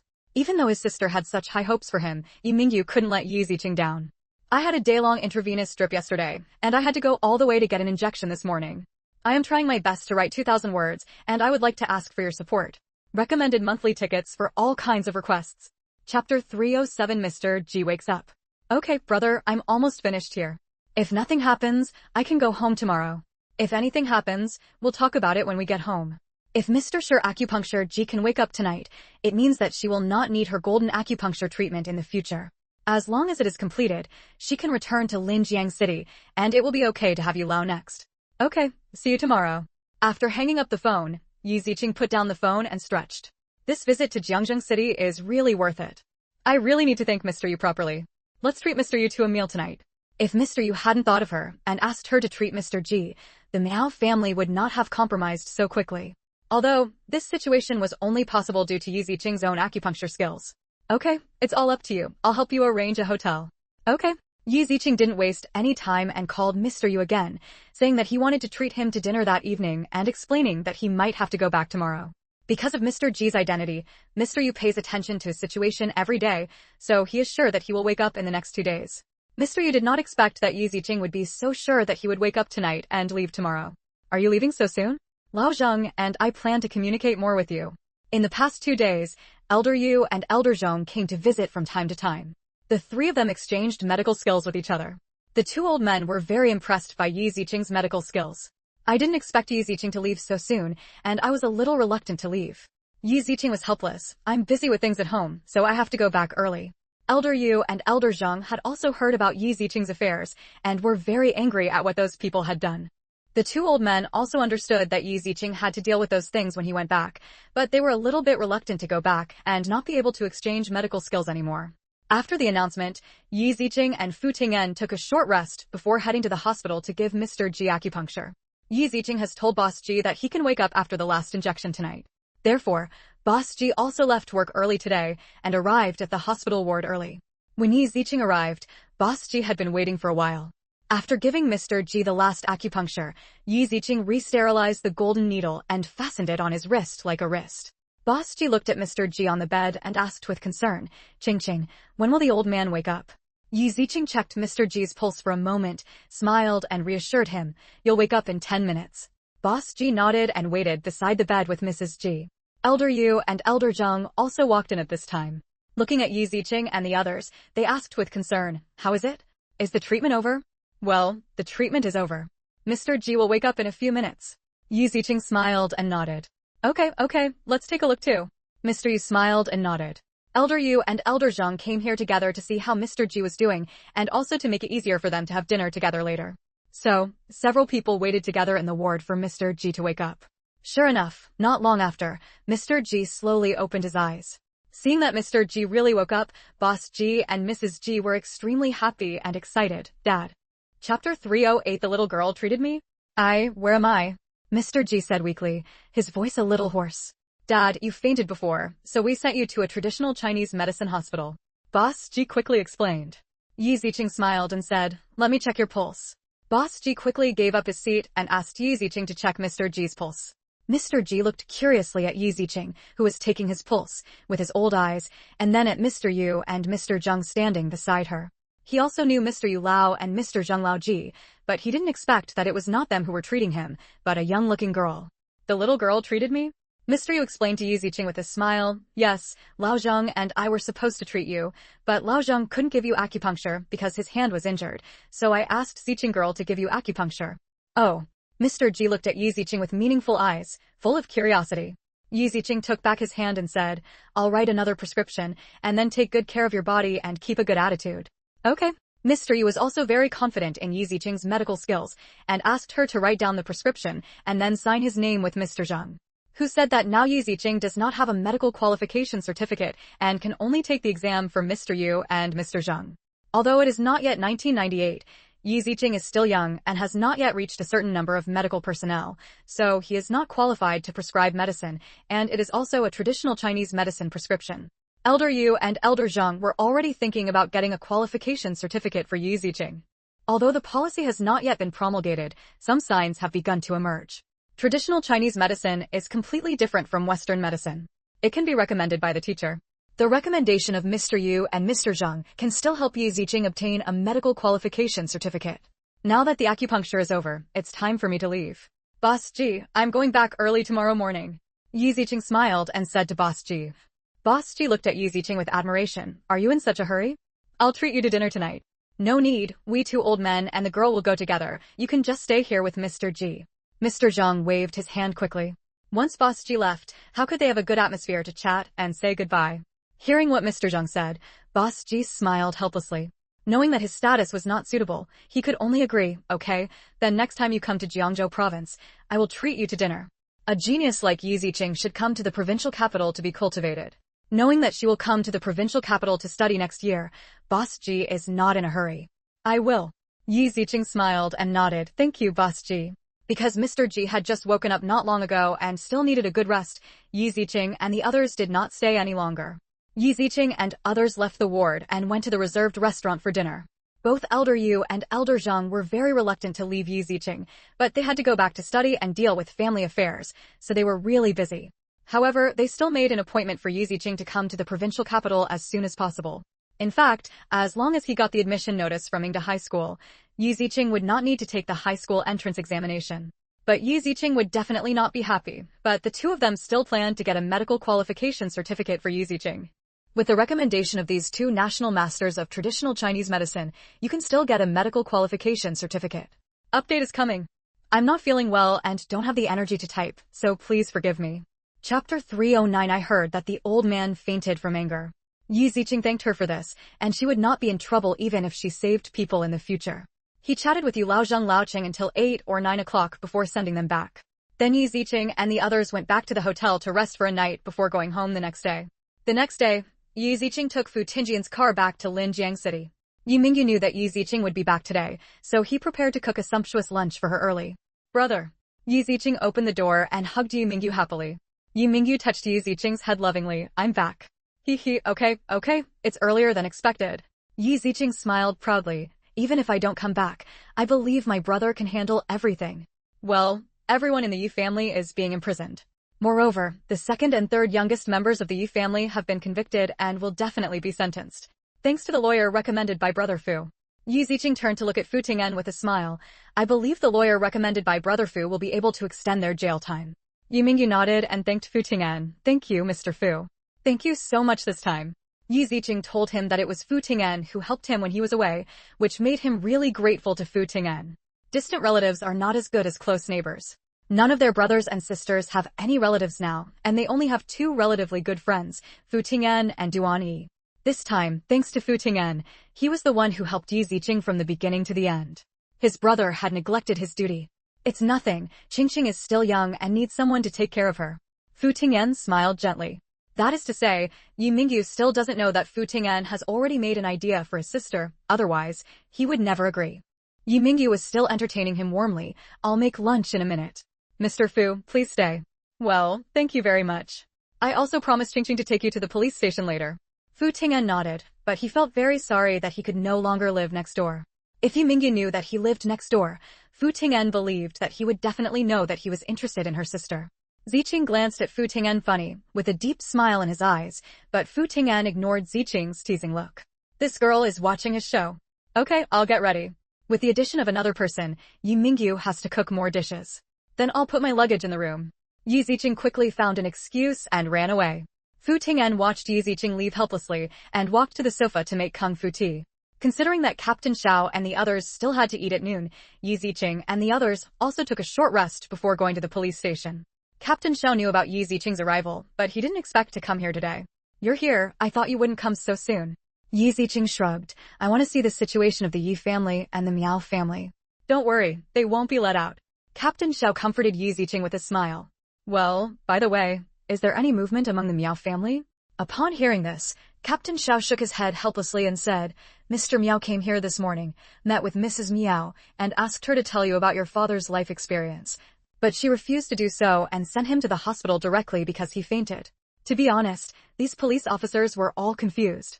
Chapter 310. My son will not go to jail.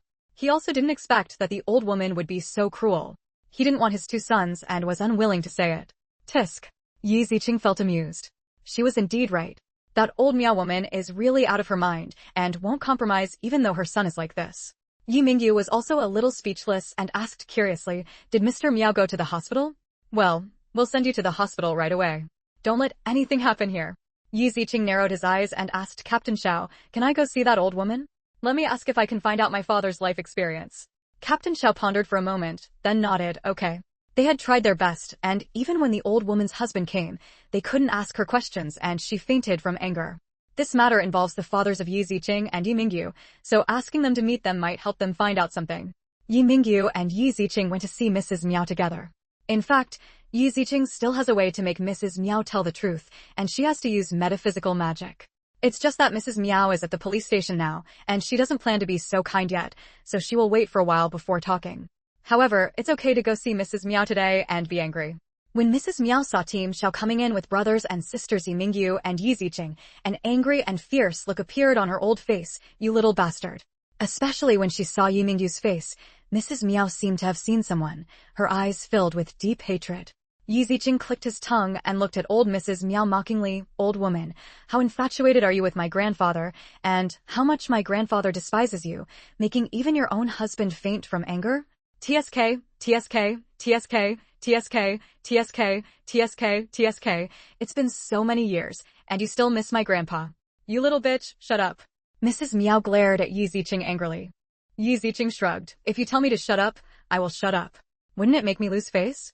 Besides, you are about to go to jail now, so you deserve it. You. Mrs. Miao was so angry that she pointed at Yi Ziqing with trembling fingers. Captain Xiao and Yu Mingyu glanced at Yi Ziqing. For some reason, they felt a little sympathy for Mrs. Miao, who would be angry to death. Yi Ziqing said angrily again, "What am I? Old woman, you caused my father and grandparents to be separated back then. Now I want to separate your husband and wife and make your two sons sit in prison for the rest of their lives. And you can only spend the rest of your life in prison and die in prison." Captain Xiao coughed helplessly and reminded Yi Ziqing. "How dare you? What dare I not do? Your eldest son violently demolished people, hurting lives, and your second son harmed so many girls. I found those people one by one, sent them over, and we all sued your two sons together." Yi Ziqing supported his chin with one hand and said with a smile, "I hired the best lawyer for them. Even if your Miao family has money, you can't bail them out." Fart. Impossible. My son will not go to jail. Old Mrs. Miao shouted in disbelief. She had done this kind of thing not once or twice before, so she didn't believe it was true at all. Chapter 311 Yi Ziqing's cliché. Being able to sit in her position, she still knows some of the procedures for handling cases, but many of their words cannot be believed. Captain Xiao had told her something before, but she didn't believe it, but now that Yi Ziqing told her again, she still didn't want to believe it. "Tisk, didn't your husband tell you when he came to find you? Your husband gave me a piece of land in Jiangzhou City for this, and gave me 5 million in compensation. Just for me to cancel the report against your two sons." Saying that, Yi Ziqing also hooked his hand at Fu Ting'an behind him, and Fu Ting'an took a document and handed it to her. "Look, see if this is your husband's signature." Yi Ziqing opened the document, revealing Mr. Miao's signature and thumbprint. When Mrs. Miao saw the contract, her eyes shrank and her face was full of disbelief. Obviously, when Mr. Miao came here, he did not know the specific situation of the Miao family clearly with Mrs. Miao. There is only one thing in Mr. Miao's mind, that is, he has been cuckolded, and his family's current fate is the result of Mrs. Miao. He asks Mrs. Miao to make it clear who the man she likes is. Mrs. Miao refused to say anything, which made Mr. Miao think that the wife he had spent half his life with still remembered that man, and he was so angry that he fainted. As a result, Mrs. Miao did not know the specific situation outside now. "Did you see it?" Yi Ziqing smiled and put away the folder. "Although I promised that I would not see your two sons, I sent other people over and asked them to see your two sons. I have informed the media about this matter, and your company has been isolated through the news. What qualifications do you have to be arrogant?" You. Mrs. Miao was so angry that she pointed at Yi Ziqing with her eyes rolling up. "Don't faint. Otherwise you won't be able to see what will happen to your son, or do you want to tell me what you did for them?" Yi Ziqing continued to ask with a wicked smile on his lips. Old Mrs. Miao gritted her teeth angrily. "I will never tell you about your dream. You don't even want to know. Then your two sons will be miserable. If your two sons know your choice, will they not want you as their mother? You can't threaten me. If I tell you, you will only retaliate against me even more. If I don't tell you, you will never find that person." Mrs. Miao looked shrewd and arrogant, her attitude still firm. If that man found out, he would definitely not let him go. It would be better if she never told them and let them never find them. Maybe the Miao family still had a chance to survive. Therefore, Mrs. Miao is not selfish, but the identity of the man she stole can destroy their Miao family. Yi Ziqing sighed helplessly. "Since you don't want to say it, forget it. I will investigate your whereabouts over 40 years ago. I believe some people will know. I'll wait." Mrs. Miao didn't seem afraid at all, and felt that Yi Ziqing and the others would not be able to find out. Yi Ziqing narrowed his eyes and chuckled. "It seems it wasn't so easy for you to take away my father back then." A hint of guilt flashed across old Mrs. Miao's arrogant face, which eventually turned into a cold snort. "I won't tell you anything you say. It's impossible for you to find them." Chapter 312 There may be someone behind the scenes. "Really? Then you'd better live well. I will bring my father's family to see you." Yi Ziqing sneered, got up and left with Captain Xiao and the others. Team Xiao looked at Yi Ziqing and was confused. He had many questions that he wanted to ask, but the place was not suitable. He could only ask after leaving, "Why did you provoke her so much just now?" Yi Ziqing sighed softly. "Maybe it was not her fault that my father was stolen out." "What do you mean?" Yu Mingyu looked at Yi Ziqing in confusion. Fu Ting'an chuckled. "Ching just tried it out. That old woman is very guilty. Didn't you see the expression on her face? And someone may have destroyed a lot of evidence from back then, so that we can't find out what happened to that old woman. Brother Fu is still smart." Yi Ziqing gave Fu Ting'an a big compliment. Captain Xiao should have noticed the change in the old woman's expression. Captain Xiao nodded in agreement. "Well, it can be seen that she has a guilty conscience. She doesn't seem to be afraid of us finding out at all." Yi Ziqing agreed with the analysis. Besides, it was more than 40 years ago, and that era was still relatively chaotic. Many records must have been lost. Plus, they deliberately concealed it, so it must be difficult to find. Yi Mingyu was stunned and asked worriedly, what should we do? Then we will never find Dad's relatives. Since it has been more than 40 years, we will find it sooner or later. Yi Ziqing was not worried at all and patted Yi Mingyu on the shoulder to comfort him. Captain Xiao also comforted the two brothers and sisters. Yes, we will try our best to help you find them. Yi Mingyu nodded. Well, I believe it can be done. At this time, Yi Mingyu knew that he could not panic, otherwise Yi Ziqing would also be disappointed and panicked, so he held Yi Qing's little hand. Yi Ziqing smiled at Yi Mingyu. Brother, don't worry. Since we already have some clues, don't give up. We can use the power of the news media to help us find our father's relatives in the future. Sooner or later, we will find them. According to Mrs. Miao's character, she would never fall in love with a good-for-nothing man. In this case, their grandfather was definitely not an ordinary person.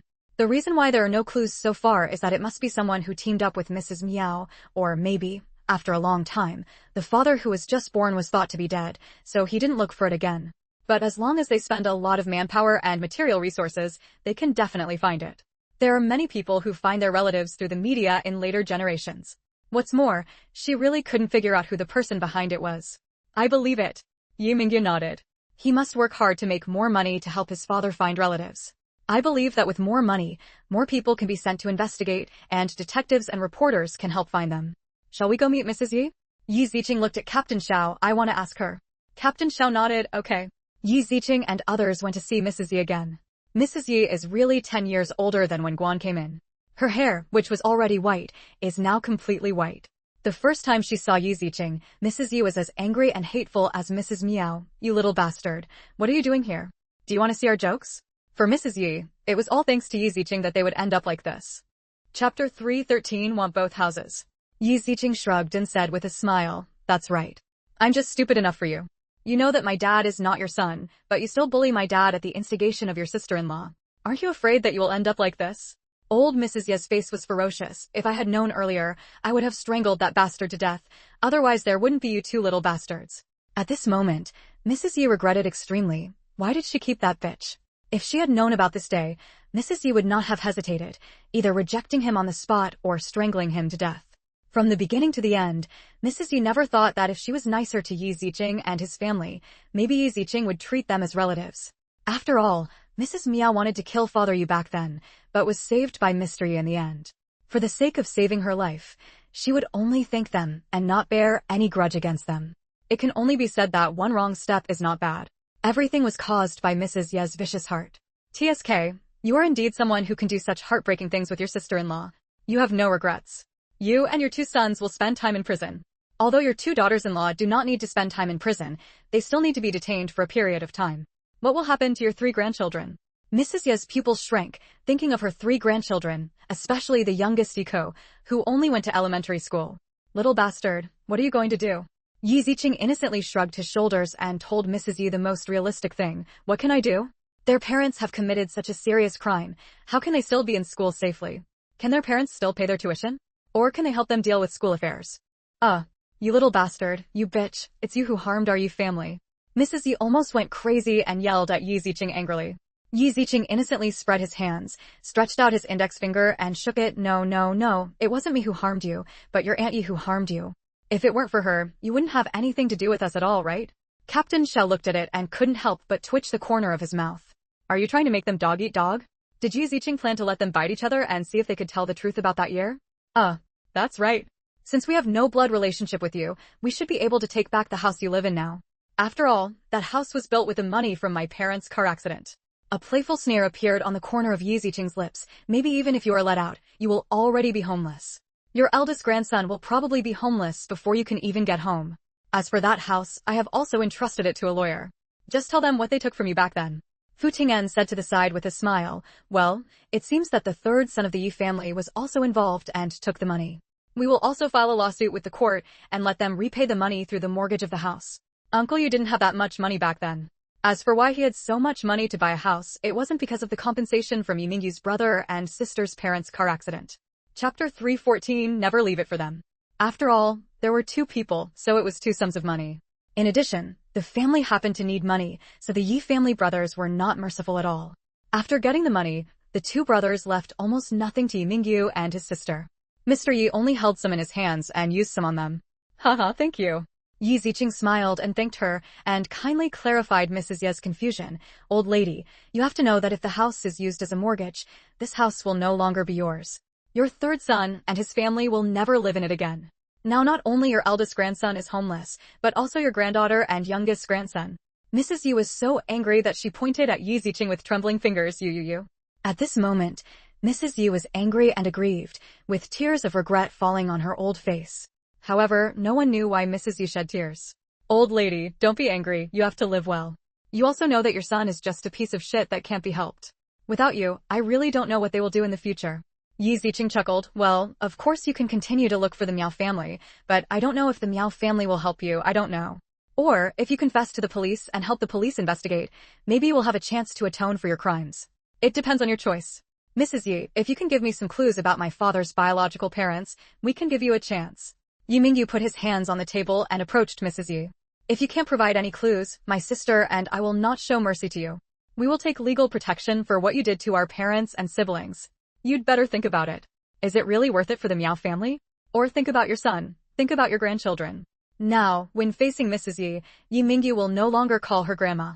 In the past, it was because of the blood relationship, but now that there is no more, and they still do those crazy things to their brothers and sisters, then she is not qualified to listen to this, grandma. The corners of Ziqing's lips curled up, and a cold light flashed in his eyes. Opportunity? She would never leave it for them. Yu Mingyu can be kind-hearted, but she won't. She will keep the lawsuit against them so that they will never be able to recover, and their life will be worse than death. After saying that, the two brothers and sisters did not stay any longer, leaving Mrs. Yi to think about it, and left with Captain Xiao. Captain Xiao, if there's nothing else, we'll leave first. Thank you this time. When it's over, I'll treat you to dinner. Yi Ziqing smiled and said gratefully to Captain Xiao. Yu Mingyu also thanked Captain Xiao. Yes, Captain Xiao, please excuse me. Captain Xiao smiled and waved his hand. It's okay, it's okay. This is what we should do. If there is any news in the future, I will tell you as soon as possible. I believe that after Yi Ziqing's words, these two old ladies will be able to help. Help is the best. Okay, bye. The two brothers, Yi Ziqing and Yu Mingyu, took Fu Tingjian's car back to the community. Ching, don't worry, we will find Dad's relatives. Yu Mingyu smiled and patted the back of Yu Qing's hand to comfort her. Chapter 315. Maybe you don't want us to go back.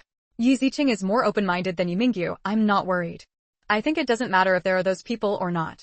If they're in the same situation as the Yi family, we might as well not look for them, right? Yu Mingyu was stunned. He really had never thought about the situation that Yu Qing mentioned. You mean, they don't want us to go back? No, I just feel that after all, our father has disappeared for so many years and is dead, and we are strangers to them. Yi Ziqing told Yu Mingyu his analysis. If they give birth to another child because of the disappearance of their father, there will be an extra family property in the family. What do you think? Yu Mingyu had never thought about this. He wanted to help his father find his relatives, but he never thought about such a bad situation. Even if they want us to go back, don't forget what I analyzed at the police station. Mrs. Miao was definitely not alone in taking my dad away so smoothly. There must be someone behind her. If it was someone close to our grandparents who betrayed us, do you think we will have a good life when we go back?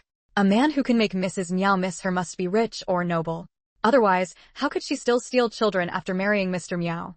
It must be that Mr. Miao was the next choice, and he later decided to steal the child because he felt unwilling to do so. The person who could help her might not have an ordinary status now.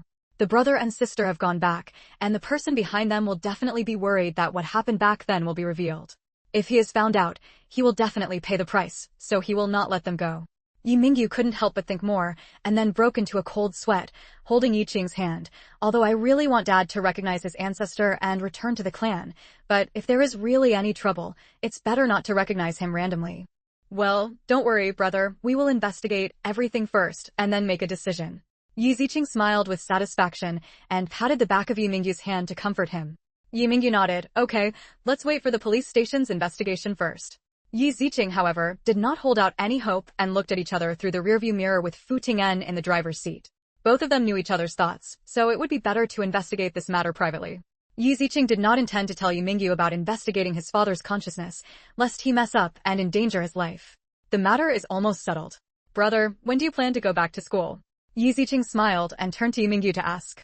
Yu Mingyu gently touched Yi Ziqing's head and said dotingly, I plan to do it in 2 days. I'm not in a hurry. After all, you are still underage, and there are some things that I still need to handle. Well, okay. Yi Ziqing glanced sympathetically at Fu Ting'an in the driver's seat. Fu Ting'an is more upset. It seems that he can no longer live in the same community as Ziqing these days. He is very depressed. However, Fu Ting'an also knew that Yi Mingyu did not want Yi Ziqing to be affected. What about you? When do you plan to go back to school? You haven't had class for almost a week, right? Yi Mingyu asked Yi Ziqing with concern. Can you keep up with your studies? Yi Ziqing puffed up his chest very proudly. Don't worry, brother, I got first place in my grade in this midterm exam, and now I'm in the 3rd year of junior high school. I've almost finished all the classes I should take, so don't worry. Chapter 316 The Design Boss Returns. What's more, the current junior high school knowledge is nothing to a full-level boss like her. She has been busy with one thing recently, and that is planning how to plan the land acquired from Mr. Miao. As a max-level boss, Yi Ziqing is also proficient in design. Now he can draw a rough diagram first and finalize it after the specific dimensions of the land are surveyed. Yi Ziqing plans to personally design hotels, restaurants, and commercial streets. The boss of the Miao family used his connections to get that piece of land, and even caused a forced demolition incident. Now he is still being sued by those people and unable to get out of the police station. She was spared a fortune in demolition fees, but ended up in a state of disgrace, and the boss of the Miao family suffered the consequences. Yi Ziqing felt that this cause and effect was very good. That area was originally a tourist attraction in the past life and the future. Now with her design, it is not only a tourist attraction, but also a special commercial street, restaurant, and office building. It will definitely make a lot of money. Unfortunately, the land nearby has been auctioned off by other companies. It is difficult to get it, so I can only implement my own idea. Back home, Yi Mingyu asked Yi Ziqing to go back to his room to review. Although he knew that his sister had good grades, he still planned to prevent his sister from falling behind just because of these few days. Fu Ting'an also casually found an excuse to leave, while Yi Mingyu cleaned the room and prepared dinner. The next day, Yi Ziqing returned to school and cancelled her leave with her class teacher, Teacher Liu. Naturally, it was the principal and Teacher Liu who told Yi Ziqing to ask for leave. Teacher Liu didn't expect that it was the principal who came to ask for leave. The principal didn't know how long Yi Ziqing would take leave. He just asked Teacher Liu to pay attention and cancel the leave when he comes back. Because of Yi Ziqing's midterm exam results, and because Yi Ziqing left suddenly and the principal came to ask for leave, Teacher Liu had no choice but to agree. Now that Yi Ziqing came to cancel her leave, Teacher Liu still asked with concern, Yi Ziqing, where have you been during this time? It's already the 3rd year of junior high school. Don't you know that now is a critical time? Yes, I know. Yi Ziqing nodded. Instead of asking for help, Mr. Yu went to help Mr. G treat his illness. Instead, he said, Teacher Liu should know the recent situation of my family. My brother was kidnapped before. I can't calm down and can only deal with things at home first. Only then did Teacher Liu remember what happened to the Yi family recently. It's not that Teacher Liu is gossiping, but Yi Zitong is still her student. They found out that Yi Zitong and Yi Ziqing were not cousins, but Yi Ziqing's father who was kidnapped and trafficked by the Yi family.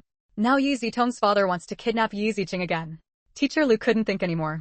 Seeing that Yi Ziqing was intact now, she breathed a sigh of relief. Fortunately, she was fine. Faced with that kind of thing, Yi Ziqing's grades were so good, it was really a blessing from God. I sympathized with Yi Ziqing in my heart, but Teacher Liu didn't know how to help. He could only comfort her with words. Well, okay, if you need anything in the future, you can talk to the teacher. Okay. Yi Ziqing nodded. If there's nothing else, I'll go back to class first. I may go to the police station from time to time to deal with follow-up matters. I hope Teacher Liu can approve the leave by then. Teacher Liu smiled and nodded. It's okay. Go ahead and finish it quickly, and you won't have to worry about anything anymore. Chapter 317 The White Wolf with Empty Gloves. In the following period, Yi Ziqing was still the one who asked for leave from time to time. Team Xiao quickly reached the final stage. Because Mrs. Miao was uncooperative and unwilling to tell Father Ye's life experience, Mr. Miao really lost his wife and lost his army.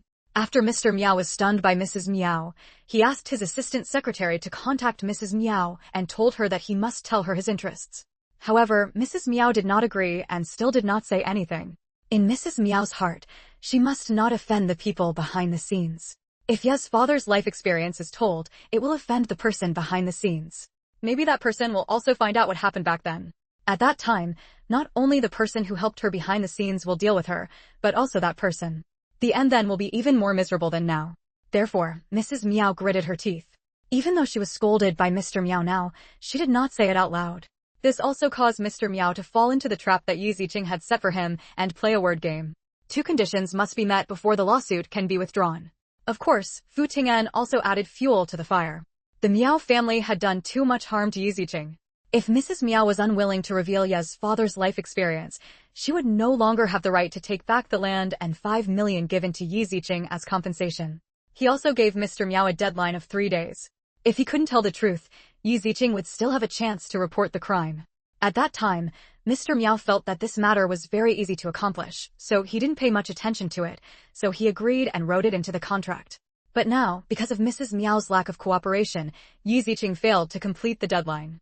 The land has automatically become Yi Ziqing's name, and Yi Ziqing can report the crime again. 3 days passed quickly, and Yi Ziqing reported the case again, wanting to sue the Meow brothers. Captain Xiao expressed admiration for Yi Ziqing's calculations. These young people are really better than their masters. This should have been settled long ago. You young people. Captain Xiao didn't know what to say except giving a thumbs up. Yi Ziqing helplessly shrugged his shoulders. I didn't want to either. Since they have done such incredible things, don't blame me for plotting against them. Let's make a profit from them first. Captain Xiao smacked his lips. Are you just trying to make a fortune?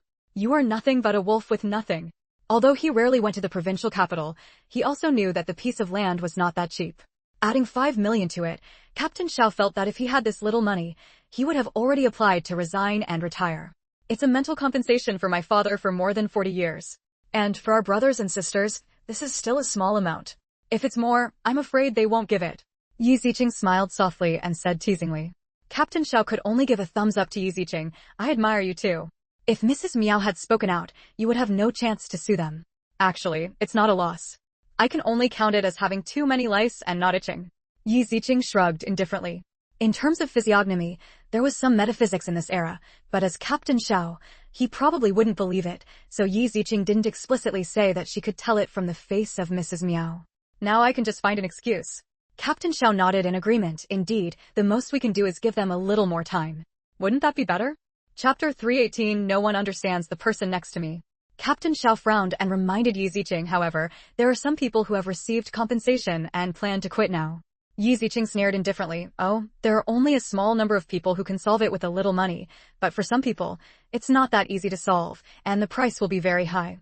Especially the boss of the Meow family, many people really died because of huge profits and demolition, which made things very troublesome. There were also people who forced the third child to death in the Meow family, but those were just girls in the family, and some favored boys over girls.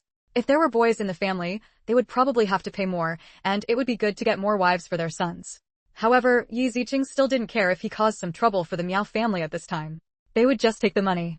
I just don't know if they can compensate enough, but Yi Ziqing heard from Fu Ting'an that he asked those people to ask for a higher price.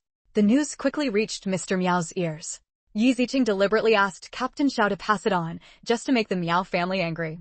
The case has been restarted again? When Mr. Meow heard that Yi Ziqing had reported the case again 3 days later, he almost spit out a mouthful of blood. Now, what does Mr. Meow still don't understand? This damn girl had arranged for a lawyer early, so she knew that he would definitely come to her for negotiation. As for her conditions in the contract, he thought they were fine, but now he felt that there were pitfalls everywhere.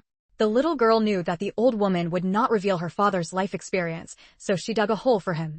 And he, after so many years in the business world, had no clue about this and jumped into the trap stupidly. But in this regard, Mr. Meow couldn't tell anything about Yi Ziqing's unreasonableness. Because the person who was weak was not Yi Ziqing, but his wife. Even though she was given a chance, she was still unwilling to step down. Mr. Meow only felt very sad. In the end, he didn't even have a little girl who understood his wife. How ironic it is that no outsider understands the person beside him. Retribution. Mr. Meow raised his head and sighed. He didn't want to work any harder and asked his assistant to tell Mrs. Meow and his 2 sons about the incident. Let Mr. Meow and Mr. Meow know that the reason why Yi Ziqing reported the crime again was because of their mother. He was unwilling to reveal Ye's father's life experience. When Mr. Meow and Mr. Meow found out, they almost went crazy. They smashed things in their cells, howled, and even cursed Mrs. Meow viciously. They all know that Yi Ziqing saved Mr. G, and as long as she doesn't care, the other unscrupulous people behind will lose money at most. But now, because of their selfish mother, she reported them again, causing them to lose hope of getting out.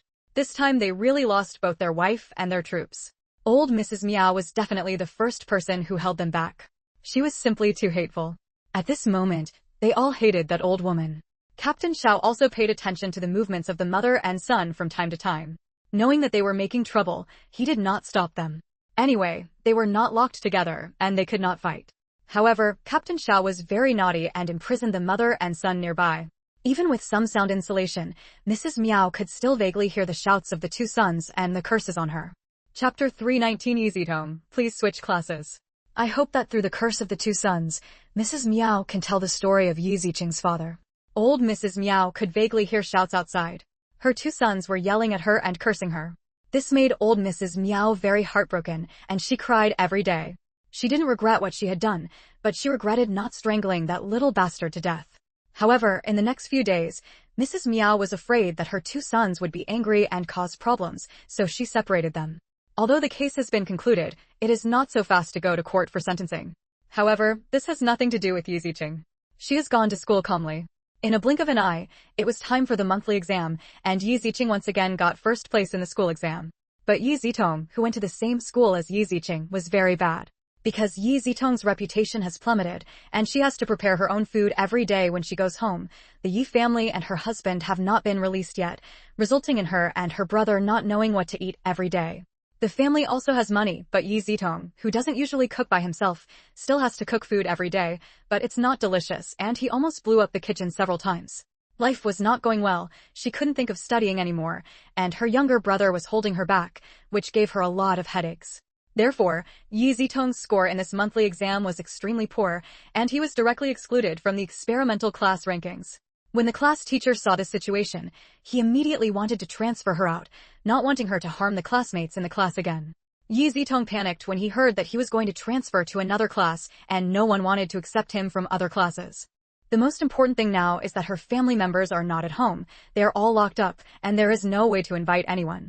Yi Zitong quickly ran to the office and cried and begged, "Teacher, please give me a chance. I just failed once. I will definitely do well next time."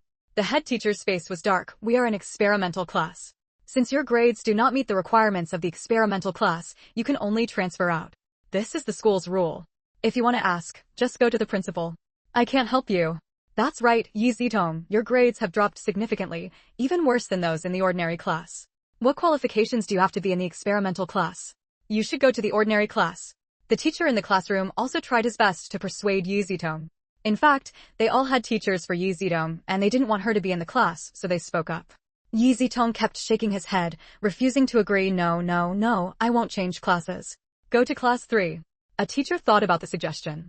The head teacher's eyes suddenly lit up, and he nodded quickly. Go to class 3. Class 3. Yi Zitong's face turned pale when he heard this class. How could he not know what class 3 was? It was a class that paid money to come in, and the students in it were all scumbags. This class is originally a special class in the school. The teacher hardly cares about it. It has a completely different management system from other classes. Therefore, Yi Zitong knew very well that she would have a chance to succeed when she got there. Instead of going to other classes, Yi Zitong could only transfer to other classes. No, I don't want to go to class 3, I want to go to other classes. TSK, you were unwilling to go to other classes just now, but now you are willing to go. When the other teachers heard Yi Zitong's words, they couldn't help but complain. Chapter 320, Bury Classmate Love. As expected of a family that can abduct and traffic children, it is so selfish. The head teacher thought for a while and said, "Then you can ask your parents to come over." Yi Zitong's expression froze. How could she come here now that her parents were imprisoned? What? Your parents can't come? If you can't come, you can only go to class 3. I can't teach you. The head teacher shrugged helplessly. They knew very well what happened to the Yi family. Yi Zitong's parents were arrested. All the teachers and students at the school knew that this was done deliberately. Yi Zitong felt even more aggrieved. My parents are not at home. Teacher, I don't want to go to class 3. Can you not change classes? The teacher was very helpless and looked at his watch. There is no other way. You can transfer to class 3 first. I will ask your classmates to move all your things there. When your parents come, you can take care of it or your grades have improved. Then transfer here. No, I don't want it. Teacher, you can't do this. The head teacher wanted to go inside the class and ask the students to move things, but Yi Zitong opened his arms to block his way. Yi Zitong, please stop making trouble unreasonably. If you continue to make trouble, we can only give you a big demerit. The Chinese teacher next to him grabbed Yi Zitong and gave the class teacher a look. The head teacher quickly took the opportunity to go out and ask his classmates to help Yi Zitong change classes. Yi Zitong wanted to resist, but the Chinese teacher was a man, so she couldn't resist at all, so she could only cry in the office. Hey, did you hear that Yi Zitong failed in the exam this time and was transferred to the regular version? TSK, what a regular class, I'm obviously going to class 3. Class 3? Isn't it a regular class? That's useless. I don't want to go. The teacher has no choice but to transfer to class 3 and ask the students to help her move her things. Yes, I have seen that Yi Zitong's classmates are very active and enthusiastic. They helped her move things, including tables and chairs. It seems that there is a lot of love among classmates. Ha ha. That's a must. Many classmates had seen the situation in the office, and no one could sympathize with Yi Zitong. And Yi Ziqing also heard about Yi Zitong's tragic situation, and the corner of his mouth curled up slightly. This is the price they pay for themselves. However, Yi Ziqing was a little dissatisfied with this ending, knowing that Yi Zitong would not just let it go. Yi Zitong was not willing to go to class 3. After school, he went to the police station to meet Aunt Yi. He no longer had any hope for Uncle Yi. Aunt Yi had also heard about class 3 and knew it very clearly. At the beginning, he despised class 3 very much. And now her daughter is being sent to class 3. How can this be done? Yi Zitong told her that the teachers now hate her because of her parents and want to drive her away, so they threaten her with the incident in class 3. Of course, Yi Zitong did not tell Aunt Yi that there was another decisive factor, which was the decline in her grades, which gave the head teacher reason to transfer her. If she hadn't caused a scene in the office, she would have been transferred to the regular class instead of the 3rd class.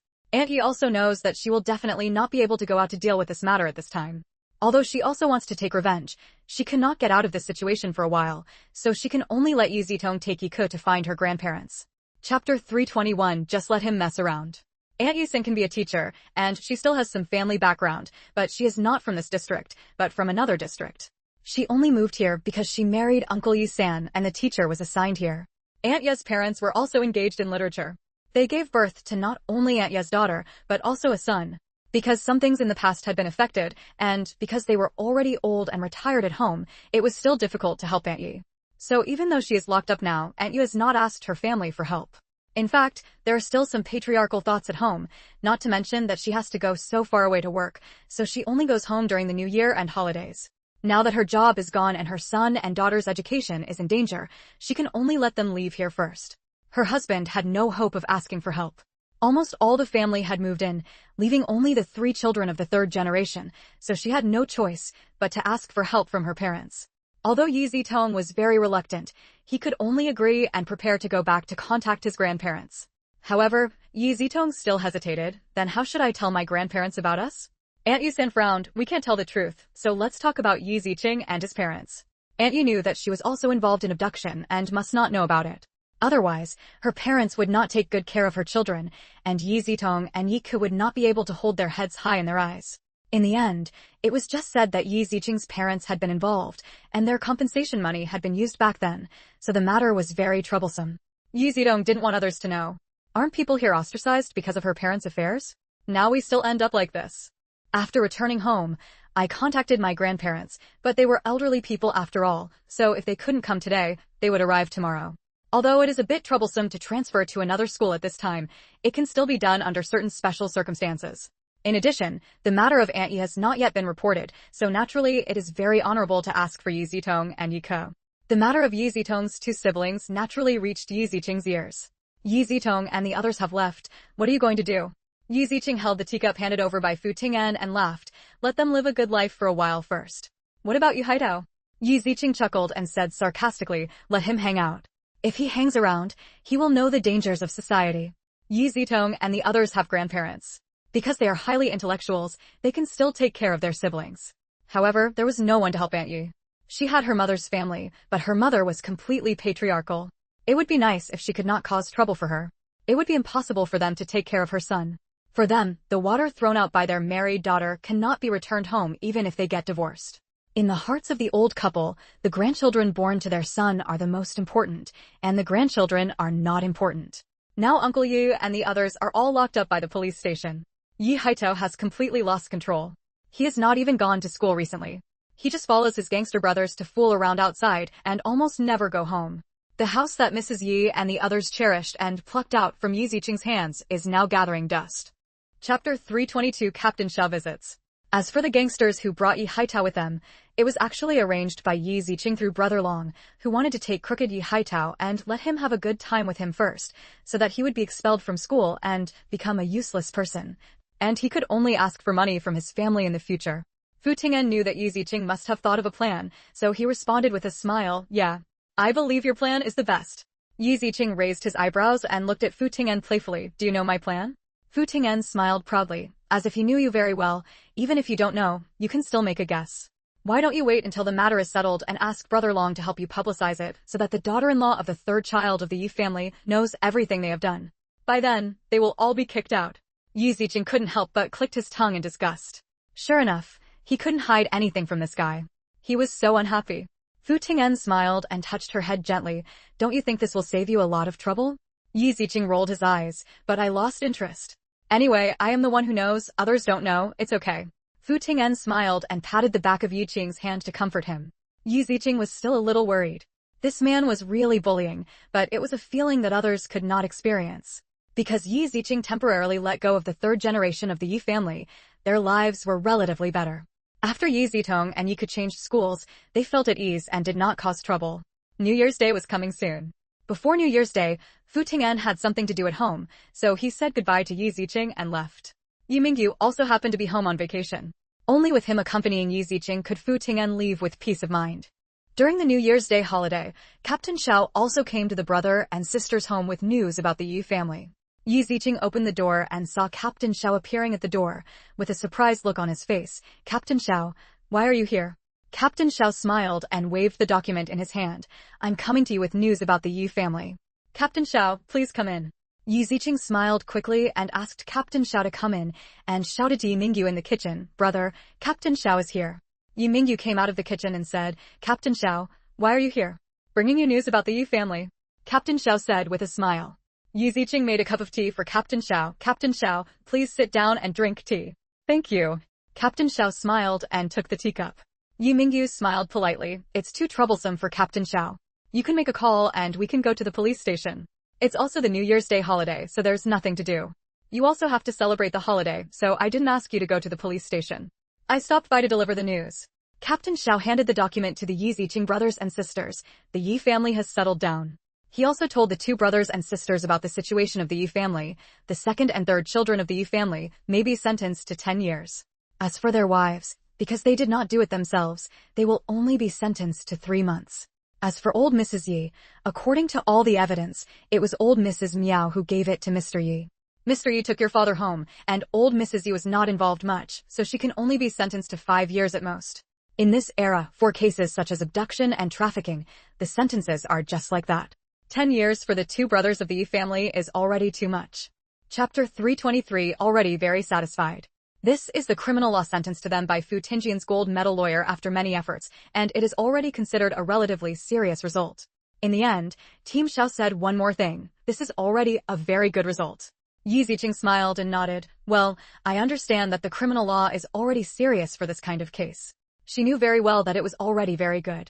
In so many abduction cases in later generations, not many people were sentenced to death, but now everyone in the Yi family has only done it once. Moreover, Yi Ziqing felt that letting them stay in prison for a period of time, and then releasing them, leaving them penniless, unable to seek help, and living on the streets would be the best way to relieve their anger and retaliate. My sister said it was okay, so Yi Mingyu had nothing to refute, and asked with concern, what about the Miao family? Captain Xiao said so much and took a sip of tea. You wouldn't know it if you didn't drink it. Once you drink the tea, Captain Xiao feels your mouth is full of fluids. When the tea enters your stomach, your whole body feels relaxed. It feels like the fatigue from staying up late yesterday is instantly dissipated. If it weren't for the wrong place, Team Xiao would have said comfortable. Yi Mingyu asked. Captain Xiao shook his head and explained, the Mao family can't make a decision yet, because besides you, there are many other cases, and the specific circumstances are not known yet. But don't worry, if you add up so many cases, if your lawyer is good enough, he can get a life sentence. They did so many bad things? Yi Mingyu asked, still a little surprised. Well, they paid a lot of compensation, and some people have already withdrawn their cases. Otherwise, there will be more. It seems they are not far away from bankruptcy. Yi Ziqing said sarcastically with the corners of his mouth raised slightly. Captain Xiao nodded. Indeed, Mr. Miao has not been to the police station for a long time. I heard that he has not come back since he went to Jiangjing City. The Miao family's company has also been in trouble recently. Because they wanted to investigate what the Miao family had done, which also involved the company's forced demolition and death case. They still knew something about the situation of the Miao family's company.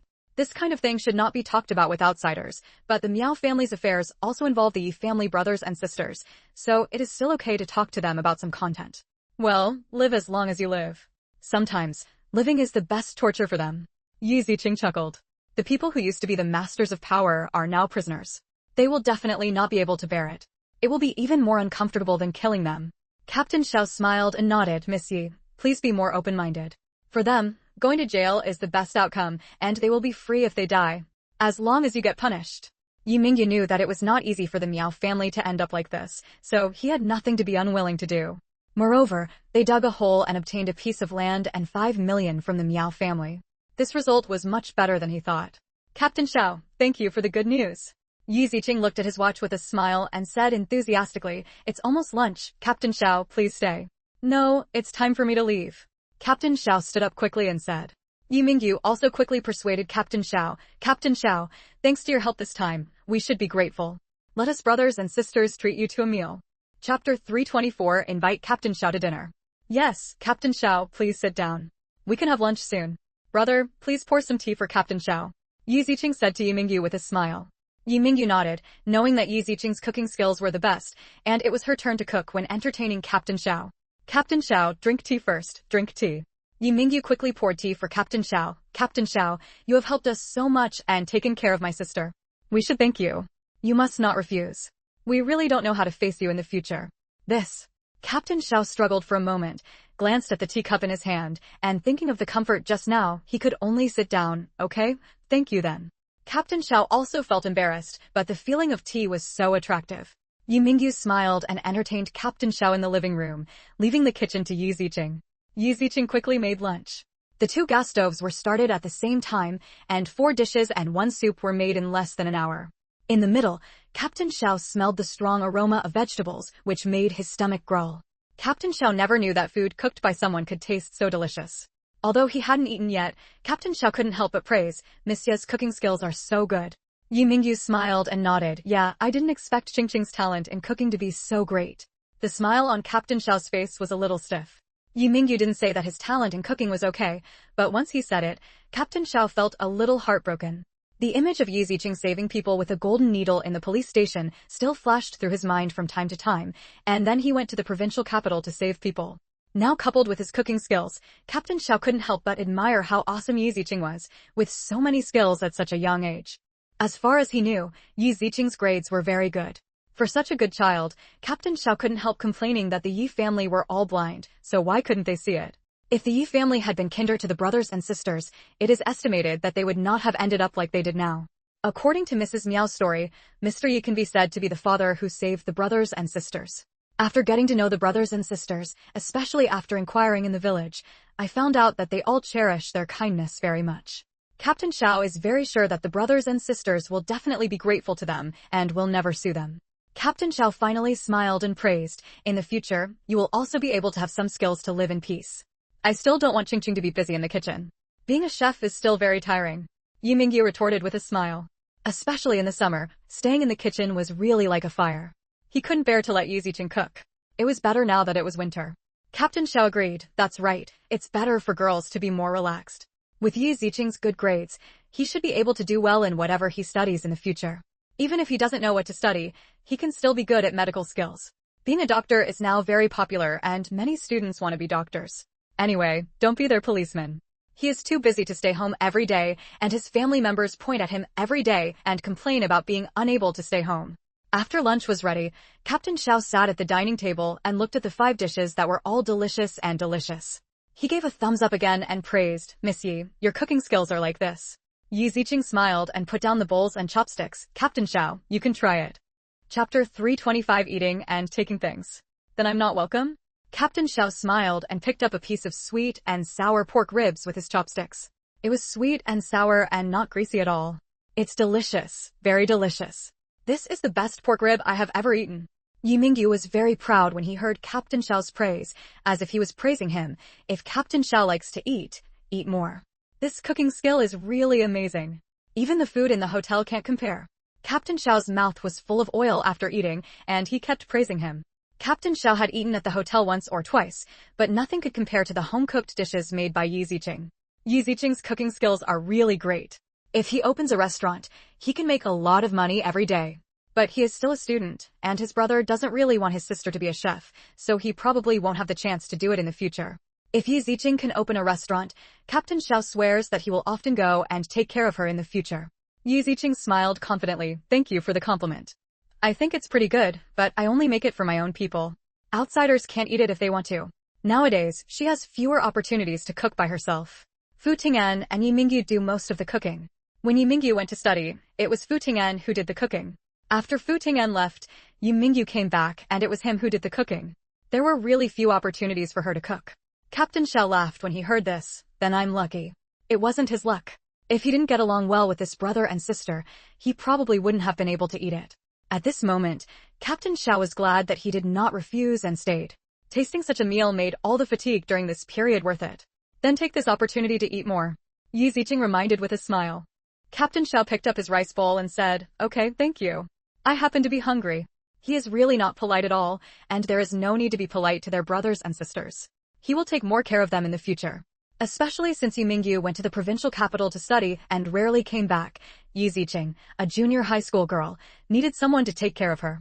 He could come and take care of her when he was free. With this idea in mind, Captain Xiao didn't feel embarrassed to eat and ate very enthusiastically. After all, the lunch was really fragrant and delicious. Captain Xiao really ate very much during this lunch. He patted his bulging belly and really didn't regret coming here. It was rare to have a meal with family members. Captain Xiao felt a little embarrassed and ashamed after eating so much. Yi Mingyu and Yi Ziqing quickly arranged the table and felt relieved when they saw that Captain Xiao was satisfied with his meal. It's killing me. Captain Xiao admired while rubbing his belly. He felt like he couldn't walk anymore. This time he was really exhausted. Yi Ziqing smiled. I finished the meal just in time, so I don't have to eat any leftovers for dinner. Captain Xiao smiled awkwardly and touched his nose. By the way, Captain Xiao, I made some cookies myself. You can take some away when you leave later. Why are you so embarrassed? I eat and take things, so I can't do anything. Upon hearing this, Captain Xiao blushed even more, felt very embarrassed, and waved his hands quickly. Yi Mingyu has already wrapped more than half of the biscuits in paper and placed them on the table. Captain Xiao, take it. We can only eat it for the two of us, so we can't eat much. Captain Xiao, who had tasted Yi Ziqing's craftsmanship, swallowed his saliva and took it with an embarrassed smile. Thank you very much. I almost got hospitalized. But the doctor still told me to lie down at home. So dear friends, please forgive me. There will be less updates today and tomorrow. Chapter 326. Cook well. Well, next time I bring some food to Yi Ziqing, I'll take it as a thank you. With this idea in mind, Captain Xiao didn't show any pretense and accepted it with a smile. After taking a short rest, Captain Xiao didn't stay long. He said goodbye to the Yi family brothers and sisters and planned to leave. Yi Ziqing and Yi Mingyu sent Captain Xiao away with a smile. The two brothers and sisters were very happy. Of course, Captain Xiao was also very happy because they left with a full meal and a small gift. Yi Mingyu returned home and sat down. He was still in a happy mood and said with a smile, the Yi family's affairs are really over. Are you really satisfied with the result? Yi Mingyu didn't ask in front of Captain Xiao just now, worried that Yi Ziqing would be dissatisfied. Well, I'm satisfied. Yi Ziqing nodded in agreement and said with a smile, isn't it good this way? When they come out, their houses and property will all be ours. Wouldn't it be better to leave them penniless and homeless? Yi Mingyu nodded and touched Yi Ziqing's head. Well, whatever feels good to you. In the past, those people always thought that having a house for them to live in was because they cared about the relationship between the two families. If this is the case, then take away what they are most proud of. I believe they will definitely be desperate when they come out, right? Anyway, since the matter is settled, let's not think about other things. Let's live our own lives. Yi Ziqing laughed, hugged Yi Mingyu's arm, and acted coquettishly. Okay. The Yi family's matter has been resolved, and Yi Ziqing can live a stable life. Now she is waiting for the Miao family's verdict. After Mrs. Miao's charges were settled, Yi Ziqing planned to find Mrs. Miao again, go to the prison to meet her, and then use metaphysical methods to make her tell the truth and the mastermind behind the scenes. At the end of New Year's Day, Yi Mingyu was going back to school, but Fu Ting'an hadn't come back until a week later. When Yi Ziqing came back from school, he saw Fu Ting'an busy in the kitchen. You're back. Fu Ting'an poked his head out of the kitchen and greeted with a smile. Yi Ziqing nodded in surprise. Why didn't you say anything when you came back? A surprise for you. Fu Ting'an smiled. Yi Ziqing smiled and nodded. It's quite a surprise. Are you finished with everything? Well, I'm done. Fu Ting'an nodded. I can take you here to the end of your final exam. Oh. Fu Ting'an was a little dissatisfied with Yi Ziqing's response. Was it just such a small response? Yi Ziqing looked up at Fu Ting'an in a funny way, stretched out his hand and poked his cheek skin, which was better than a woman's. I'm glad you could stay so long. Fu Ting'an was now satisfied, but felt a little amused by Yi Ziqing's behavior, and nodded her nose helplessly. Let me tell you, Captain Xiao came here on New Year's Day and told me the situation of the Yi family. I was quite satisfied. Thank you for your lawyer. Yi Ziqing smiled and thanked him. Fu Ting'an frowned. No need to thank you, as long as you're satisfied. Yi Ziqing nodded repeatedly. Okay, I'll go do my homework, and you'll cook well and make delicious food for me. Okay. Yi Ziqing did his homework while Fu Ting'an cooked dinner. Unbeknownst to Yimingyu, Fu Ting'an and Yi Ziqing lived in a world of two. The last semester of the third year of junior high school came to an end in a blink of an eye. Yi Ziqing had finished taking the final exam and was preparing for the winter vacation. Chapter 327 My son is wandering abroad. The winter vacation started, and Yimingyu left earlier than Yi Ziqing and the others. After all, they were in college, and Yi Ziqing and the others were already in their third year of junior high school, so it was a stressful time. Therefore, the winter vacation will be a few days later this year. When Yimingyu came back, Fu Ting'an knew that he would never have the chance to come to Yiqing's house, so he found an excuse to go back. Fu Ting'an planned to finish handling the company's affairs as soon as possible. Then, after the Chinese New Year, he could come here early and continue to accompany Yi Ziqing. Yimingyu didn't know anything about what Fu Ting'an had done. He only knew that Fu Ting'an would come to see Yi Ziqing from time to time, and was extremely grateful to her for taking care of his sister. Team Xiao often came to look after Yi Ziqing, and when he delivered something, he would find Fu Ting'an at Yi Ziqing's house, and he began to have doubts about this. It's just that this is their own business, so it's hard to talk about it. Although the charges of the Yi family have probably been confirmed, they still need to wait for the court to be sentenced. Their speed is considered fast. They settled the charges during the winter vacation 2 years ago, and the sentencing time is just as Captain Xiao said before. The Yi brothers are very angry and dissatisfied with this year. They are unwilling to accept such a year. 10 years. They have to stay in prison for 10 years. How can this be done? Moreover, they needed compensation for what they had done to Yi Ziqing before, and the family property also included compensation from Yi Ziqing's parents. In the end, their family property was actually awarded to Yi Ziqing's brother and sister, and it was enforced, which almost didn't make them vomit blood. All their belongings were gone, and even after they were released from prison, they had no place to live and were living on the streets. The two brothers will stay in prison for at least 10 years, so they don't have to worry about making a living for the time being, but their wives don't. Although second Aunt Yi and third Aunt Yi only had 3 months, these 3 months were also a serious blow to them. Especially for Aunt Yi, the judge actually revoked her teaching qualification certificate. She will no longer be a teacher even after she leaves school. Aunt Ye's face looked as if all the strength in her body had been drained, and she was a little out of breath. She is the one with the best status and family background among the Yi family. Although the family also favors sons over daughters, their family treats her daughter well and is not as favored as the Yi family. Therefore, now that there is such an ending, Aunt Yi still can't accept it. She just feels that the sky is about to collapse. She originally thought she would have a chance to make a comeback, but now that her teaching qualifications have been deprived, she will have no chance of becoming a teacher in the future. She has lost a good job channel. How will she live her life in the future? Compared to Aunt Yi, who at least still has her family, who can help her raise her 2 children, Aunt Yi is even worse. She also feels that the world in front of her is dark. After the house is taken away, where will she live? Where is the son from? What she is most worried about now is where her second son will live in the future. However, Yi Haidao has been being taken by someone arranged by Brother Long. He has been so excited recently that he has no intention of coming here to see his parents and grandma. Therefore, even if second Aunt Yi wanted to find Yi Haidao, there was nothing she could do. After all, not everyone has a mobile phone now. She couldn't contact him even if she wanted to, and she didn't know where he was. The police station helped her contact Village Chief Tan, but Village Chief Tan said that he had not seen Yi Haitao for a long time, and he could not contact him. In the end, Aunt Yi still could not see her son. Chapter 328 The court pronounced its verdict. Until the day of the trial, Aunt Yi could not see her son, and she felt very worried and desperate. However, Aunt Yi is worried about not knowing how her son is doing now. She is desperate because her son has not come to see him yet. Is this the last thing she wants to think about? As for Mrs. Yi, Yi Ziqing cared about her age. As a defendant, she expressed that she was willing to give her some tolerance and reduce her sentence by a few years. After all, she was older and she had raised their family. Yi Ziqing was not so kind. He just wanted Mrs. Yu to come out as soon as possible to see how everything she cherished the most was occupied by her. As for Yi Ziqing's kindness, not only was she not forgiven and satisfied by Mrs. Yi and the others, but she became even more resentful. After all, if it hadn't been for her, they wouldn't have ended up like this. So when the trial is over, everyone will curse and curse at Yi Ziqing, making her die a miserable death. But Yi Ziqing smiled nonchalantly. I'll wait. They are not qualified or able to fight back. If they could really rise, she, a max-level boss, wouldn't have to hang around and just commit suicide. When the sentence was handed down, Aunt Ye's 2 children did not come, not even members of her natal family, because the matter had not yet been passed on. Aunt Yu didn't dare to tell her family about her affairs.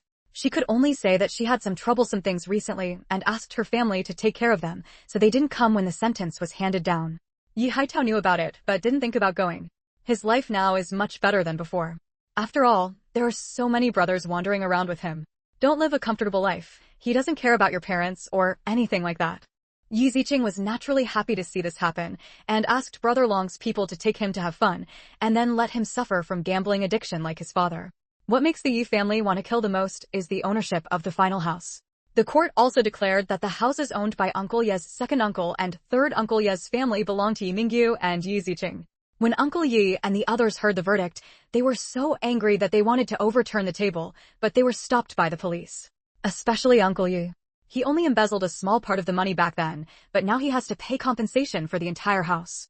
How can this be done? However, no matter how much Uncle Yi wanted to resist, it was useless, because it was all compensation to Yi Qing, not only for him, but also for his other wives and daughters. The lawyer presented evidence that Yi Zitong had slandered Yi Ziqing's reputation at school. Their family had done irreparable things to Yi Ziqing, and their house was deducted. Aunt Yu felt even more painful. Some of her house was paid for by her family, but now it was given to an outsider or her own enemy. How could she be willing to accept it? That was the house where she had lived and settled her whole life.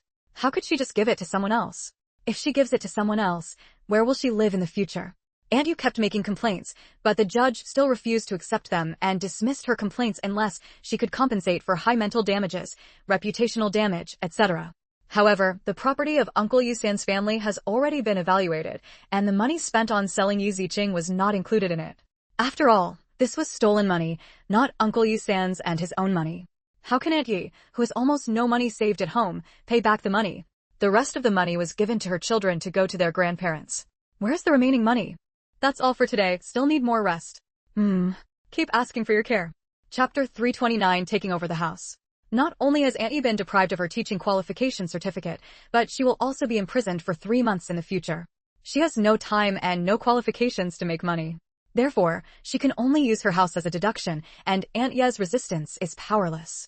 After all, it seems that it is the result of a court verdict, and there are still a lot of procedures that need to be completed. However, with the lawyer arranged by Fu Ting'en, Yi Mingyu can handle it relatively easily and will only go when he is needed. Finally, everything was taken care of before the Chinese New Year. The 2 brothers, Yi Ziqing and Yi Mingyu, returned to the village with documents and prepared to take over Uncle Ya's half of the house. Village Chief Tan and the others were shocked when they saw Yi Mingyu and the others. Are you back? Village Chief Tan greeted Yi Mingyu and the others with a smile. Village Chief Tan has already received news that Yi Mingyu and the others will come to take over Uncle Ye's house. After all, the house is in the village. As the village chief, Tan Feng has naturally been notified that he needs to apply for some documents. Well, Uncle Tan, I'll help you this time. Village Chief Tan smiled and waved his hand. Haha, it's okay, this is what I should do. Uncle Yi and the others would end up like this. Village Chief Tan was not at all doubtful or shocked about this. In fact, in their hearts, what would happen sooner or later was just a matter of time. No matter if Yi Mingyu and his sister accept it, they will no longer have to be bullied by the Yi family in the future. With the help of Village Chief Tan, it was easy for Yi Ziqing and the others to take over half of Uncle Ye's house, and the process was completed quickly. Yi Mingyu took out some money and asked some young people in the village to clean out some things in the house. Throw away what should be thrown away, and give away what should be given away. Originally, there were nothing valuable in this house, just some daily necessities. Village Chief Tan took out a small shabby house in the village and asked Yi Mingyu to put some things in it. Some things belonging to Uncle Ye's family still had to be left to them. After cleaning up the house, Yi Ziqing discussed letting Village Chief Tan rent out the house to get more living expenses. Village Chief Tan also agreed very much with Yi Ziqing's arrangement. Although this house belongs to Yi Mingyu and his sister, it is still inconvenient to go to school. Don't worry, leave it to me, I will rent out your house. Yi Ziqing smiled and vowed to Village Chief Tan to thank him. Thank you so much, Uncle Tan. Brothers and sisters, study hard and don't worry too much. Yi Ziqing smiled and said confidently, yes, we will. If we achieve success, we will definitely come back to repay Uncle Tan for your help. Facing the village, Yi Ziqing has plans to develop the village in the future. The mountains and forests behind it are very good vacation spots. Okay, I'll wait. Although Yi Ziqing is still young, village chief Tan still happily agreed to give the child some support. Moreover, village chief Tan also feels that the village in the future may really rely on Yi Ziqing and the others. Yi Mingyu and Yi Ziqing are both good boys. There are also some children in the village who go to the same school as Yi Ziqing. In this final exam, Yi Ziqing's score was perfect and ranked first in grade. The whole village was filled with emotion. Back then, the Yi family asked Yi Ziqing to drop out of school. Now that his grades are so good, it would be a pity to drop out. In the past, Yi Ziqing did not have such good results. Everyone attributed it to the fact that there were too many things in the Yi family that disturbed Yi Ziqing. Chapter 330. Is there no one next door? Now that everyone in the Yi family is in prison, without the Yi family, Yi Ziqing can study with peace of mind, and her grades immediately improve. As expected, they are brother and sister. Their grades are so good that all the children in the village combined cannot compare to them. They will definitely achieve extraordinary things in the future. Village Chief Tan is very visionary and farsighted, and he is now starting to invest in Yi Ziqing and the others. The house in the village was handed over to Chief Tan for help. Yi Ziqing and Yi Mingyu went home to celebrate the new year. As for Uncle Ye's house, there were still some procedures, so they put it away for now and plan to deal with it after the new year. Moreover, the Chinese New Year is coming soon, and many departments are now closed. Even if Yi Mingyu and the others want to do it, they can't find anyone. This year is the happiest year and the happiest day for the brothers and sisters. Without the Yi family, the two brothers and sisters felt a lot more relaxed. After dealing with those troublesome things, Yi Mingyu and Yi Ziqing took the time to go shopping and buy things they needed for the new year. Brother, let's go buy some new things. Okay. After getting a large amount of money from the Miao family and getting 2 more houses, Yi Mingyu was also very proud. He rode his bicycle together on the street to buy some things for the new year.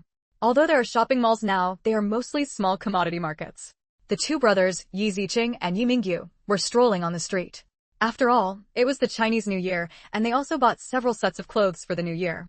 You still have to wear new clothes during the new year, which symbolizes the new year, new atmosphere, and new life.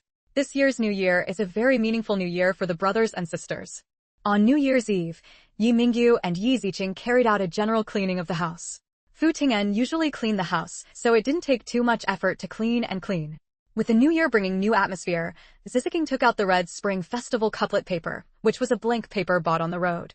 Ziziking planned to write the Spring Festival couplets himself and paste them on the door of his house. Yi Mingyu also felt that it would be better to write and post it himself. Yi Ziqing picked up the brush and wrote down the Spring Festival couplets for the new year. He wrote 3 graceful and magnificent spring couplets, and Yi Mingyu took the Spring Festival couplets and posted them on the door. Yi Mingyu admired Yi Ziqing's calligraphy and thought his sister's calligraphy was very good. It's very New Year's atmosphere. Yi Ziqing clapped her hands and was very happy. Yi Mingyu also nodded in agreement. Yes. It will get better and better in the future. This scene had never occurred to them before. When they were at the Yi family, it was not their turn to do such things. They had to work from beginning to night. Even if they had the New Year's Eve dinner, it was not their turn to eat together. They were all busy before it could be served. By the time they were served, everyone else had already eaten, and all they ate were the leftovers. This year, there are only 2 of them, brother and sister. Even though there are only 2 of them, Yi Mingyu and Yi Ziqing feel that such days are the happiest and happiest. Yi Mingyu posted the Spring Festival couplets and turned to look at the next door behind him. Why don't you see anyone next door? Hearing Yi Mingyu's question, the smile on Yi Ziqing's face froze. They are outsiders and left during the Chinese New Year. Oh, that's it. That's such a pity. Yi Mingyu didn't think anything else and nodded in understanding. I originally wanted to say hello to my neighbors or something to deepen the relationship between neighbors. When we lived in the village, we were used to saying hello to our neighbors, but we didn't expect them to be away. Chapter 331. Sure enough, my brother is here. Yi Ziqing secretly breathed a sigh of relief, but he didn't feel guilty at all, because it was true. Fu Ting'en was not originally from Linjiang City, nor from Jiangzhou Province, so he was an outsider, that's right. Okay, brother, let's get to know each other again when we have a chance. It's very cold outside. Yi Ziqing quickly diverted Yi Mingyu's attention. Yi Mingyu nodded, moved the stool into the house and closed the door. After entering the house, Yi Ziqing wrote some blessing words and asked Yi Mingyu to paste them. Then Yi Ziqing picked up the scissors again and cut out some more window grills and pasted them on the windows, adding some fun. The brother and sister had a busy New Year's Eve, which was fulfilling and happy. The whole house is full of New Year's flavor. Just as he was about to start preparing for today's New Year's Eve dinner, Yi Ziqing's cell phone rang. Yi Ziqing answered the phone and heard Fu Tingjian's voice, Ching Ching. Brother Fu, why did you call? Because it was the Chinese New Year, it was inevitable for Fu Ting'an to go home. He also went back early when Yu Mingyu was on holiday. Today is New Year's Eve, and Fu Ting'an, who is still busy in his study, made a call specifically for this purpose. In fact, it was because I missed Yi Ziqing a little. It was not easy to find Yi Ziqing, but now because Yi Ziqing has not recovered his memory, and he also has his own family and things to do, he can only separate first. Fu Ting'an could only console himself by talking on the phone. Well, let me tell you a happy New Year's Eve. Fu Ting'an chuckled. Are you and your brother preparing New Year's Eve dinner? Yi Ziqing smiled and nodded. Yes, there are only 2 of us at home, but we must also have a good New Year. It's time to celebrate. Fu Ting'an said in agreement. He originally wanted to say, I also want to celebrate the New Year with you. However, considering that Yi Mingyu might be nearby, Fu Ting'an did not dare to say anything, for fear that Yi Mingyu would notice something. In the end, Fu Ting'an could only smile and say, I'll be your guest again after the New Year. Okay, welcome. Yi Ziqing smiled softly. Sure enough, Yi Mingyu's voice came again. It's an honor for us, brother and sister, to have Mr. Fu come. The affairs of the Yi family and the Miao family were all thanks to Fu Ting'an, so he had to welcome Fu Ting'an as a guest. Okay, then I'll come back after the New Year. With Yi Mingyu on the side, Fu Ting'an could only say one more casually, then you guys take your time and get busy. Okay, bye. Yi Ziqing was amused in his heart, knowing very well the depression in Fu Ting'an's heart at this moment. He probably felt that Yi Mingyu was uncomfortable around him, and he originally just wanted to talk to her. Fu Ting'an hung up the phone, and finally could only sigh deeply at the computer in front of him. When can I take it for granted? After hanging up the phone, Yi Ziqing smiled and prepared for today's New Year's Eve dinner with Yi Mingyu again. Today is New Year's Eve. Even though there are only 2 people, Yi Ziqing and Yi Mingyu still cooked 8 dishes. The amount is not a lot, but it is definitely not enough for 2 people. However, this is a custom. You have to burn it even if you can't finish it. Moreover, you can continue to eat it the next day without throwing it away. According to custom on the first day of the Lunar New Year, we don't have many guests. In addition, there are only 2 siblings and no other relatives. Today, we can stay up late to watch the Spring Festival Gala and then sleep in late tomorrow. Chapter 332. It's okay to be drunk. The table was filled with delicious food. It was getting dark and there were bursts of firecrackers outside. I'm going to set off firecrackers. It was customary to set off firecrackers before the New Year's Eve dinner. Yi Mingyu also bought some. He even bought extravagant fireworks and waited until 12 o'clock to set them off. Okay. Yi Ziqing nodded and watched with a smile as Yi Mingyu went to set off firecrackers. After the firecrackers are set off, it's time for New Year's Eve dinner. Brother, let's have a drink. Yi Ziqing looked at Yi Mingyu with shining eyes. Yi Mingyu was stunned. You are still young. It's okay. This year is different. I brewed my own wine. It's different from outside. With that said, Yi Ziqing ran to his room and took out a wine bottle. There was still some dust on the black ceiling mud. Brother, I brewed some medicinal wine before. Today is the New Year. Try the wine I brewed. Okay. Yi Mingyu looked surprised and curious after hearing this. Can you still make wine? Well, it's brewed with a traditional Chinese medicine recipe. It's been a few months and it's just ready to drink. Yi Ziqing smiled, placed the wine bottle on the dining table, and prepared to open it. She put this wine in the wine cellar in the space. The wine brewed will be purer and more medicinal than outside. After knocking off the ceiling mud, Yi Ziqing poured himself and Yi Mingyu a glass of wine each. Yi Ziqing sat at the dining table and picked up the wine glass. Brother, let's have a drink. Okay. Although Yi Ziqing is still underage, this year is a special year, and it really doesn't taste like anything if he doesn't drink. In addition, this medicinal wine was brewed by Yi Ziqing himself, so Yi Mingyu was relieved to let her drink a glass first. Cheers. The 2 brothers and sister raised their wine glasses and clinked them gently. Yi Ziqing put the wine glass to his mouth and took a sip, his eyes full of nostalgia. Yi Mingyu glanced at the wine glass in his hand and took a sip to taste it. I found that the medicinal wine made by Yi Ziqing did have the spicy taste of wine, but there were also some Chinese medicines to neutralize the taste, which made people feel lingering in the mouth. Moreover, Yi Mingyu felt that after drinking the medicinal wine, his whole body felt comfortable and warm. So comfortable. Yi Mingyu closed his eyes slightly and couldn't help but exclaimed. Yi Ziqing smiled and put down the wine glass, placing his hands on the table. Brother, what do you think of this wine? It tastes good. Not bad. Yi Mingyu gave Yi Ziqing a thumbs up and nodded appreciatively. Yi Ziqing smiled proudly. Of course, medicinal wine is very popular in every world. That's natural. It's a rare day today, so I will take it out. Yi Mingyu nodded in agreement. Well, it's better not to drink normally. It's wine after all. Well, I know, today is the Chinese New Year, isn't it? It's a big day, celebrate it and drink less. Yi Ziqing picked up the wine glass and took a sip, looking like she was enjoying it. Although it is said that he should drink less, Yi Ziqing has already practiced in other worlds to avoid getting drunk after 1,000 cups. Yi Mingyu looked at Yi Ziqing's appearance in a funny way and shook his head. Well, I won't care about it today. It's okay to be drunk. Well, it's time to relax and be wild. Yi Ziqing smiled and nodded. Brother, come and eat some food. Okay. The two brothers and sisters turned on the TV, held a glass of wine, and ate New Year's Eve dinner. Not to mention how happy they were in their little days. Alas, when I get sick, it really makes people confused. I didn't have any hair yesterday, and I have a headache. Chapter 333 Fireworks. However, even after drinking the medicinal wine, the two brothers and sisters were not very drunk. At most, they felt warm all over their bodies.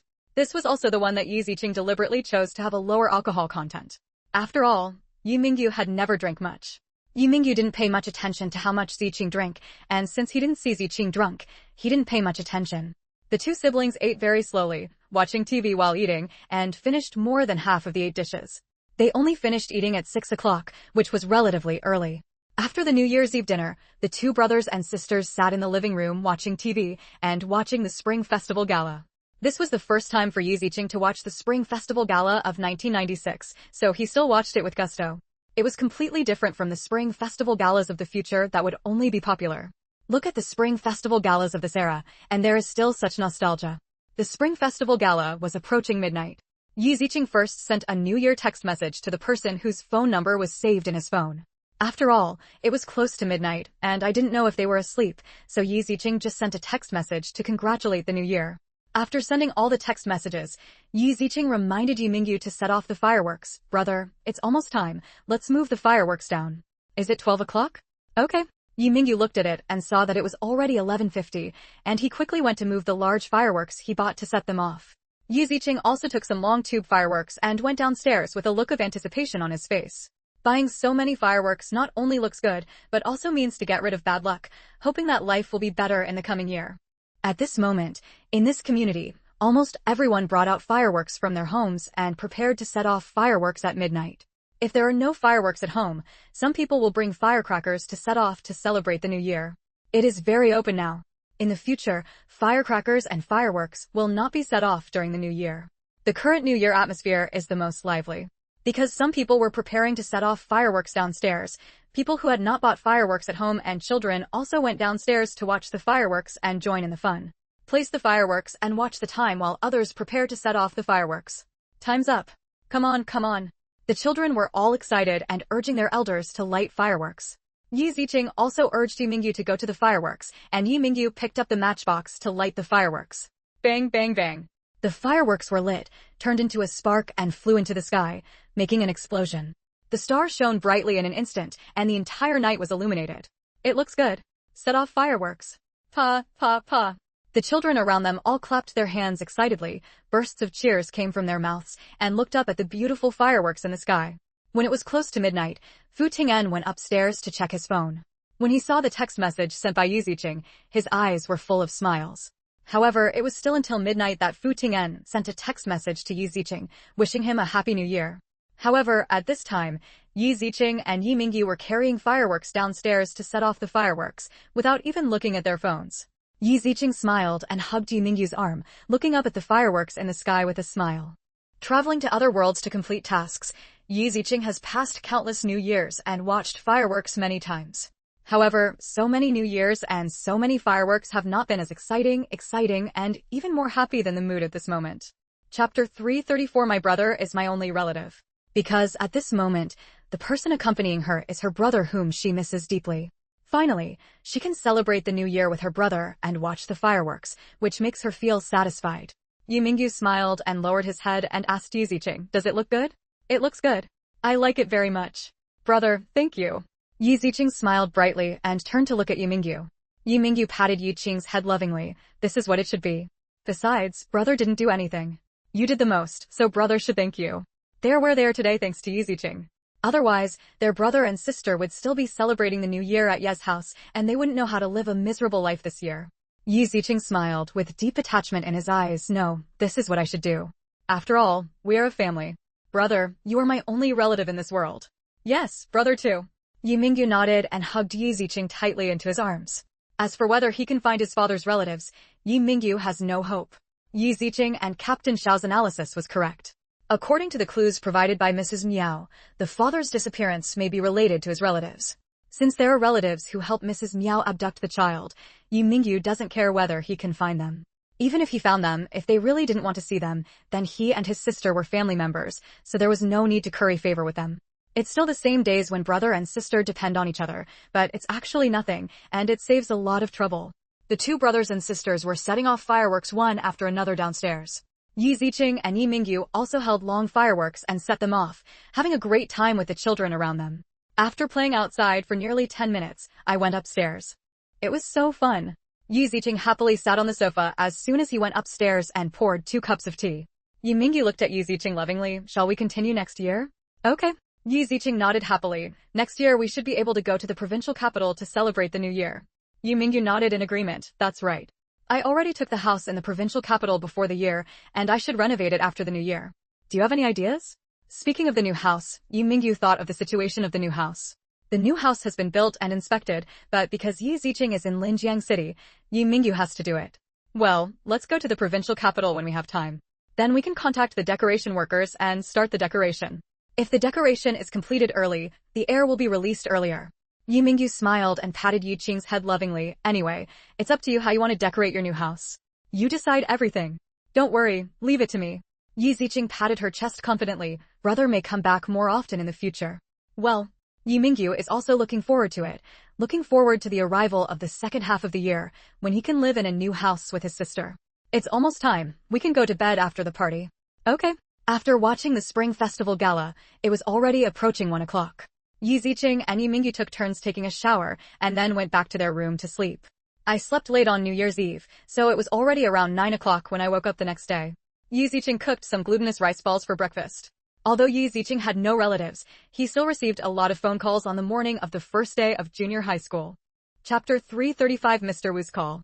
Such as Yu Lao's, Zhang Lao's, Duan Yi's, Wu Hongbin, Wu Lao and others.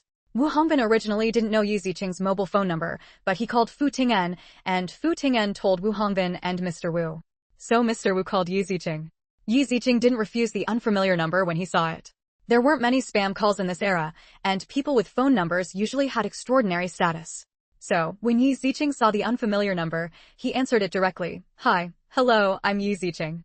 Yi Ziqing? I'm Wu Hongbin, do you remember? The voice of Mr. Wu Hongbin and Mr. Wu came over the phone, making Yi Ziqing slightly startled. Yi Ziqing knew Wu Hongbin and Mr. Wu, but wasn't he the one who invited her to study at Yingda High School? Well, remember, Happy New Year, Mr. Wu. Happy New Year. Yi Ziqing asked with a smile. Mr. Wu, how come you have my phone number? Yi Mingyu looked at Yi Ziqing curiously. Wu Hongbin and Mr. Wu, that is the old principal of Yingda High School, also invited Yi Ziqing to go to Yingda High School. Regarding the matter of his sister's study, Yi Mingyu also listened very seriously. Fu Ting'en told me. I originally wanted to ask him if he could contact you. Wu Hongbin and Wu Lao said with a smile. Wu Hongbin only got Fu Ting'en's contact information last time and didn't know it, so he contacted him. Yi Ziqing smiled and said, so that's it? What do you want to see me for? The school has started the spring admissions exam, so I'm letting you know. Mr. Wu explained with a smile. Is there an exam? When? Yi Mingyu immediately sat upright and raised his ears to listen to the voice coming from the phone. The specific time has not been determined yet, but I have already told you about your situation. As the old principal of Yingda High School, the current principal still often visits the old principal, and it is during the Chinese New Year. Even if he does not go there during the New Year, he still makes phone calls to say New Year greetings. So Mr. Wu also took the opportunity to tell the current principal about Yi Ziqing, and the time was determined to tell him. Thank you. Thank you, Mr. Wu. Yi Ziqing and Yi Mingyu were very grateful that Mr. Wu was still paying so much attention to such a small matter at this time. Haha, that's right. I heard from Lao Yu that your medical skills are very good. Even Mr. Zheng is full of praise for you. We can't delay it. Mr. Wu originally thought that Yi Ziqing's medical skills were pretty good and that this child was a talent that could be cultivated. When I met Mr. Yu later, because Mr. Yu knew that Yi Ziqing might go to Yingda High School, he asked Mr. Wu to take care of him. After Mr. Wu found out, he inquired about many things about Yi Ziqing. He found out that Yi Ziqing's acupuncture skills were even inferior to Mr. Zheng, and he even treated Mr. Ji on behalf of Mr. Zheng. This surprised him even more. He did not expect that Yi Ziqing could be such a genius. That's why Mr. Wu pays so much attention to Yi Ziqing, which is to give face to his old friend, and also because he wants to communicate more with Yi Ziqing. Yi Ziqing smiled and said modestly, Mr. Yu is too praised. I still need to learn more about my medical skills. Elder Wu's explanation also made Yi Ziqing understand that it turned out that Elder Yu had contributed to it. Should he pay a visit to the old man? It was thanks to Mr. Yu that I met Boss G before. Okay. Students like you are what our school needs. Don't forget to take the exam when the time comes. Chapter 336.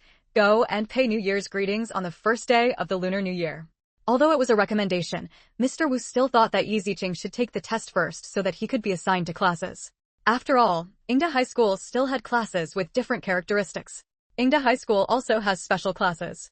If Yi Ziqing's grades are not satisfactory, he can go to the special classes. If his grades are good, he will naturally have to go to the key experimental class and be trained well. Okay, I will. Yi Ziqing agreed and asked for Mr. Wu's address, saying that he would go back and visit him when he was free. I had thought about visiting Mr. Wu and the others before, but Mr. Wu's current call represented Mr. Wu's attitude. Moreover, it is still a lot of work for Mr. Wu to go to Yingda High School. Mr. Wu agreed with a smile and hung up the phone after reminiscing with Yi Ziqing. When Yi Mingyu saw Yi Ziqing hang up the phone, he couldn't help but ask, Mr. Wu, told you about the entrance exam? Well, yes. Yi Ziqing smiled and nodded. Mr. Wu asked me to prepare for the spring entrance exam. Then you have to prepare well. Yi Mingyu nodded, looking forward to it. Yi Ziqing smiled and suggested to Yi Mingyu, brother, let's go to the provincial capital in a few days. Let's pay a visit to Wu Laowei and the others. Okay, I'll listen to you. Yi Mingyu didn't refuse and nodded in agreement. This is related to my sister's study, so I must pay attention to it. Moreover, according to Mr. Wu, Mr. Yu also helped me a lot. They really should go visit and thank her. Anyway, they don't have any relatives or friends to be guests. Now they are no longer the Yi family. It has been proved that they have no blood relationship with the Yi family. Therefore, even those relatives of the Yi family do not need to be guests. Originally, old Mrs. Yi and the others did not regard them as relatives, so every time they were guests or something, it was not their brother and sister's turn. The brother and sister were at home as housekeepers, so this resulted in them not being very familiar with the relatives of the Yi family. This also gave them convenience, and now they no longer have to maintain such a relationship. Therefore, it is also appropriate to just go out and visit some people who are helping them. Yi Ziqing clapped her hands and said expectantly, that's just right, we can go to the new house during the Chinese New Year. Since he was going to the provincial capital, Yi Ziqing planned to go to the new house with Yi Mingyu and plan how to decorate the new house better. After all, it's the Chinese New Year, and I definitely can't find a master now, so I can only make a decision after the new year. Okay, you have to check out the new house. Yi Mingyu was also very satisfied with the house. It was still a first-hand house. Yi Mingyu really felt a little happy. Now that Yi Mingyu thought about it, he found that the people who helped them, except for village chief Tan and the others, seemed to be more in the provincial capital. In the morning, everyone who can call to wish them a Happy New Year wishes them a Happy New Year. Then, in the afternoon, Yi Ziqing and Yi Mingyu took the gift boxes they bought years ago to the village, planning to visit Mr. Tan and village chief Tan.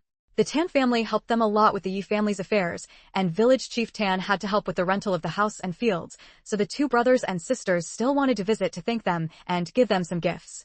Among the gifts, most of them were some medicinal wine that Yi Ziqing brewed before. He specially bought some empty bottles to put them in to make them look better, and the others were some fruit and milk gift boxes that he bought. Chapter 337. The Yi family brothers and sisters know how to behave. The front of the bicycle was full of things, and Yi Ziqing still held a large box of medicinal wine in his arms before returning to the village. Until the first day of the new year, there was no sign of Yi Haidao coming back, which also saved Ziqing some trouble. We all have been in the same village for so many years, so we know that village chief Tan and the others will be guests in the first few days of the new year. We know that they will be guests in the second year of junior high school, so they will be guests in the afternoon of the first year of junior high school and give some gifts. The weather was good on the first day of the new year, and Mr. Tan had already been sitting on the stone bench in his courtyard to bask in the sun early. Grandpa Tan.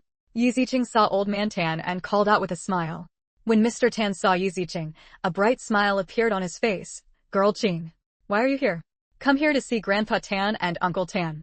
Thank you for your help during this time. Yi Ziqing smiled and placed the medicinal wine in his arms on the stone table. Yi Mingyu also took the gifts he bought from the car and placed them on the stone table. You two little guys know how to waste your money. Mr. Tan glared at Yi Mingyu and his two brothers angrily, but his eyes were full of pride and elation. The two brothers Yi Mingyu and Yi Ziqing came to give him gifts during the Chinese New Year. Mr. Tan felt so happy. This is what we should do. Grandpa Tan and Uncle Tan, you have helped us a lot. The money is nothing, Yi Ziqing said with a smile. Yi Mingyu also smiled and said to Mr. Tan, Grandpa Tan, this is our little wish. Don't refuse, otherwise we will have no shame in asking you and Uncle Tan to help us in the future. Mr. Tan could only smile helplessly, point his finger at the Yi family siblings, and shout inside, asking Aunt Tan to come out and move things. Aunt Tan was also shocked by the arrival of Yi Ziqing's brother and sister, and quickly asked them to sit down. Why are you here? Come and see Grandpa Tan, Uncle Tan, and Aunt Tan. Yi Ziqing said with a smile, I just want to thank Uncle Tan for protecting and taking care of our brothers and sisters some time ago. Aunt Tan smiled and waved her hands. It's okay, Lao Tan is the village chief. This is what it should be. As the village chief, Tan Feng handles all matters in the village, including quarrels and the like. During the holidays, the only ones who can remember to give them something are the Yi family brothers and sisters. They really know how to repay their kindness. Yi Ziqing smiled and said kind words. Giving you a gift is also a little thought from us juniors. You must accept it, otherwise I will be embarrassed to ask Uncle Tan to help me look after the house and fields in the future. Yes, I will let you Uncle Tan watch more from now on. Aunt Tan immediately patted her chest and promised to agree on behalf of Village Chief Tan. Yi Ziqing also thanked her sweetly. Thank you, Aunt Tan. The Yi family brothers and sisters came back to see Mr. Tan and the others on the first day of the new year and became the subject of discussion among the villagers after dinner. Among them, Aunt Tan also praised Yi Ziqing and the others. She really admired them very much. Of course, even if Aunt Tan didn't have to put in a good word for them, everyone would still admire and appreciate the return of the Yi family brothers and sisters. Compared with the brothers and sisters of the Yi family, second Uncle Yi and third Uncle Yi are no match for the two brothers and sisters. It is only natural that they will end up like this. The Yi family brothers and sisters are still good people. Yes, I am grateful, Yi Lauer and the others, haha. Chapter 338 went to look at the new house. TSK, how can you say you are grateful? Didn't they send the Yi family members to prison? Yes, they are obviously ungrateful. Only those of you who hang out with the second son of the Yi family are shameless. Is that called ungratefulness? If it weren't for the Yi family, the boss of the Yi family wouldn't be living such a hard life. Yes, it was the Yi family who abducted the eldest son of the Yi family. He was so young, and he never treated their family as a family, only as a slave. If it were me, I would be merciful by sending them to jail. There are people who get along well with the second son of the Yi family and say good things to the second son of the Yi family, but they're all people with bad character in the village, but most of them sympathize with the Yi Mingyu brothers and sisters. I even felt that what Yi Mingyu and the others did was not wrong. After all, the villagers in the same village have watched Yi Mingyu's brother and sister grow up, and no one knows their status better than them in the Yi family. Knowing that Yi Mingyu and the others are not their own, yet still treating them as slaves is really a good plan. Only the old man of the Yi family was kinder to them when he was alive. After his death, the old man immediately changed his attitude and forced Yi Mingyu not to go to college, and finally forced Yi Qing to separate the family. It's good to separate the family. They all can't stand the Yi family's behavior. They all deserve this end. Those people who went out of their way to help Uncle Yi and the others were suddenly besieged by a group of old men and old ladies.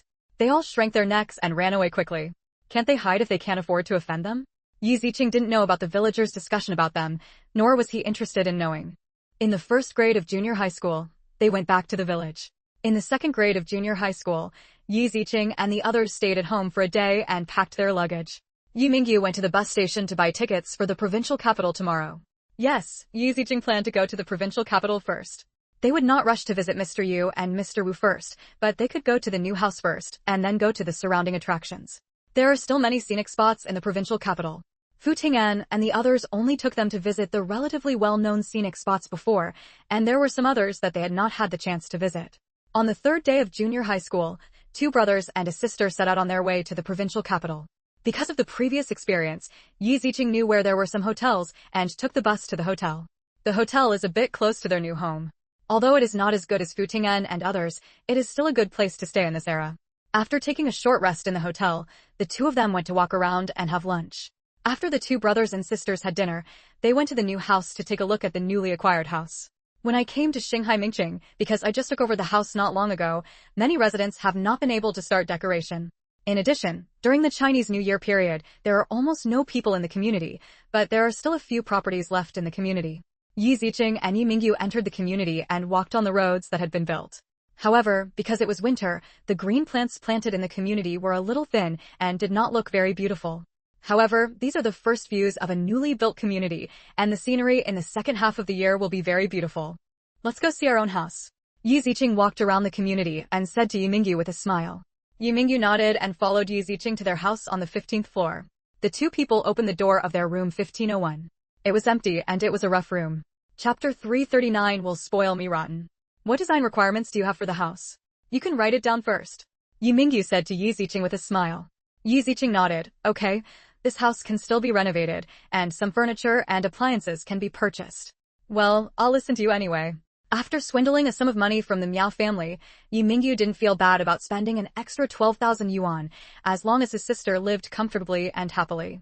This room is for you, Chaoyang's room, as well as a study and a cloakroom. Yu Mingyu walked to the innermost room and simply planned it to give Yu Ziqing more space. There is no need to give the study to just me. My brother can use it in the future too. Yu Ziqing waved his hand. Yu Mingyu smiled and touched Yu Qing's head tenderly, and said with concern, I don't live often, but you are the most important thing, and you are still a girl, so you have to have a separate space. Yu Ziqing glanced at Yu Mingyu helplessly. Brother, you will spoil me rotten. Will you?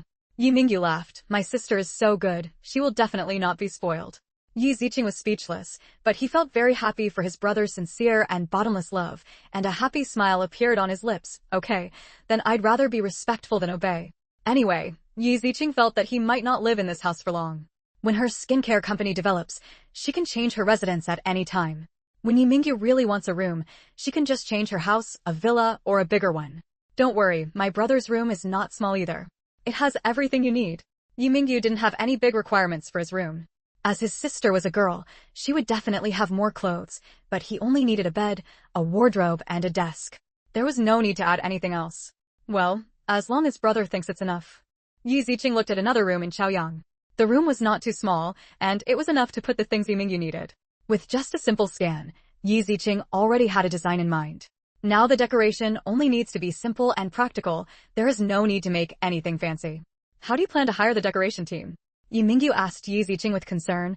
Should we go look for them now? No need, Brother Fu said he can help. His company is mainly in the provincial capital. Yu Ziqing explained with a smile. He has already contacted me. When the time comes, I just need to tell him how to design it. When Yu Mingyu heard this, he frowned. Isn't it bad to always bother Mr. Fu like this? Yu Ziqing glanced sideways at Yu Mingyu and wanted to say something. Mr. Fu Sanshao has thoughts about your sister. What if you don't work harder? However, these words must not be said, otherwise Yu Mingyu will probably go crazy. It's okay. Brother Fu just thinks that we are outsiders here and is worried that we will be deceived. For the sake of safety, he will help us. Yu Ziqing explained with a smile. Yu Mingyu was speechless. That was indeed the case. He was a little confused just now and didn't know where to find the decoration workers. He still knows a bit about Linjiang City. He has done some part-time jobs before and knows some people. However, he is really unfamiliar with the place here, and there is a real possibility that he will be cheated. Chapter 340 Visiting Mr. Yu. Therefore, for the safety mentioned by his sister, Yu Mingyu did not refuse. He will still have to come around often in the future. After the two discussed it, they took advantage of their free time to find out where they could buy decoration materials in the provincial capital. Even if Yu Ziqing doesn't go there, Yu Mingyu can take a look and make a purchase first. This whole day has passed just like that for the new house. Early the next morning, brothers Yu Ziqing and Yu Mingyu bought some fruits and gifts and went to meet Mr. Yu. It was just a one-time relationship with Mr. Wu. Although Mr. Wu helped find a school, Mr. Wu also said that it was Mr. Yu who told her about her. Yu Ziqing felt that he had to go and see Mr. Yu more. Mr. Yu knew the situation of their brothers and sisters, so he told them that if they had no place to visit during the new year, they could go to him, and he would be available at any time. So, Yu Ziqing and Yu Mingyu went to visit Mr. Yu first. When Mr. Yu saw the Yu Ziqing brothers and sisters arriving, a bright and kind smile appeared on his face. Why are you two here? Yu Ziqing smiled and raised the gift box in his hand and asked, Isn't it the Chinese New Year? I'm here to visit you. You won't drive us away, will you? How could it be? Come on in. Mr. Yu smiled and greeted them to come in. An old woman's voice came from the back room. Old man, who is here? Girl Ziqing is here, Mr. Yu said with a smile. Last time, Mr. Yu asked Yu Ziqing to treat Mr. Ji. During this period, Yu Ziqing and Fu Ting'en came to Mr. Yu's home and also met Mr. Yu's wife, Mrs. Yu. Grandma Yu. Yu Ziqing shouted with a smile. Mrs. Yu had a loving look on her face. Girl Ziqing, you're here. Why didn't you say hello before you came? We came to the provincial capital yesterday, and we're staying up all night to see you too. Yu Ziqing was the sweetest, coaxing the old lady to bloom. Mrs. Yu looked at Yu Ziqing more and more lovingly. She held her little hand with both hands and kept praising her. Girl Ziqing is the most sensible. Yu Mingyu glanced at Yu Ziqing dotingly, but he didn't expect that his sister's status in the hearts of these two elderly people was not low. Come on, young man, sit down. Mr. Yu and Yu Mingyu haven't met each other many times, so they are a little unfamiliar with each other. But for Yu Qing's sake, Mr. Yu was relatively kind to Yu Mingyu. Yi Mingyu smiled and nodded. Thank you, Mr. Yu. When you come to the provincial capital from now on, you must come more often. Mr. Yu said to Yi Ziqing with a smile. Yi Ziqing smiled and nodded in agreement. Well, I'll come when I have time. That's right. Young people still have to go out and make a living. Your medical skills are so good, don't let them go to waste in the future. Mr. Yu reminded with a smile. Yes, I will. Yi Ziqing smiled and thanked. Thank you also to Mr. Yu for recommending me in front of Mr. Wu. Oh, Lao Wu, we just got together and said a few words. Mr. Yu smiled. Besides, I also hope that you can come to the provincial capital for development. Linjiang City is still not enough for your development. After all, Linjiang City cannot compare with the provincial capital. With Yi Ziqing's medical skills, Mr. Yu really couldn't bury such a genius. He is already old and has no energy to develop traditional Chinese medicine. He has to rely on the strength of their reserve army. Therefore, Mr. Yu is also looking forward to Yi Ziqing very much now, hoping that he can cultivate her more and become the mainstay and hope of Chinese medicine in the future. Chapter 341 Visiting Mr. Wu. Mrs. Yu also smiled and said, yes, if you have no place to live, you can come to our house. We are the only two old people at home. We have a house. We have bought a house near my school. It will be renovated after the new year. Yi Ziqing explained with a smile. After hearing this, Mr. Yu smiled and nodded. Well, that's not bad. He didn't expect that Yi Ziqing and the others would come to settle down so quickly, but it was good, as everyone would be able to take care of them in the future. After all, it was the Chinese New Year, so everyone reminisced about the past and talked about the new year.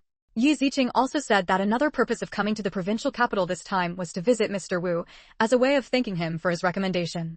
When Mr. Yu heard this, he also wanted to go and go there together tomorrow.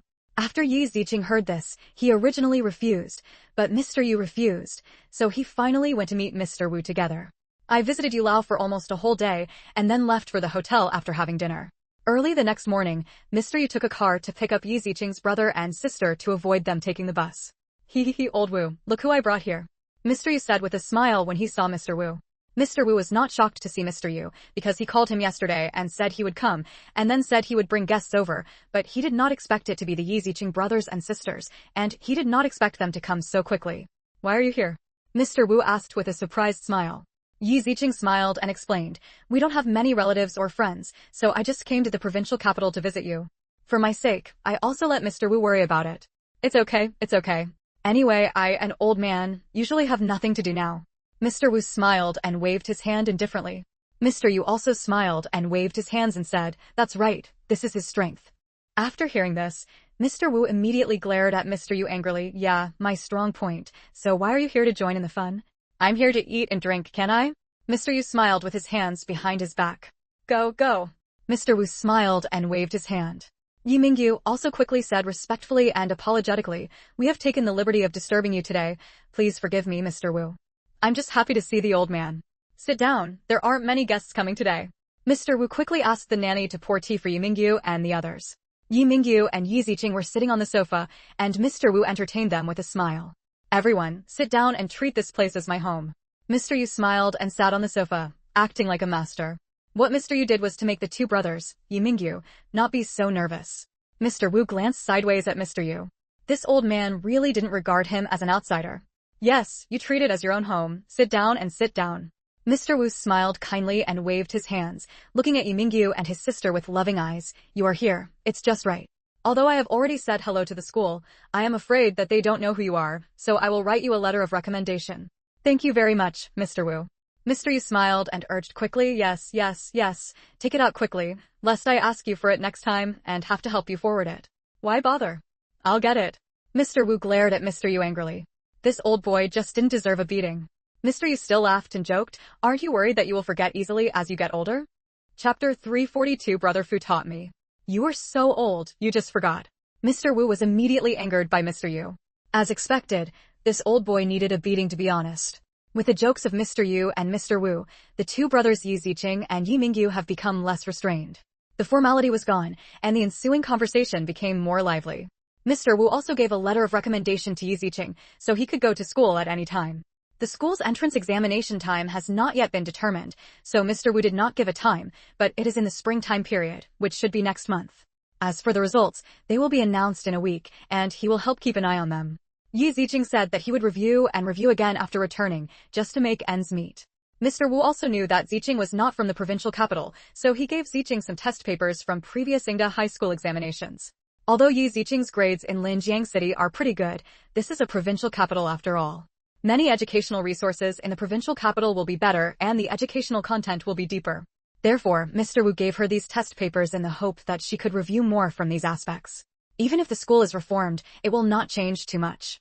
The entrance exam is a test, plus Yi Ziqing's final exam results in Linjiang City will be considered.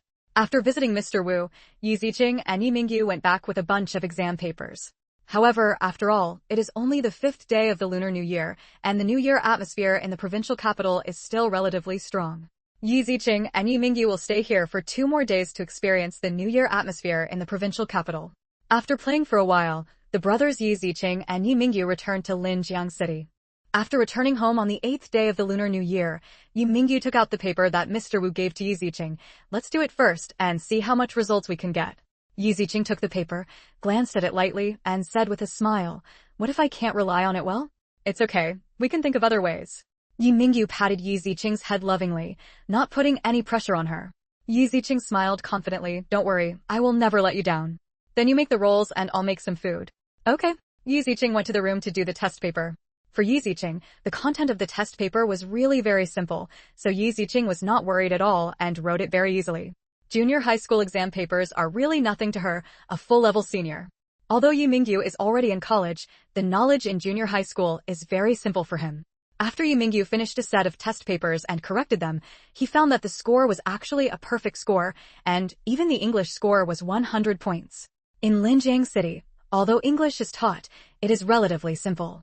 However, looking at the test papers of Ingda High School, it proves that English teaching in the provincial capital is much more difficult than in Linjiang City. However, Yi Ziqing was able to get full marks in the exam. "Qingqing, who did you learn English from?" Yi Mingyu asked Yi Ziqing in surprise. Yi Ziqing smiled proudly and gave all the credit to Fu Ting'en. "I learned it from Brother Fu, he taught me."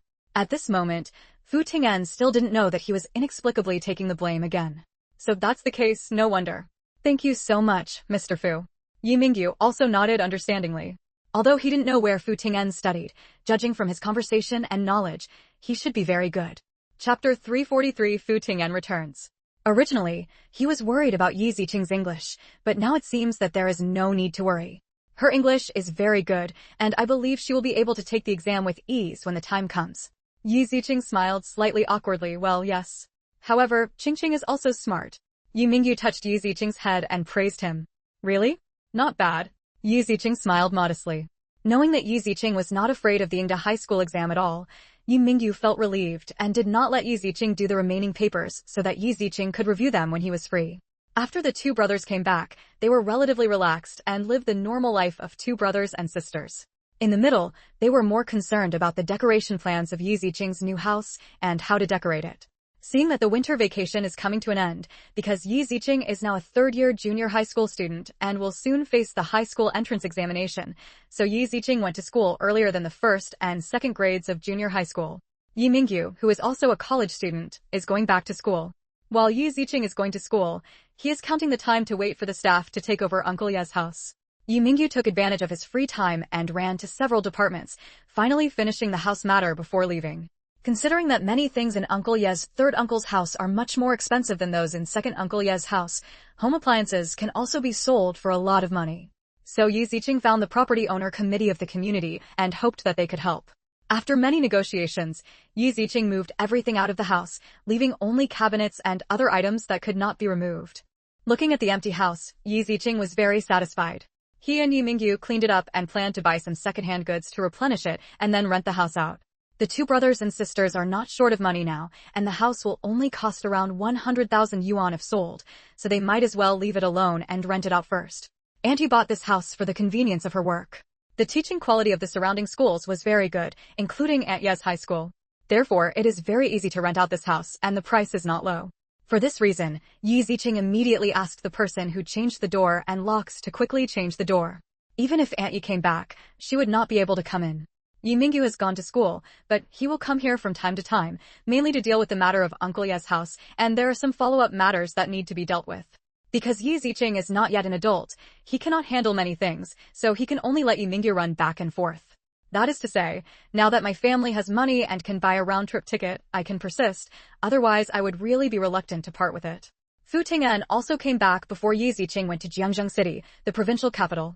There was a knock on the door when it was already dark. Coming. Yi Ziqing opened the door and saw Fu Ting'an, with a look of surprise on his face. Brother Fu. Did you miss me? Fu Ting'an raised the corners of his mouth with a doting smile. Yi Ziqing shrugged, turned and stepped out of the way. Come in. Unable to get the answer he wanted, Fu Ting'an sighed with regret, but he would not give up on this. How are things going? Fu Ting'an put his luggage aside and sat on the sofa with Yi Ziqing.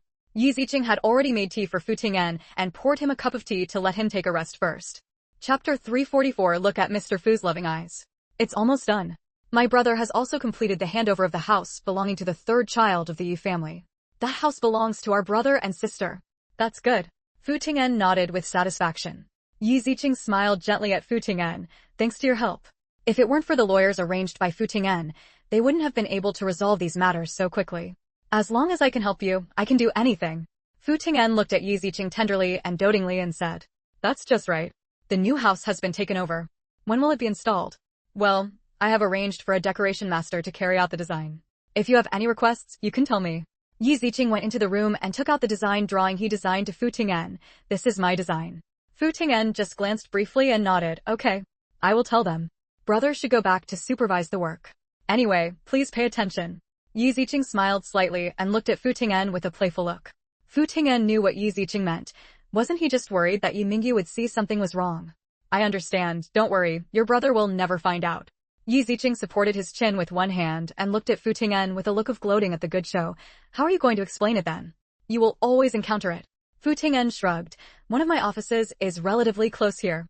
Yi Ziqing was stunned, and finally gave Fu Ting'an a thumbs up to express his praise. If people are rich, they can have a house if they really want it, and they can live wherever they want. Fu Ting'an obviously has a very luxurious villa in Jiangzhou City, but he can't live in it. Instead, he has to live in a small house like that. It can be said that he has been wronged. We don't understand the world of rich people. Yi Ziqing sighed. Fu Ting'an chuckled. You are now considered a rich man and a millionaire. That's right. Yi Ziqing listened and nodded in agreement. Fu Ting'an looked at Yi Ziqing dotingly and expressed her inner wish. Sooner or later you will have more money, and then you can retire in peace. The reason why Yi Ziqing is working so hard now is not because of his brother Yi Mingyu. I came back because of Yi Mingyu. Fu Ting'an also knew this. That is, the current situation was quite bad, and he could not immediately give Yi Mingyu a better material life. Tisk, I'm still young. When Yi Ziqing said this, he felt a little guilty for no reason. Because she has traveled through countless planes, she has forgotten how many planes she has traveled through and how many tasks she has completed. She really hasn't done much calculation about her age. Although he didn't die in those planes, he stayed in each plane for 5 to 10 years. The total time of so many planes is almost 1,000 years old, which is not young in his heart. Now Yi Ziqing looked at Fu Ting'an with a kind of kindness, like an elder looking at a junior. But this look made Fu Ting'an very uncomfortable. What kind of look was this? Don't look at me like that. Fu Ting'an's mouth twitched sharply. He said that he had been with Yi Ziqing for so long. How could he not know that this girl's mind was wandering sometimes, and her eyes looked like she was looking at her grandson and great-grandson. Chapter 345. You still have to eat your jealousy. After forgetting about him, I remembered that he was very old, so I looked at him like a junior. Damn it, whenever this dead girl regains her memory, he will go crazy. Yi Ziqing chuckled and looked at Fu Ting'an teasingly. Do you know how I look at you? Fu Ting'an's face darkened. The ghost girl had no choice but to tap her nose gently with her finger. Anyway, don't look at me with that look. Do you understand? Oh. Yi Ziqing puffed his lips and touched his nose that was touched. Fu Ting'an didn't want to talk about that topic anymore, so he quickly changed his attention and complained aggrievely. I'm hungry. I've eaten everything. Yi Ziqing lay down on the sofa without any sign of wanting to make something for Fu Ting'an. Fu Ting'an sighed softly, feeling aggrieved. I want to eat what you made. Yi Ziqing glanced sideways at Fu Ting'an and could only stand up. Forget it. I'll make you a bowl of glutinous rice balls. Okay. Fu Ting'an smiled slightly. Although he only had a bowl of instant rice dumplings, he still felt very happy and liked to eat them. Yi Ziqing went to the refrigerator to get glutinous rice balls and cooked them for Fu Ting'an. After cooking the glutinous rice balls, Fu Ting'an walked to the dining table and sat down. He looked at the glutinous rice balls in the bowl with a happy smile on his lips. What are you looking at? Eat. Yi Ziqing sat at the dining table, put his hands on the table and raised his eyebrows as a reminder. Fu Ting'an smiled, lowered his head and ate glutinous rice balls. After taking 2 bites, he raised his head and asked, "By the way, are you going to Ingda High School to take the entrance exam?" Huh? Well, yes, how did you know? Yi Ziqing smiled and nodded. Since knowing her phone number, Mr. Wu has called her every time, so Yi Ziqing is still a little curious about how Fu Ting'an knows. Fu Ting'an smiled fondly. "I remember everything about you." In previous years, Ingda High School would start preparing for the entrance examination in March. "I will go to the provincial capital next week. I'll take you there." Yi Ziqing raised his head and looked at Fu Ting'an with a smile. "You're here for my exam?" Fu Ting'an had a joking smile on his lips. "Don't you like it? Are you okay?" Yi Ziqing coughed a little reservedly and said 3 words calmly. It was so obvious, could she tell? But with this man's attitude, Yi Ziqing felt that they must have crossed paths, but now she had no memory of him, which made her feel very awkward. She always felt as if Fu Ting'an was treating her as a substitute. This is definitely not pretentious, but I just feel uncomfortable, so Yi Ziqing will not give an answer for the time being. Of course, Yi Ziqing also felt that it was impossible for Fu Ting'an to mistake Bai Yueguang. After all, everything Fu Ting'an showed proved how well he understood her, but sometimes he still had to be jealous. With Yi Ziqing's agreement, Fu Ting'an smiled slightly and said, "Okay, tell me when you plan to leave and I will help you make arrangements." "Yeah." Yi Ziqing nodded. "Thank you so much, Brother Fu. You must be hungry after traveling for so long. Eat first. It won't taste good if it's cold." Fu Ting'an pursed his lips and smiled, lowered his head and continued to eat glutinous rice balls. With Fu Ting'an's life, Yi Ziqing's life has become more comfortable. Chapter 346, Casting a Wide Net When Registering for the Exam.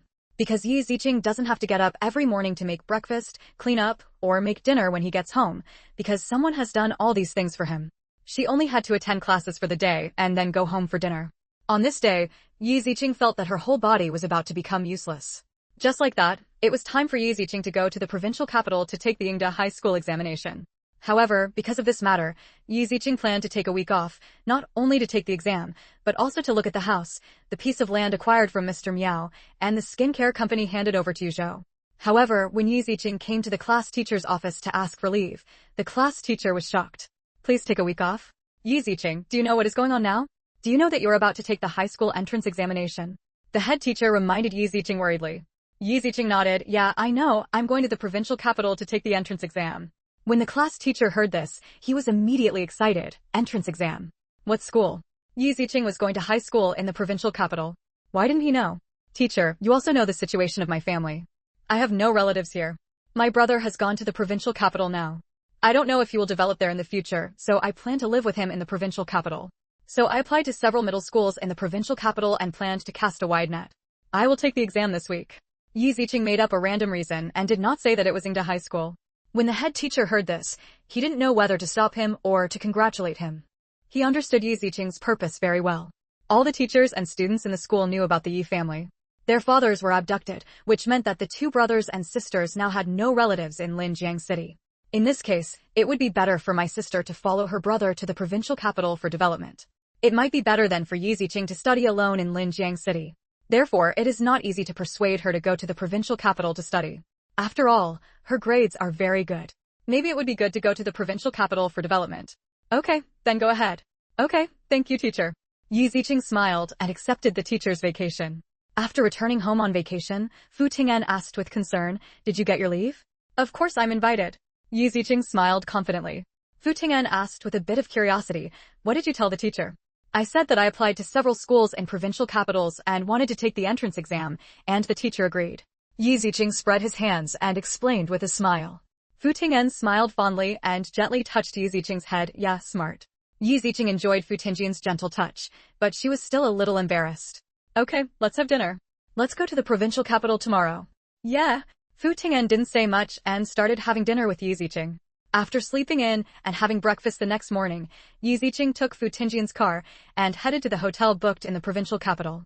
At this time, Yi Mingyu was waiting outside the hotel that Fu Ting'an had booked. Seeing Fu Ting'an's car arriving, he quickly stepped forward to greet it. Originally, Yi Mingyu wanted to pick up his sister in person to take the exam in the provincial capital. However, his brother had to study, and it would be troublesome to go back and forth, so Yi Mingyu refused. Chapter 347, Another Threesome. Yi Ziqing said that Fu Ting'an would send her over, and he could also take care of the company's affairs in the provincial capital. Yi Mingyu was relatively reassured about Fu Ting'an, so he only came to the hotel he had booked to meet Yi Ziqing to confirm the situation and to cheer his sister up. "Brother, As soon as Yi Ziqing opened the door, she happily threw herself into Yi Mingyu's arms and acted coquettishly. Yi Mingyu hugged Yi Ziqing lovingly and patted her back gently. Here we come. Well, here we are. Brother, why are you here at the hotel? Yi Ziqing asked with a smile. Don't you have classes? I have classes, but I want to see my sister. Yi Mingyu pinched Yi Ziqing's cheeks. You won't let me go to Linjiang City to pick you up, but you can't refuse me to come here to pick you up? Yi Ziqing nodded quickly. Yes, of course. It's my honor. This is not the place to talk. Let's go check in and talk in the room first. Fu Ting'an moved all the luggage from the car and said to Yi Mingyu. Yi Mingyu smiled and greeted Fu Ting'an. Master Fu. Thank you for your help. It's okay. I often travel between places to deal with company matters. I know Qingqing is coming to take an exam, so I should send her to you. Taking the bus will still be uncomfortable. Thank you, Mr. Fu. Yi Mingyu took Yi Ziqing's suitcase and then entered the hotel together, registered first, and then went to Yi Ziqing's room. Although this hotel looks very high-end and the price is definitely not low, it is very close to Yingda High School. Yi Mingyu understands the decision to book this hotel, so he has no objection. If a good environment can help Yi Ziqing relax during the exam, the money will be well spent. After sending Ziqing to the room, Yi Mingyu asked Ziqing with concern, Qingqing, are you confident about the exam tomorrow? Brother, don't worry, I'll do everything at home with perfect marks. Yi Ziqing raised his chin confidently. Well, brother, I won't put any pressure on you. It's okay if you fail in the exam. Don't be too tired. Just relax. I know. Yi Ziqing asked Yi Mingyu again with concern. Brother, what about your class? Brother is staying with you today. Our university has a roll call. My classmates will help me ask for leave. Yi Ziqing nodded in understanding, thinking that she was like this at the beginning, but she didn't expect that her brother would also learn it. That's great. However, Fu Ting'an was a little regretful and unhappy. If Yi Mingyu didn't leave, he wouldn't be able to live in the world of two with Yi Ziqing.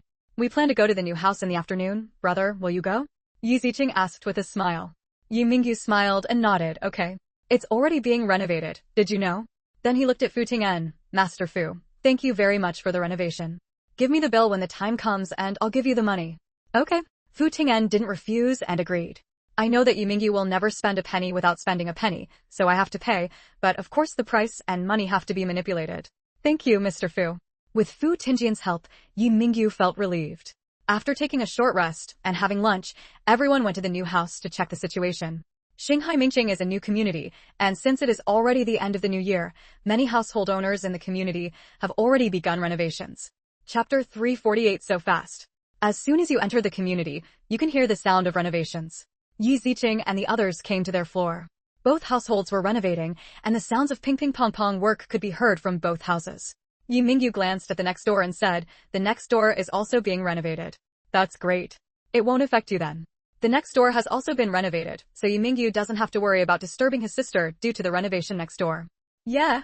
Yi Ziqing smiled and nodded, but still glanced at Fu Ting'an secretly.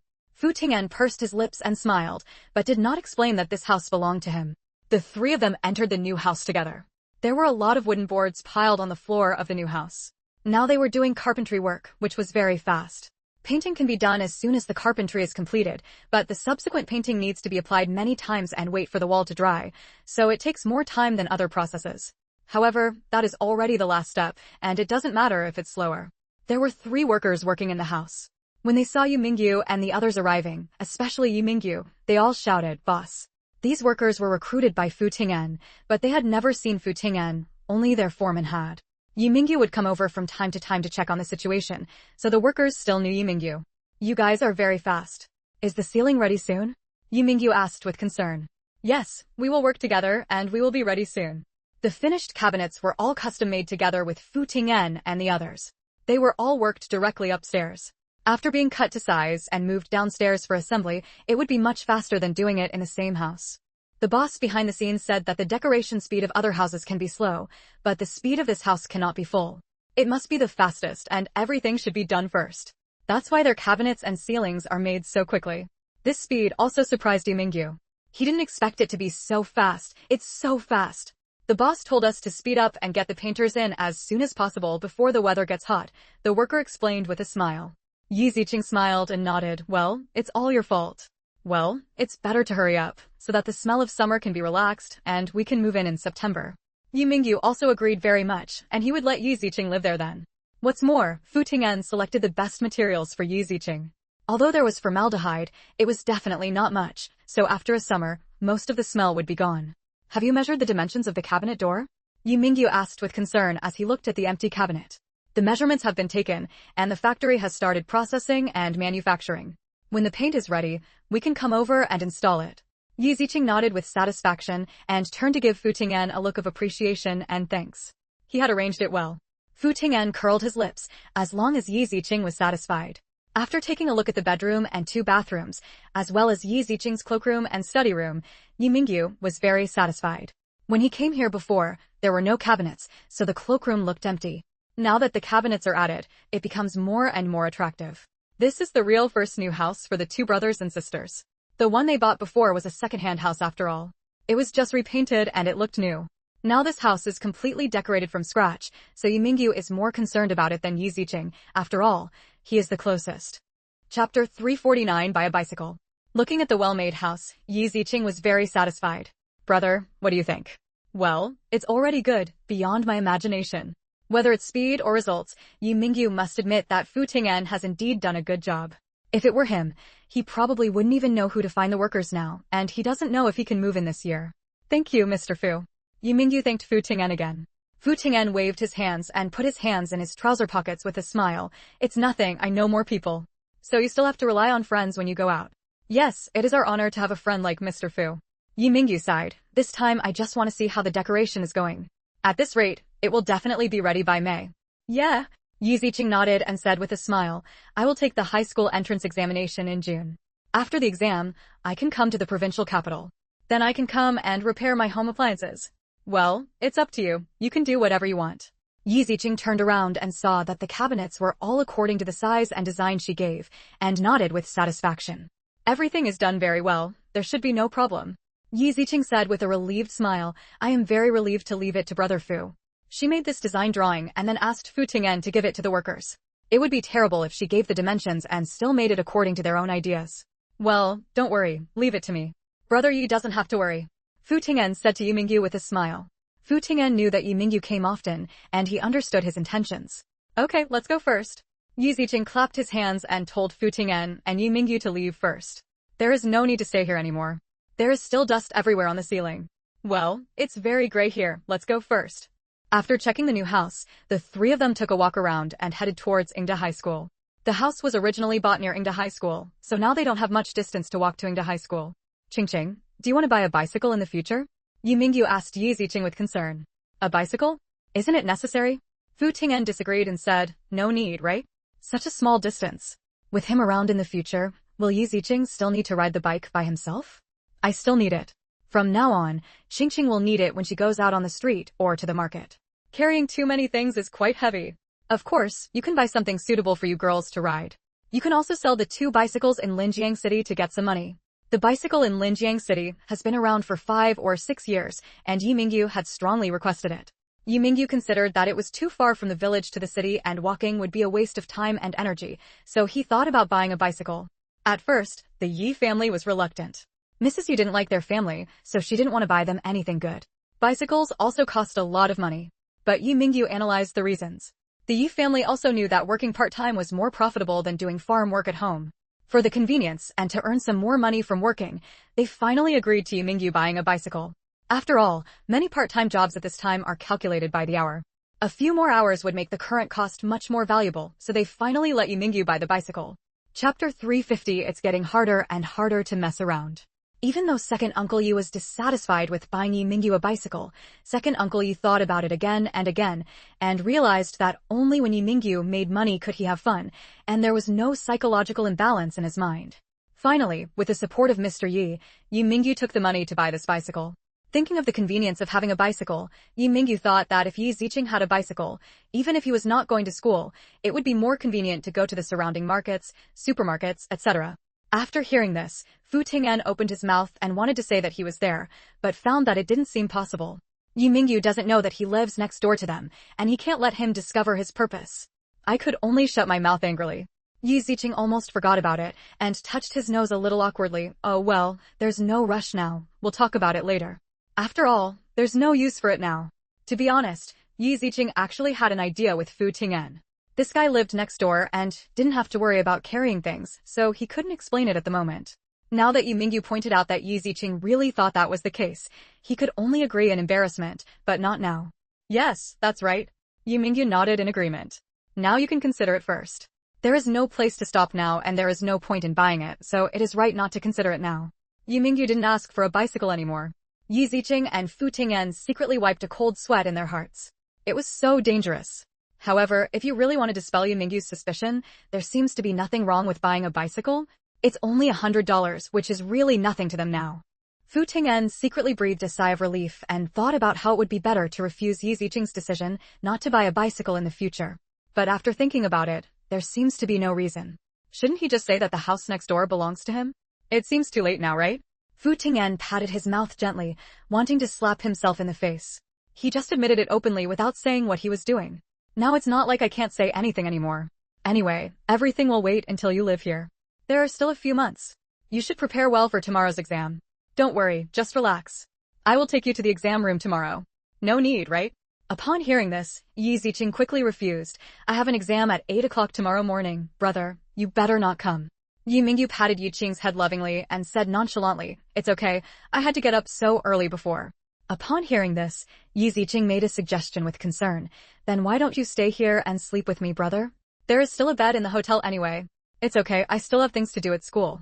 Well, it's up to you whether you come or not, but with my brother's support, I have confidence. Yi Ziqing smiled and accepted Yu Mingyu's relationship, hugging Yu Mingyu and acting coquettishly. Fu Ting'an quickly reminded from the side, okay, let's go to school to register first. Okay. Yu Mingyu and Yi Ziqing entered into high school together with Fu Ting'an. Tomorrow is the exam time, and there are still many family members who came to take the exam with their children, all for the exam tomorrow. Chapter 351 Director of Academic Affairs Office. Those who came to take the exam today were all transferred to Jiangzhou City from other places. Because the examination papers are different in different places, even if students have good scores in other cities or small counties, they cannot be generalized, so entrance examination scores must be tested. Only junior high school students in Jiangzhou City can choose through the high school entrance examination. This is also a benefit for local students, even if the school develops in the future.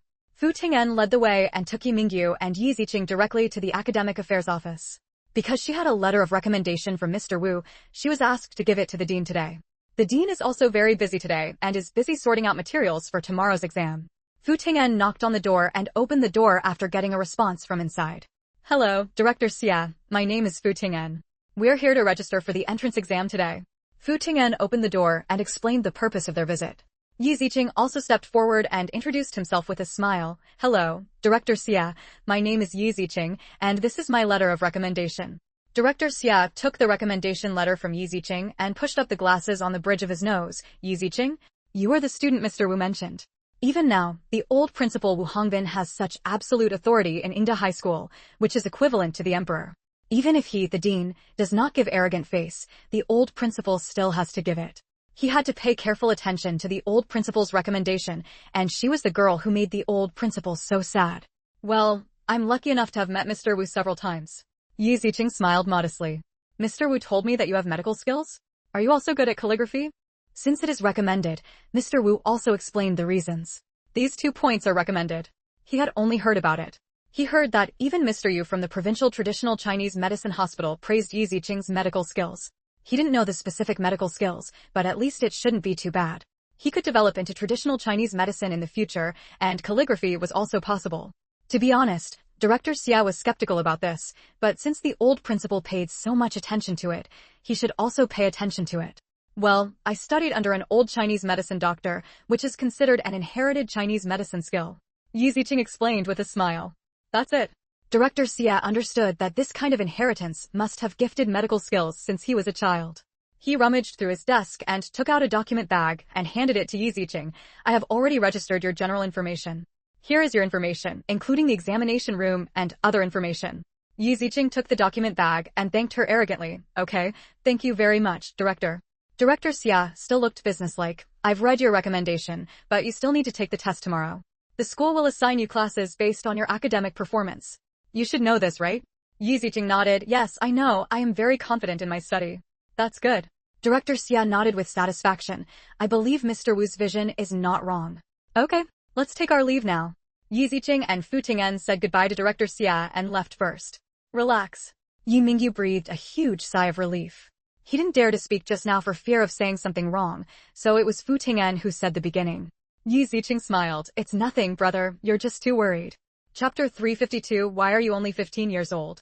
I'm worried about everything that concerns you. Yi Mingyu shook his head helplessly.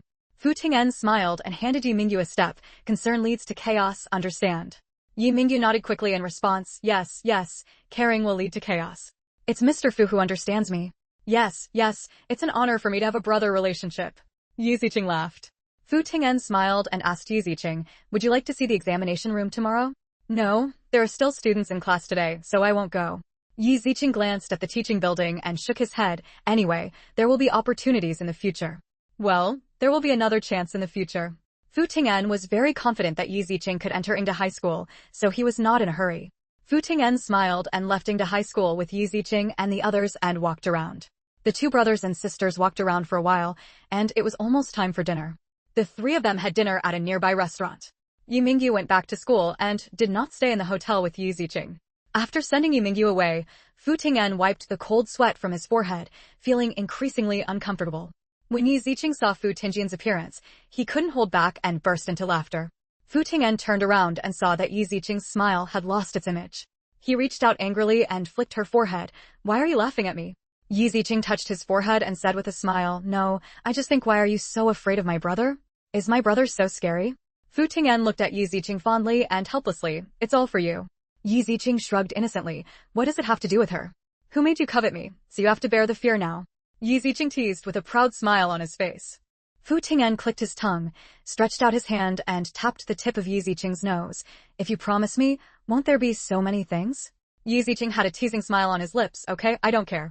If you are not afraid of letting my brother think you have ulterior motives, then go ahead and say it. After all, I am only 15 years old now.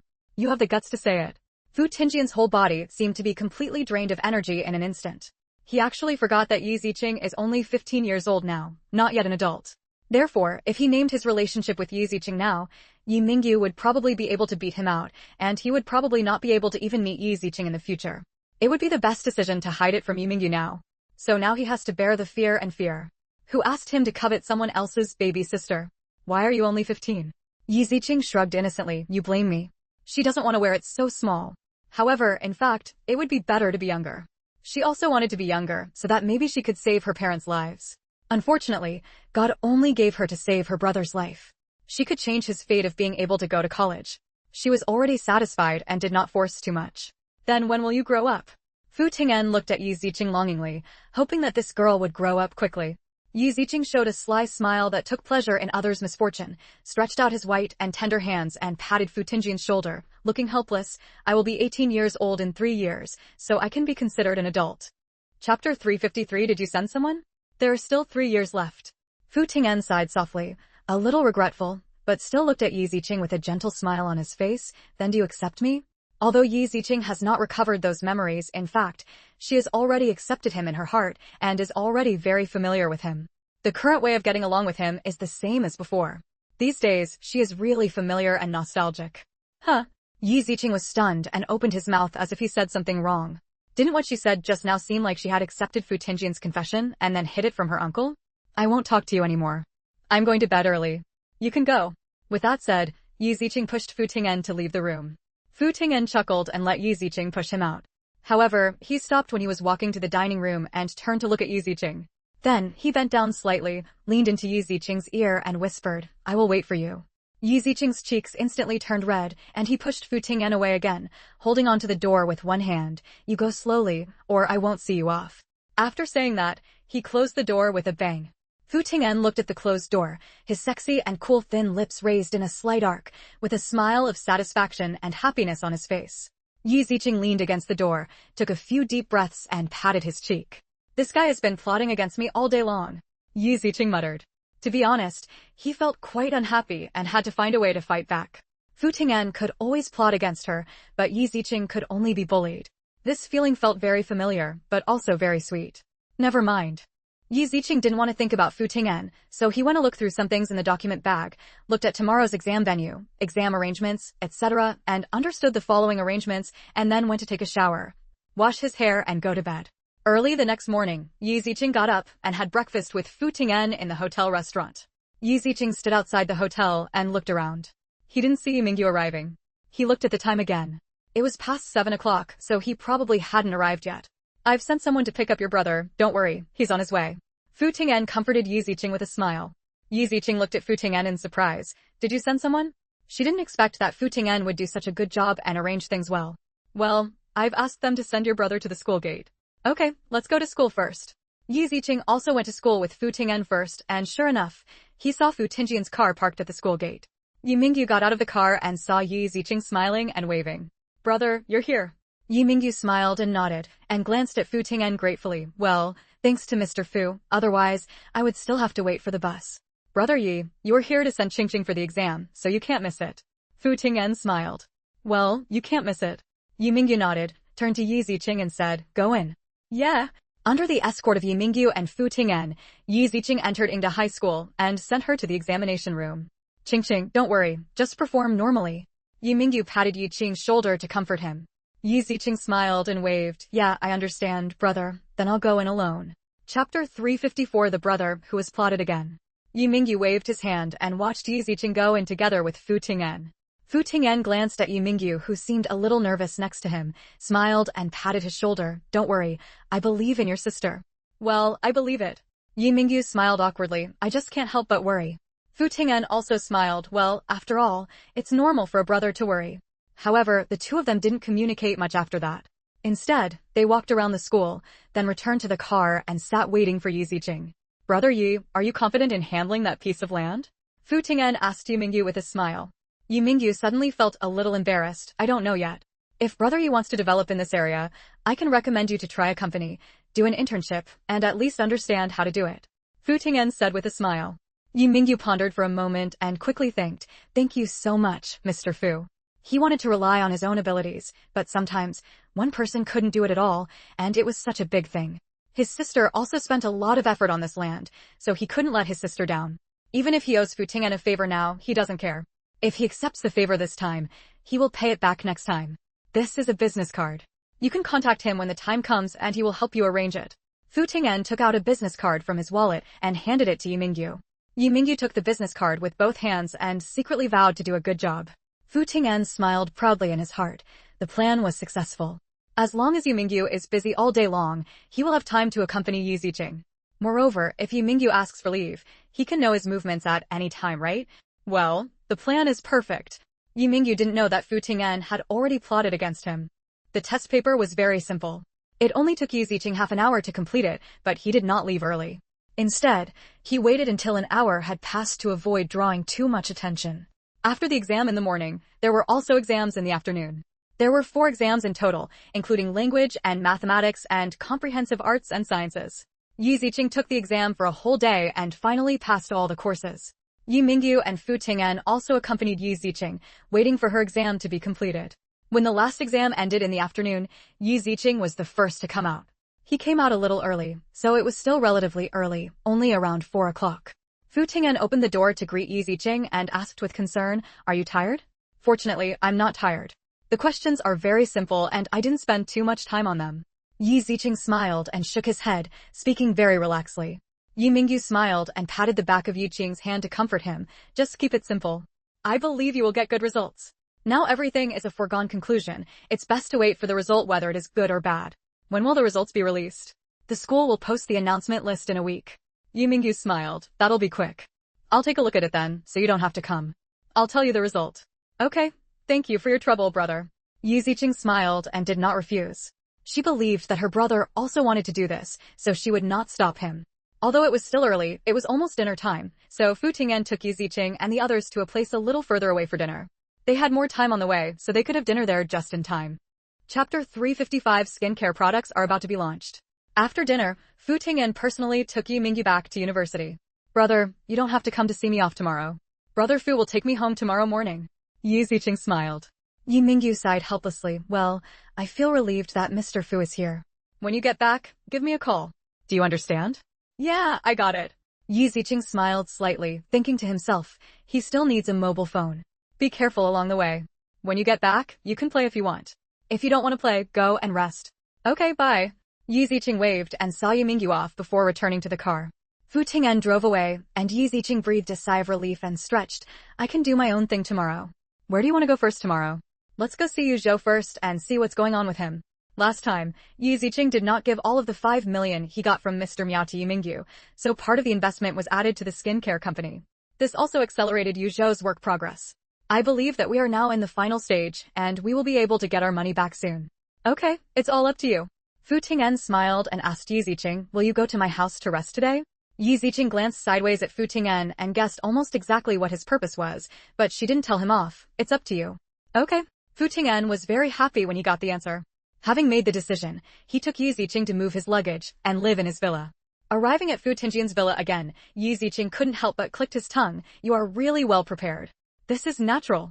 I have to let you live comfortably, right? Fu Ting'an said dotingly. You're so thoughtful. Fu Ting'an approached Yi Ziqing's ear and murmured praise, as long as you are satisfied. The next day, Yi Ziqing and the others went to Yuqing Skincare Products Company. Yu Zhou was already waiting in the office building to greet Fu Ting'an and Yi Ziqing in person. Third young master, Miss Yi, you are here. Yu Zhou had a bright smile on his face. Yi Ziqing nodded. Let's take a look at the progress. How about it? Very good. This has now started production and will be put into the market soon. After several months of unremitting efforts, everything is finally done. The product is being produced and can be put into the market after a certain amount is produced. That's good. Yi Ziqing raised the corner of his mouth with a confident smile. I believe there will be a response soon and the money will be paid back soon. Yu Zhou nodded in agreement. I look forward to it too. He also let people use this skincare product, and the effect is really good. People who have used it say it is good. Therefore, Yu Zhou has no worries about the sales of this skincare product. He is now focusing on production to increase the inventory. After that, the supply will definitely exceed demand. When do you plan to put it on the market? I've already checked the time. It will be ready in 6 days. Many goods will be sent to stores across the country in the next few days. Because some distances are quite far and need to be transported in the southeast, northwest, and northwest, they are transported in batches from far to near. Yi Ziqing nodded. Well, the response will definitely not be that good at first, but the response will be great in the future. Just send the report to my email every day and I will check it. Chapter 356. So young? No, it's young. Okay, I will. Yu Zhou nodded and took note of Yi Ziqing's instructions. Yi Ziqing walked around the factory and checked the quality of the skincare products produced. By touching and smelling the skincare products, Yi Ziqing could determine the quality. Although due to mass production, the effects of many medicines are not as good as those made by hand alone, this effect is already very good, and Yi Ziqing does not insist on too much. Moreover, in addition, it is only 1996. Even though the company's machinery is already a trap, compared to later generations, compared to Yi Ziqing's technological development in other worlds, it is still relatively backward, and cannot be compared with later generations. Even if the effect is worse, this is within Yi Ziqing's expectation. Yi Ziqing plans to wait until the technology and production machinery technology improve in the future, so that the effect of this jade skin cream can be improved. By then, even if new types of skincare products are not developed, jade skin cream can continue to be maintained, and it can be sold as 2 different levels of products during the alternation. So jade skin cream is now the beginning of Yi Ziqing's fortune. In other aspects, Yi Ziqing doesn't want to get involved for the time being. With her ability, there are actually a lot of ways to make money, and there are many evil ways. Of course, there are more legitimate ways, such as real estate. She wants to leave all these to Mingyu so that he can find his own path. The current skincare product company is just a way to make money. In the future, as long as the brother and sister can live a stable life without worrying about money, she will be able to retire and just be a salty fish.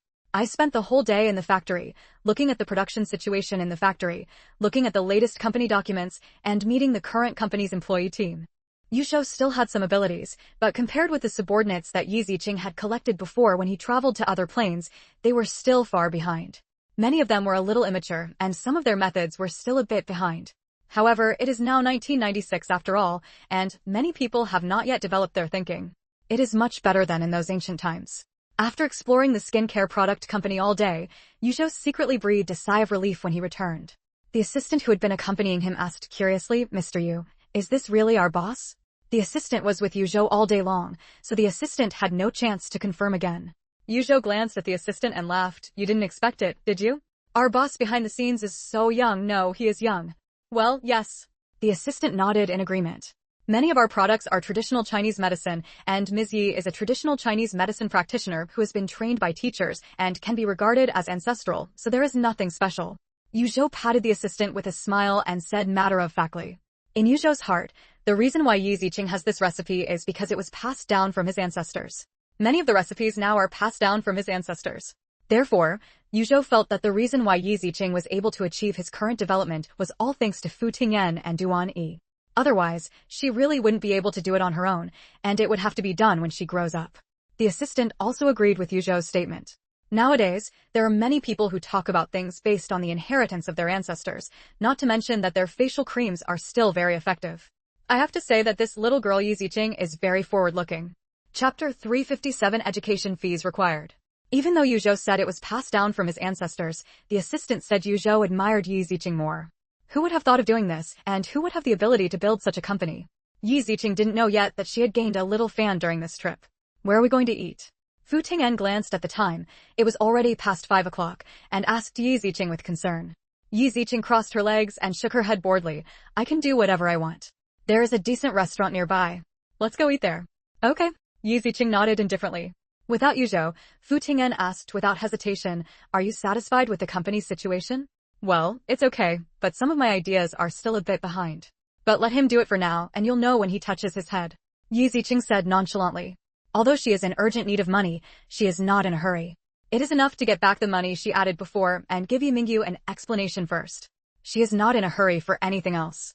It is still too early for her to come to the provincial capital, and she cannot deal with the company's affairs every day. Therefore, she will wait until next year to manage the company personally. Yes, I believe he will be able to realize his abilities within the next 6 months. Fu Tingyan nodded in agreement, without any doubts about Yi Ziqing's words. In this era of Earth, compared to other young people, Yu Zhou is pretty good, but in the hearts of him and Yi Ziqing, they are still far behind. And now Yi Ziqing doesn't say anything because he wants to test Yu Zhou again, and also wants Yu Zhou to touch his nose first, and then Yi Ziqing takes action again. Yu Zhou will be able to see Yi Ziqing's ability to turn the tide. Can he still surrender? Therefore, Fu Tingyan did not object to Yi Ziqing doing this, but supported it very much. Even if Yu Zhou wants to go back in the future, with his brains and character, he will definitely not have any rebellious intentions after returning, or target Yi Ziqing. Instead, he will become a help for Yi Ziqing to enter the business world. Let him surrender now, why not? Wouldn't it be better for me to establish my prestige? Yi Ziqing raised the corners of his mouth with a confident smile. Regarding Yi Ziqing's confidence, Fu Tingyan nodded in agreement. Yes, that's right. Yi Ziqing smiled and put his elbow on his chin, looking at Fu Tingyan with a smile. Yu Zhou is also your friend and brother after all, right? Why are you plotting against him like this? I'm helping him grow. Fu Tingyan didn't feel guilty at all, but looked proud. Yi Ziqing was a little dumbfounded. TSK, you are so proud of yourself. Are there any brothers like you? Are you not afraid that others will fall out with you? If you fall out over this, you are not qualified to be my brother. Fu Tingyan's lips curled up with confidence. Yes, that's right. Yi Ziqing nodded in agreement. Okay, I'll help you teach your brother, but you will have to pay for the education. Fu Tingyan nodded and smiled fondly. Don't worry, it will happen. Oh, I'm tired. Let's go back first. I want to eat. Fu Tingyan glanced at Yi Ziqing dotingly. Okay, I'll cook for you. When we returned to the villa, someone had already prepared dishes in the refrigerator. All we had to do was cook. After a night's rest, Yi Ziqing and Fu Tingyan made a pot of tea in the living room before going out. Chapter 358 Get Out. Disgusting. When Yi Ziqing and Fu Tingyan came to the Miao family, they had already acquired it and had transferred the land under Yi Ziqing's name. Looking at the houses in front of me that have been demolished, no one lives here anymore, just waiting for planning and construction. This area is quite big. This entire area is nearly 500 acres, which is already a large area in Jiangxing province. The design can be divided into 2 or 3 areas. The next focus of the Miao family is actually on this large piece of land. Unfortunately, because of the condition of the eldest and second child of the Miao family, it can only be given to her. Yi Ziqing definitely benefited greatly from having this piece of land. Well, it's quite big. Fu Tingyan nodded in agreement. Do you have any specific plans? Yi Ziqing looked around and looked at the surrounding situation. Already have it. Now we just need the specific size and condition of this piece. If necessary, can I have someone measure it for you first? Yi Ziqing clapped his hands with a look of anticipation on his face. Well, sure, I plan to use the design drawings here to compete. As long as the design drawing can win the award, there will be a bonus at that time. If you join the construction, you will definitely get better development. Okay, that's okay. I'll arrange for someone to measure it for you in the next 2 days. Okay, then I'll trouble you. Tell me what's troublesome. Fu Tingyan said softly and dotingly, as long as you want to do anything, I will help you. Then I would be disrespectful. Yi Ziqing was too lazy to be polite to Fu Ting'an. Since he wanted to pursue her and be together in the future, of course, he had to help her all the time. Moreover, this feeling seemed familiar, and it felt like something was wrong, as if it shouldn't be so smooth, as if everything should be done by herself. What's wrong? Fu Ting'an looked at Yi Ziqing with a puzzled expression. Yi Ziqing looked at Fu Ting'an and shook his head slightly. Nothing. Fu Ting'an stretched out his finger and flicked Yi Ziqing's forehead. Are you thinking wildly? That's right. I'm just wondering if you are so good at being gentle with women. Did you often treat other women like this before? Yi Ziqing smiled slightly and asked teasingly. Fu Ting'an stretched out his slender hand and took Yi Ziqing's white and tender hand. Only for you. Yi Ziqing took his hand back, but was caught by Fu Ting'an and couldn't pull it out. He rolled his eyes angrily. Glib. I only treat you with a glib tone.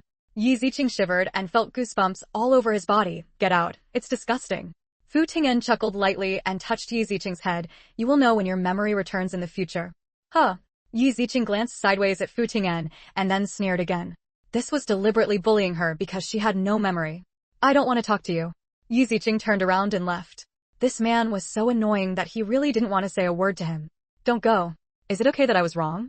Seeing that Yi Ziqing was angry, Fu Ting'an apologized quickly and kept apologizing after him. However, this time Yi Ziqing seemed to be really angry and walked in front, ignoring Fu Ting'an's apology from behind. Although she knew it might be her fault, someone always used this excuse to bully her. Why was the clay figurine still angry? Chapter 359. The results are out. Today I need to treat this bitch well and let him know that she is not so easy to bully. Fu Ting'an also coaxed Yi Ziqing for a long time. Next, Yi Ziqing went to visit Mr. Yu and the others before returning to Linjiang City to continue studying. Just after returning to Linjiang City, Yi Ziqing received a call from Mr. Wu, and there was a burst of hearty laughter on the phone. Girl, I'm here to tell you the good news. Upon hearing this, Yi Ziqing laughed and asked, Mr. Wu, are you here to inform me that I have been admitted to Yingda High School? Yes. Not only did you get admitted to Yingda High School, but you also ranked first in this exam. And you got perfect scores.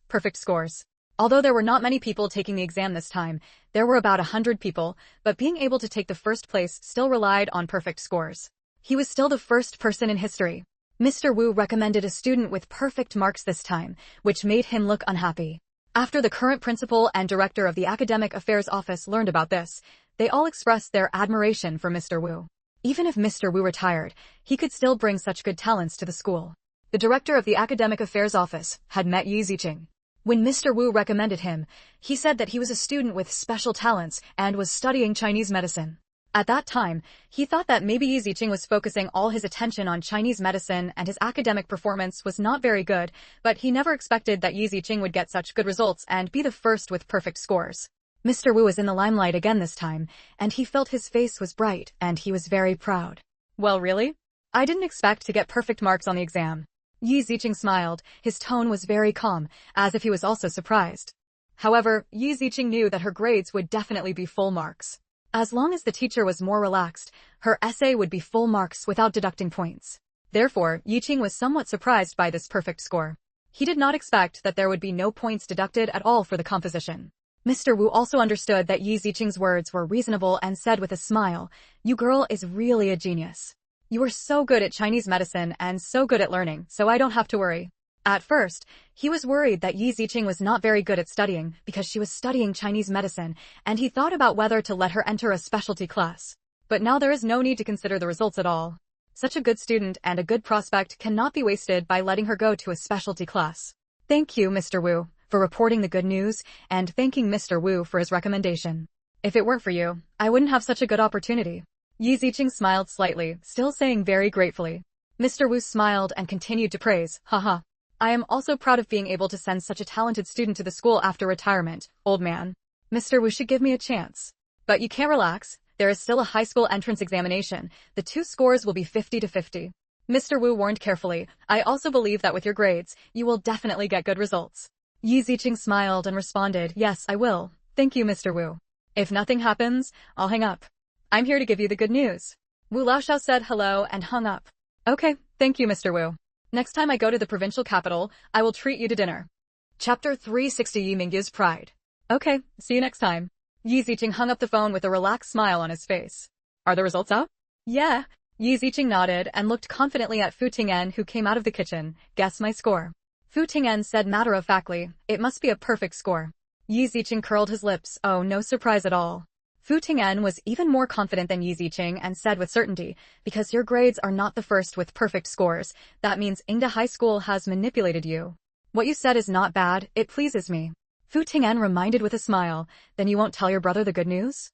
Oh yes, I forgot, I have to tell my brother the good news. Upon hearing this, Yi Ziqing was too lazy to argue with Fu Ting'en anymore and quickly called Yi Mingyu. Yi Mingyu was having dinner in the kitchen with his brothers in the dormitory. When he saw that it was his sister calling, he quickly answered the call. Hey, Qingqing, why did you call me? With a bright smile on his face, Yi Ziqing said, actually, it's nothing serious. I just called you to tell you the good news. My results are out. Coming out. Upon hearing this, Yi Mingyu immediately stopped eating and asked, have you been admitted? It's not the time for admission yet. Mr. Wu just told me my results. I got first place with perfect scores. Hearing Yi Ziqing's results, he couldn't help but exclaimed, first place with a perfect score?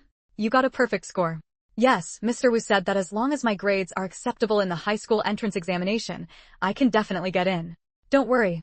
Next year I can go to the provincial capital to study in the same city as you. Great. Yi Mingyu was even more happy after hearing this. I knew my sister would be able to do it. Yi Ziqing asked with a smile, how about we celebrate when you come back? Okay, when I go home this week, I must celebrate it well. Yi Mingyu nodded in agreement.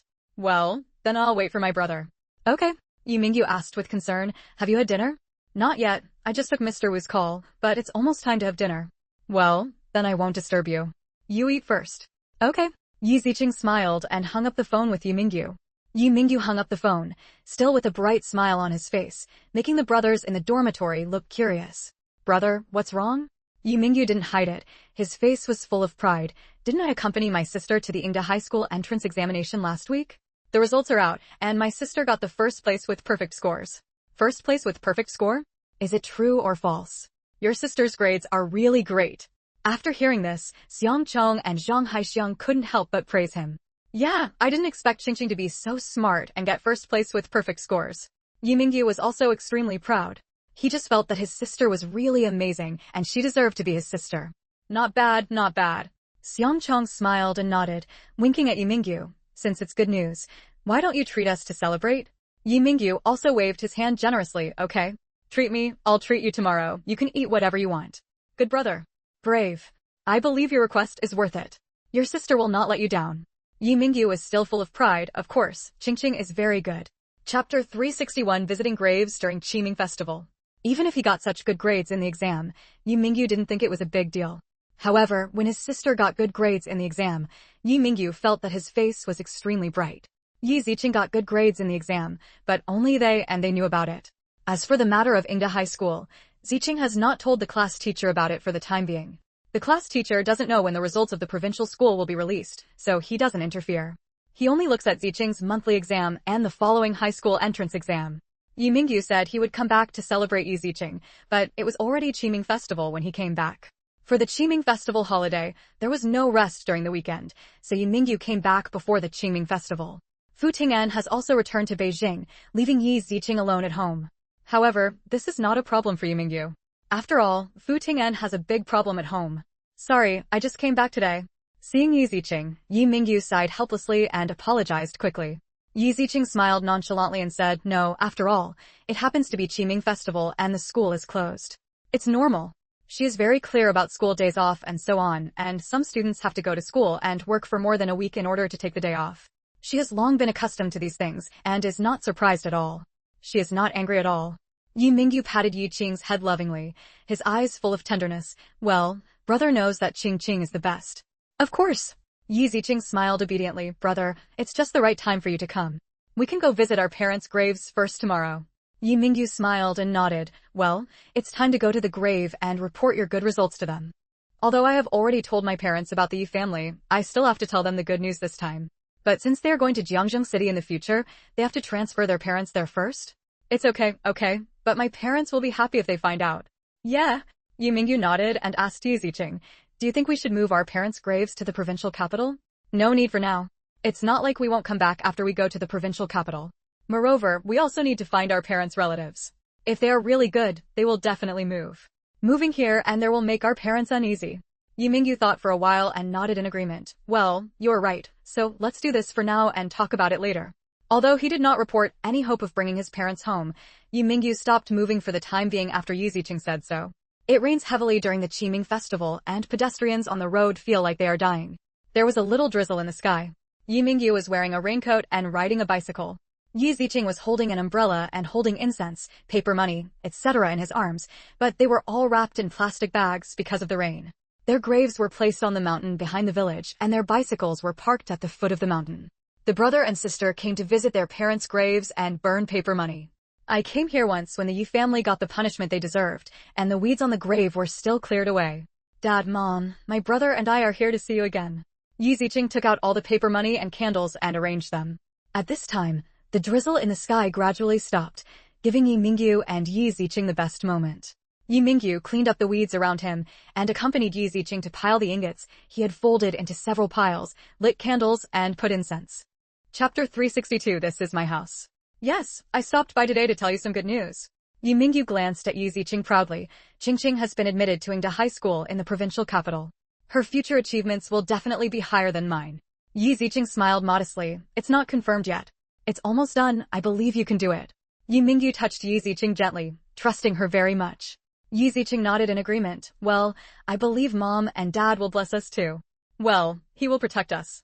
Yi Mingyu and Yi Ziqing smiled as they looked at their parents' tombstones, with deep longing in their eyes. Yi Ziqing smiled and suggested to Yi Mingyu, after I take the high school entrance examination, we can meet my parents again and tell them my results. Well, sure, they will be very proud if you come back with such good results.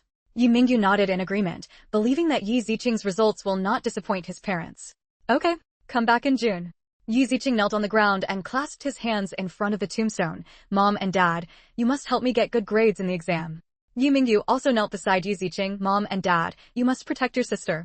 The two brothers and sisters knelt down and worshipped the tombstone. They left after praying to their parents, feeling a little heavy. However, after a while, Yi Mingyu and Yi Ziqing were in a slightly better mood. Yi Mingyu planned to celebrate with Yi Ziqing when he came back this time. Originally, I wanted to invite Fu Ting'an, but because of Tomb Sweeping Day, Fu Ting'an also had to go back to visit the grave, so he went back too, leaving only the brother and sister to celebrate. In fact, the matter of going to the provincial capital to study has not been completely decided. After all, the high school entrance examination results have not been released yet, so the two brothers and sisters do not plan to celebrate now until everything has settled.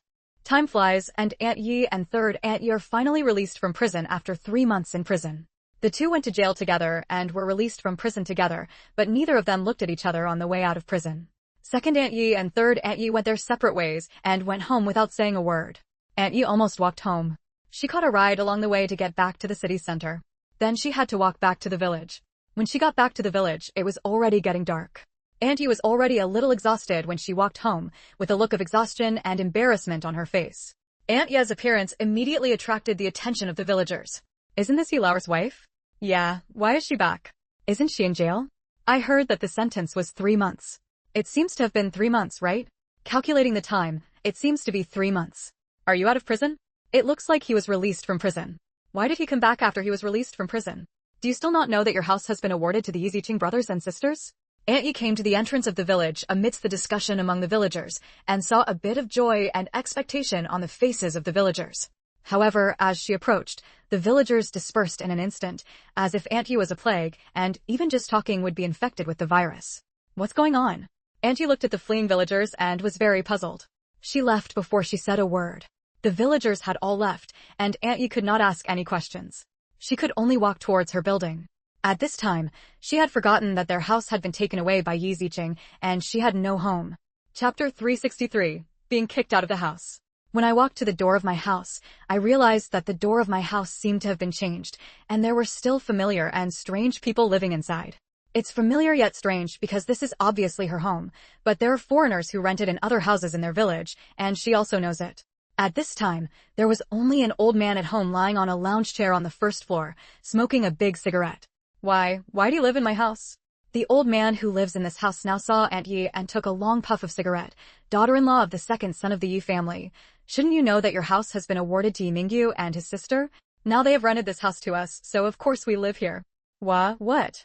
Second Aunt Yi stepped back subconsciously, as if she had just remembered at this moment that their house had been awarded to the Yi Ziqing brothers and sisters.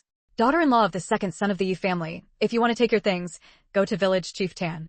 He has collected your things for you. The old man reminded with a kind smile, of course, you can't continue to live here. This house has nothing to do with you anymore. If you want to go find it, go find someone else. This is my house. Aunt Yu was about to cry. Without a house, where will she sleep in the future? Where to live? The old man snorted angrily. What's your house? It belongs to Mingyu's brother and sister. Stop sitting in the latrine and do such dirty things, and still have the nerve to say that the house belongs to you. Don't be embarrassed. Since he dares to rent this house, the old man is not afraid of the second son of the Yi family and his family, not to mention that he is just a woman now. Go, if you don't leave, I will ask someone to drive you out.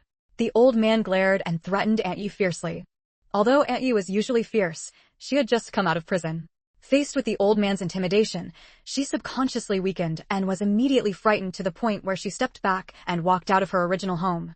The old man asked her to find village chief Tan. Aunt Yu quickly went to find village chief Tan. At this time, she could only ask him. Tan Feng saw Aunt Yu with a look of surprise on his face. Daughter-in-law of the second son of the Yi family, you are back. It seems you have been released from prison. Are you going home? Facing the village chief, Aunt Yu was still a little arrogant and asked angrily, yes, why is my home gone? Village chief Tan curled his lips and said angrily, what's gone? Isn't this what the court pronounced? This house is no longer your home. It belongs to Mingyu's brother and sister. Why? I haven't agreed yet. It's enforced by the court, even if you object. Village chief Tan shrugged. Besides, your son didn't show up when we moved, and we haven't seen your son since you were arrested. He didn't object, so I thought you all agreed. What? Aunt Yu shouted immediately when she heard that her son had not shown up. My son didn't show up? What's going on? Where has my son gone? Village chief Tan was even more innocent and confused. How do I know? Don't you know your son's own virtues? He probably doesn't know where he is now. As a mother, you can go look for him, but we can't help you. No, my son is missing. You have to help me find him. Chapter 364. It turns out he was arrested. Village chief Tan's face turned dark and asked them to find her son. How could this be possible? He hasn't seen this son for nearly half a year. How can he still find him? Who would waste so much effort to find someone who has been missing for so long? Village chief Tan shrugged. I think you should go to the police. The police can also help you find your son. The only thing we can help you with is to help you look after your things at home. I have put all your things in a warehouse. If you want to get it, I will take you there. I can't help you with anything else. Son, my son. And he only has her son in her mind now and doesn't know where he is now. Did something happen to him? Is it because Yi Ziqing, that bitch, won't let her son go? It's that bitch Yi Ziqing. She hasn't let us go, and she will definitely not let my son go. Listening to Aunt Ye's muttering, Village Chief Tan suddenly showed a look of dissatisfaction on his face. What are you talking about? Ziqing would never do that kind of thing. It must be her. She killed my son. I'm going to call the police. I want the police to catch her. Aunt Yi still insisted on her thoughts and gritted her teeth. Village Chief Tan looked very ugly and was very dissatisfied with Aunt Yi. This woman was really out of her mind. You can do whatever you like. I don't care about you. Village Chief Tan snorted coldly, not bothering to pay attention to Aunt Ye's random thoughts, thinking that he must tell Yi Ziqing about this matter. She also told Yi Ziqing about Aunt Ye's return home and her inner thoughts, so that she could at least be mentally prepared. Yi Ziqing looked at the time and saw that it was really time to be released from prison. She has actually forgotten the situation of the Yi family. Second Aunt Yi has gone home. So, third Aunt Yi should also have gone home, right? I just don't know that she is going back to her home here. Or did she go to her parents' home to find her two children? Yi Zitong and the others have lived a stable life for a while, and it's time to add some spice to them. In the evening, Brother Long was called to Yi Ziqing's residence. Miss Yi, you call me? Brother Long saw Yi Ziqing and immediately said respectfully. Yi Ziqing nodded lightly and looked at Brother Long with a smile. I've been having a very comfortable life recently. Haha, thanks to Miss Yi. Brother Long is definitely not telling a lie. Because of Yi Ziqing, the one-eyed dragon was imprisoned. He has an extra area. Is that okay? Therefore, Brother Long was very respectful to Yi Ziqing. This time he also received the news and came over as soon as Yi Ziqing asked him to come.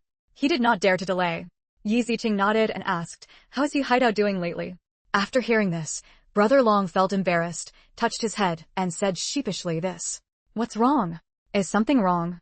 Hearing the displeasure in Yi Ziqing's words, Brother Long waved his hands quickly. No, it's just that one of my younger brothers took Yi Haitao to gamble before, and happened to, so now they have been arrested and are still being locked up. They can't get out for a while.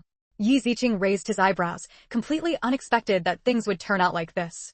But this is pretty good. Second Aunt Yi framed her against Yi Haitao, but she didn't expect that she was arrested for gambling and is still in jail. As long as the amount of gambling is not large, Yi Haidao should not be imprisoned for long. Chapter 365 Aunt Ye's Farce. Yi Ziqing asked with a slightly curious tone, oh that's it. It's not your fault, but you don't know how long he will be detained. This is just a small gamble, so I will only be locked up for about a month at most. Well, okay. Yi Ziqing nodded and raised his eyebrows. Send someone to deliver the news to the village tomorrow and pretend that no one has heard it. Yes, I'll go down and make arrangements right away. I'm the best at this. Miss Yi, don't worry. Yi Ziqing nodded. Do you know anyone at Yi Zitong's side? Yes, I have a brother over there. Brother Long replied quickly. Ever since Yi Zitong and the others went there, I asked my brother to keep an eye on them. The corners of Yi Ziqing's mouth raised, revealing a fox-like sly and sinister smile. Well, very good, then I'll trouble you and ask your brothers to help publicize their great achievements. It's best if everyone knows about it. Okay, I'll make arrangements when I get back. Brother Long responded quickly, secretly admiring him. Killing people is so heart-wrenching. It is estimated that Yi Zitong and the others will have no place to live. You just need to do what I say. There is no need to do anything else. After the promotion, you don't need to do anything more. You just need to report the news from them to me. Yes, then I'll go back and make arrangements right now. Does Missy have any other instructions? No, I will tell you if you have any orders. Yes, then I'm leaving now. Brother Long said goodbye quickly and left. The pressure here is really too much. Brother Long left in a hurry and closed the door, leaving Yi Ziqing and Fu Ting'an alone. Fu Ting'an also happened to make kung fu tea at this time and handed it to Yi Ziqing. Are you going to attack them? I didn't want to do it at first. Why don't some people have no brains? Yi Ziqing shrugged helplessly. To be honest, she had almost forgotten about those two women, and she didn't expect them to come to her door themselves. After all, why should a woman embarrass a woman? However, that second Aunt Yi wants to cause trouble and slander her reputation, so don't blame her for not saving her face. Even if Aunt Yi wanted to call the police, she couldn't do it right away because she went through all kinds of hardships before returning to the village. She was penniless and even lost her home. She could only temporarily take over a small warehouse arranged by the village. It was very dilapidated, but she had no choice but to make do with it. Then how do you plan to take revenge?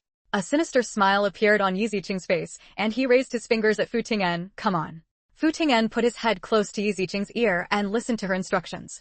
Although there are only two people here, I always feel that this gesture is very intimate. As for Aunt Yi, if she wants to cause trouble for Yi Ziqing and call the police to arrest Yi Ziqing for revenge, it's not that easy. She has to go to the police station. Aunt Yi tried her best and finally arrived at the police station. It was already noon when she arrived. I want to report the crime. I want to call the police.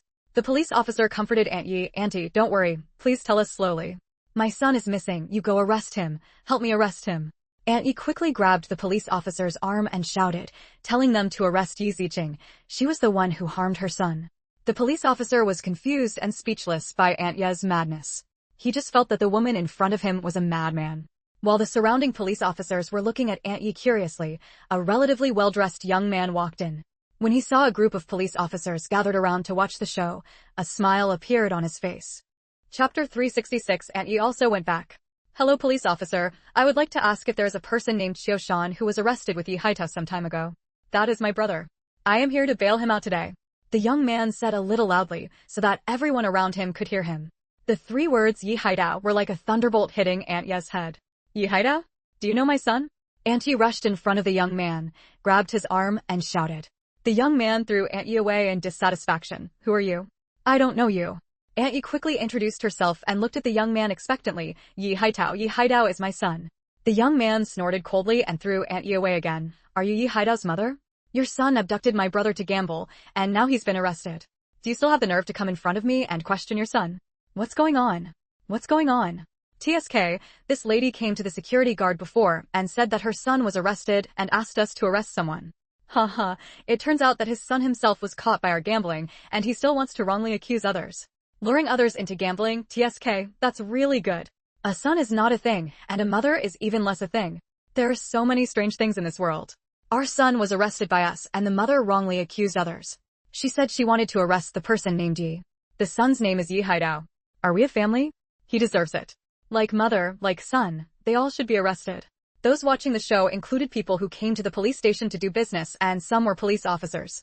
After knowing the cause and effect of the incident, they all rolled their eyes. This aunt is really good. Her son was obviously caught by their colleagues for gambling, but the mother still wants to wrongly accuse innocent people. She is really vicious. This young man was the one Yi Ziqing asked Fu Tingyan to arrange. Xiao Shan was one of the people arrested together with Yi Haitao, and he could also be considered one of Brother Long's people.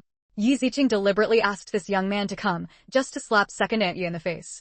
Let her come first, slander Yi Ziqing, and then explain everything, so that everyone would know that Yi Haitao and second Aunt Yi are not good people.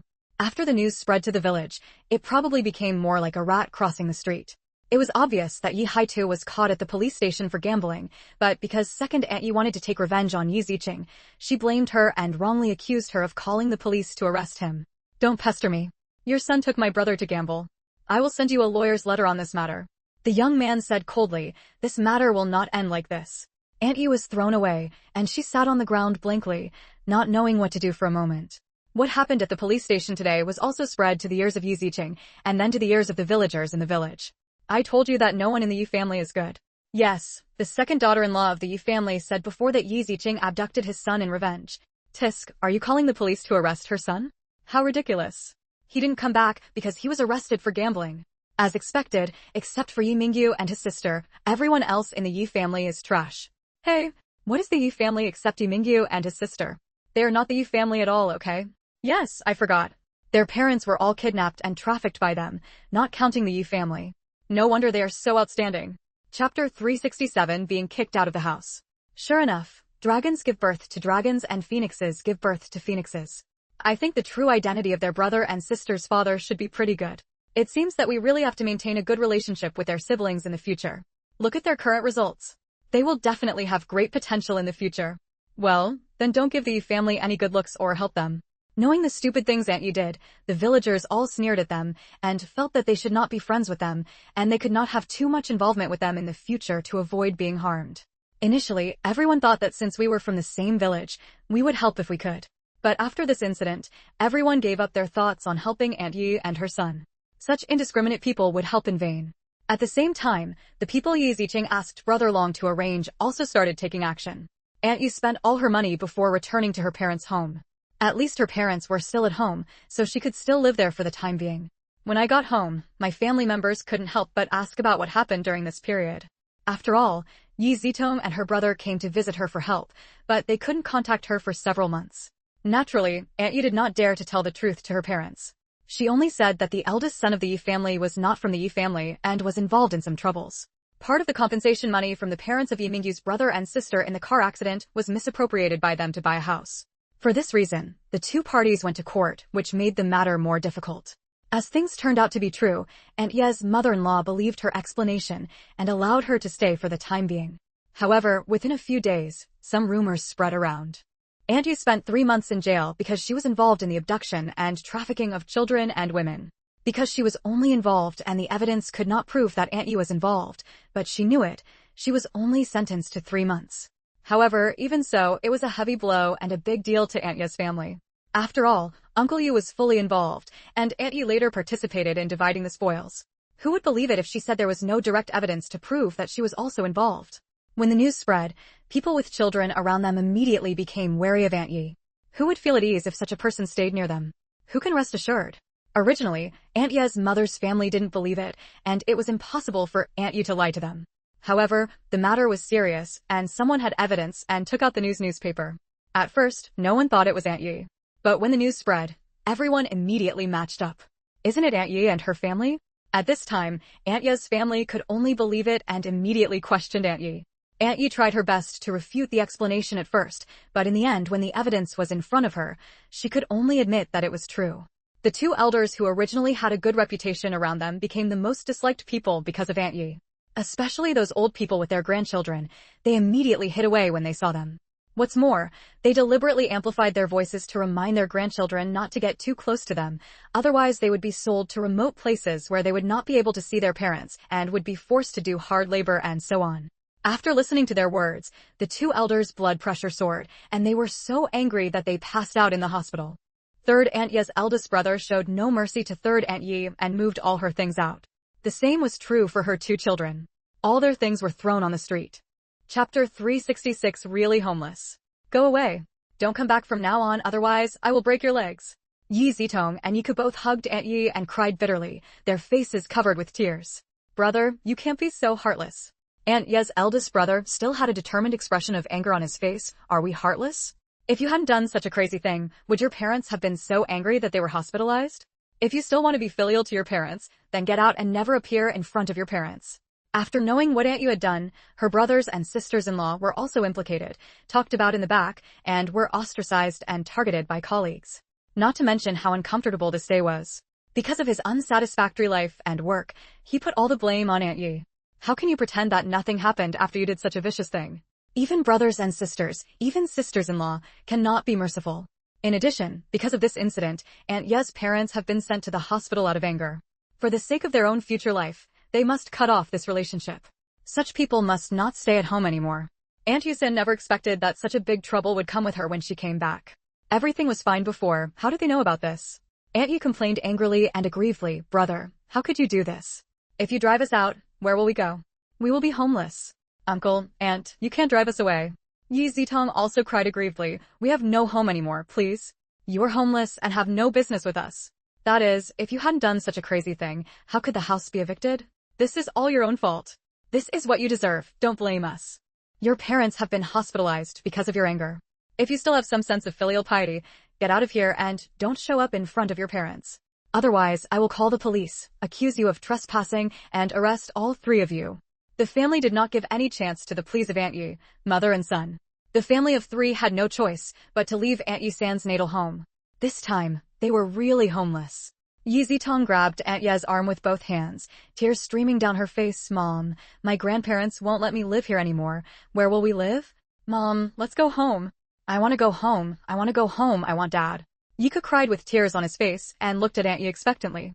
Aunt Yi held Yi Zidong in her arms and wanted to tell them that their house had been awarded to Yi Ziqing by the court. She wondered if Yi Ziqing had occupied their house. Yi Zitong also looked at Aunt Yi expectantly. Mom, let's go home. I just need to be with my mother. Okay, let's go home. A look of determination flashed in Aunt Ye's eyes. So, what if the court awards the house to Yi Ziqing? She didn't agree. She has a share of that house. Why should she give it to that little bitch Yi Ziqing? However, it is not easy for Aunt Yi to return home. The door had been replaced by Yi Ziqing, and the door lock was not the same as before.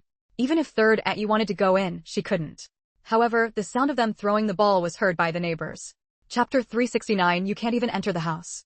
The neighbor was awakened by the noise and opened the door dissatisfied. Knock on me. But as soon as I opened the door, I saw that my original neighbors, Aunt Yi San's family, were back. You? Why are you back? This is our house. Why can't you come here? Aunt Yi looked dissatisfied and matter-of-fact. This is their house. Why can't they come back? The neighbor curled his lips in disdain. What's your house? Wasn't your house already awarded to someone else by the court? Fart, this is my house.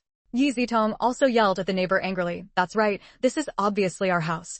Why should we give it to that little bitch Yi Ziqing? Tisk, you've come to this and you still don't admit it. The neighbor even more mocked. The police came to the door and he was taken away in handcuffs. He spent several months in jail. What crazy thing did he do that he didn't even realize? Shut up. You think I'm willing to shut up? You guys are making trouble here and you're disturbing me, you know. The neighbor raised his chin without fear. If you dare to make trouble again, I'll call someone. Aunt Yi was so angry that her neighbor trembled. You think I'm afraid of you? I'm going to call the police. Someone is breaking into a house. Yi Zitong also fought back without any sign of weakness. Yi Zitong, who is only a teenager, does not know anything about the house. He only knows that this house was bought by his parents with money. It is their house and their home. Therefore, Yi Zidong didn't feel guilty at all. This house belonged to them, and Yi Ziqing was the one who broke into the house trespassing and wanted to arrest her. Yes, arrest them. Yi Ziqing asked the police to arrest her parents, so she will let the police arrest her and let her taste what it feels like to be imprisoned. Then repay it. The self-righteous Yi Zitong didn't know that the police came to cause trouble for them. Although Yi Ziqing was not here, the neighbors did not want the trafficker to live next door to them, so they called the neighborhood committee and asked them to handle it. The neighborhood committee came up with proof that this house had nothing to do with Aunt Ye's family and belonged to a person named Yi Yeqing. These were arranged by the court and enforced by the court. The police naturally knew about it, so they took them away from the community without giving Aunt Yi San face and told them that the house was not theirs and had been given to Yi Ziqing. However, Aunt Yi, mother and daughter refused to give up. This house belonged to them, and if they wanted compensation, only Uncle Yu could do it. But the police explained to Aunt Yi that they were engaged, and after investigation, it was found that she was also involved in kidnapping Yi Ziqing and was still sharing the stolen goods when she was caught. Therefore, she had to pay compensation, even if part of her house was also included. How could Aunt Yi be willing to accept such a thing? To be honest, The police officers who came over all sneered at what Aunt Yi-san and the others had done. They had done something that was sorry for others, but they dared to be so arrogant. How could they be detained for 3 months? It should be locked up for a while. Aunt Yi and the others lost their house and didn't know where to go for a while. They wanted to enter the community, but the call to the police made such a big fuss that all the residents said that since Aunt Yi was not a resident of the community, she was not qualified to enter. Therefore, the security guards of the community blocked Aunt Yi and the others from entering, preventing her from entering. Aunt Yi and the others could only look at the community where their house used to be outside the community fence. Chapter 370 looks familiar. Mom, I want to go home, I want to go home. Yika held Aunt Ye's arm and cried loudly, his face full of grievances. Third Aunt Yi glared at Yika angrily. Why are you crying? There is nothing to cry about.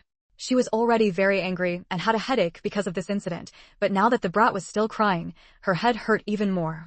Mom, we can't go back home. Where will we stay today? Yi Zitong looked around and looked at Aunt Yi aggrievedly. Thinking of the 3 of them sleeping on the street last night, Yi Zitong felt extremely angry and unwilling. They were kicked out of Aunt Yi-san's natal home, and all their belongings were thrown out. In order to be able to come back, they sold almost everything, leaving only some more important items such as clothing. This also means that they don't have money to go anywhere else now. Who is under the bridge at night? Yi Zitong doesn't want to live like this anymore. Aunt Yi thought for a while, gritted her teeth and said, let's go back to the village. Go back to the village? Yi Zitong was stunned when he heard Aunt Ye's words. Go back to the countryside? To be honest, she really didn't want to go back. Do we really have a place to live when we go back? Creak, creak, creak. Third Aunt Yi thought of the court's decision, and their house and Uncle Ye's house were all awarded to Yi Ziqing. Their houses have all been placed in Yi Ziqing's name, so the house in the village should be no exception. When she returned home just now, she saw that the doors and door locks had been changed. If Yi Ziqing did such an amazing job, then maybe the houses in the village would be similar. After thinking about it, Yi Zitong suggested, Mom, why don't we go find that bitch Yi Ziqing and ask her to give us the house? Aunt Yi-san was stunned and went to find Yi Ziqing. The loss of their house was indeed the result of Yi Ziqing, but she didn't think she could get the house by looking for Yi Ziqing. You go find Yi Ziqing, your brother, and I will go to the village first to check out the situation. After thinking about it, Aunt Yi decided to split her troops into 2 groups and let Yi Zitong test it out first. Okay. Yi Zitong's eyes flashed with excitement and hatred. She would never let that little bitch Yi Ziqing have an easy time. Regardless of whether she could succeed or not, she would never go back to the village. She couldn't stand the looks in their eyes, and she couldn't get used to living in those houses. There was always a smell, the same as when she slept under the bridge. After being separated from Aunt Yi, Yi Zitong could only come to Yi Ziqing's school when they were out of school. The school was not allowed to enter during school hours. Waiting for Yi Ziqing at the door, Yi Zitong rushed up angrily. Yi Ziqing. Yi Ziqing glanced at Yi Zitong, who was rushing over. Just when she was about to rush in front of her, she moved to the side, and Yi Zitong jumped into the air and fell into a dog's excrement. Yi Zitong threw herself on the ground, grinning in pain, and let out a painful and angry scream. The movement here immediately caused a commotion all around, and everyone looked over curiously. What's going on? What is this little girl doing? This guy looks familiar. Some parents and students stretched their heads to look at Yi Zitong curiously. Yi Ziqing crossed his arms and looked down at Yi Zitong, who fell to the ground. Is it enough to howl? Yi Zitong covered her knees and face and raised her head, staring with scarlet eyes. Yi Ziqing, you bitch, you are hurting me. Chapter 371. This name is so familiar. Yi Ziqing shrugged innocently. How come I was the one who hurt you? You wrestled yourself and everyone saw it. Don't spit on others. If you hadn't gotten out of the way, how could I have fallen down? Yi Zitong continued to make trouble unreasonably and mess around. Tisk, do you think I'm stupid? If I don't get out of the way, will you hurt me? Yi Ziqing sneered and said sarcastically, I would rather see you hit your head and get bloody than suffer yourself. Yi Zitong was so angry that she pointed at Yi Ziqing with trembling fingers. Yi Ziqing glanced at the passersby and students around him and said loudly, What am I? Yi Zitong, what are you doing here? Are you here to study? Aren't you already expelled from the school? Some students around him couldn't help but think when they heard Yi Ziqing's name. Yi Zitong, this name is so familiar. Of course you are familiar with it.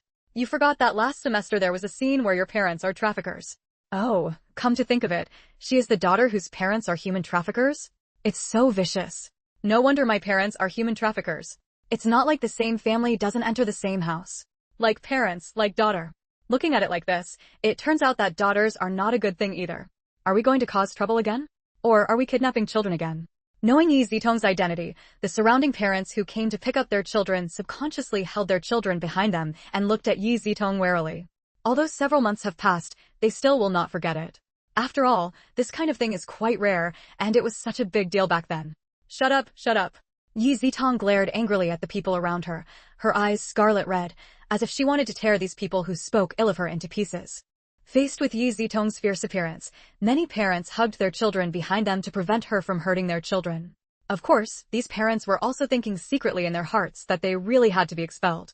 With the look in their eyes and the fierce look in their eyes, their children would definitely suffer if they were not expelled. Yi Ziqing sneered. Who do you think you are? You have a mouth on everyone's mouth and you can say whatever you want. What qualifications do you have to stop them? Yi Ziqing, you bitch, you have harmed me and our family. Yi Zitong turned around and glared at Yi Ziqing angrily. Your parents wanted to abduct me. I just called the police. If this counts as me harming you, then there is nothing I can do.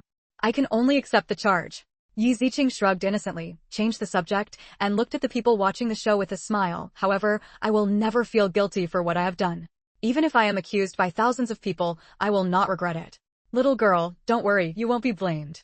That's right, what you do will be appreciated by us. You are punishing rape and eradicating evil. How can you be considered doing something bad? You have done a good job and set an example for my children. Yes, we support you too. You're doing the right thing. You did the right thing. You are a role model for all children. You should do the same when encountering this kind of thing in the future. The passers-by watching the excitement could not help but comfort Yi Ziqing. What was there to regret? Who is willing to forgive those who kidnapped and trafficked them? They have to call the police and send them to jail. If possible, they really want to kill those traffickers. Chapter 372 Yi Ziqing, stop right there. They cannot bear that their children will be abducted and then live a life worse than death. Looking at those missing arms and legs on the street, they feel distressed. If it were their children, they would want to die. My parents have bad conduct, so no wonder the daughter they raised is such a trash. Little girl, don't worry, if she dares to attack you, we will help you call the police to testify. If you don't learn well at a young age, you will definitely be a danger to society in the future. Seeing Yi Zitong being pointed at and scolded again, the corners of Yi Ziqing's mouth raised. No matter in the future or now, people's mood to watch the excitement will still exist, and they also have a sense of justice. There are so many videos in later generations where many children were rescued by traffickers because of passers-by. Of course, there were also some relatives who were stopped by passers-by. However, as more things happened, more passers-by helped to catch the traffickers. The current Yi Zitong is very similar to those. Fortunately, Yi Zitong is young. If it were Mrs. Yi or Mrs. Miao, facing the accusations from these people, she would have been so angry by their words that she would have gone straight to hell. Yi Zitong, I advise you to take care of yourself, otherwise, your end will not be much better than your parents. Yi Ziqing looked down at Yi Zitong and sneered. After saying this, Yi Ziqing turned around and left. Seeing Yi Ziqing leave, Yi Zitong suddenly sweated in anger and anxiety. Yi Ziqing, stop. However, Yi Ziqing ignored Yi Zitong's shouting and left the school leisurely. Yi Zitong was so angry that he gritted his teeth and got up from the ground to chase Yi Ziqing. Because if Yi Ziqing is not allowed to arrange accommodation, then she will sleep on the street. She does not want to sleep on the street. Yi Ziqing, stop. Yi Zitong wanted to chase Yi Ziqing, but suddenly found that he couldn't catch up. No matter how she ran, she found that Yi Ziqing, who was walking leisurely in front of her, always seemed to be faster than her, and she couldn't catch up no matter how hard she tried. Damn bitch, how did she get away? Yi Zitong only focused on chasing Yi Ziqing, not thinking about it at all, but kept cursing in his mouth. Until Yi Ziqing turned and entered an alley, Yi Zitong quickly chased after him and entered the alley. Walking into the alley, Yi Zitong paused in his steps and saw Yi Ziqing standing in the middle of the alley, with only a slender back to her. Yi Ziqing. Yi Zitong gritted his teeth angrily and walked towards Yi Ziqing angrily. Yi Ziqing turned around, faced Yi Zitong's angry look, and chuckled. I couldn't do anything in front of so many people just now. What do you mean? It means that there is no one here, so it's just the right place to start. Yi Ziqing's pleasant voice reached Yi Zitong's ears, and then Yi Zitong flew away before she even got close to Yi Ziqing. Plop. With a sound, Yi Zitong fell to the ground, letting out a miserable scream in pain. Yi Ziqing turned around and saw Fu Ting'en standing beside her in a suit. Why are you here? Fu Ting'en looked at Yi Ziqing dotingly. I wanted to pick you up, but I happened to see the farce outside the school and didn't call you. Okay. Yi Ziqing shrugged helplessly. Seeing Fu Ting'en appear, Yi Zitong, who was lying on the ground in pain, stared with deep hatred in his eyes and gritted his teeth. Bitch. Chapter 373 It has nothing to do with me. Yi Ziqing came close to Yi Zitong's ear, with a playful sneer on his lips. Do you want to know why your news spread so fast? Yi Zitong was stunned. His IQ instantly went online. His eyes widened with anger and hatred on his face. It's you. Yes, it's me. Yi Ziqing looked at Yi Zitong with a smile. I'll have people spread the news about you to where your grandparents live, and let them know everything you have done.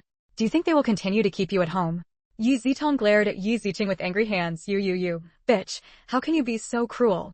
With a smug smile on his face, Yi Ziqing said proudly, this is what I call treating others with their own treatment. Yi Zitong glared at Yi Ziqing fiercely, then looked up at Fu Ting'an. Sir, you must have seen that she is so vicious. She is not suitable for you at all. How could Yi Ziqing be worthy of such a handsome and evil man like Fu Ting'an? Really? Who came up with this idea? Fu Ting'an chuckled and looked at Yi Zitong playfully. Yi Zitong's expression suddenly froze. It's you. That's right. She's pretty smart, but whatever Qingqing wants to do, I will support it. If she wants to hit someone, I'll help her fight. If she wants to kill someone, I'll hand her the knife. Yi Zitong was not mad to death by Yi Ziqing, but was mad to death by Fu Ting'an's words. Seeing Yi Zitong's appearance, Yi Ziqing couldn't help but curl her lips. Her ability to hit people was still a bit lacking. Let's go. Seeing the way Yi Zitong looked at Fu Ting'an, Yi Ziqing didn't want her to look at her man. Fu Ting'an looked at Yi Ziqing dotingly. His voice was so gentle that it was annoying. Okay, I will listen to you. You have turned into a shell. Yi Zitong stared at Yi Ziqing as she arrogantly hugged Fu Ting'an and turned around, not letting her see, and she felt even more suffocated in her heart. In addition, Fu Ting'an kicked her away just now. Her chest hurt so much that she couldn't breathe, and now she was so angry that she fainted. Dizzy? Yi Ziqing looked at the unconscious Yi Zitong in confusion. Fu Ting'an spread his hands innocently. It's not my fault. It's really not his fault. Why did he think that this woman was so angry? That's not my fault. Yi Ziqing was even more confused and innocent. What does it have to do with her? She hadn't even touched a hair on Yi Zitong's body. Fu Ting'an and Yi Ziqing looked at each other, saying that it was not their fault. Forget it, let's go home. Yi Ziqing waved her hands and said with a smile. Well, it's all up to you. Fu Ting'an didn't even look at Yi Zitong and left with Yi Ziqing in his arms. Poor Yi Zitong could have slept under the bridge for one night, but today, she could only use the ground as her bed and the sky as her quilt. What are you going to do with those people? After the two of them had finished dinner, Fu Ting'an asked Yi Ziqing with a smile.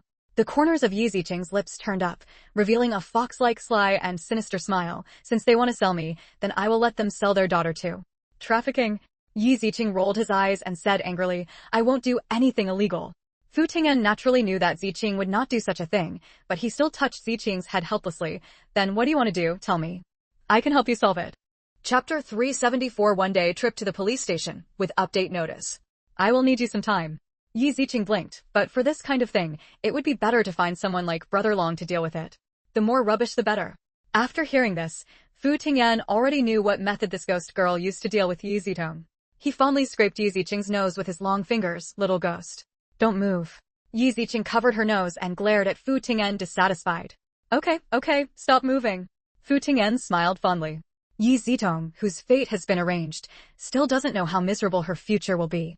When Yi Zitong woke up, the sky was already dark and the surroundings were silent, giving people a chilling coldness and silence. Not many people passed by this alley, and even less so after dark, so Yi Zitong lay on the ground for several hours. Yi Zitong got up from the ground, still feeling some pain in his body and feeling even hungrier. During the day, I almost made a fuss in the new house, and then I came to school to wait for Yi Ziqing. I barely ate much, so I bought a steamed bun to eat. I didn't eat dinner, and now I was already growling with hunger. Yi Zitong was leaning against the wall, his face gloomy, and he gritted his teeth. Yi Ziqing. I won't let you go. After looking around, Yi Zitong walked towards Yi Ziqing's community. She was going to find Yi Ziqing, this bitch. She would never let her go like this. She was going to make a noise that would make her restless.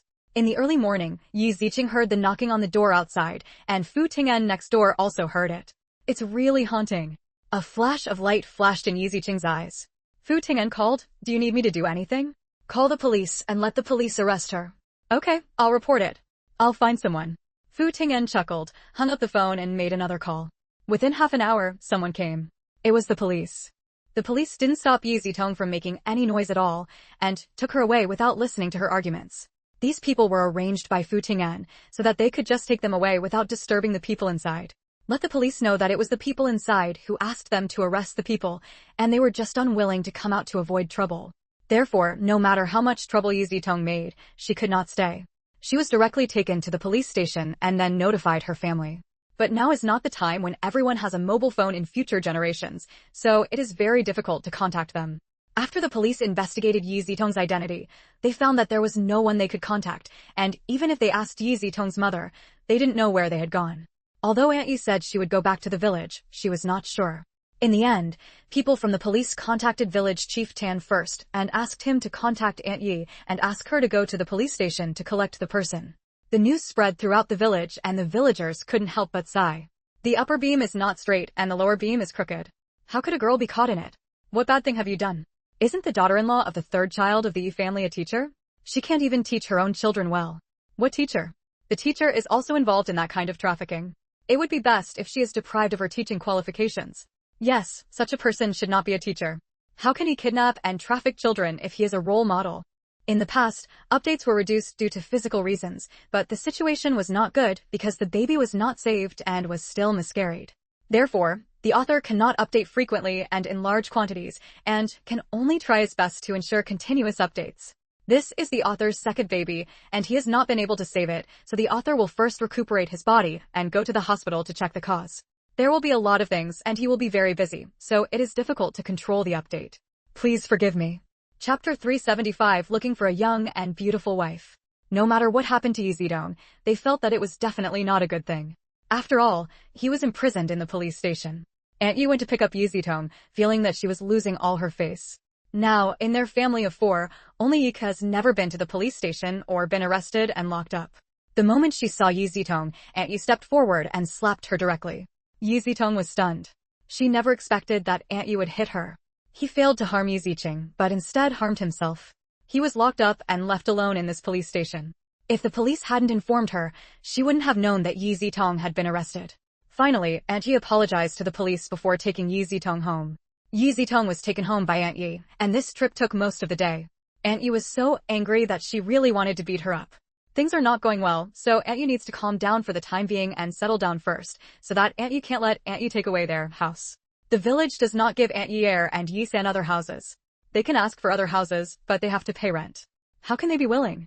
As a result, third Aunt Yi and second Aunt Yi set their sights on the old house where the Yi family once housed poultry. Not to mention, although the old house is a bit old and smells bad from being surrounded by poultry, it is still very solid and can still be lived in with a little tidying up. This old house has not been renovated in any way. It had been raising chickens and pigs before, but later it became idle and became a pile of debris. Because the compensation money from Yi Zicheng's parents had not been used for this old house, it could still be regarded as an ancestral house of the Yi family. It was owned by the Yi family brothers. Now that the 2 brothers were imprisoned, it has now become the residence of their sisters-in-law. Second Aunt Yi originally lived there alone, but third Aunt Yi and Yi came and wanted to drive her away. How could second Aunt Yi agree? The 2 sides started fighting. However, after all, Aunt Yi was alone and was bullied miserably. Later, Yi Haito was finally released and was called back by Aunt Yi, asking him to help. However, Yi Haito couldn't bear to live in this kind of place. This was the place where animals used to live. How could he live there? But after helping Aunt Yi drive away the people, he disappeared again and went to look for his friends. No matter how hard Aunt Yi looked, she couldn't find him. After that, the 2 sisters-in-law could only live together in an old house where animals used to live. As for the situation of these 2 families, Yi Zicheng could more or less learn from village chief Tan and Brother Long. After they were almost settled, Yi Zicheng asked Brother Long to arrange for a few people to take turns going to Aunt Ye's place to increase their presence. This means that they want to find a wife who can pay a large sum of money, 100,000 or tens of thousands. Brother Long asked someone in the village who was more interested in being a matchmaker to help find a beautiful girl who was almost old enough to be a child bride or something. Then he deliberately walked near Aunt Yi and the others, fell in love with Yi Zitong, and offered a pretty high price. As soon as she heard that her daughter was going to be sold, Aunt Yi immediately disagreed. After all, she has received a good education since she was a child. Aunt Yi is not willing to sell her daughter to pay back the money. It is her daughter, the flesh that falls off her body, not Yi Zicheng, an outsider, and she will not feel bad if she sells it. Chapter 376, Taking the High School Entrance Examination. However, as the number of times increased and time passed, there were still hundreds of thousands and hundreds of thousands at first, but as they went on, they became less and less, which made her feel a little flustered and excited. Because Aunt Yi is also tortured by her current life and is short of money. Although she could hardly spend much money in this village, Aunt Yi planned to continue letting her son study, and then let her son take her to live a good life again. But now she can't make any money at all. She originally still had a teaching qualification certificate and could change schools even if she was expelled from the school. However, Yi Ziqing's lawyer was very ruthless and believed that people like Aunt Yi could not serve as role models, so she must be deprived of her teaching certificate and could no longer teach. The judge also agreed that a person involved in child trafficking could really harm other children if she became a teacher, so she deprived her of her teaching qualification certificate. Without her teaching qualification certificate, Aunt Yi couldn't change schools to become a teacher, so she could only think of other ways to make money. But Aunt Yi's life was very good before. She hardly had to worry about life. She couldn't do anything else and could only find some odd jobs. If I hadn't taken all my belongings from the neighborhood committee, including 2 bicycles, I would have sold one to subsidize the family income, which would have eased my mind a bit. But after all, this is not a long-term solution. I can only think of other ways to make money. The money made in other ways is really not enough to fill the gap between my teeth.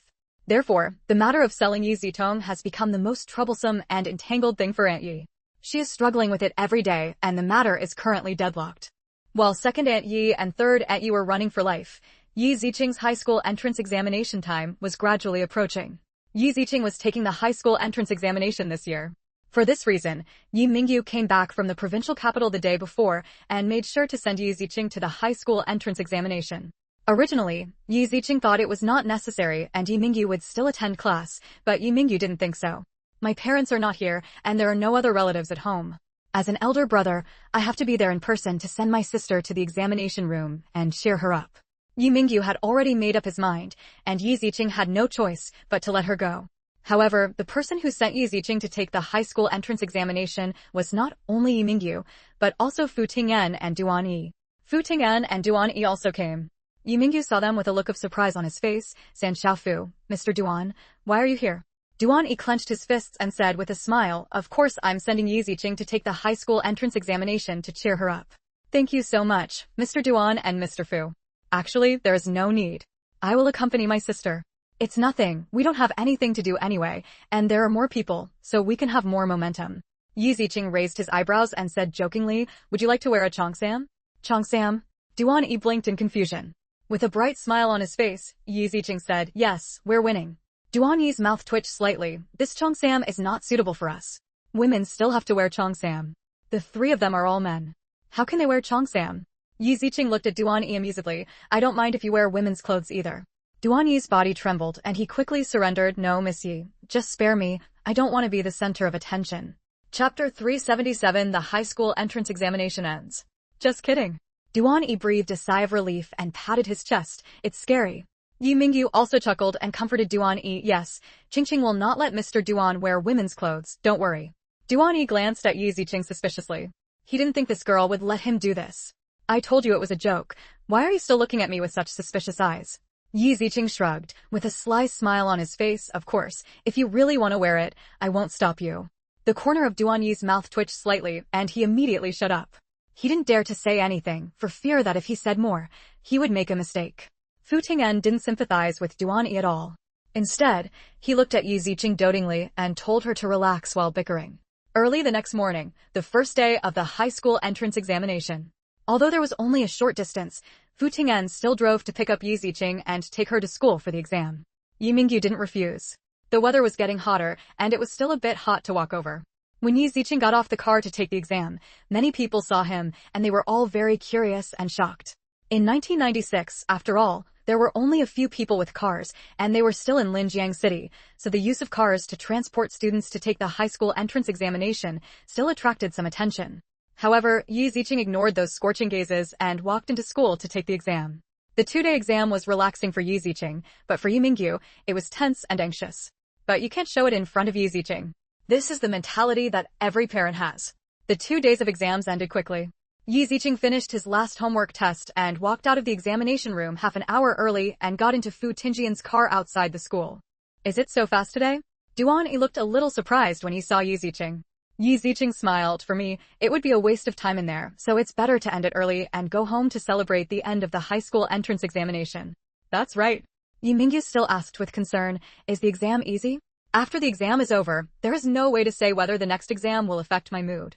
Well, it's all quite simple. Even if I don't get perfect marks, I should be able to get first place in the exam. I believe in your sister.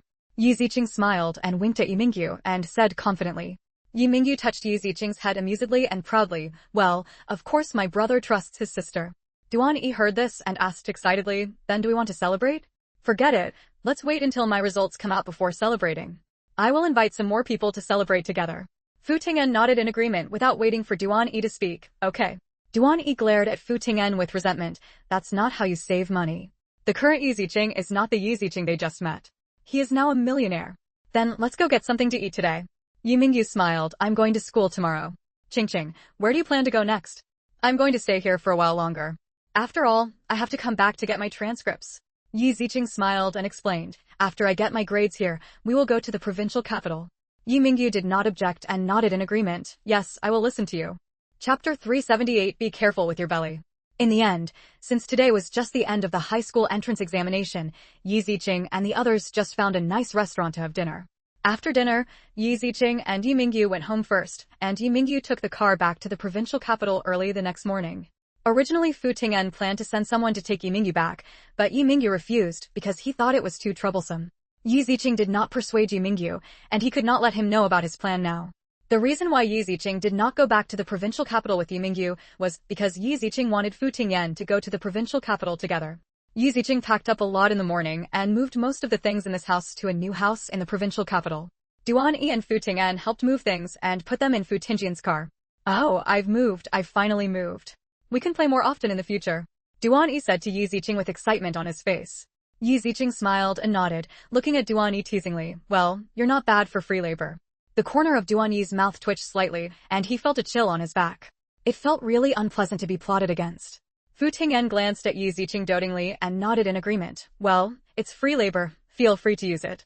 Duan Yi's face kept turning pale, and he looked at Fu Ting'an with grievance and resentment. I mean, Fu Ting'an, are we good brothers anymore? You betrayed me like this. I'm just giving you a chance to exercise. Fu Ting'an glanced at Duan Yi's belly. Be careful with your belly. Duan Yi really wanted to give Fu Ting'an a good beating. Can we talk properly in the future? This bitch pushed him out just to please the girl he was pursuing. He was so bullying. Yi Ziqing chuckled and quickly spoke for Duan Yi. Okay, everything has been moved. Let's go first. Yes, let's go. Let's go quickly. Duan Yi nodded in agreement. Duan Yi was really afraid that if he stayed any longer, Fu Ting'an, a bitch, would withdraw him and use him as a toy for Yi Ziqing. The three people drove to the new house in the provincial capital. At this time, the new house has been decorated very brand new and is spotless. Yesterday, Fu Ting'an had people clean the house, leaving only the furniture to move in. Duan Yi and Fu Ting'an moved several large boxes into the new house. How is it? Are you satisfied? Duan Yi asked Yi Ziqing with a smile. Many of these furnitures are carefully selected. Yi Ziqing glanced at it and saw that it was still in the pastoral style of logs. After telling Fu Ting'an the style he wanted, Fu Ting'an took over all the work that Kai bought. Because Yi Ziqing knew that with Fu Tingjian's understanding of him, he definitely knew the style she wanted and what kind of furniture and appliances she needed. As expected, Fu Ting'an did a very good job and she liked everything. Well, it's okay. Duan Yi couldn't help but twitch the corner of his mouth and asked resentfully, is it okay? Aren't you very satisfied? Then what? What are your conditions? Yi Ziqing turned around and looked at Duan Yi with a smile. For some reason, Duan Yi's body trembled when he saw Yi Ziqing smile, and a somewhat embarrassed smile appeared on his face. No conditions, really, no conditions. Your praise is your recognition of me. Yi Ziqing gave a generous compliment. There's nothing dissatisfying about it. It's pretty good. Chapter 379 10 million watt light bulb. Duan Yi's mouth twitched slightly. This girl really defeated him. When do you plan to live here? Fu Ting'an asked Yi Ziqing with a smile and concern. Yi Ziqing looked around and said, don't worry yet. It still has some flavor. Well, let's spend the summer. Fu Ting'an agreed very much. Although he also tried to find a way to eliminate the smell of formaldehyde here, but after all, the technology was not enough, so he temporarily eliminated a large part of it, and he could not do the rest. He could only rely on time to disperse the smell. With the high temperature in summer, formaldehyde should be almost gone after one summer. A smile flashed in Fu Tingjian's eyes, and he asked Yi Ziqing, put those things here first and tidy them up.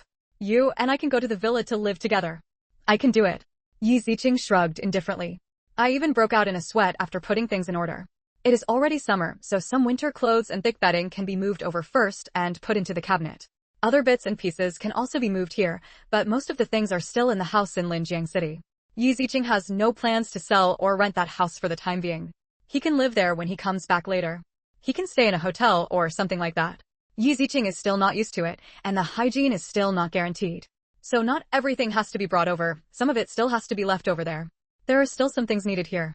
Do we need to go to the mall to buy them? Fu Tingyan asked Yi Ziqing with concern. Yi Ziqing nodded. I still need pots and pans. Let's go take a look first. There are a lot of things, so you can buy them in several installments. Okay, let's go shopping. Fu Tingyan raised the corners of his mouth and looked at Yi Ziqing dotingly. Yi Ziqing smiled and winked at Fu Tingyan and Duan Yi. Shopping is good, then I'll leave it to you laborers. Well, leave it to us. Fu Tingyan nodded. Duan Yi curled his lips. He really wanted to say, could you please stop adding the word we and don't drag him into trouble. In fact, he didn't really want to follow. I always feel like a light bulb, the kind with tens of millions of watts. However, now that Fu Tingyan said that he was going to help get things, it was hard for her to refuse, right? So, under Duan Yi's reluctance, the three of them came to the shopping mall in the city center.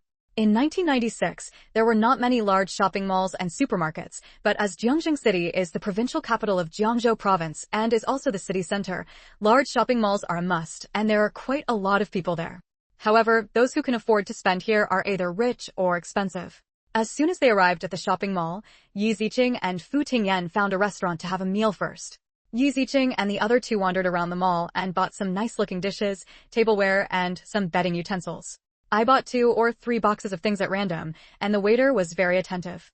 Seeing that Yi Ziqing and the others paid so quickly and bought so much, he enthusiastically helped them wrap them in cartons to make it easier for Fu Tingyan and the others to carry them. Fu Tingyan and the others wanted to put some of the things they bought in advance into the car. They would only sit in the car when it could no longer fit. How many clothes should I buy? Fu Tingyan asked Yi Ziqing with a smile. Yi Ziqing looked at the clothes that were already a little tight on her body, smiled and nodded. Okay, let's buy a few. Chapter 380 Fu San is happy to pay. Fu Tingyan held Yi Ziqing's hand and walked through the women's clothing store, helping Yi Ziqing choose a lot of clothes. Duan Yi just looked at Fu Tingyan with a bored and confused look as he carefully selected clothes for Ziqing. Then Ziqing only had to go to the fitting room to change clothes. Fu Tingyan asked the waiter to pack up whatever clothes he thought were good. Recently, Yi Ziqing's height has grown very fast. He has grown 10 or 20 centimeters in half a year, so many of the clothes Yi Ziqing bought before no longer fit. Therefore, taking this opportunity, Fu Tingyan planned to buy more for Yi Ziqing, especially some skirts, trousers, etc. that he could wear even if Yi Ziqing grew taller. It's not that Fu Tingyan is saving, but that Fu Tingyan knows that Yi Ziqing won't let him spend more money if he has to buy it himself, so he might as well buy something to wear with Yi Ziqing now. Fu Tingyan's vision is definitely very poisonous. 9 out of 10 items are very suitable for Yi Ziqing. Duan Yi saw more and more shopping bags around him, and the corners of his mouth were twitching. He wanted to remind him that if he didn't stop them, he would be drowned. In the end, Fu Tingyan bought more than 20 sets of clothes for Yi Ziqing before giving up. This is also because Yi Ziqing really doesn't have any good clothes recently, and it happens to be the change of season. Duan Yi was holding shopping bags in both hands, and could hardly keep the smile on his face. I bought so many clothes, have you finished wearing them? That's enough for a whole summer. Yi Ziqing smiled slightly. I even bought some larger ones, which is enough to last for a while. There are a few pieces that Yi Ziqing specially selected in one size larger, so that he can still wear them even if he grows taller. Anyway, you're not the one paying. Duan Yi chuckled and looked at Fu Tingyan, but Mr. Fu will definitely be happy to pay you. Fu Tingyan threw a cold knife at Duan Yi. Duan Yi smiled naively, touched his nose and did not dare to say anything. The three of them went to the new house first, and then returned to Fu Tingyan's villa. Unpack all the things you bought at the mall from the boxes, arrange them first, and put them where they should be. Yi Ziqing also took out a few pieces of clothing, especially the ones that he bought in large sizes, and put them in the new house first. He took some others and followed Fu Tingyan to his villa. However, although Duan Yi worked hard all day today, Yi Ziqing personally cooked a sumptuous dinner to thank Fu Tingyan and Duan Yi in the evening. While eating dinner, Duan Yi couldn't help but sigh. Although he had worked hard all day today, it was worth it to have this dinner. There are very few opportunities for Fu Tingyan to cook and also eat. Although Yi Ziqing was the helper today, Fu Tingyan also cooked a dish. Duan Yi felt that everything was worth it. Knowing that he would be in the way today, Duan Yi obediently slipped away after dinner. Only Yi Ziqing and Fu Tingyan are left in the family, living in a world of two. The next morning, 2 people came to the villa. Both of them came for Yi Ziqing. After Yi Ziqing's college entrance examination ended, he came to the provincial capital, and Yu Zhou also received the news. Yu Zhou was summoned and brought his assistant to the villa to report to Yi Ziqing about the company. With the marketing in the past 3 months or so, it is at least much better than the first month. However, when facing Yi Ziqing, he still felt a little shameless. This achievement was still not qualified to show off in front of Yu Ziqing. Chapter 381 Let's Bet. Ms. Yi, this is the company's sales situation.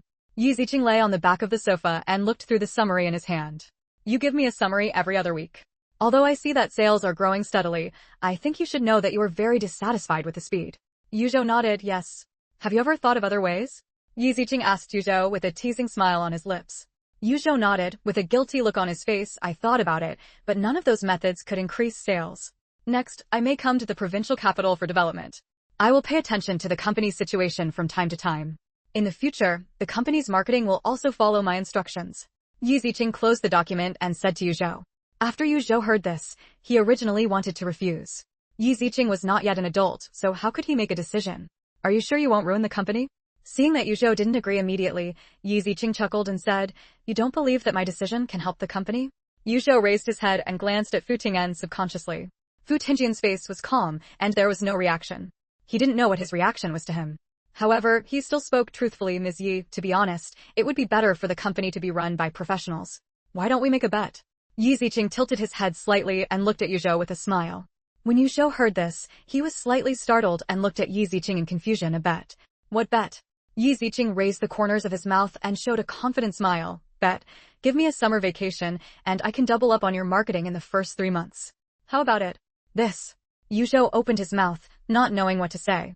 Fu Ting'an chuckled, but he gave Yu Ziqing full trust. You can agree, and I will do justice. How about that? Master Fu. Yu Zhou, why not take a gamble?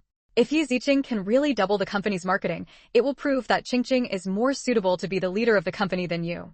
Since third young master has said this, I can't refuse, so I'll take the gamble.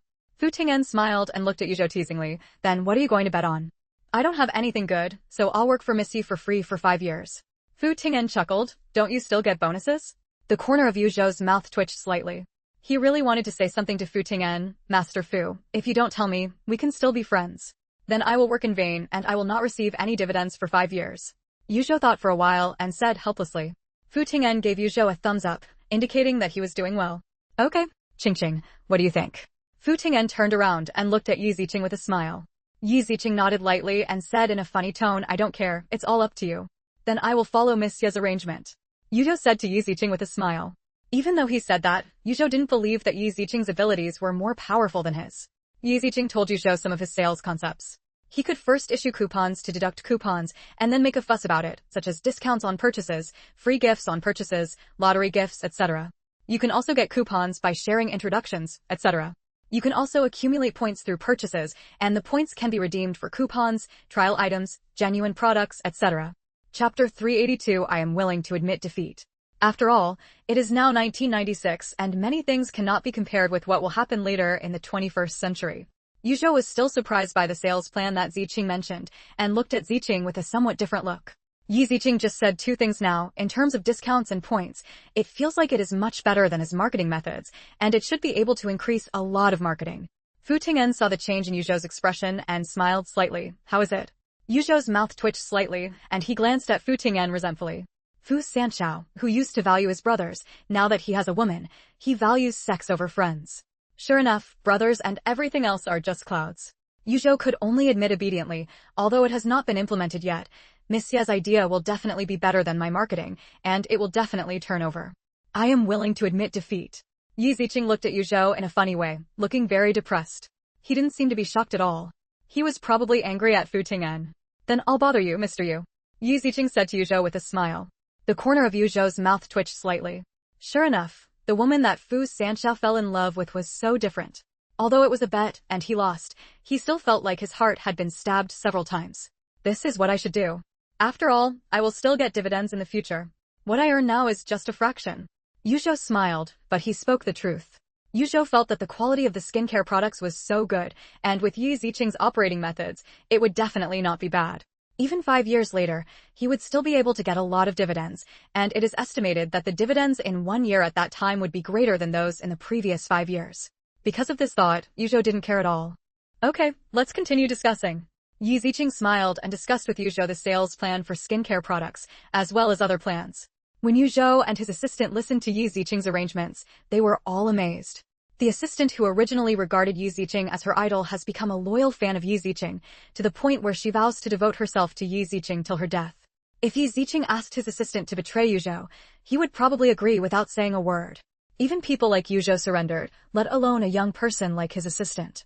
During the time he came to the provincial capital, Yu Ziqing was discussing the company's development with Yu Zhou. Then Yu Ziqing went to the company in person to teach the salesmen how to promote their products. During this period, Yu Ziqing began to slowly take over the company's work, and Yu Zhou became the second in command, responsible for issuing all Yu Ziqing's orders. While Yu Ziqing was busy, the results of the high school entrance examination came out. Compared with Yu Ziqing's attitude towards her grades, others cared more about it than she did. Maybe even Yu Ziqing herself had forgotten to check her high school entrance examination results. When Yu Ziqing's high school entrance examination results came out, the teachers at the school paid the most attention. Usually, Yu Ziqing's grades are very good, and he often gets full marks on exams. Therefore, when the results can be checked, Yu Ziqing is the first one to check. The moment they saw Yu Ziqing's results, the whole school was in a state of excitement. Yu Ziqing once again achieved perfect scores in the high school entrance examination. How could this not make the school proud? In the past, this kind of performance had nothing to do with their school. Chapter 383 High School Entrance Examination Results. Ziziking's middle school is not a good one. It is considered a middle school around the villages and towns. There are more rural children studying there. Compared with the children in the city center, they have less energy to study. Except for some who work hard, they have never achieved such good results. In the past, students with good grades in the school could only be ranked among the top 10, and being among the top 3 was considered good.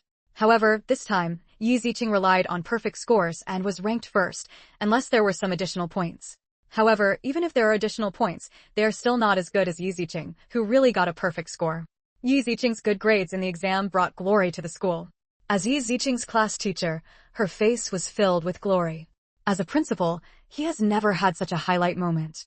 He immediately clapped his hands and decided to come to congratulate him in person. For this reason, the principal prepared a lot of gifts and planned to congratulate him properly. Although the matter of Yu Ziqing and the others has been spread throughout the school. However, Yu Ziqing did not inform the school of his current residence, and the teacher thought it was his previous residence in the village. The principal of the school, the director of the teaching department, and Yu Ziqing's class teacher all went to the village to congratulate him. This is not only the glory of Yu Ziqing, but also the glory of their school. I wonder if there will be another student like Yu Ziqing in the next 10 years. Therefore, in order to show the importance and appreciation the school attaches to Yu Ziqing, he personally came to send congratulations. But this time they missed the mark. When village chief Tan heard the news, he hurried over and explained with a smile, Yu Ziqing and the others no longer live here. In order to study better, they rented out the old house here and lived in a community near the school. That's it. When the principal heard village chief Tan's explanation, he was very sorry, Mr. Tan. Do you know where Yu Ziqing lives now?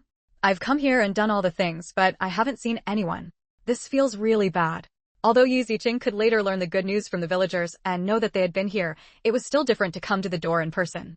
Village Chief Tan shook his head and said with a smile, I don't know the details, but I can call and ask.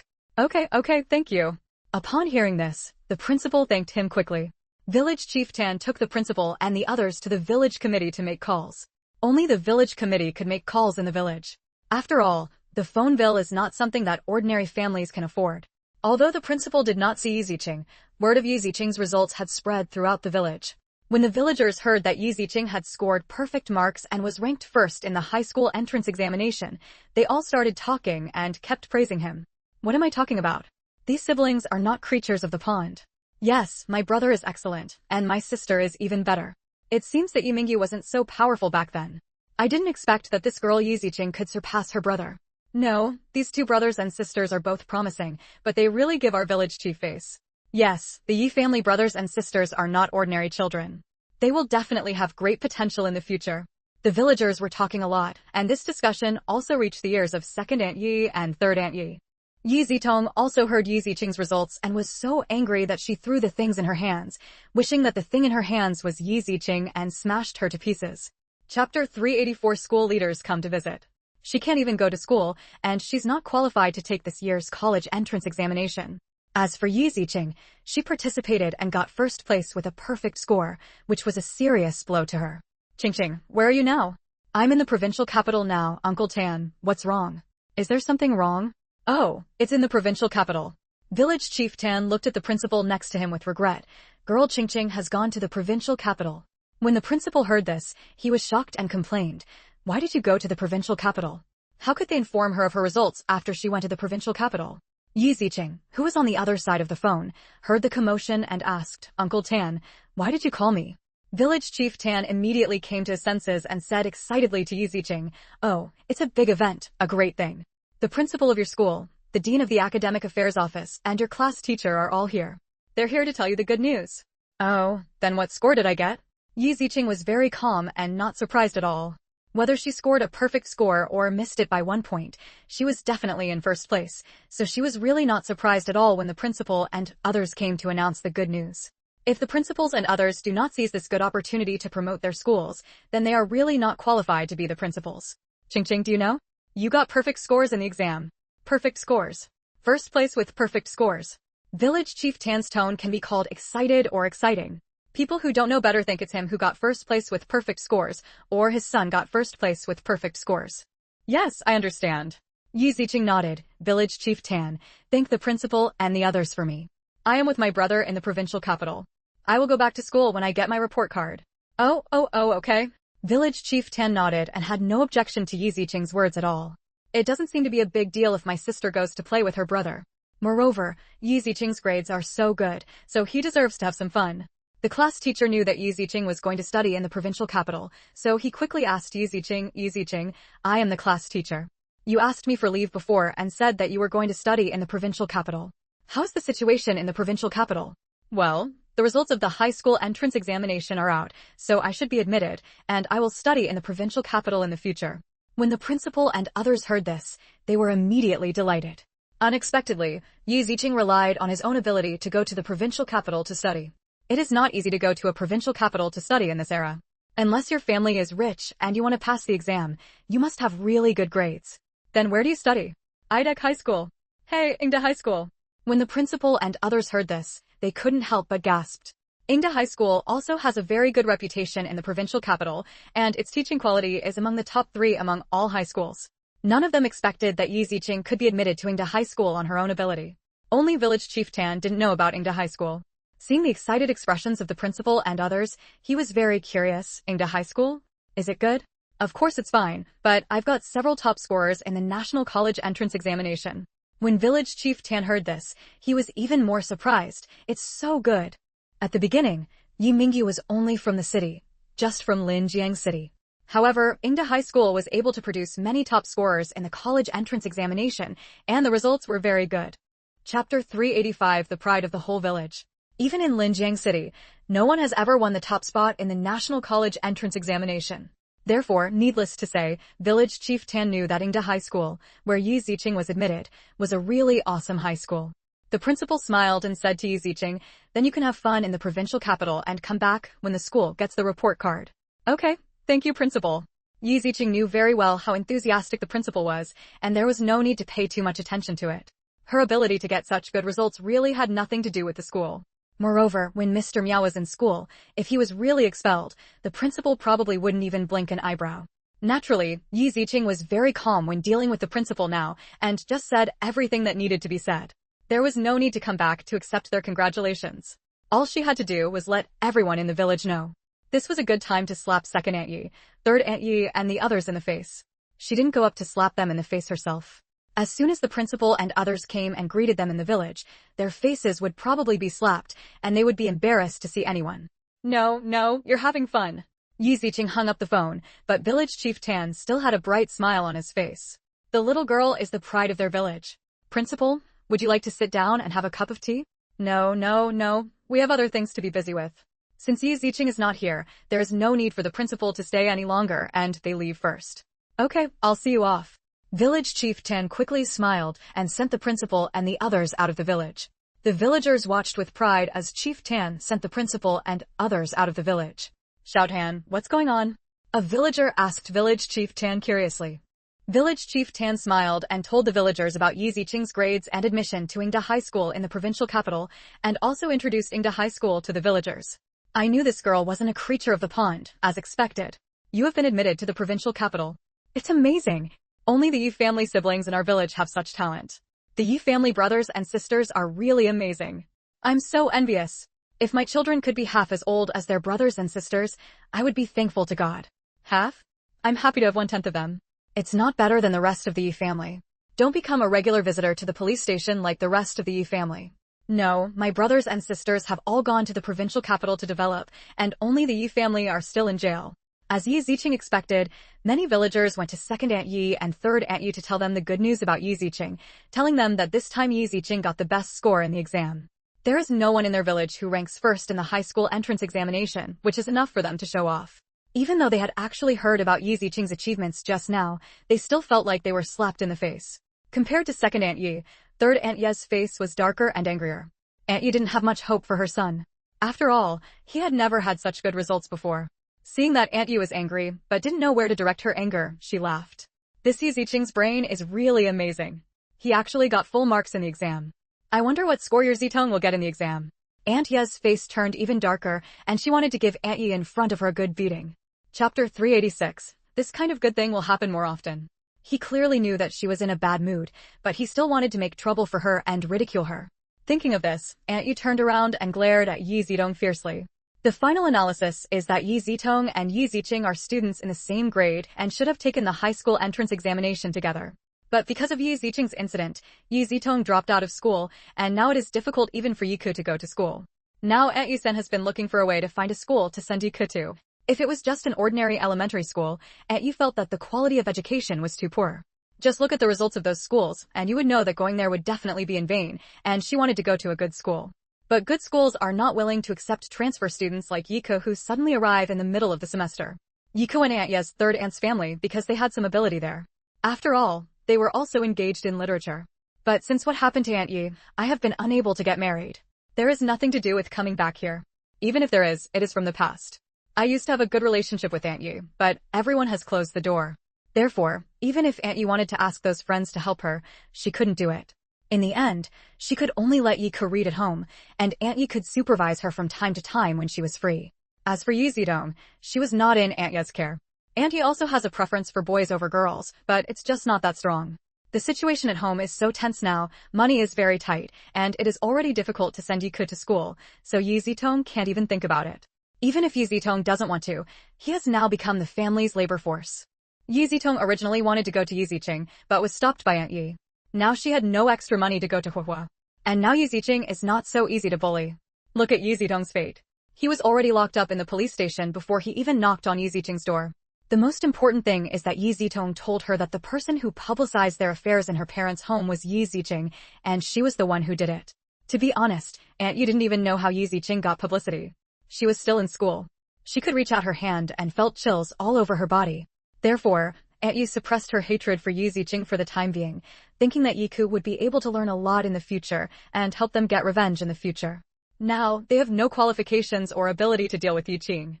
Only Aunt Yi, as a teacher, has some brains and knows how to assess the situation. Aunt Ye's current goal is to train Yiku and surpass Yi Ziqing in the future.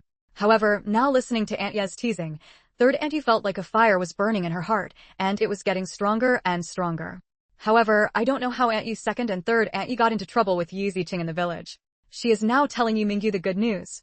After learning about his results from the principal and others, Yi Ziqing called Yi Mingyu to tell him his results. When Yi Mingyu heard Yi Ziqing's results, he was immediately overjoyed, and once again he proudly invited his roommate to have a nice meal. Roommates said that this kind of good thing can happen more often. Yi Ziqing was able to get first place in the high school entrance examination with perfect scores, so he must be considered a top student. They were considered top academics at home, but compared to Yi Ziqing, they seemed to be a little behind. Chapter 387 Going to see Mrs. Miao. My sincere blessings to Yi Ziqing. Xiang Chong looked at Yi Mingyu with surprise. Does this mean your sister can come to the provincial capital to study in the future? Yi Mingyu naturally nodded proudly. Well, yes, no surprise. It should be. Is this Ingda High School you're talking about? Su Guang seemed a little unbelievable. Xiang Chong couldn't help but give a thumbs up. Ingda High School. That's the best high school in the provincial capital. It's really amazing. Your sister is also pretty good. Zhang Haixiang also agreed very much. Although they had just arrived in the provincial capital not long ago, according to their age, there was no need to know anything about high school. However, knowing that Yi Mingyu's younger sister was going to study in the provincial capital, I also learned about the high schools in the provincial capital, so I also knew which high schools were the best in the provincial capital. Ingda High School is definitely one of the best. It can be considered as the top 3, or it can be said to be the first. Sometimes the ranking of the school is not always static. However, Ingda High School will be ranked first more often, which proves that Ingda High School is the best. After knowing about it, the roommates couldn't help but admire Yu Mingyu's sister Yu Ziqing. Being able to get into Ingda High School with full marks is a real academic achievement.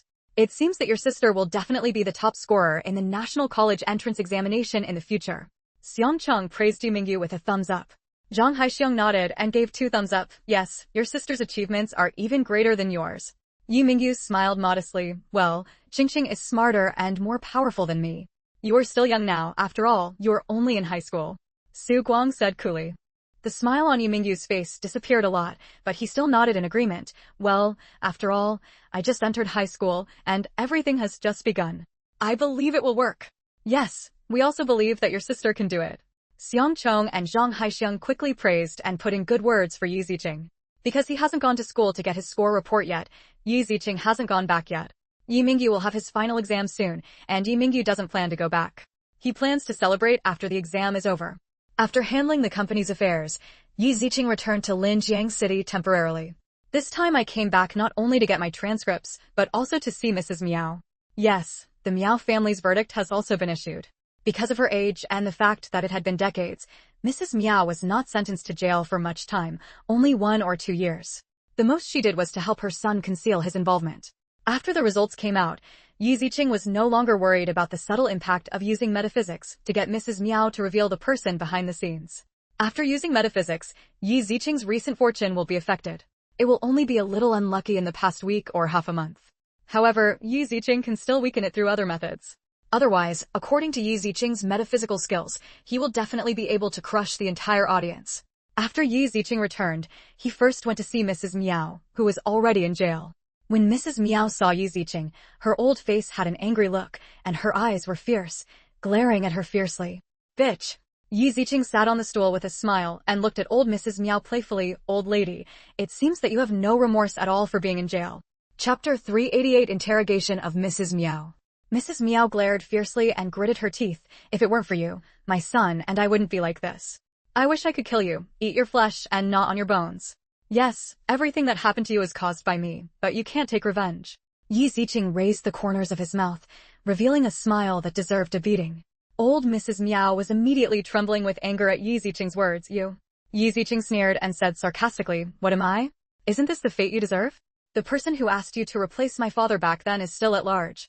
A ferocious and proud smile appeared on old Mrs. Miao's ravaged old face. You want revenge? Do you think I won't want to? I won't tell you. Old Mrs. Miao laughed proudly and looked at Yu Ziqing with sarcasm in her eyes. You want revenge? It's impossible. Yu Ziqing was not angry at all, but said sarcastically, I guess it's not that you don't dare to tell me, but because of his identity. Mrs. Miao, who was laughing proudly, stopped laughing and said with a ferocious face, Yu Ziqing, don't think you can let me reveal his identity just like this. Haha, it seems I was right. Yu Ziqing smiled faintly. It seems I haven't done enough for your Miao family. You little bastard, how can you be so vicious? You are the evil one, right? We have been living outside the family, even after my father died. Yu Ziqing sneered, don't worry, old woman, I will treat your 2 sons well. Oh, by the way, you have a daughter, right? I will never forget her. How dare you, little bastard? Yu Ziqing shrugged, there's nothing I dare not do. In order to avenge my father, I don't mind being stained with sin. What do you think? Mrs. Miao was so angry that she really wanted to kill this bitch Yu Ziqing. Yu Ziqing slowly lowered his eyes and formed a hand gesture with his hands under the table. Who was the person who joined forces with you to take away my father back then? The preparation has been completed.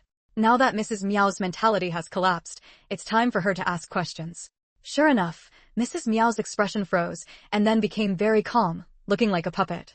Sujiha. Sujiha? Hearing this name, Yu Ziqing only felt that it was very strange. She had never heard of this name before. Who is he? He is the second master of the Su family, the half-brother of Uncle Su Yan. Yu Ziqing raised his eyebrows and asked guessingly, the name of the person you loved back then was Su Yamba? Yes. Why not confess, Sujiha? We can't afford to offend the Su family. Yu Ziqing suddenly understood and looked at Mrs. Miao with admiration in her eyes.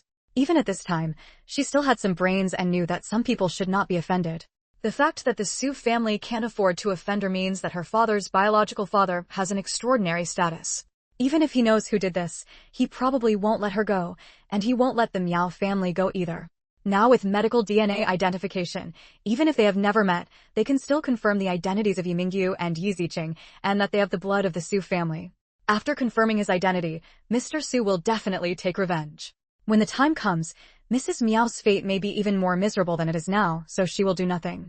Chapter 389, A One-Time Relationship. Because Mrs. Miao also knew that if she asked Mr. Su for help, the police would definitely follow the clues. There was no negotiation between the two parties. How could they help Mrs. Miao? They would definitely investigate Yi Ziqing's life experience, and they would no longer be able to hide it even if they wanted to. After asking clearly, Yi Ziqing didn't ask any more questions. He released his grip on the hand, put down the phone in his hand, stood up and left the prison. Mrs. Miao came back to her senses and didn't know that she had told everything. She shouted frantically at Yi Ziqing, "Little bitch, it's impossible for you to find your relatives. I will never tell you who they are." Yi Ziqing walked to the door, turned around and smiled. "Really? I will find them, and I will bring them to appear in front of you." "Impossible. You will never know who it is. Never." Old Mrs. Miao didn't believe it at all, and still shouted crazily. Yi Ziqing ignored Mrs. Miao and left. Fu Ting'an was outside, standing at the door of the car. When he saw Yi Ziqing coming out, he smiled softly, "Coming out?" "Yeah." Yi Ziqing nodded, his expression a little heavy. "Who is it?" "Su Jihe." Fu Ting'an raised his eyebrows and looked at Yi Ziqing in surprise, second master of the Su family. "Well, he and Mr. Miao stole Su Yanba's son, my father." Hearing this, Fu Ting'an couldn't help but touch his chin, feeling very regretful. "TSK, no wonder your brother looks familiar. Why didn't I think of that? Have you seen it?" Fu Ting'an shrugged helplessly. "It's a one-time relationship." In the past, he didn't care about family affairs at all, and his eldest brother took care of many things, so he rarely got along with people of different generations. There were no people of similar age to him in the Su family, and even if there were, they wouldn't be qualified to know him. Therefore, he could only take over the Fu family after he came back and met Mr. Su once. In addition, there was a generation gap, so even if Fu Ting'an felt that Yi Mingyu looked familiar, he could not remember what was going on. Now that the name was called, Fu Ting'an naturally knew it. "Can you tell me about the situation of the Su family?" Yi Ziqing raised his eyes and looked at Fu Ting'an. "Okay." Fu Ting'an helped Yi Ziqing open the car door. "Get in the car first." "Yeah." Yi Ziqing nodded, got into the passenger seat and fastened his seatbelt. Fu Ting'an also got into the driver's seat, started the car and left. While driving, he also introduced the Su family to Yi Ziqing. Because the Su family is also a famous family in the South and has been passed down for hundreds of years, Fu Ting'an can introduce it to Yi Ziqing without reading the information. The Su family is a large family in the South. The family is located in Jianghuai province. The current head of the family is Yi Ziqing's father, Su Yanba. The deceased former head of the Su family gave birth to two sons, Su Yanba and Su Jihe. Su Yanba was born to his first wife, but he passed away not long after giving birth to him. After that, the former head of the Su family married another woman and gave birth to Su Jihe. Outsiders know that the two brothers Su Yanba and Su Jihe are very good friends and respectful brothers. If Fu Ting'an hadn't heard what Yi Ziqing said, Fu Ting'an would probably have thought so too. Now that Mrs. Miao has confessed, Yi Ziqing and Fu Ting'an know that the rumors from the outside are all false, and they may not necessarily believe what they say even if they reveal their identities. Chapter 390, let's check it out. And all this should be because Su Jihe wanted to get the position of head of the Su family, so Mrs. He and Miao stole Su Yanba's son, the father of Yi Mingyu and Yi Ziqing. Everyone also knew about the first child, Yi Ziqing's father. They heard that the first child was stillborn. It seemed that this news was also false. It was Su Jihe who replaced Yi Ziqing's father with a stillborn child, making them think that he was dead. So this also led to the fact that no one came to see their father. Even if they had suspicions, there was no way to confirm them. However, perhaps because the first child died at birth, Mr. Su quickly accepted this fact and gave birth to his second son. Because when the second son was born, Mr. Su had already returned to the Su family, and Su Jihe could not move even if he wanted to, so the second son survived smoothly. Now Mr. Su has given many tasks to his son Su Hongyang because of his age. Now Su Hongyang manages the family and company. Fu Ting'an didn't know whether their return would cause some turmoil in the Su family or make Su Hongyang reject them. He still needed to investigate further. If they are also excluded, something like Su Jihe is very likely to happen, and he will have to think carefully about whether to go home. If you want to go back to the Su family, you still need to think about it carefully. Yi Ziqing nodded in agreement. "Well, I know, I will definitely go back to the Su family, but we are not strong enough now, and I don't know if my second uncle will like us returning to the family. If he doesn't, then my brother and I will only be in more danger." If she were alone, she would really not be afraid, and she would not show mercy to the person who harmed them, even if it was a close relative. However, now she still has Yi Mingyu by her side, so she cannot bring harm to him. What's more, in these big families, the most competitive ones are men, and Yi Mingyu is the most qualified to compete with Su Hongyang for the position of head of the family. Therefore, if Su Hongyang wants to deal with them, it may hurt Yi Mingyu the most. For Yi Mingyu's safety, Fu Tingyan still needs to investigate the Su family. Don't worry, I will help you investigate more, and by the way, help you find out what Su Hongyang is talking about. Yi Ziqing did not refuse. Well, okay, then I'll leave it to you. Her current strength is not enough, so she can only rely on Fu Tingyan. Yi Ziqing still didn't know the character of relatives he had never met before, so he had no choice but to get rid of Fu Tingyan. Fu Tingyan nodded. Even if Yi Ziqing didn't let him investigate, he would do it for her. As long as everything about Yi Ziqing, especially such things, he will definitely investigate clearly. Then are you going to tell your brother? Fu Tingyan still asked with concern. Yi Ziqing tilted his head and thought about it. After careful consideration, he still said, I'd better remind my brother about this matter. My brother will enter the business world sooner or later, so he still needs to be prepared. Well, anyway, you can just think about this kind of thing yourself. Fu Tingyan smiled and nodded. Fu Tingyan knew that Yi Ziqing would definitely handle it well, so he didn't say much.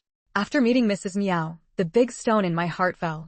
Yi Ziqing went to school to get her score report with confidence, but she didn't expect that she hadn't reached the school gate yet.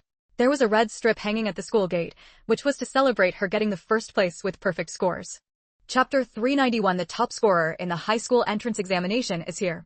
Walking in and out, people passing by pointed at the red cloth and couldn't help but marvel. They were all curious about who Yi Ziqing was, who got first place in the exam, and how he could be so powerful. Fortunately, the internet is not as developed as it was in later generations. 20 or 30 years from now, it is estimated that everything Yi Ziqing looks like will have been found out. Yi Ziqing now walks into the school openly, and no one recognizes her as the person they pointed at and praised. Knowing that things would be more troublesome if he came early, Yi Ziqing simply stayed a little later. When she came to the classroom, all the students in the class had arrived, and she was the only one left. Come on, come on.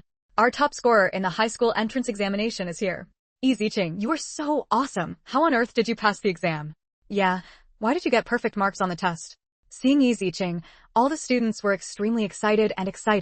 Most of them admired her, and of course some were envious and jealous. Yi Ziqing smiled at them and didn't say much to them. Not long after, the head teacher also came to the classroom. As soon as he entered the classroom, he glanced around and saw Yi Ziqing already sitting in his seat with a bright smile on his face. Looking at Yi Ziqing's eyes now, the head teacher is more affectionate than his biological children. Yi Ziqing is definitely the proudest person in his life education. At the same time, the class teacher also felt that Yi Ziqing was probably the only one who would get a perfect score in the high school entrance examination in this life. It is very rare to get the top prize in the high school entrance examination, let alone the top scorer with perfect scores. And he has already been admitted to Yingda High School in the provincial capital. For this reason, the principal also rewarded him with a bonus of 1,000 yuan. 1,000 yuan. The head teacher's hands were a little soft. Congratulations everyone, you officially graduate today. The class teacher was in a happy mood today and had a smile on every student's face. In the past, even after the high school entrance examination, the class teacher would smile at most, but he was definitely not as happy as he is today. Who made it possible that the top scorer in the city this time was from his class? The students also had a clear idea of why the head teacher was in such a good mood. Besides Yi Ziqing's grades, what else could it be? Even though this is not an era where future generations are well informed, you can tell that Yi Ziqing's grades are good this time just by looking at the banner outside. Other students don't know about it unless they go to the teacher early to ask. This time our class got the best results. The head teacher said all kinds of good things and compliments on the podium. Even if someone takes the business trip test, the head teacher will simply ignore it in his mind, as long as he has the best results. With the best results, who will take advantage of the poor students?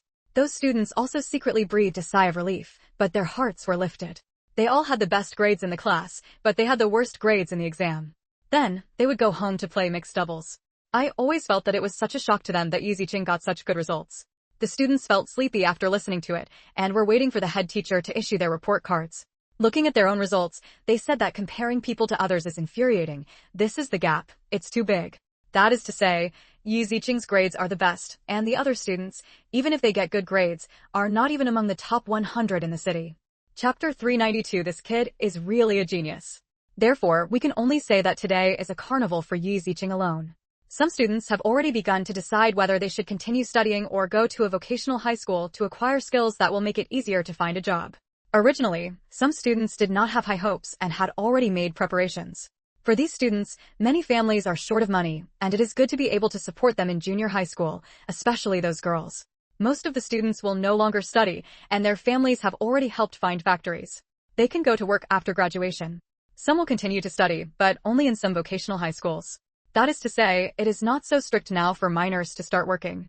Otherwise, 20 or 30 years later, it would have been posted on the internet and criticized by thousands of people. As long as minors are used, they will be fined. In this era, there are not so many scruples.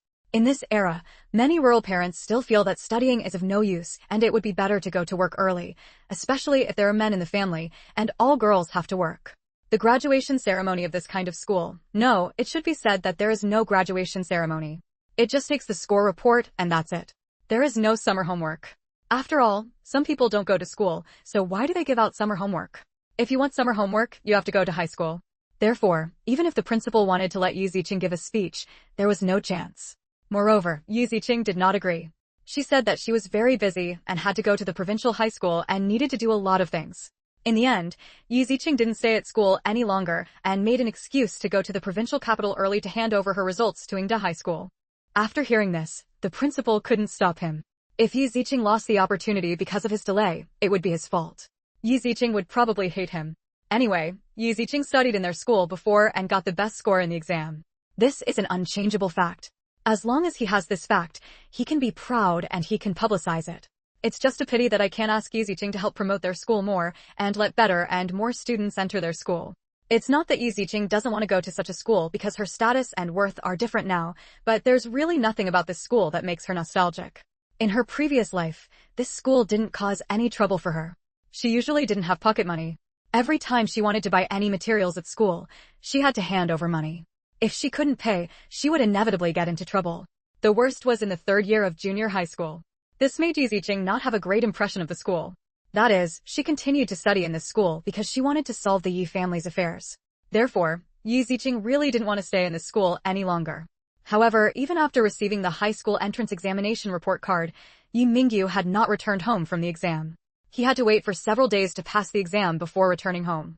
During this period, Yu Ziqing also took his transcript to Yingda High School and handed in his grades.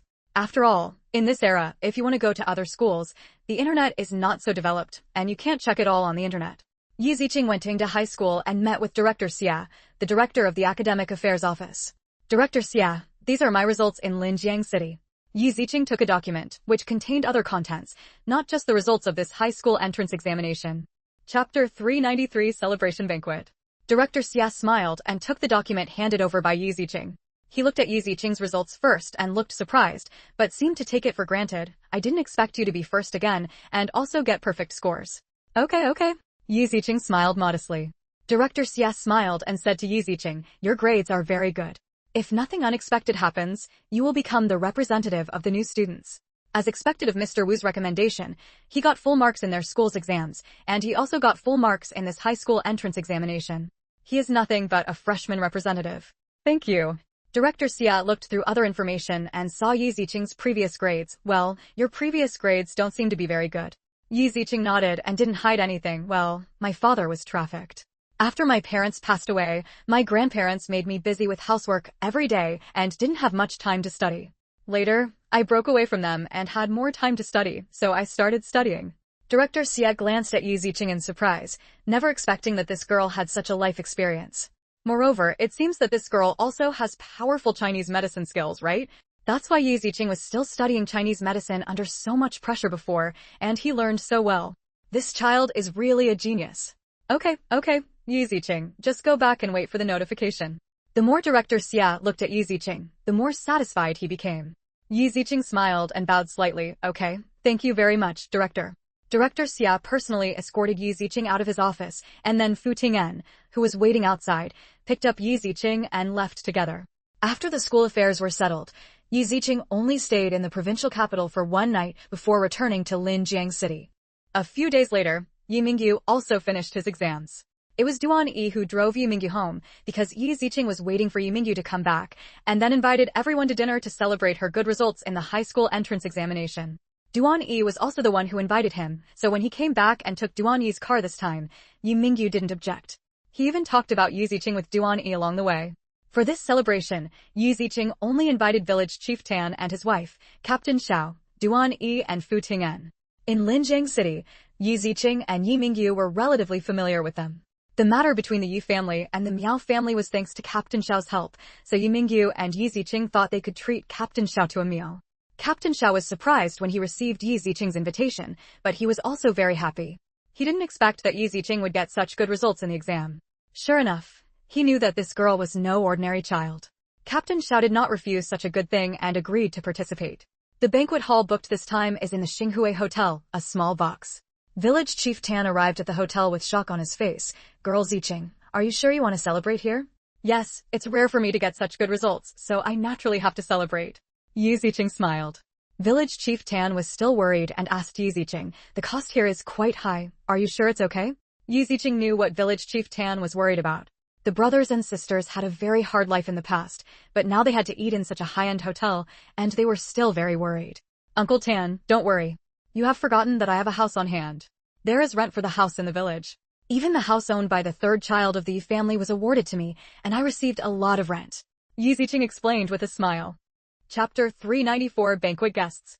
When Village Chief Tan heard this, he realized that it was true. He had forgotten all this. However, he still told Yi Ziqing, you are going to the provincial capital in the future, and the cost of the provincial capital is quite high. Yi Ziqing nodded, very touched that Village Chief Tan thought so much about her, and comforted him. Well, I know, and you also know, this matter involves the Miao family, so the Miao family also gave me a lot of money to compensate me. So even if we go to the provincial capital, it is enough for me and my brother. That's good, that's good. Village Chief Tan nodded. Since the two siblings are not short of money, that's fine. Yi Mingyu also smiled and comforted Village Chief Tan, Uncle Tan, just feel free to eat. Okay, then I'll have a good meal. Village Chief Tan laughed, looked at the dining table and asked, who are you planning to invite? There are 7 chairs placed around the dining table in the private room. There should be 7 people there. Now that Fu Ting'en and Duan Yi are sitting down, there should be others. Yi Ziqing nodded and explained, well, Captain Xiao, he helped me a lot with the Yi family, so I plan to thank him. I have been studying in the provincial capital. There are many things that Qingqing cannot handle alone. Captain Xiao helped my sister to handle them. This time I am thanking him for his help. Yi Mingyu also explained. Village Chief Tan and his wife nodded, looking at Yi Mingyu and Yi Ziqing with even more appreciation. Sure enough, these brothers and sisters are the ones who remember their kindness the most. The Yi family raised them, but they only gave them a mouthful of food. In fact, if there were no Yi family, perhaps their family would have lived a happier life. He was just helping the brother and sister. Now the 2 brothers and sister know how to be grateful, and now they are invited to celebrate the exam. In the whole village, only their husband and wife were eligible to come to participate. Originally, Yi Ziqing also invited Mr. Tan, but since he was old, he refused and only asked Village Chief Tan to come. However, even so, Mr. Tan also praised Yi Ziqing again and again. While several people were talking, Captain Xiao hurried over, opened the door and saw Yi Ziqing and the others, and apologized quickly. Sorry, I'm late. You're not late. Captain Xiao, you are very busy. It is our honor for you to come. Yi Mingyu quickly stepped forward to greet Captain Xiao. Captain Xiao smiled, where is it? After taking a look at the people invited by Yi Mingyu and Yi Ziqing, it seemed that they could predict it. Now Yi Mingyu and his 2 siblings have nothing to do with the Yi family. The fact that Yi Mingyu and Yi Ziqing can invite Village Chief Tan and invite him to attend shows that they must repay their kindness. There is no one from the Yi family, which means that, even if they are related to them, they have not helped them much before, otherwise they will never forget them according to their character. JJ.BR. Now that everyone is here, let's serve the food. There were not many people, just a few people. Yi Mingyu started pouring drinks for everyone. There was originally wine prepared, but after Captain Xiao finished eating, he had to drive home. It was a police car, and he set an example by not drinking. And Village Chief Tan also rode a little donkey. Even though he was a little donkey, he still couldn't drink. After all, there was a policeman here. So, in the end, no one drank, but all drank. However, Yi Ziqing still planned to let Village Chief Tan and Captain Xiao take the wine after they left. After all, they were not suitable for drinking now, so they could still have a good drink after returning. We provide you with the fastest update of 90s Space. The group's favorite wife is a full-level boss by the great god Yan Yumeng.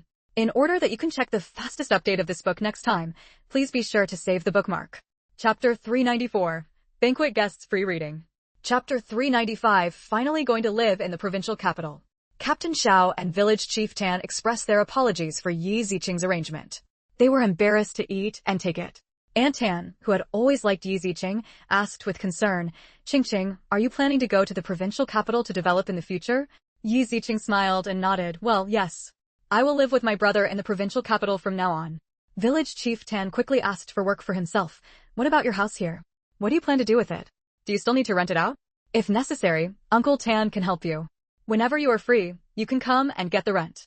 Although my sister and I will live in the provincial capital in the future, we will still come back. As for the houses in our village, we still need Chief Tan to pay more attention to us. Well, we will come back during the new year and the holidays depending on the situation." After hearing this, Village Chief Tan smiled and nodded, encouraging them. "That's good. You can go to the provincial capital to study. Young people should go out more often." "Well, I think so too, otherwise, I wouldn't go to the provincial capital to study." Yi Ziqing smiled and nodded. Captain Xiao said with appreciation, "You are still very far-sighted." The two brothers, Yi Mingyu and Yi Ziqing, are quite advanced in their thinking and do things neatly and neatly. This can be seen from the affairs of the Yi family and the Miao family. Therefore, Captain Xiao was not worried at all about the brothers and sisters going to the provincial capital for development, knowing that they would definitely handle the matter well. "Thank you, Captain Xiao, for the compliment." Yi Ziqing smiled confidently. It was her original plan to go to the provincial capital to develop. If it weren't for the Yi family, she wouldn't have stayed here for a year. Now that the Yi family's affairs have been settled for the time being, everyone in the Yi family is not that good. Even Yi Zitong is about to be packed away by her mother in exchange for money. In this era, mothers were not as strict as later generations about collecting money for their children's wedding arrangements, and the marriage could be annulled on appeal. Now Yi Zitong wants and has this opportunity, and believes that her end will not be good. The person who sent her away is a man with a bad personality and violent tendencies. Yi Ziqing is also very satisfied with this result. "Then when do you plan to go to the provincial capital?" "I should go there as soon as possible. After all, I still have to live in the provincial capital from now on." Captain Xiao and Village Chief Tan both nodded in agreement. "Well, we should go there as soon as possible. It will be more peaceful if we get it done early." Village Chief Tan still thinks that Yi Ziqing and the others are renting a house, so it may be due this month, and they will have to rent a house in the provincial capital immediately. The two brothers and sisters will definitely be busy moving. It's just that he can't go to the provincial capital to help them and help them look at the two houses in the village. "If you need anything in the future, you can always come to me." "Yes, just come to us." Yi Ziqing nodded gratefully. "Well, thank you." The group had a happy meal, but Captain Xiao still had to go back and work overtime, so he left without eating or drinking for long. After a good celebration, Duan Yi drove and sent Yi Mingyu, brother and sister, home. "Brother Yi, when do you plan to go to the provincial capital?" Yi Mingyu glanced at Yi Ziqing with a smile and said, "Let's go tomorrow. Go to Ingda High School early." "Well, let's go early." Yi Ziqing nodded in agreement. We provide you with the fastest update of 90 Space. The group's favorite wife is a full-level boss by the great god Yan Yumeng. In order that you can check the fastest update of this book next time, please be sure to save the bookmark. Chapter 395, I finally went to live in the provincial capital for free reading. Chapter 396, I also bought a house. Anyway, the new house has been ventilated and formaldehyde removal work has been done, so it should be ready for move-in. After returning home, Yi Mingyu and Yi Ziqing prepared a few more suitcases and packed most of the things so that they could go to the provincial capital tomorrow. Last time I went to the provincial capital, I had already taken some of my things there, so the suitcase I prepared this time could also carry a lot of things. With Duan Yi's car, it is very convenient to carry things, and there are also porters. Yi Ziqing and the other two returned to the new house they bought in Shanghai famous city. "Have you bought so many things?" Yi Mingyu was surprised when he saw the house that was almost ready for move-in. Yi Ziqing smiled and explained, "Yes, I've been here before and bought a lot of things, which makes up for it. Why didn't you call me?" Yi Ziqing hugged Yi Mingyu and smiled coquettishly. "Brother, you have your final exam soon. You are so busy, I can't disturb you, and I have brother Fu to help me." "Nothing to do. This is our house, I can help you." Yi Ziqing blinked and said mischievously, "It's okay, I have nothing to do anyway. Just let me find something to do." "Okay." Yi Mingyu touched Yi Ziqing's head, knowing that this girl couldn't bear her temper, so he didn't blame her. "If you need me to do anything next, just say it, I will accompany you." "Well, okay." Yi Ziqing nodded and turned to look at Yi Mingyu with a smile, "But we can definitely move in and don't have to do anything." "Brother, do you plan to study and work next? JJ.BR. Fu Ting'an introduced the company's internship study before. "I wonder if Yi Mingyu will continue to study." Yi Mingyu nodded. "I have this plan, but I originally planned to accompany you to move in the next week, but looking at the situation, I don't seem to be needed." Yi Ziqing smiled and said, no need, but brother, you can also take a rest these days. Don't be in a hurry to study. It doesn't matter, but I also want to learn well as soon as possible, so let's rest for 2 days. Yi Mingyu nodded and smiled. Duan Yi laughed and said, that's just right. From now on we will have 3 meals a day. Yi Mingyu turned to look at Duan Yi, 3 meals a day. Duan Yi blinked, yes, we live next door to you now. Will you provide us with 3 meals a day? Yi Mingyu suddenly showed a surprised look on his face. Does Mr. Duan live here? Yeah, you bought this place, so I bought this place, right next door to you. How about it? We can be neighbors now. Duan Yi did not say that the house next door was Fu Tingyan's, but acquiesced that he bought the house. After all, Fu Tingyan was obsessed with Yi Ziqing, and Yi Mingyu couldn't let Yi Mingyu discover anything for the time being. Yi Mingyu often saw Fu Tingyan and Yi Ziqing together. If the house belonged to Fu Tingyan, it would probably be easily discovered. But if Yi Mingyu is made to think that the house belongs to him, then Yi Mingyu may be tricked into thinking that it is not Fu Tingyan's house, but his. He does not often stay with Yi Ziqing. Yi Mingyu was stunned and looked at Duan Yi in surprise. He also agreed that the house belonged to Duan Yi. He actually bought another house. This was because he had too much money. Mr. Duan, don't you have a house in the provincial capital? Why are you buying a house? We provide you with the fastest update of 90 space. The group's favorite wife is a full-level boss by the great god Yan Yumeng. In order that you can check the fastest update of this book next time, please be sure to save the bookmark. Chapter 396. I also bought a house is free to read. Chapter 397. Invitation to the club. Duan Yi waved his hands nonchalantly and said with a smile, yeah, it's a house. It doesn't matter. It's as close as you can get. Wherever it's closest, you can live there. Yi Mingyu, who was completely kept in the dark, was still confused. Why didn't you tell me last time? Duan Yi blinked and said jokingly, I want to give you a surprise. How about it? Are you surprised or surprised? Yi Mingyu was shocked. Sure enough, rich people are rich people. If you want to buy a house, you can buy a house. But Yi Mingyu never thought about Fu Tingyan and Duan Yi's other ideas for buying the house here. After all, Yi Ziqing is still young, so they can't be so crazy, right? Would you like to visit our house? Duan Yi encouraged with a smile. Going for a walk? Yi Mingyu looked down at Yi Ziqing. Yi Ziqing smiled and shrugged, smiling nonchalantly, I can do it. Then let's go for a walk. Let's go, we still have to visit each other. Duan Yi turned around with a smile and winked at Fu Tingyan, looking like, you still have to rely on me as a brother. If it weren't for Yi Mingyu and the others, Fu Tingyan would definitely be able to pin him to the ground and beat him up. Yi Mingyu came to the next door and saw that the decoration next door had been completely installed. All the furniture and appliances were available. It was really ready for move-in. Compared with the style next door, although it is also a log style, the color is slightly darker and looks more calm. After turning around, the 2 apartment types are exactly the same, except for the symmetry. Your decoration speed is also very fast. Duan Yi nodded in agreement and said with a smile, yes, after all, we are all pretending together. If you pretend, we will pretend too. This way we won't disturb you because of the decoration. Yeah. Yi Mingyu nodded, not surprised at all by Duan Yi, a second-generation rich man. He is a rich man. Duan Yi said with a smile, in the future, we can still be neighbors and help each other. Well, we will be responsible for the subway project in this area next, which will be very convenient. Fu Tingyan nodded and explained from the side. When I bought this piece of land, it was also for the subway. Even if I don't want the house in the future, the price of the house can still rise. After hearing Fu Tingyan's explanation, Yi Mingyu expressed that he understood it very well, and it was very reasonable. Yi Ziqing looked at the deceptive Yi Mingyu, and for some reason, he began to worry about whether his brother could enter the business world. If his brother is so innocent to manage the company, will he really not be deceived? However, Yi Ziqing is not too worried. Even if her brother really loses money, she can just make more money and let him play and let him lose. If my brother is really not good, then let her teach her step by step. He is so smart and will learn it sooner or later. At this moment, Yi Mingyu doesn't know that his baby sister already has the appearance of a domineering president and is just waiting for him to ruin his fortune. However, knowing that Duan Yi and Fu Tingyan lived next door, Yi Mingyu felt a little relieved. Everyone just had lunch at the new house. All the things that should be bought for the new house were bought, and people were sent to move in. Except for some seasonal clothes, especially Ziqing's clothes, last year's clothes must not be worn, so now there are only the clothes that Ziqing and Fu Tingyan bought at the mall. We provide you with the fastest update of 90 space. The group's favorite wife is a full-level boss by the great god Yan Yumeng. In order that you can check the fastest update of this book next time, please be sure to save the bookmark. Chapter 397 Invitation to the Club is free to read. Chapter 398 The troops are divided into 2 groups. Yi Ziqing and Yi Mingyu live in a new house.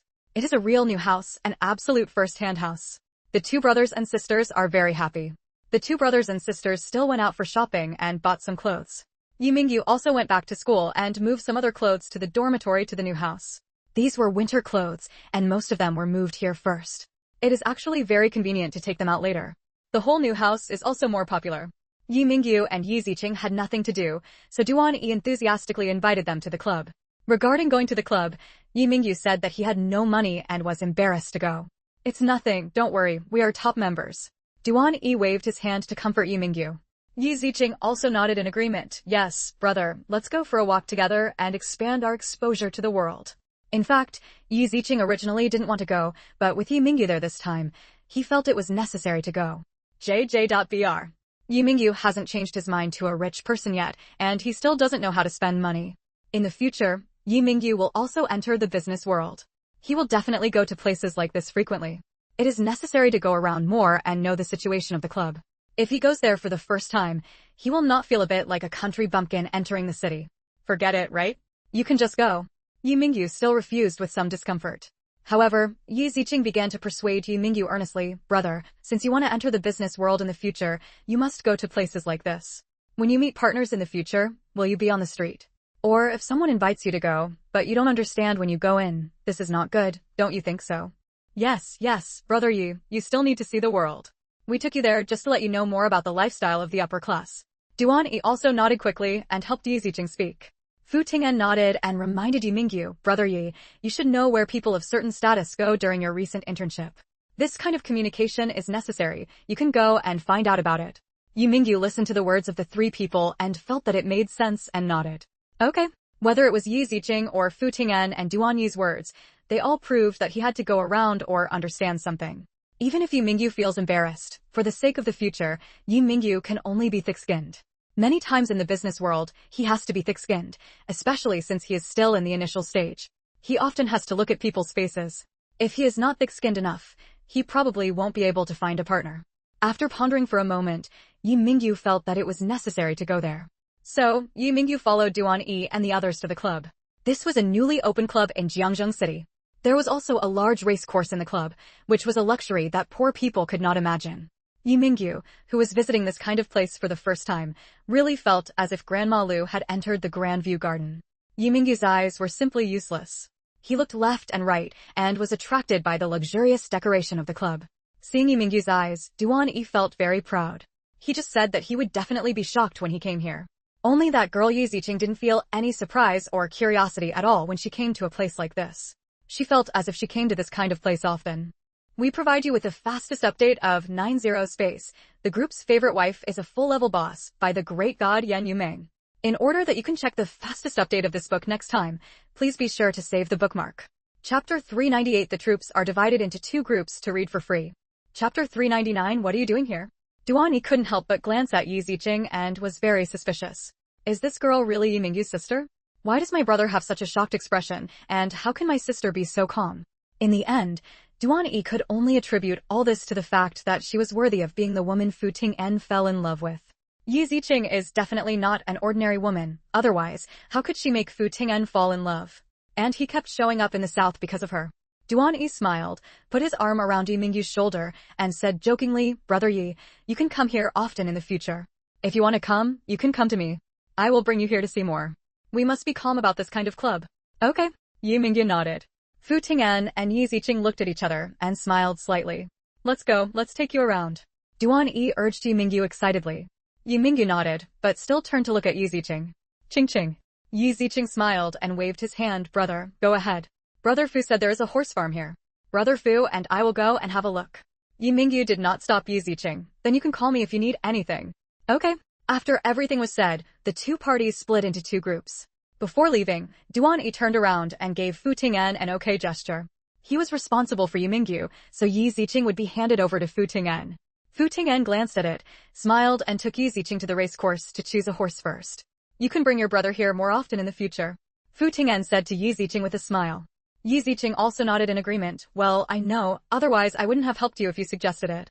Fu Ting'an smiled and said dotingly, I know you know what I mean. Yi Ziqing rolled his eyes angrily and simply stopped talking. Let's choose to scold each other, and then we'll see who's faster. Okay, I'll listen to you. Fu Ting'an nodded with a smile, and went to eat with Yi Ziqing. The two went to Wanha to find the horse they wanted, and then prepared to go out for a horse riding competition. However, just as they walked into the stable, they met the person they least expected to meet. Brother Yan. When Xueling saw Fu Ting'an, her face was full of excitement. She subconsciously wanted to get close to Fu Ting'an and reach out to touch him. Fu Ting'an saw Xueling rushing towards him, a flash of disgust and coldness flashed in his eyes, and he immediately subconsciously took a step back to avoid Xueling's touch.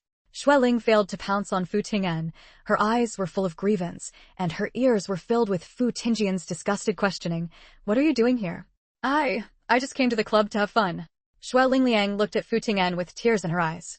Seeing Fu Ting'an this time, Xueling really didn't do it on purpose, and she didn't know that Fu Ting'an was coming here just to relax.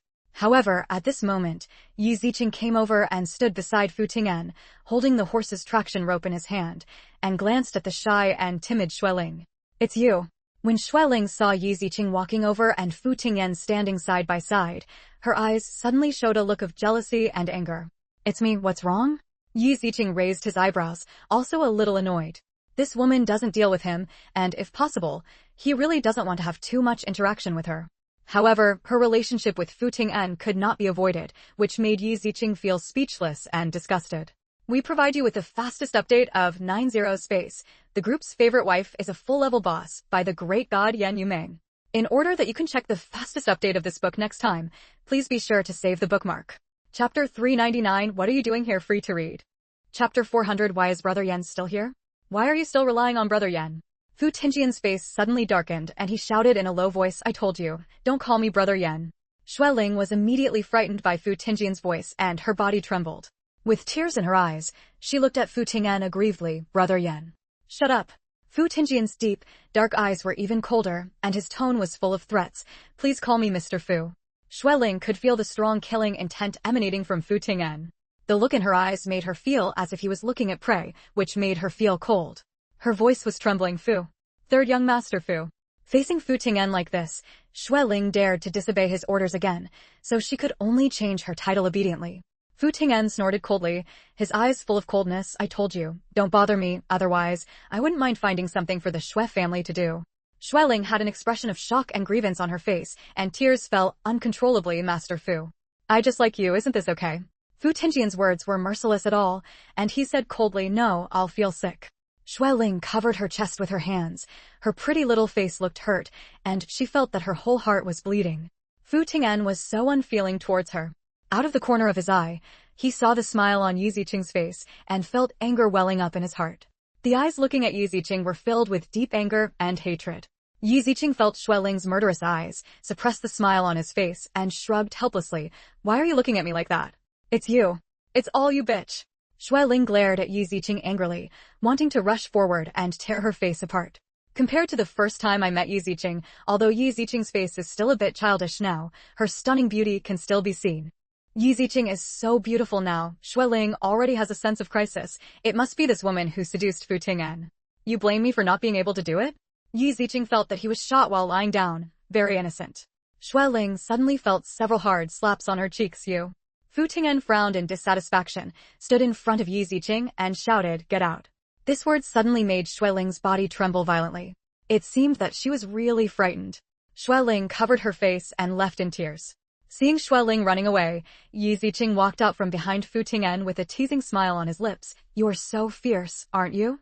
Fu Ting'an clicked his tongue, his handsome face looking matter-of-fact. There's nothing bad about it. That's what she deserves. He had already warned Xueling that she wanted to get close to him shamelessly. Hey! Yi Ziqing chuckled and pulled the horse away. Yi Ziqing pulled the horse away. Fu Ting'an was a little suspicious and quickly followed. Qingqing, are you angry? Not angry. Fu Ting'an smiled gently, as long as you're not angry.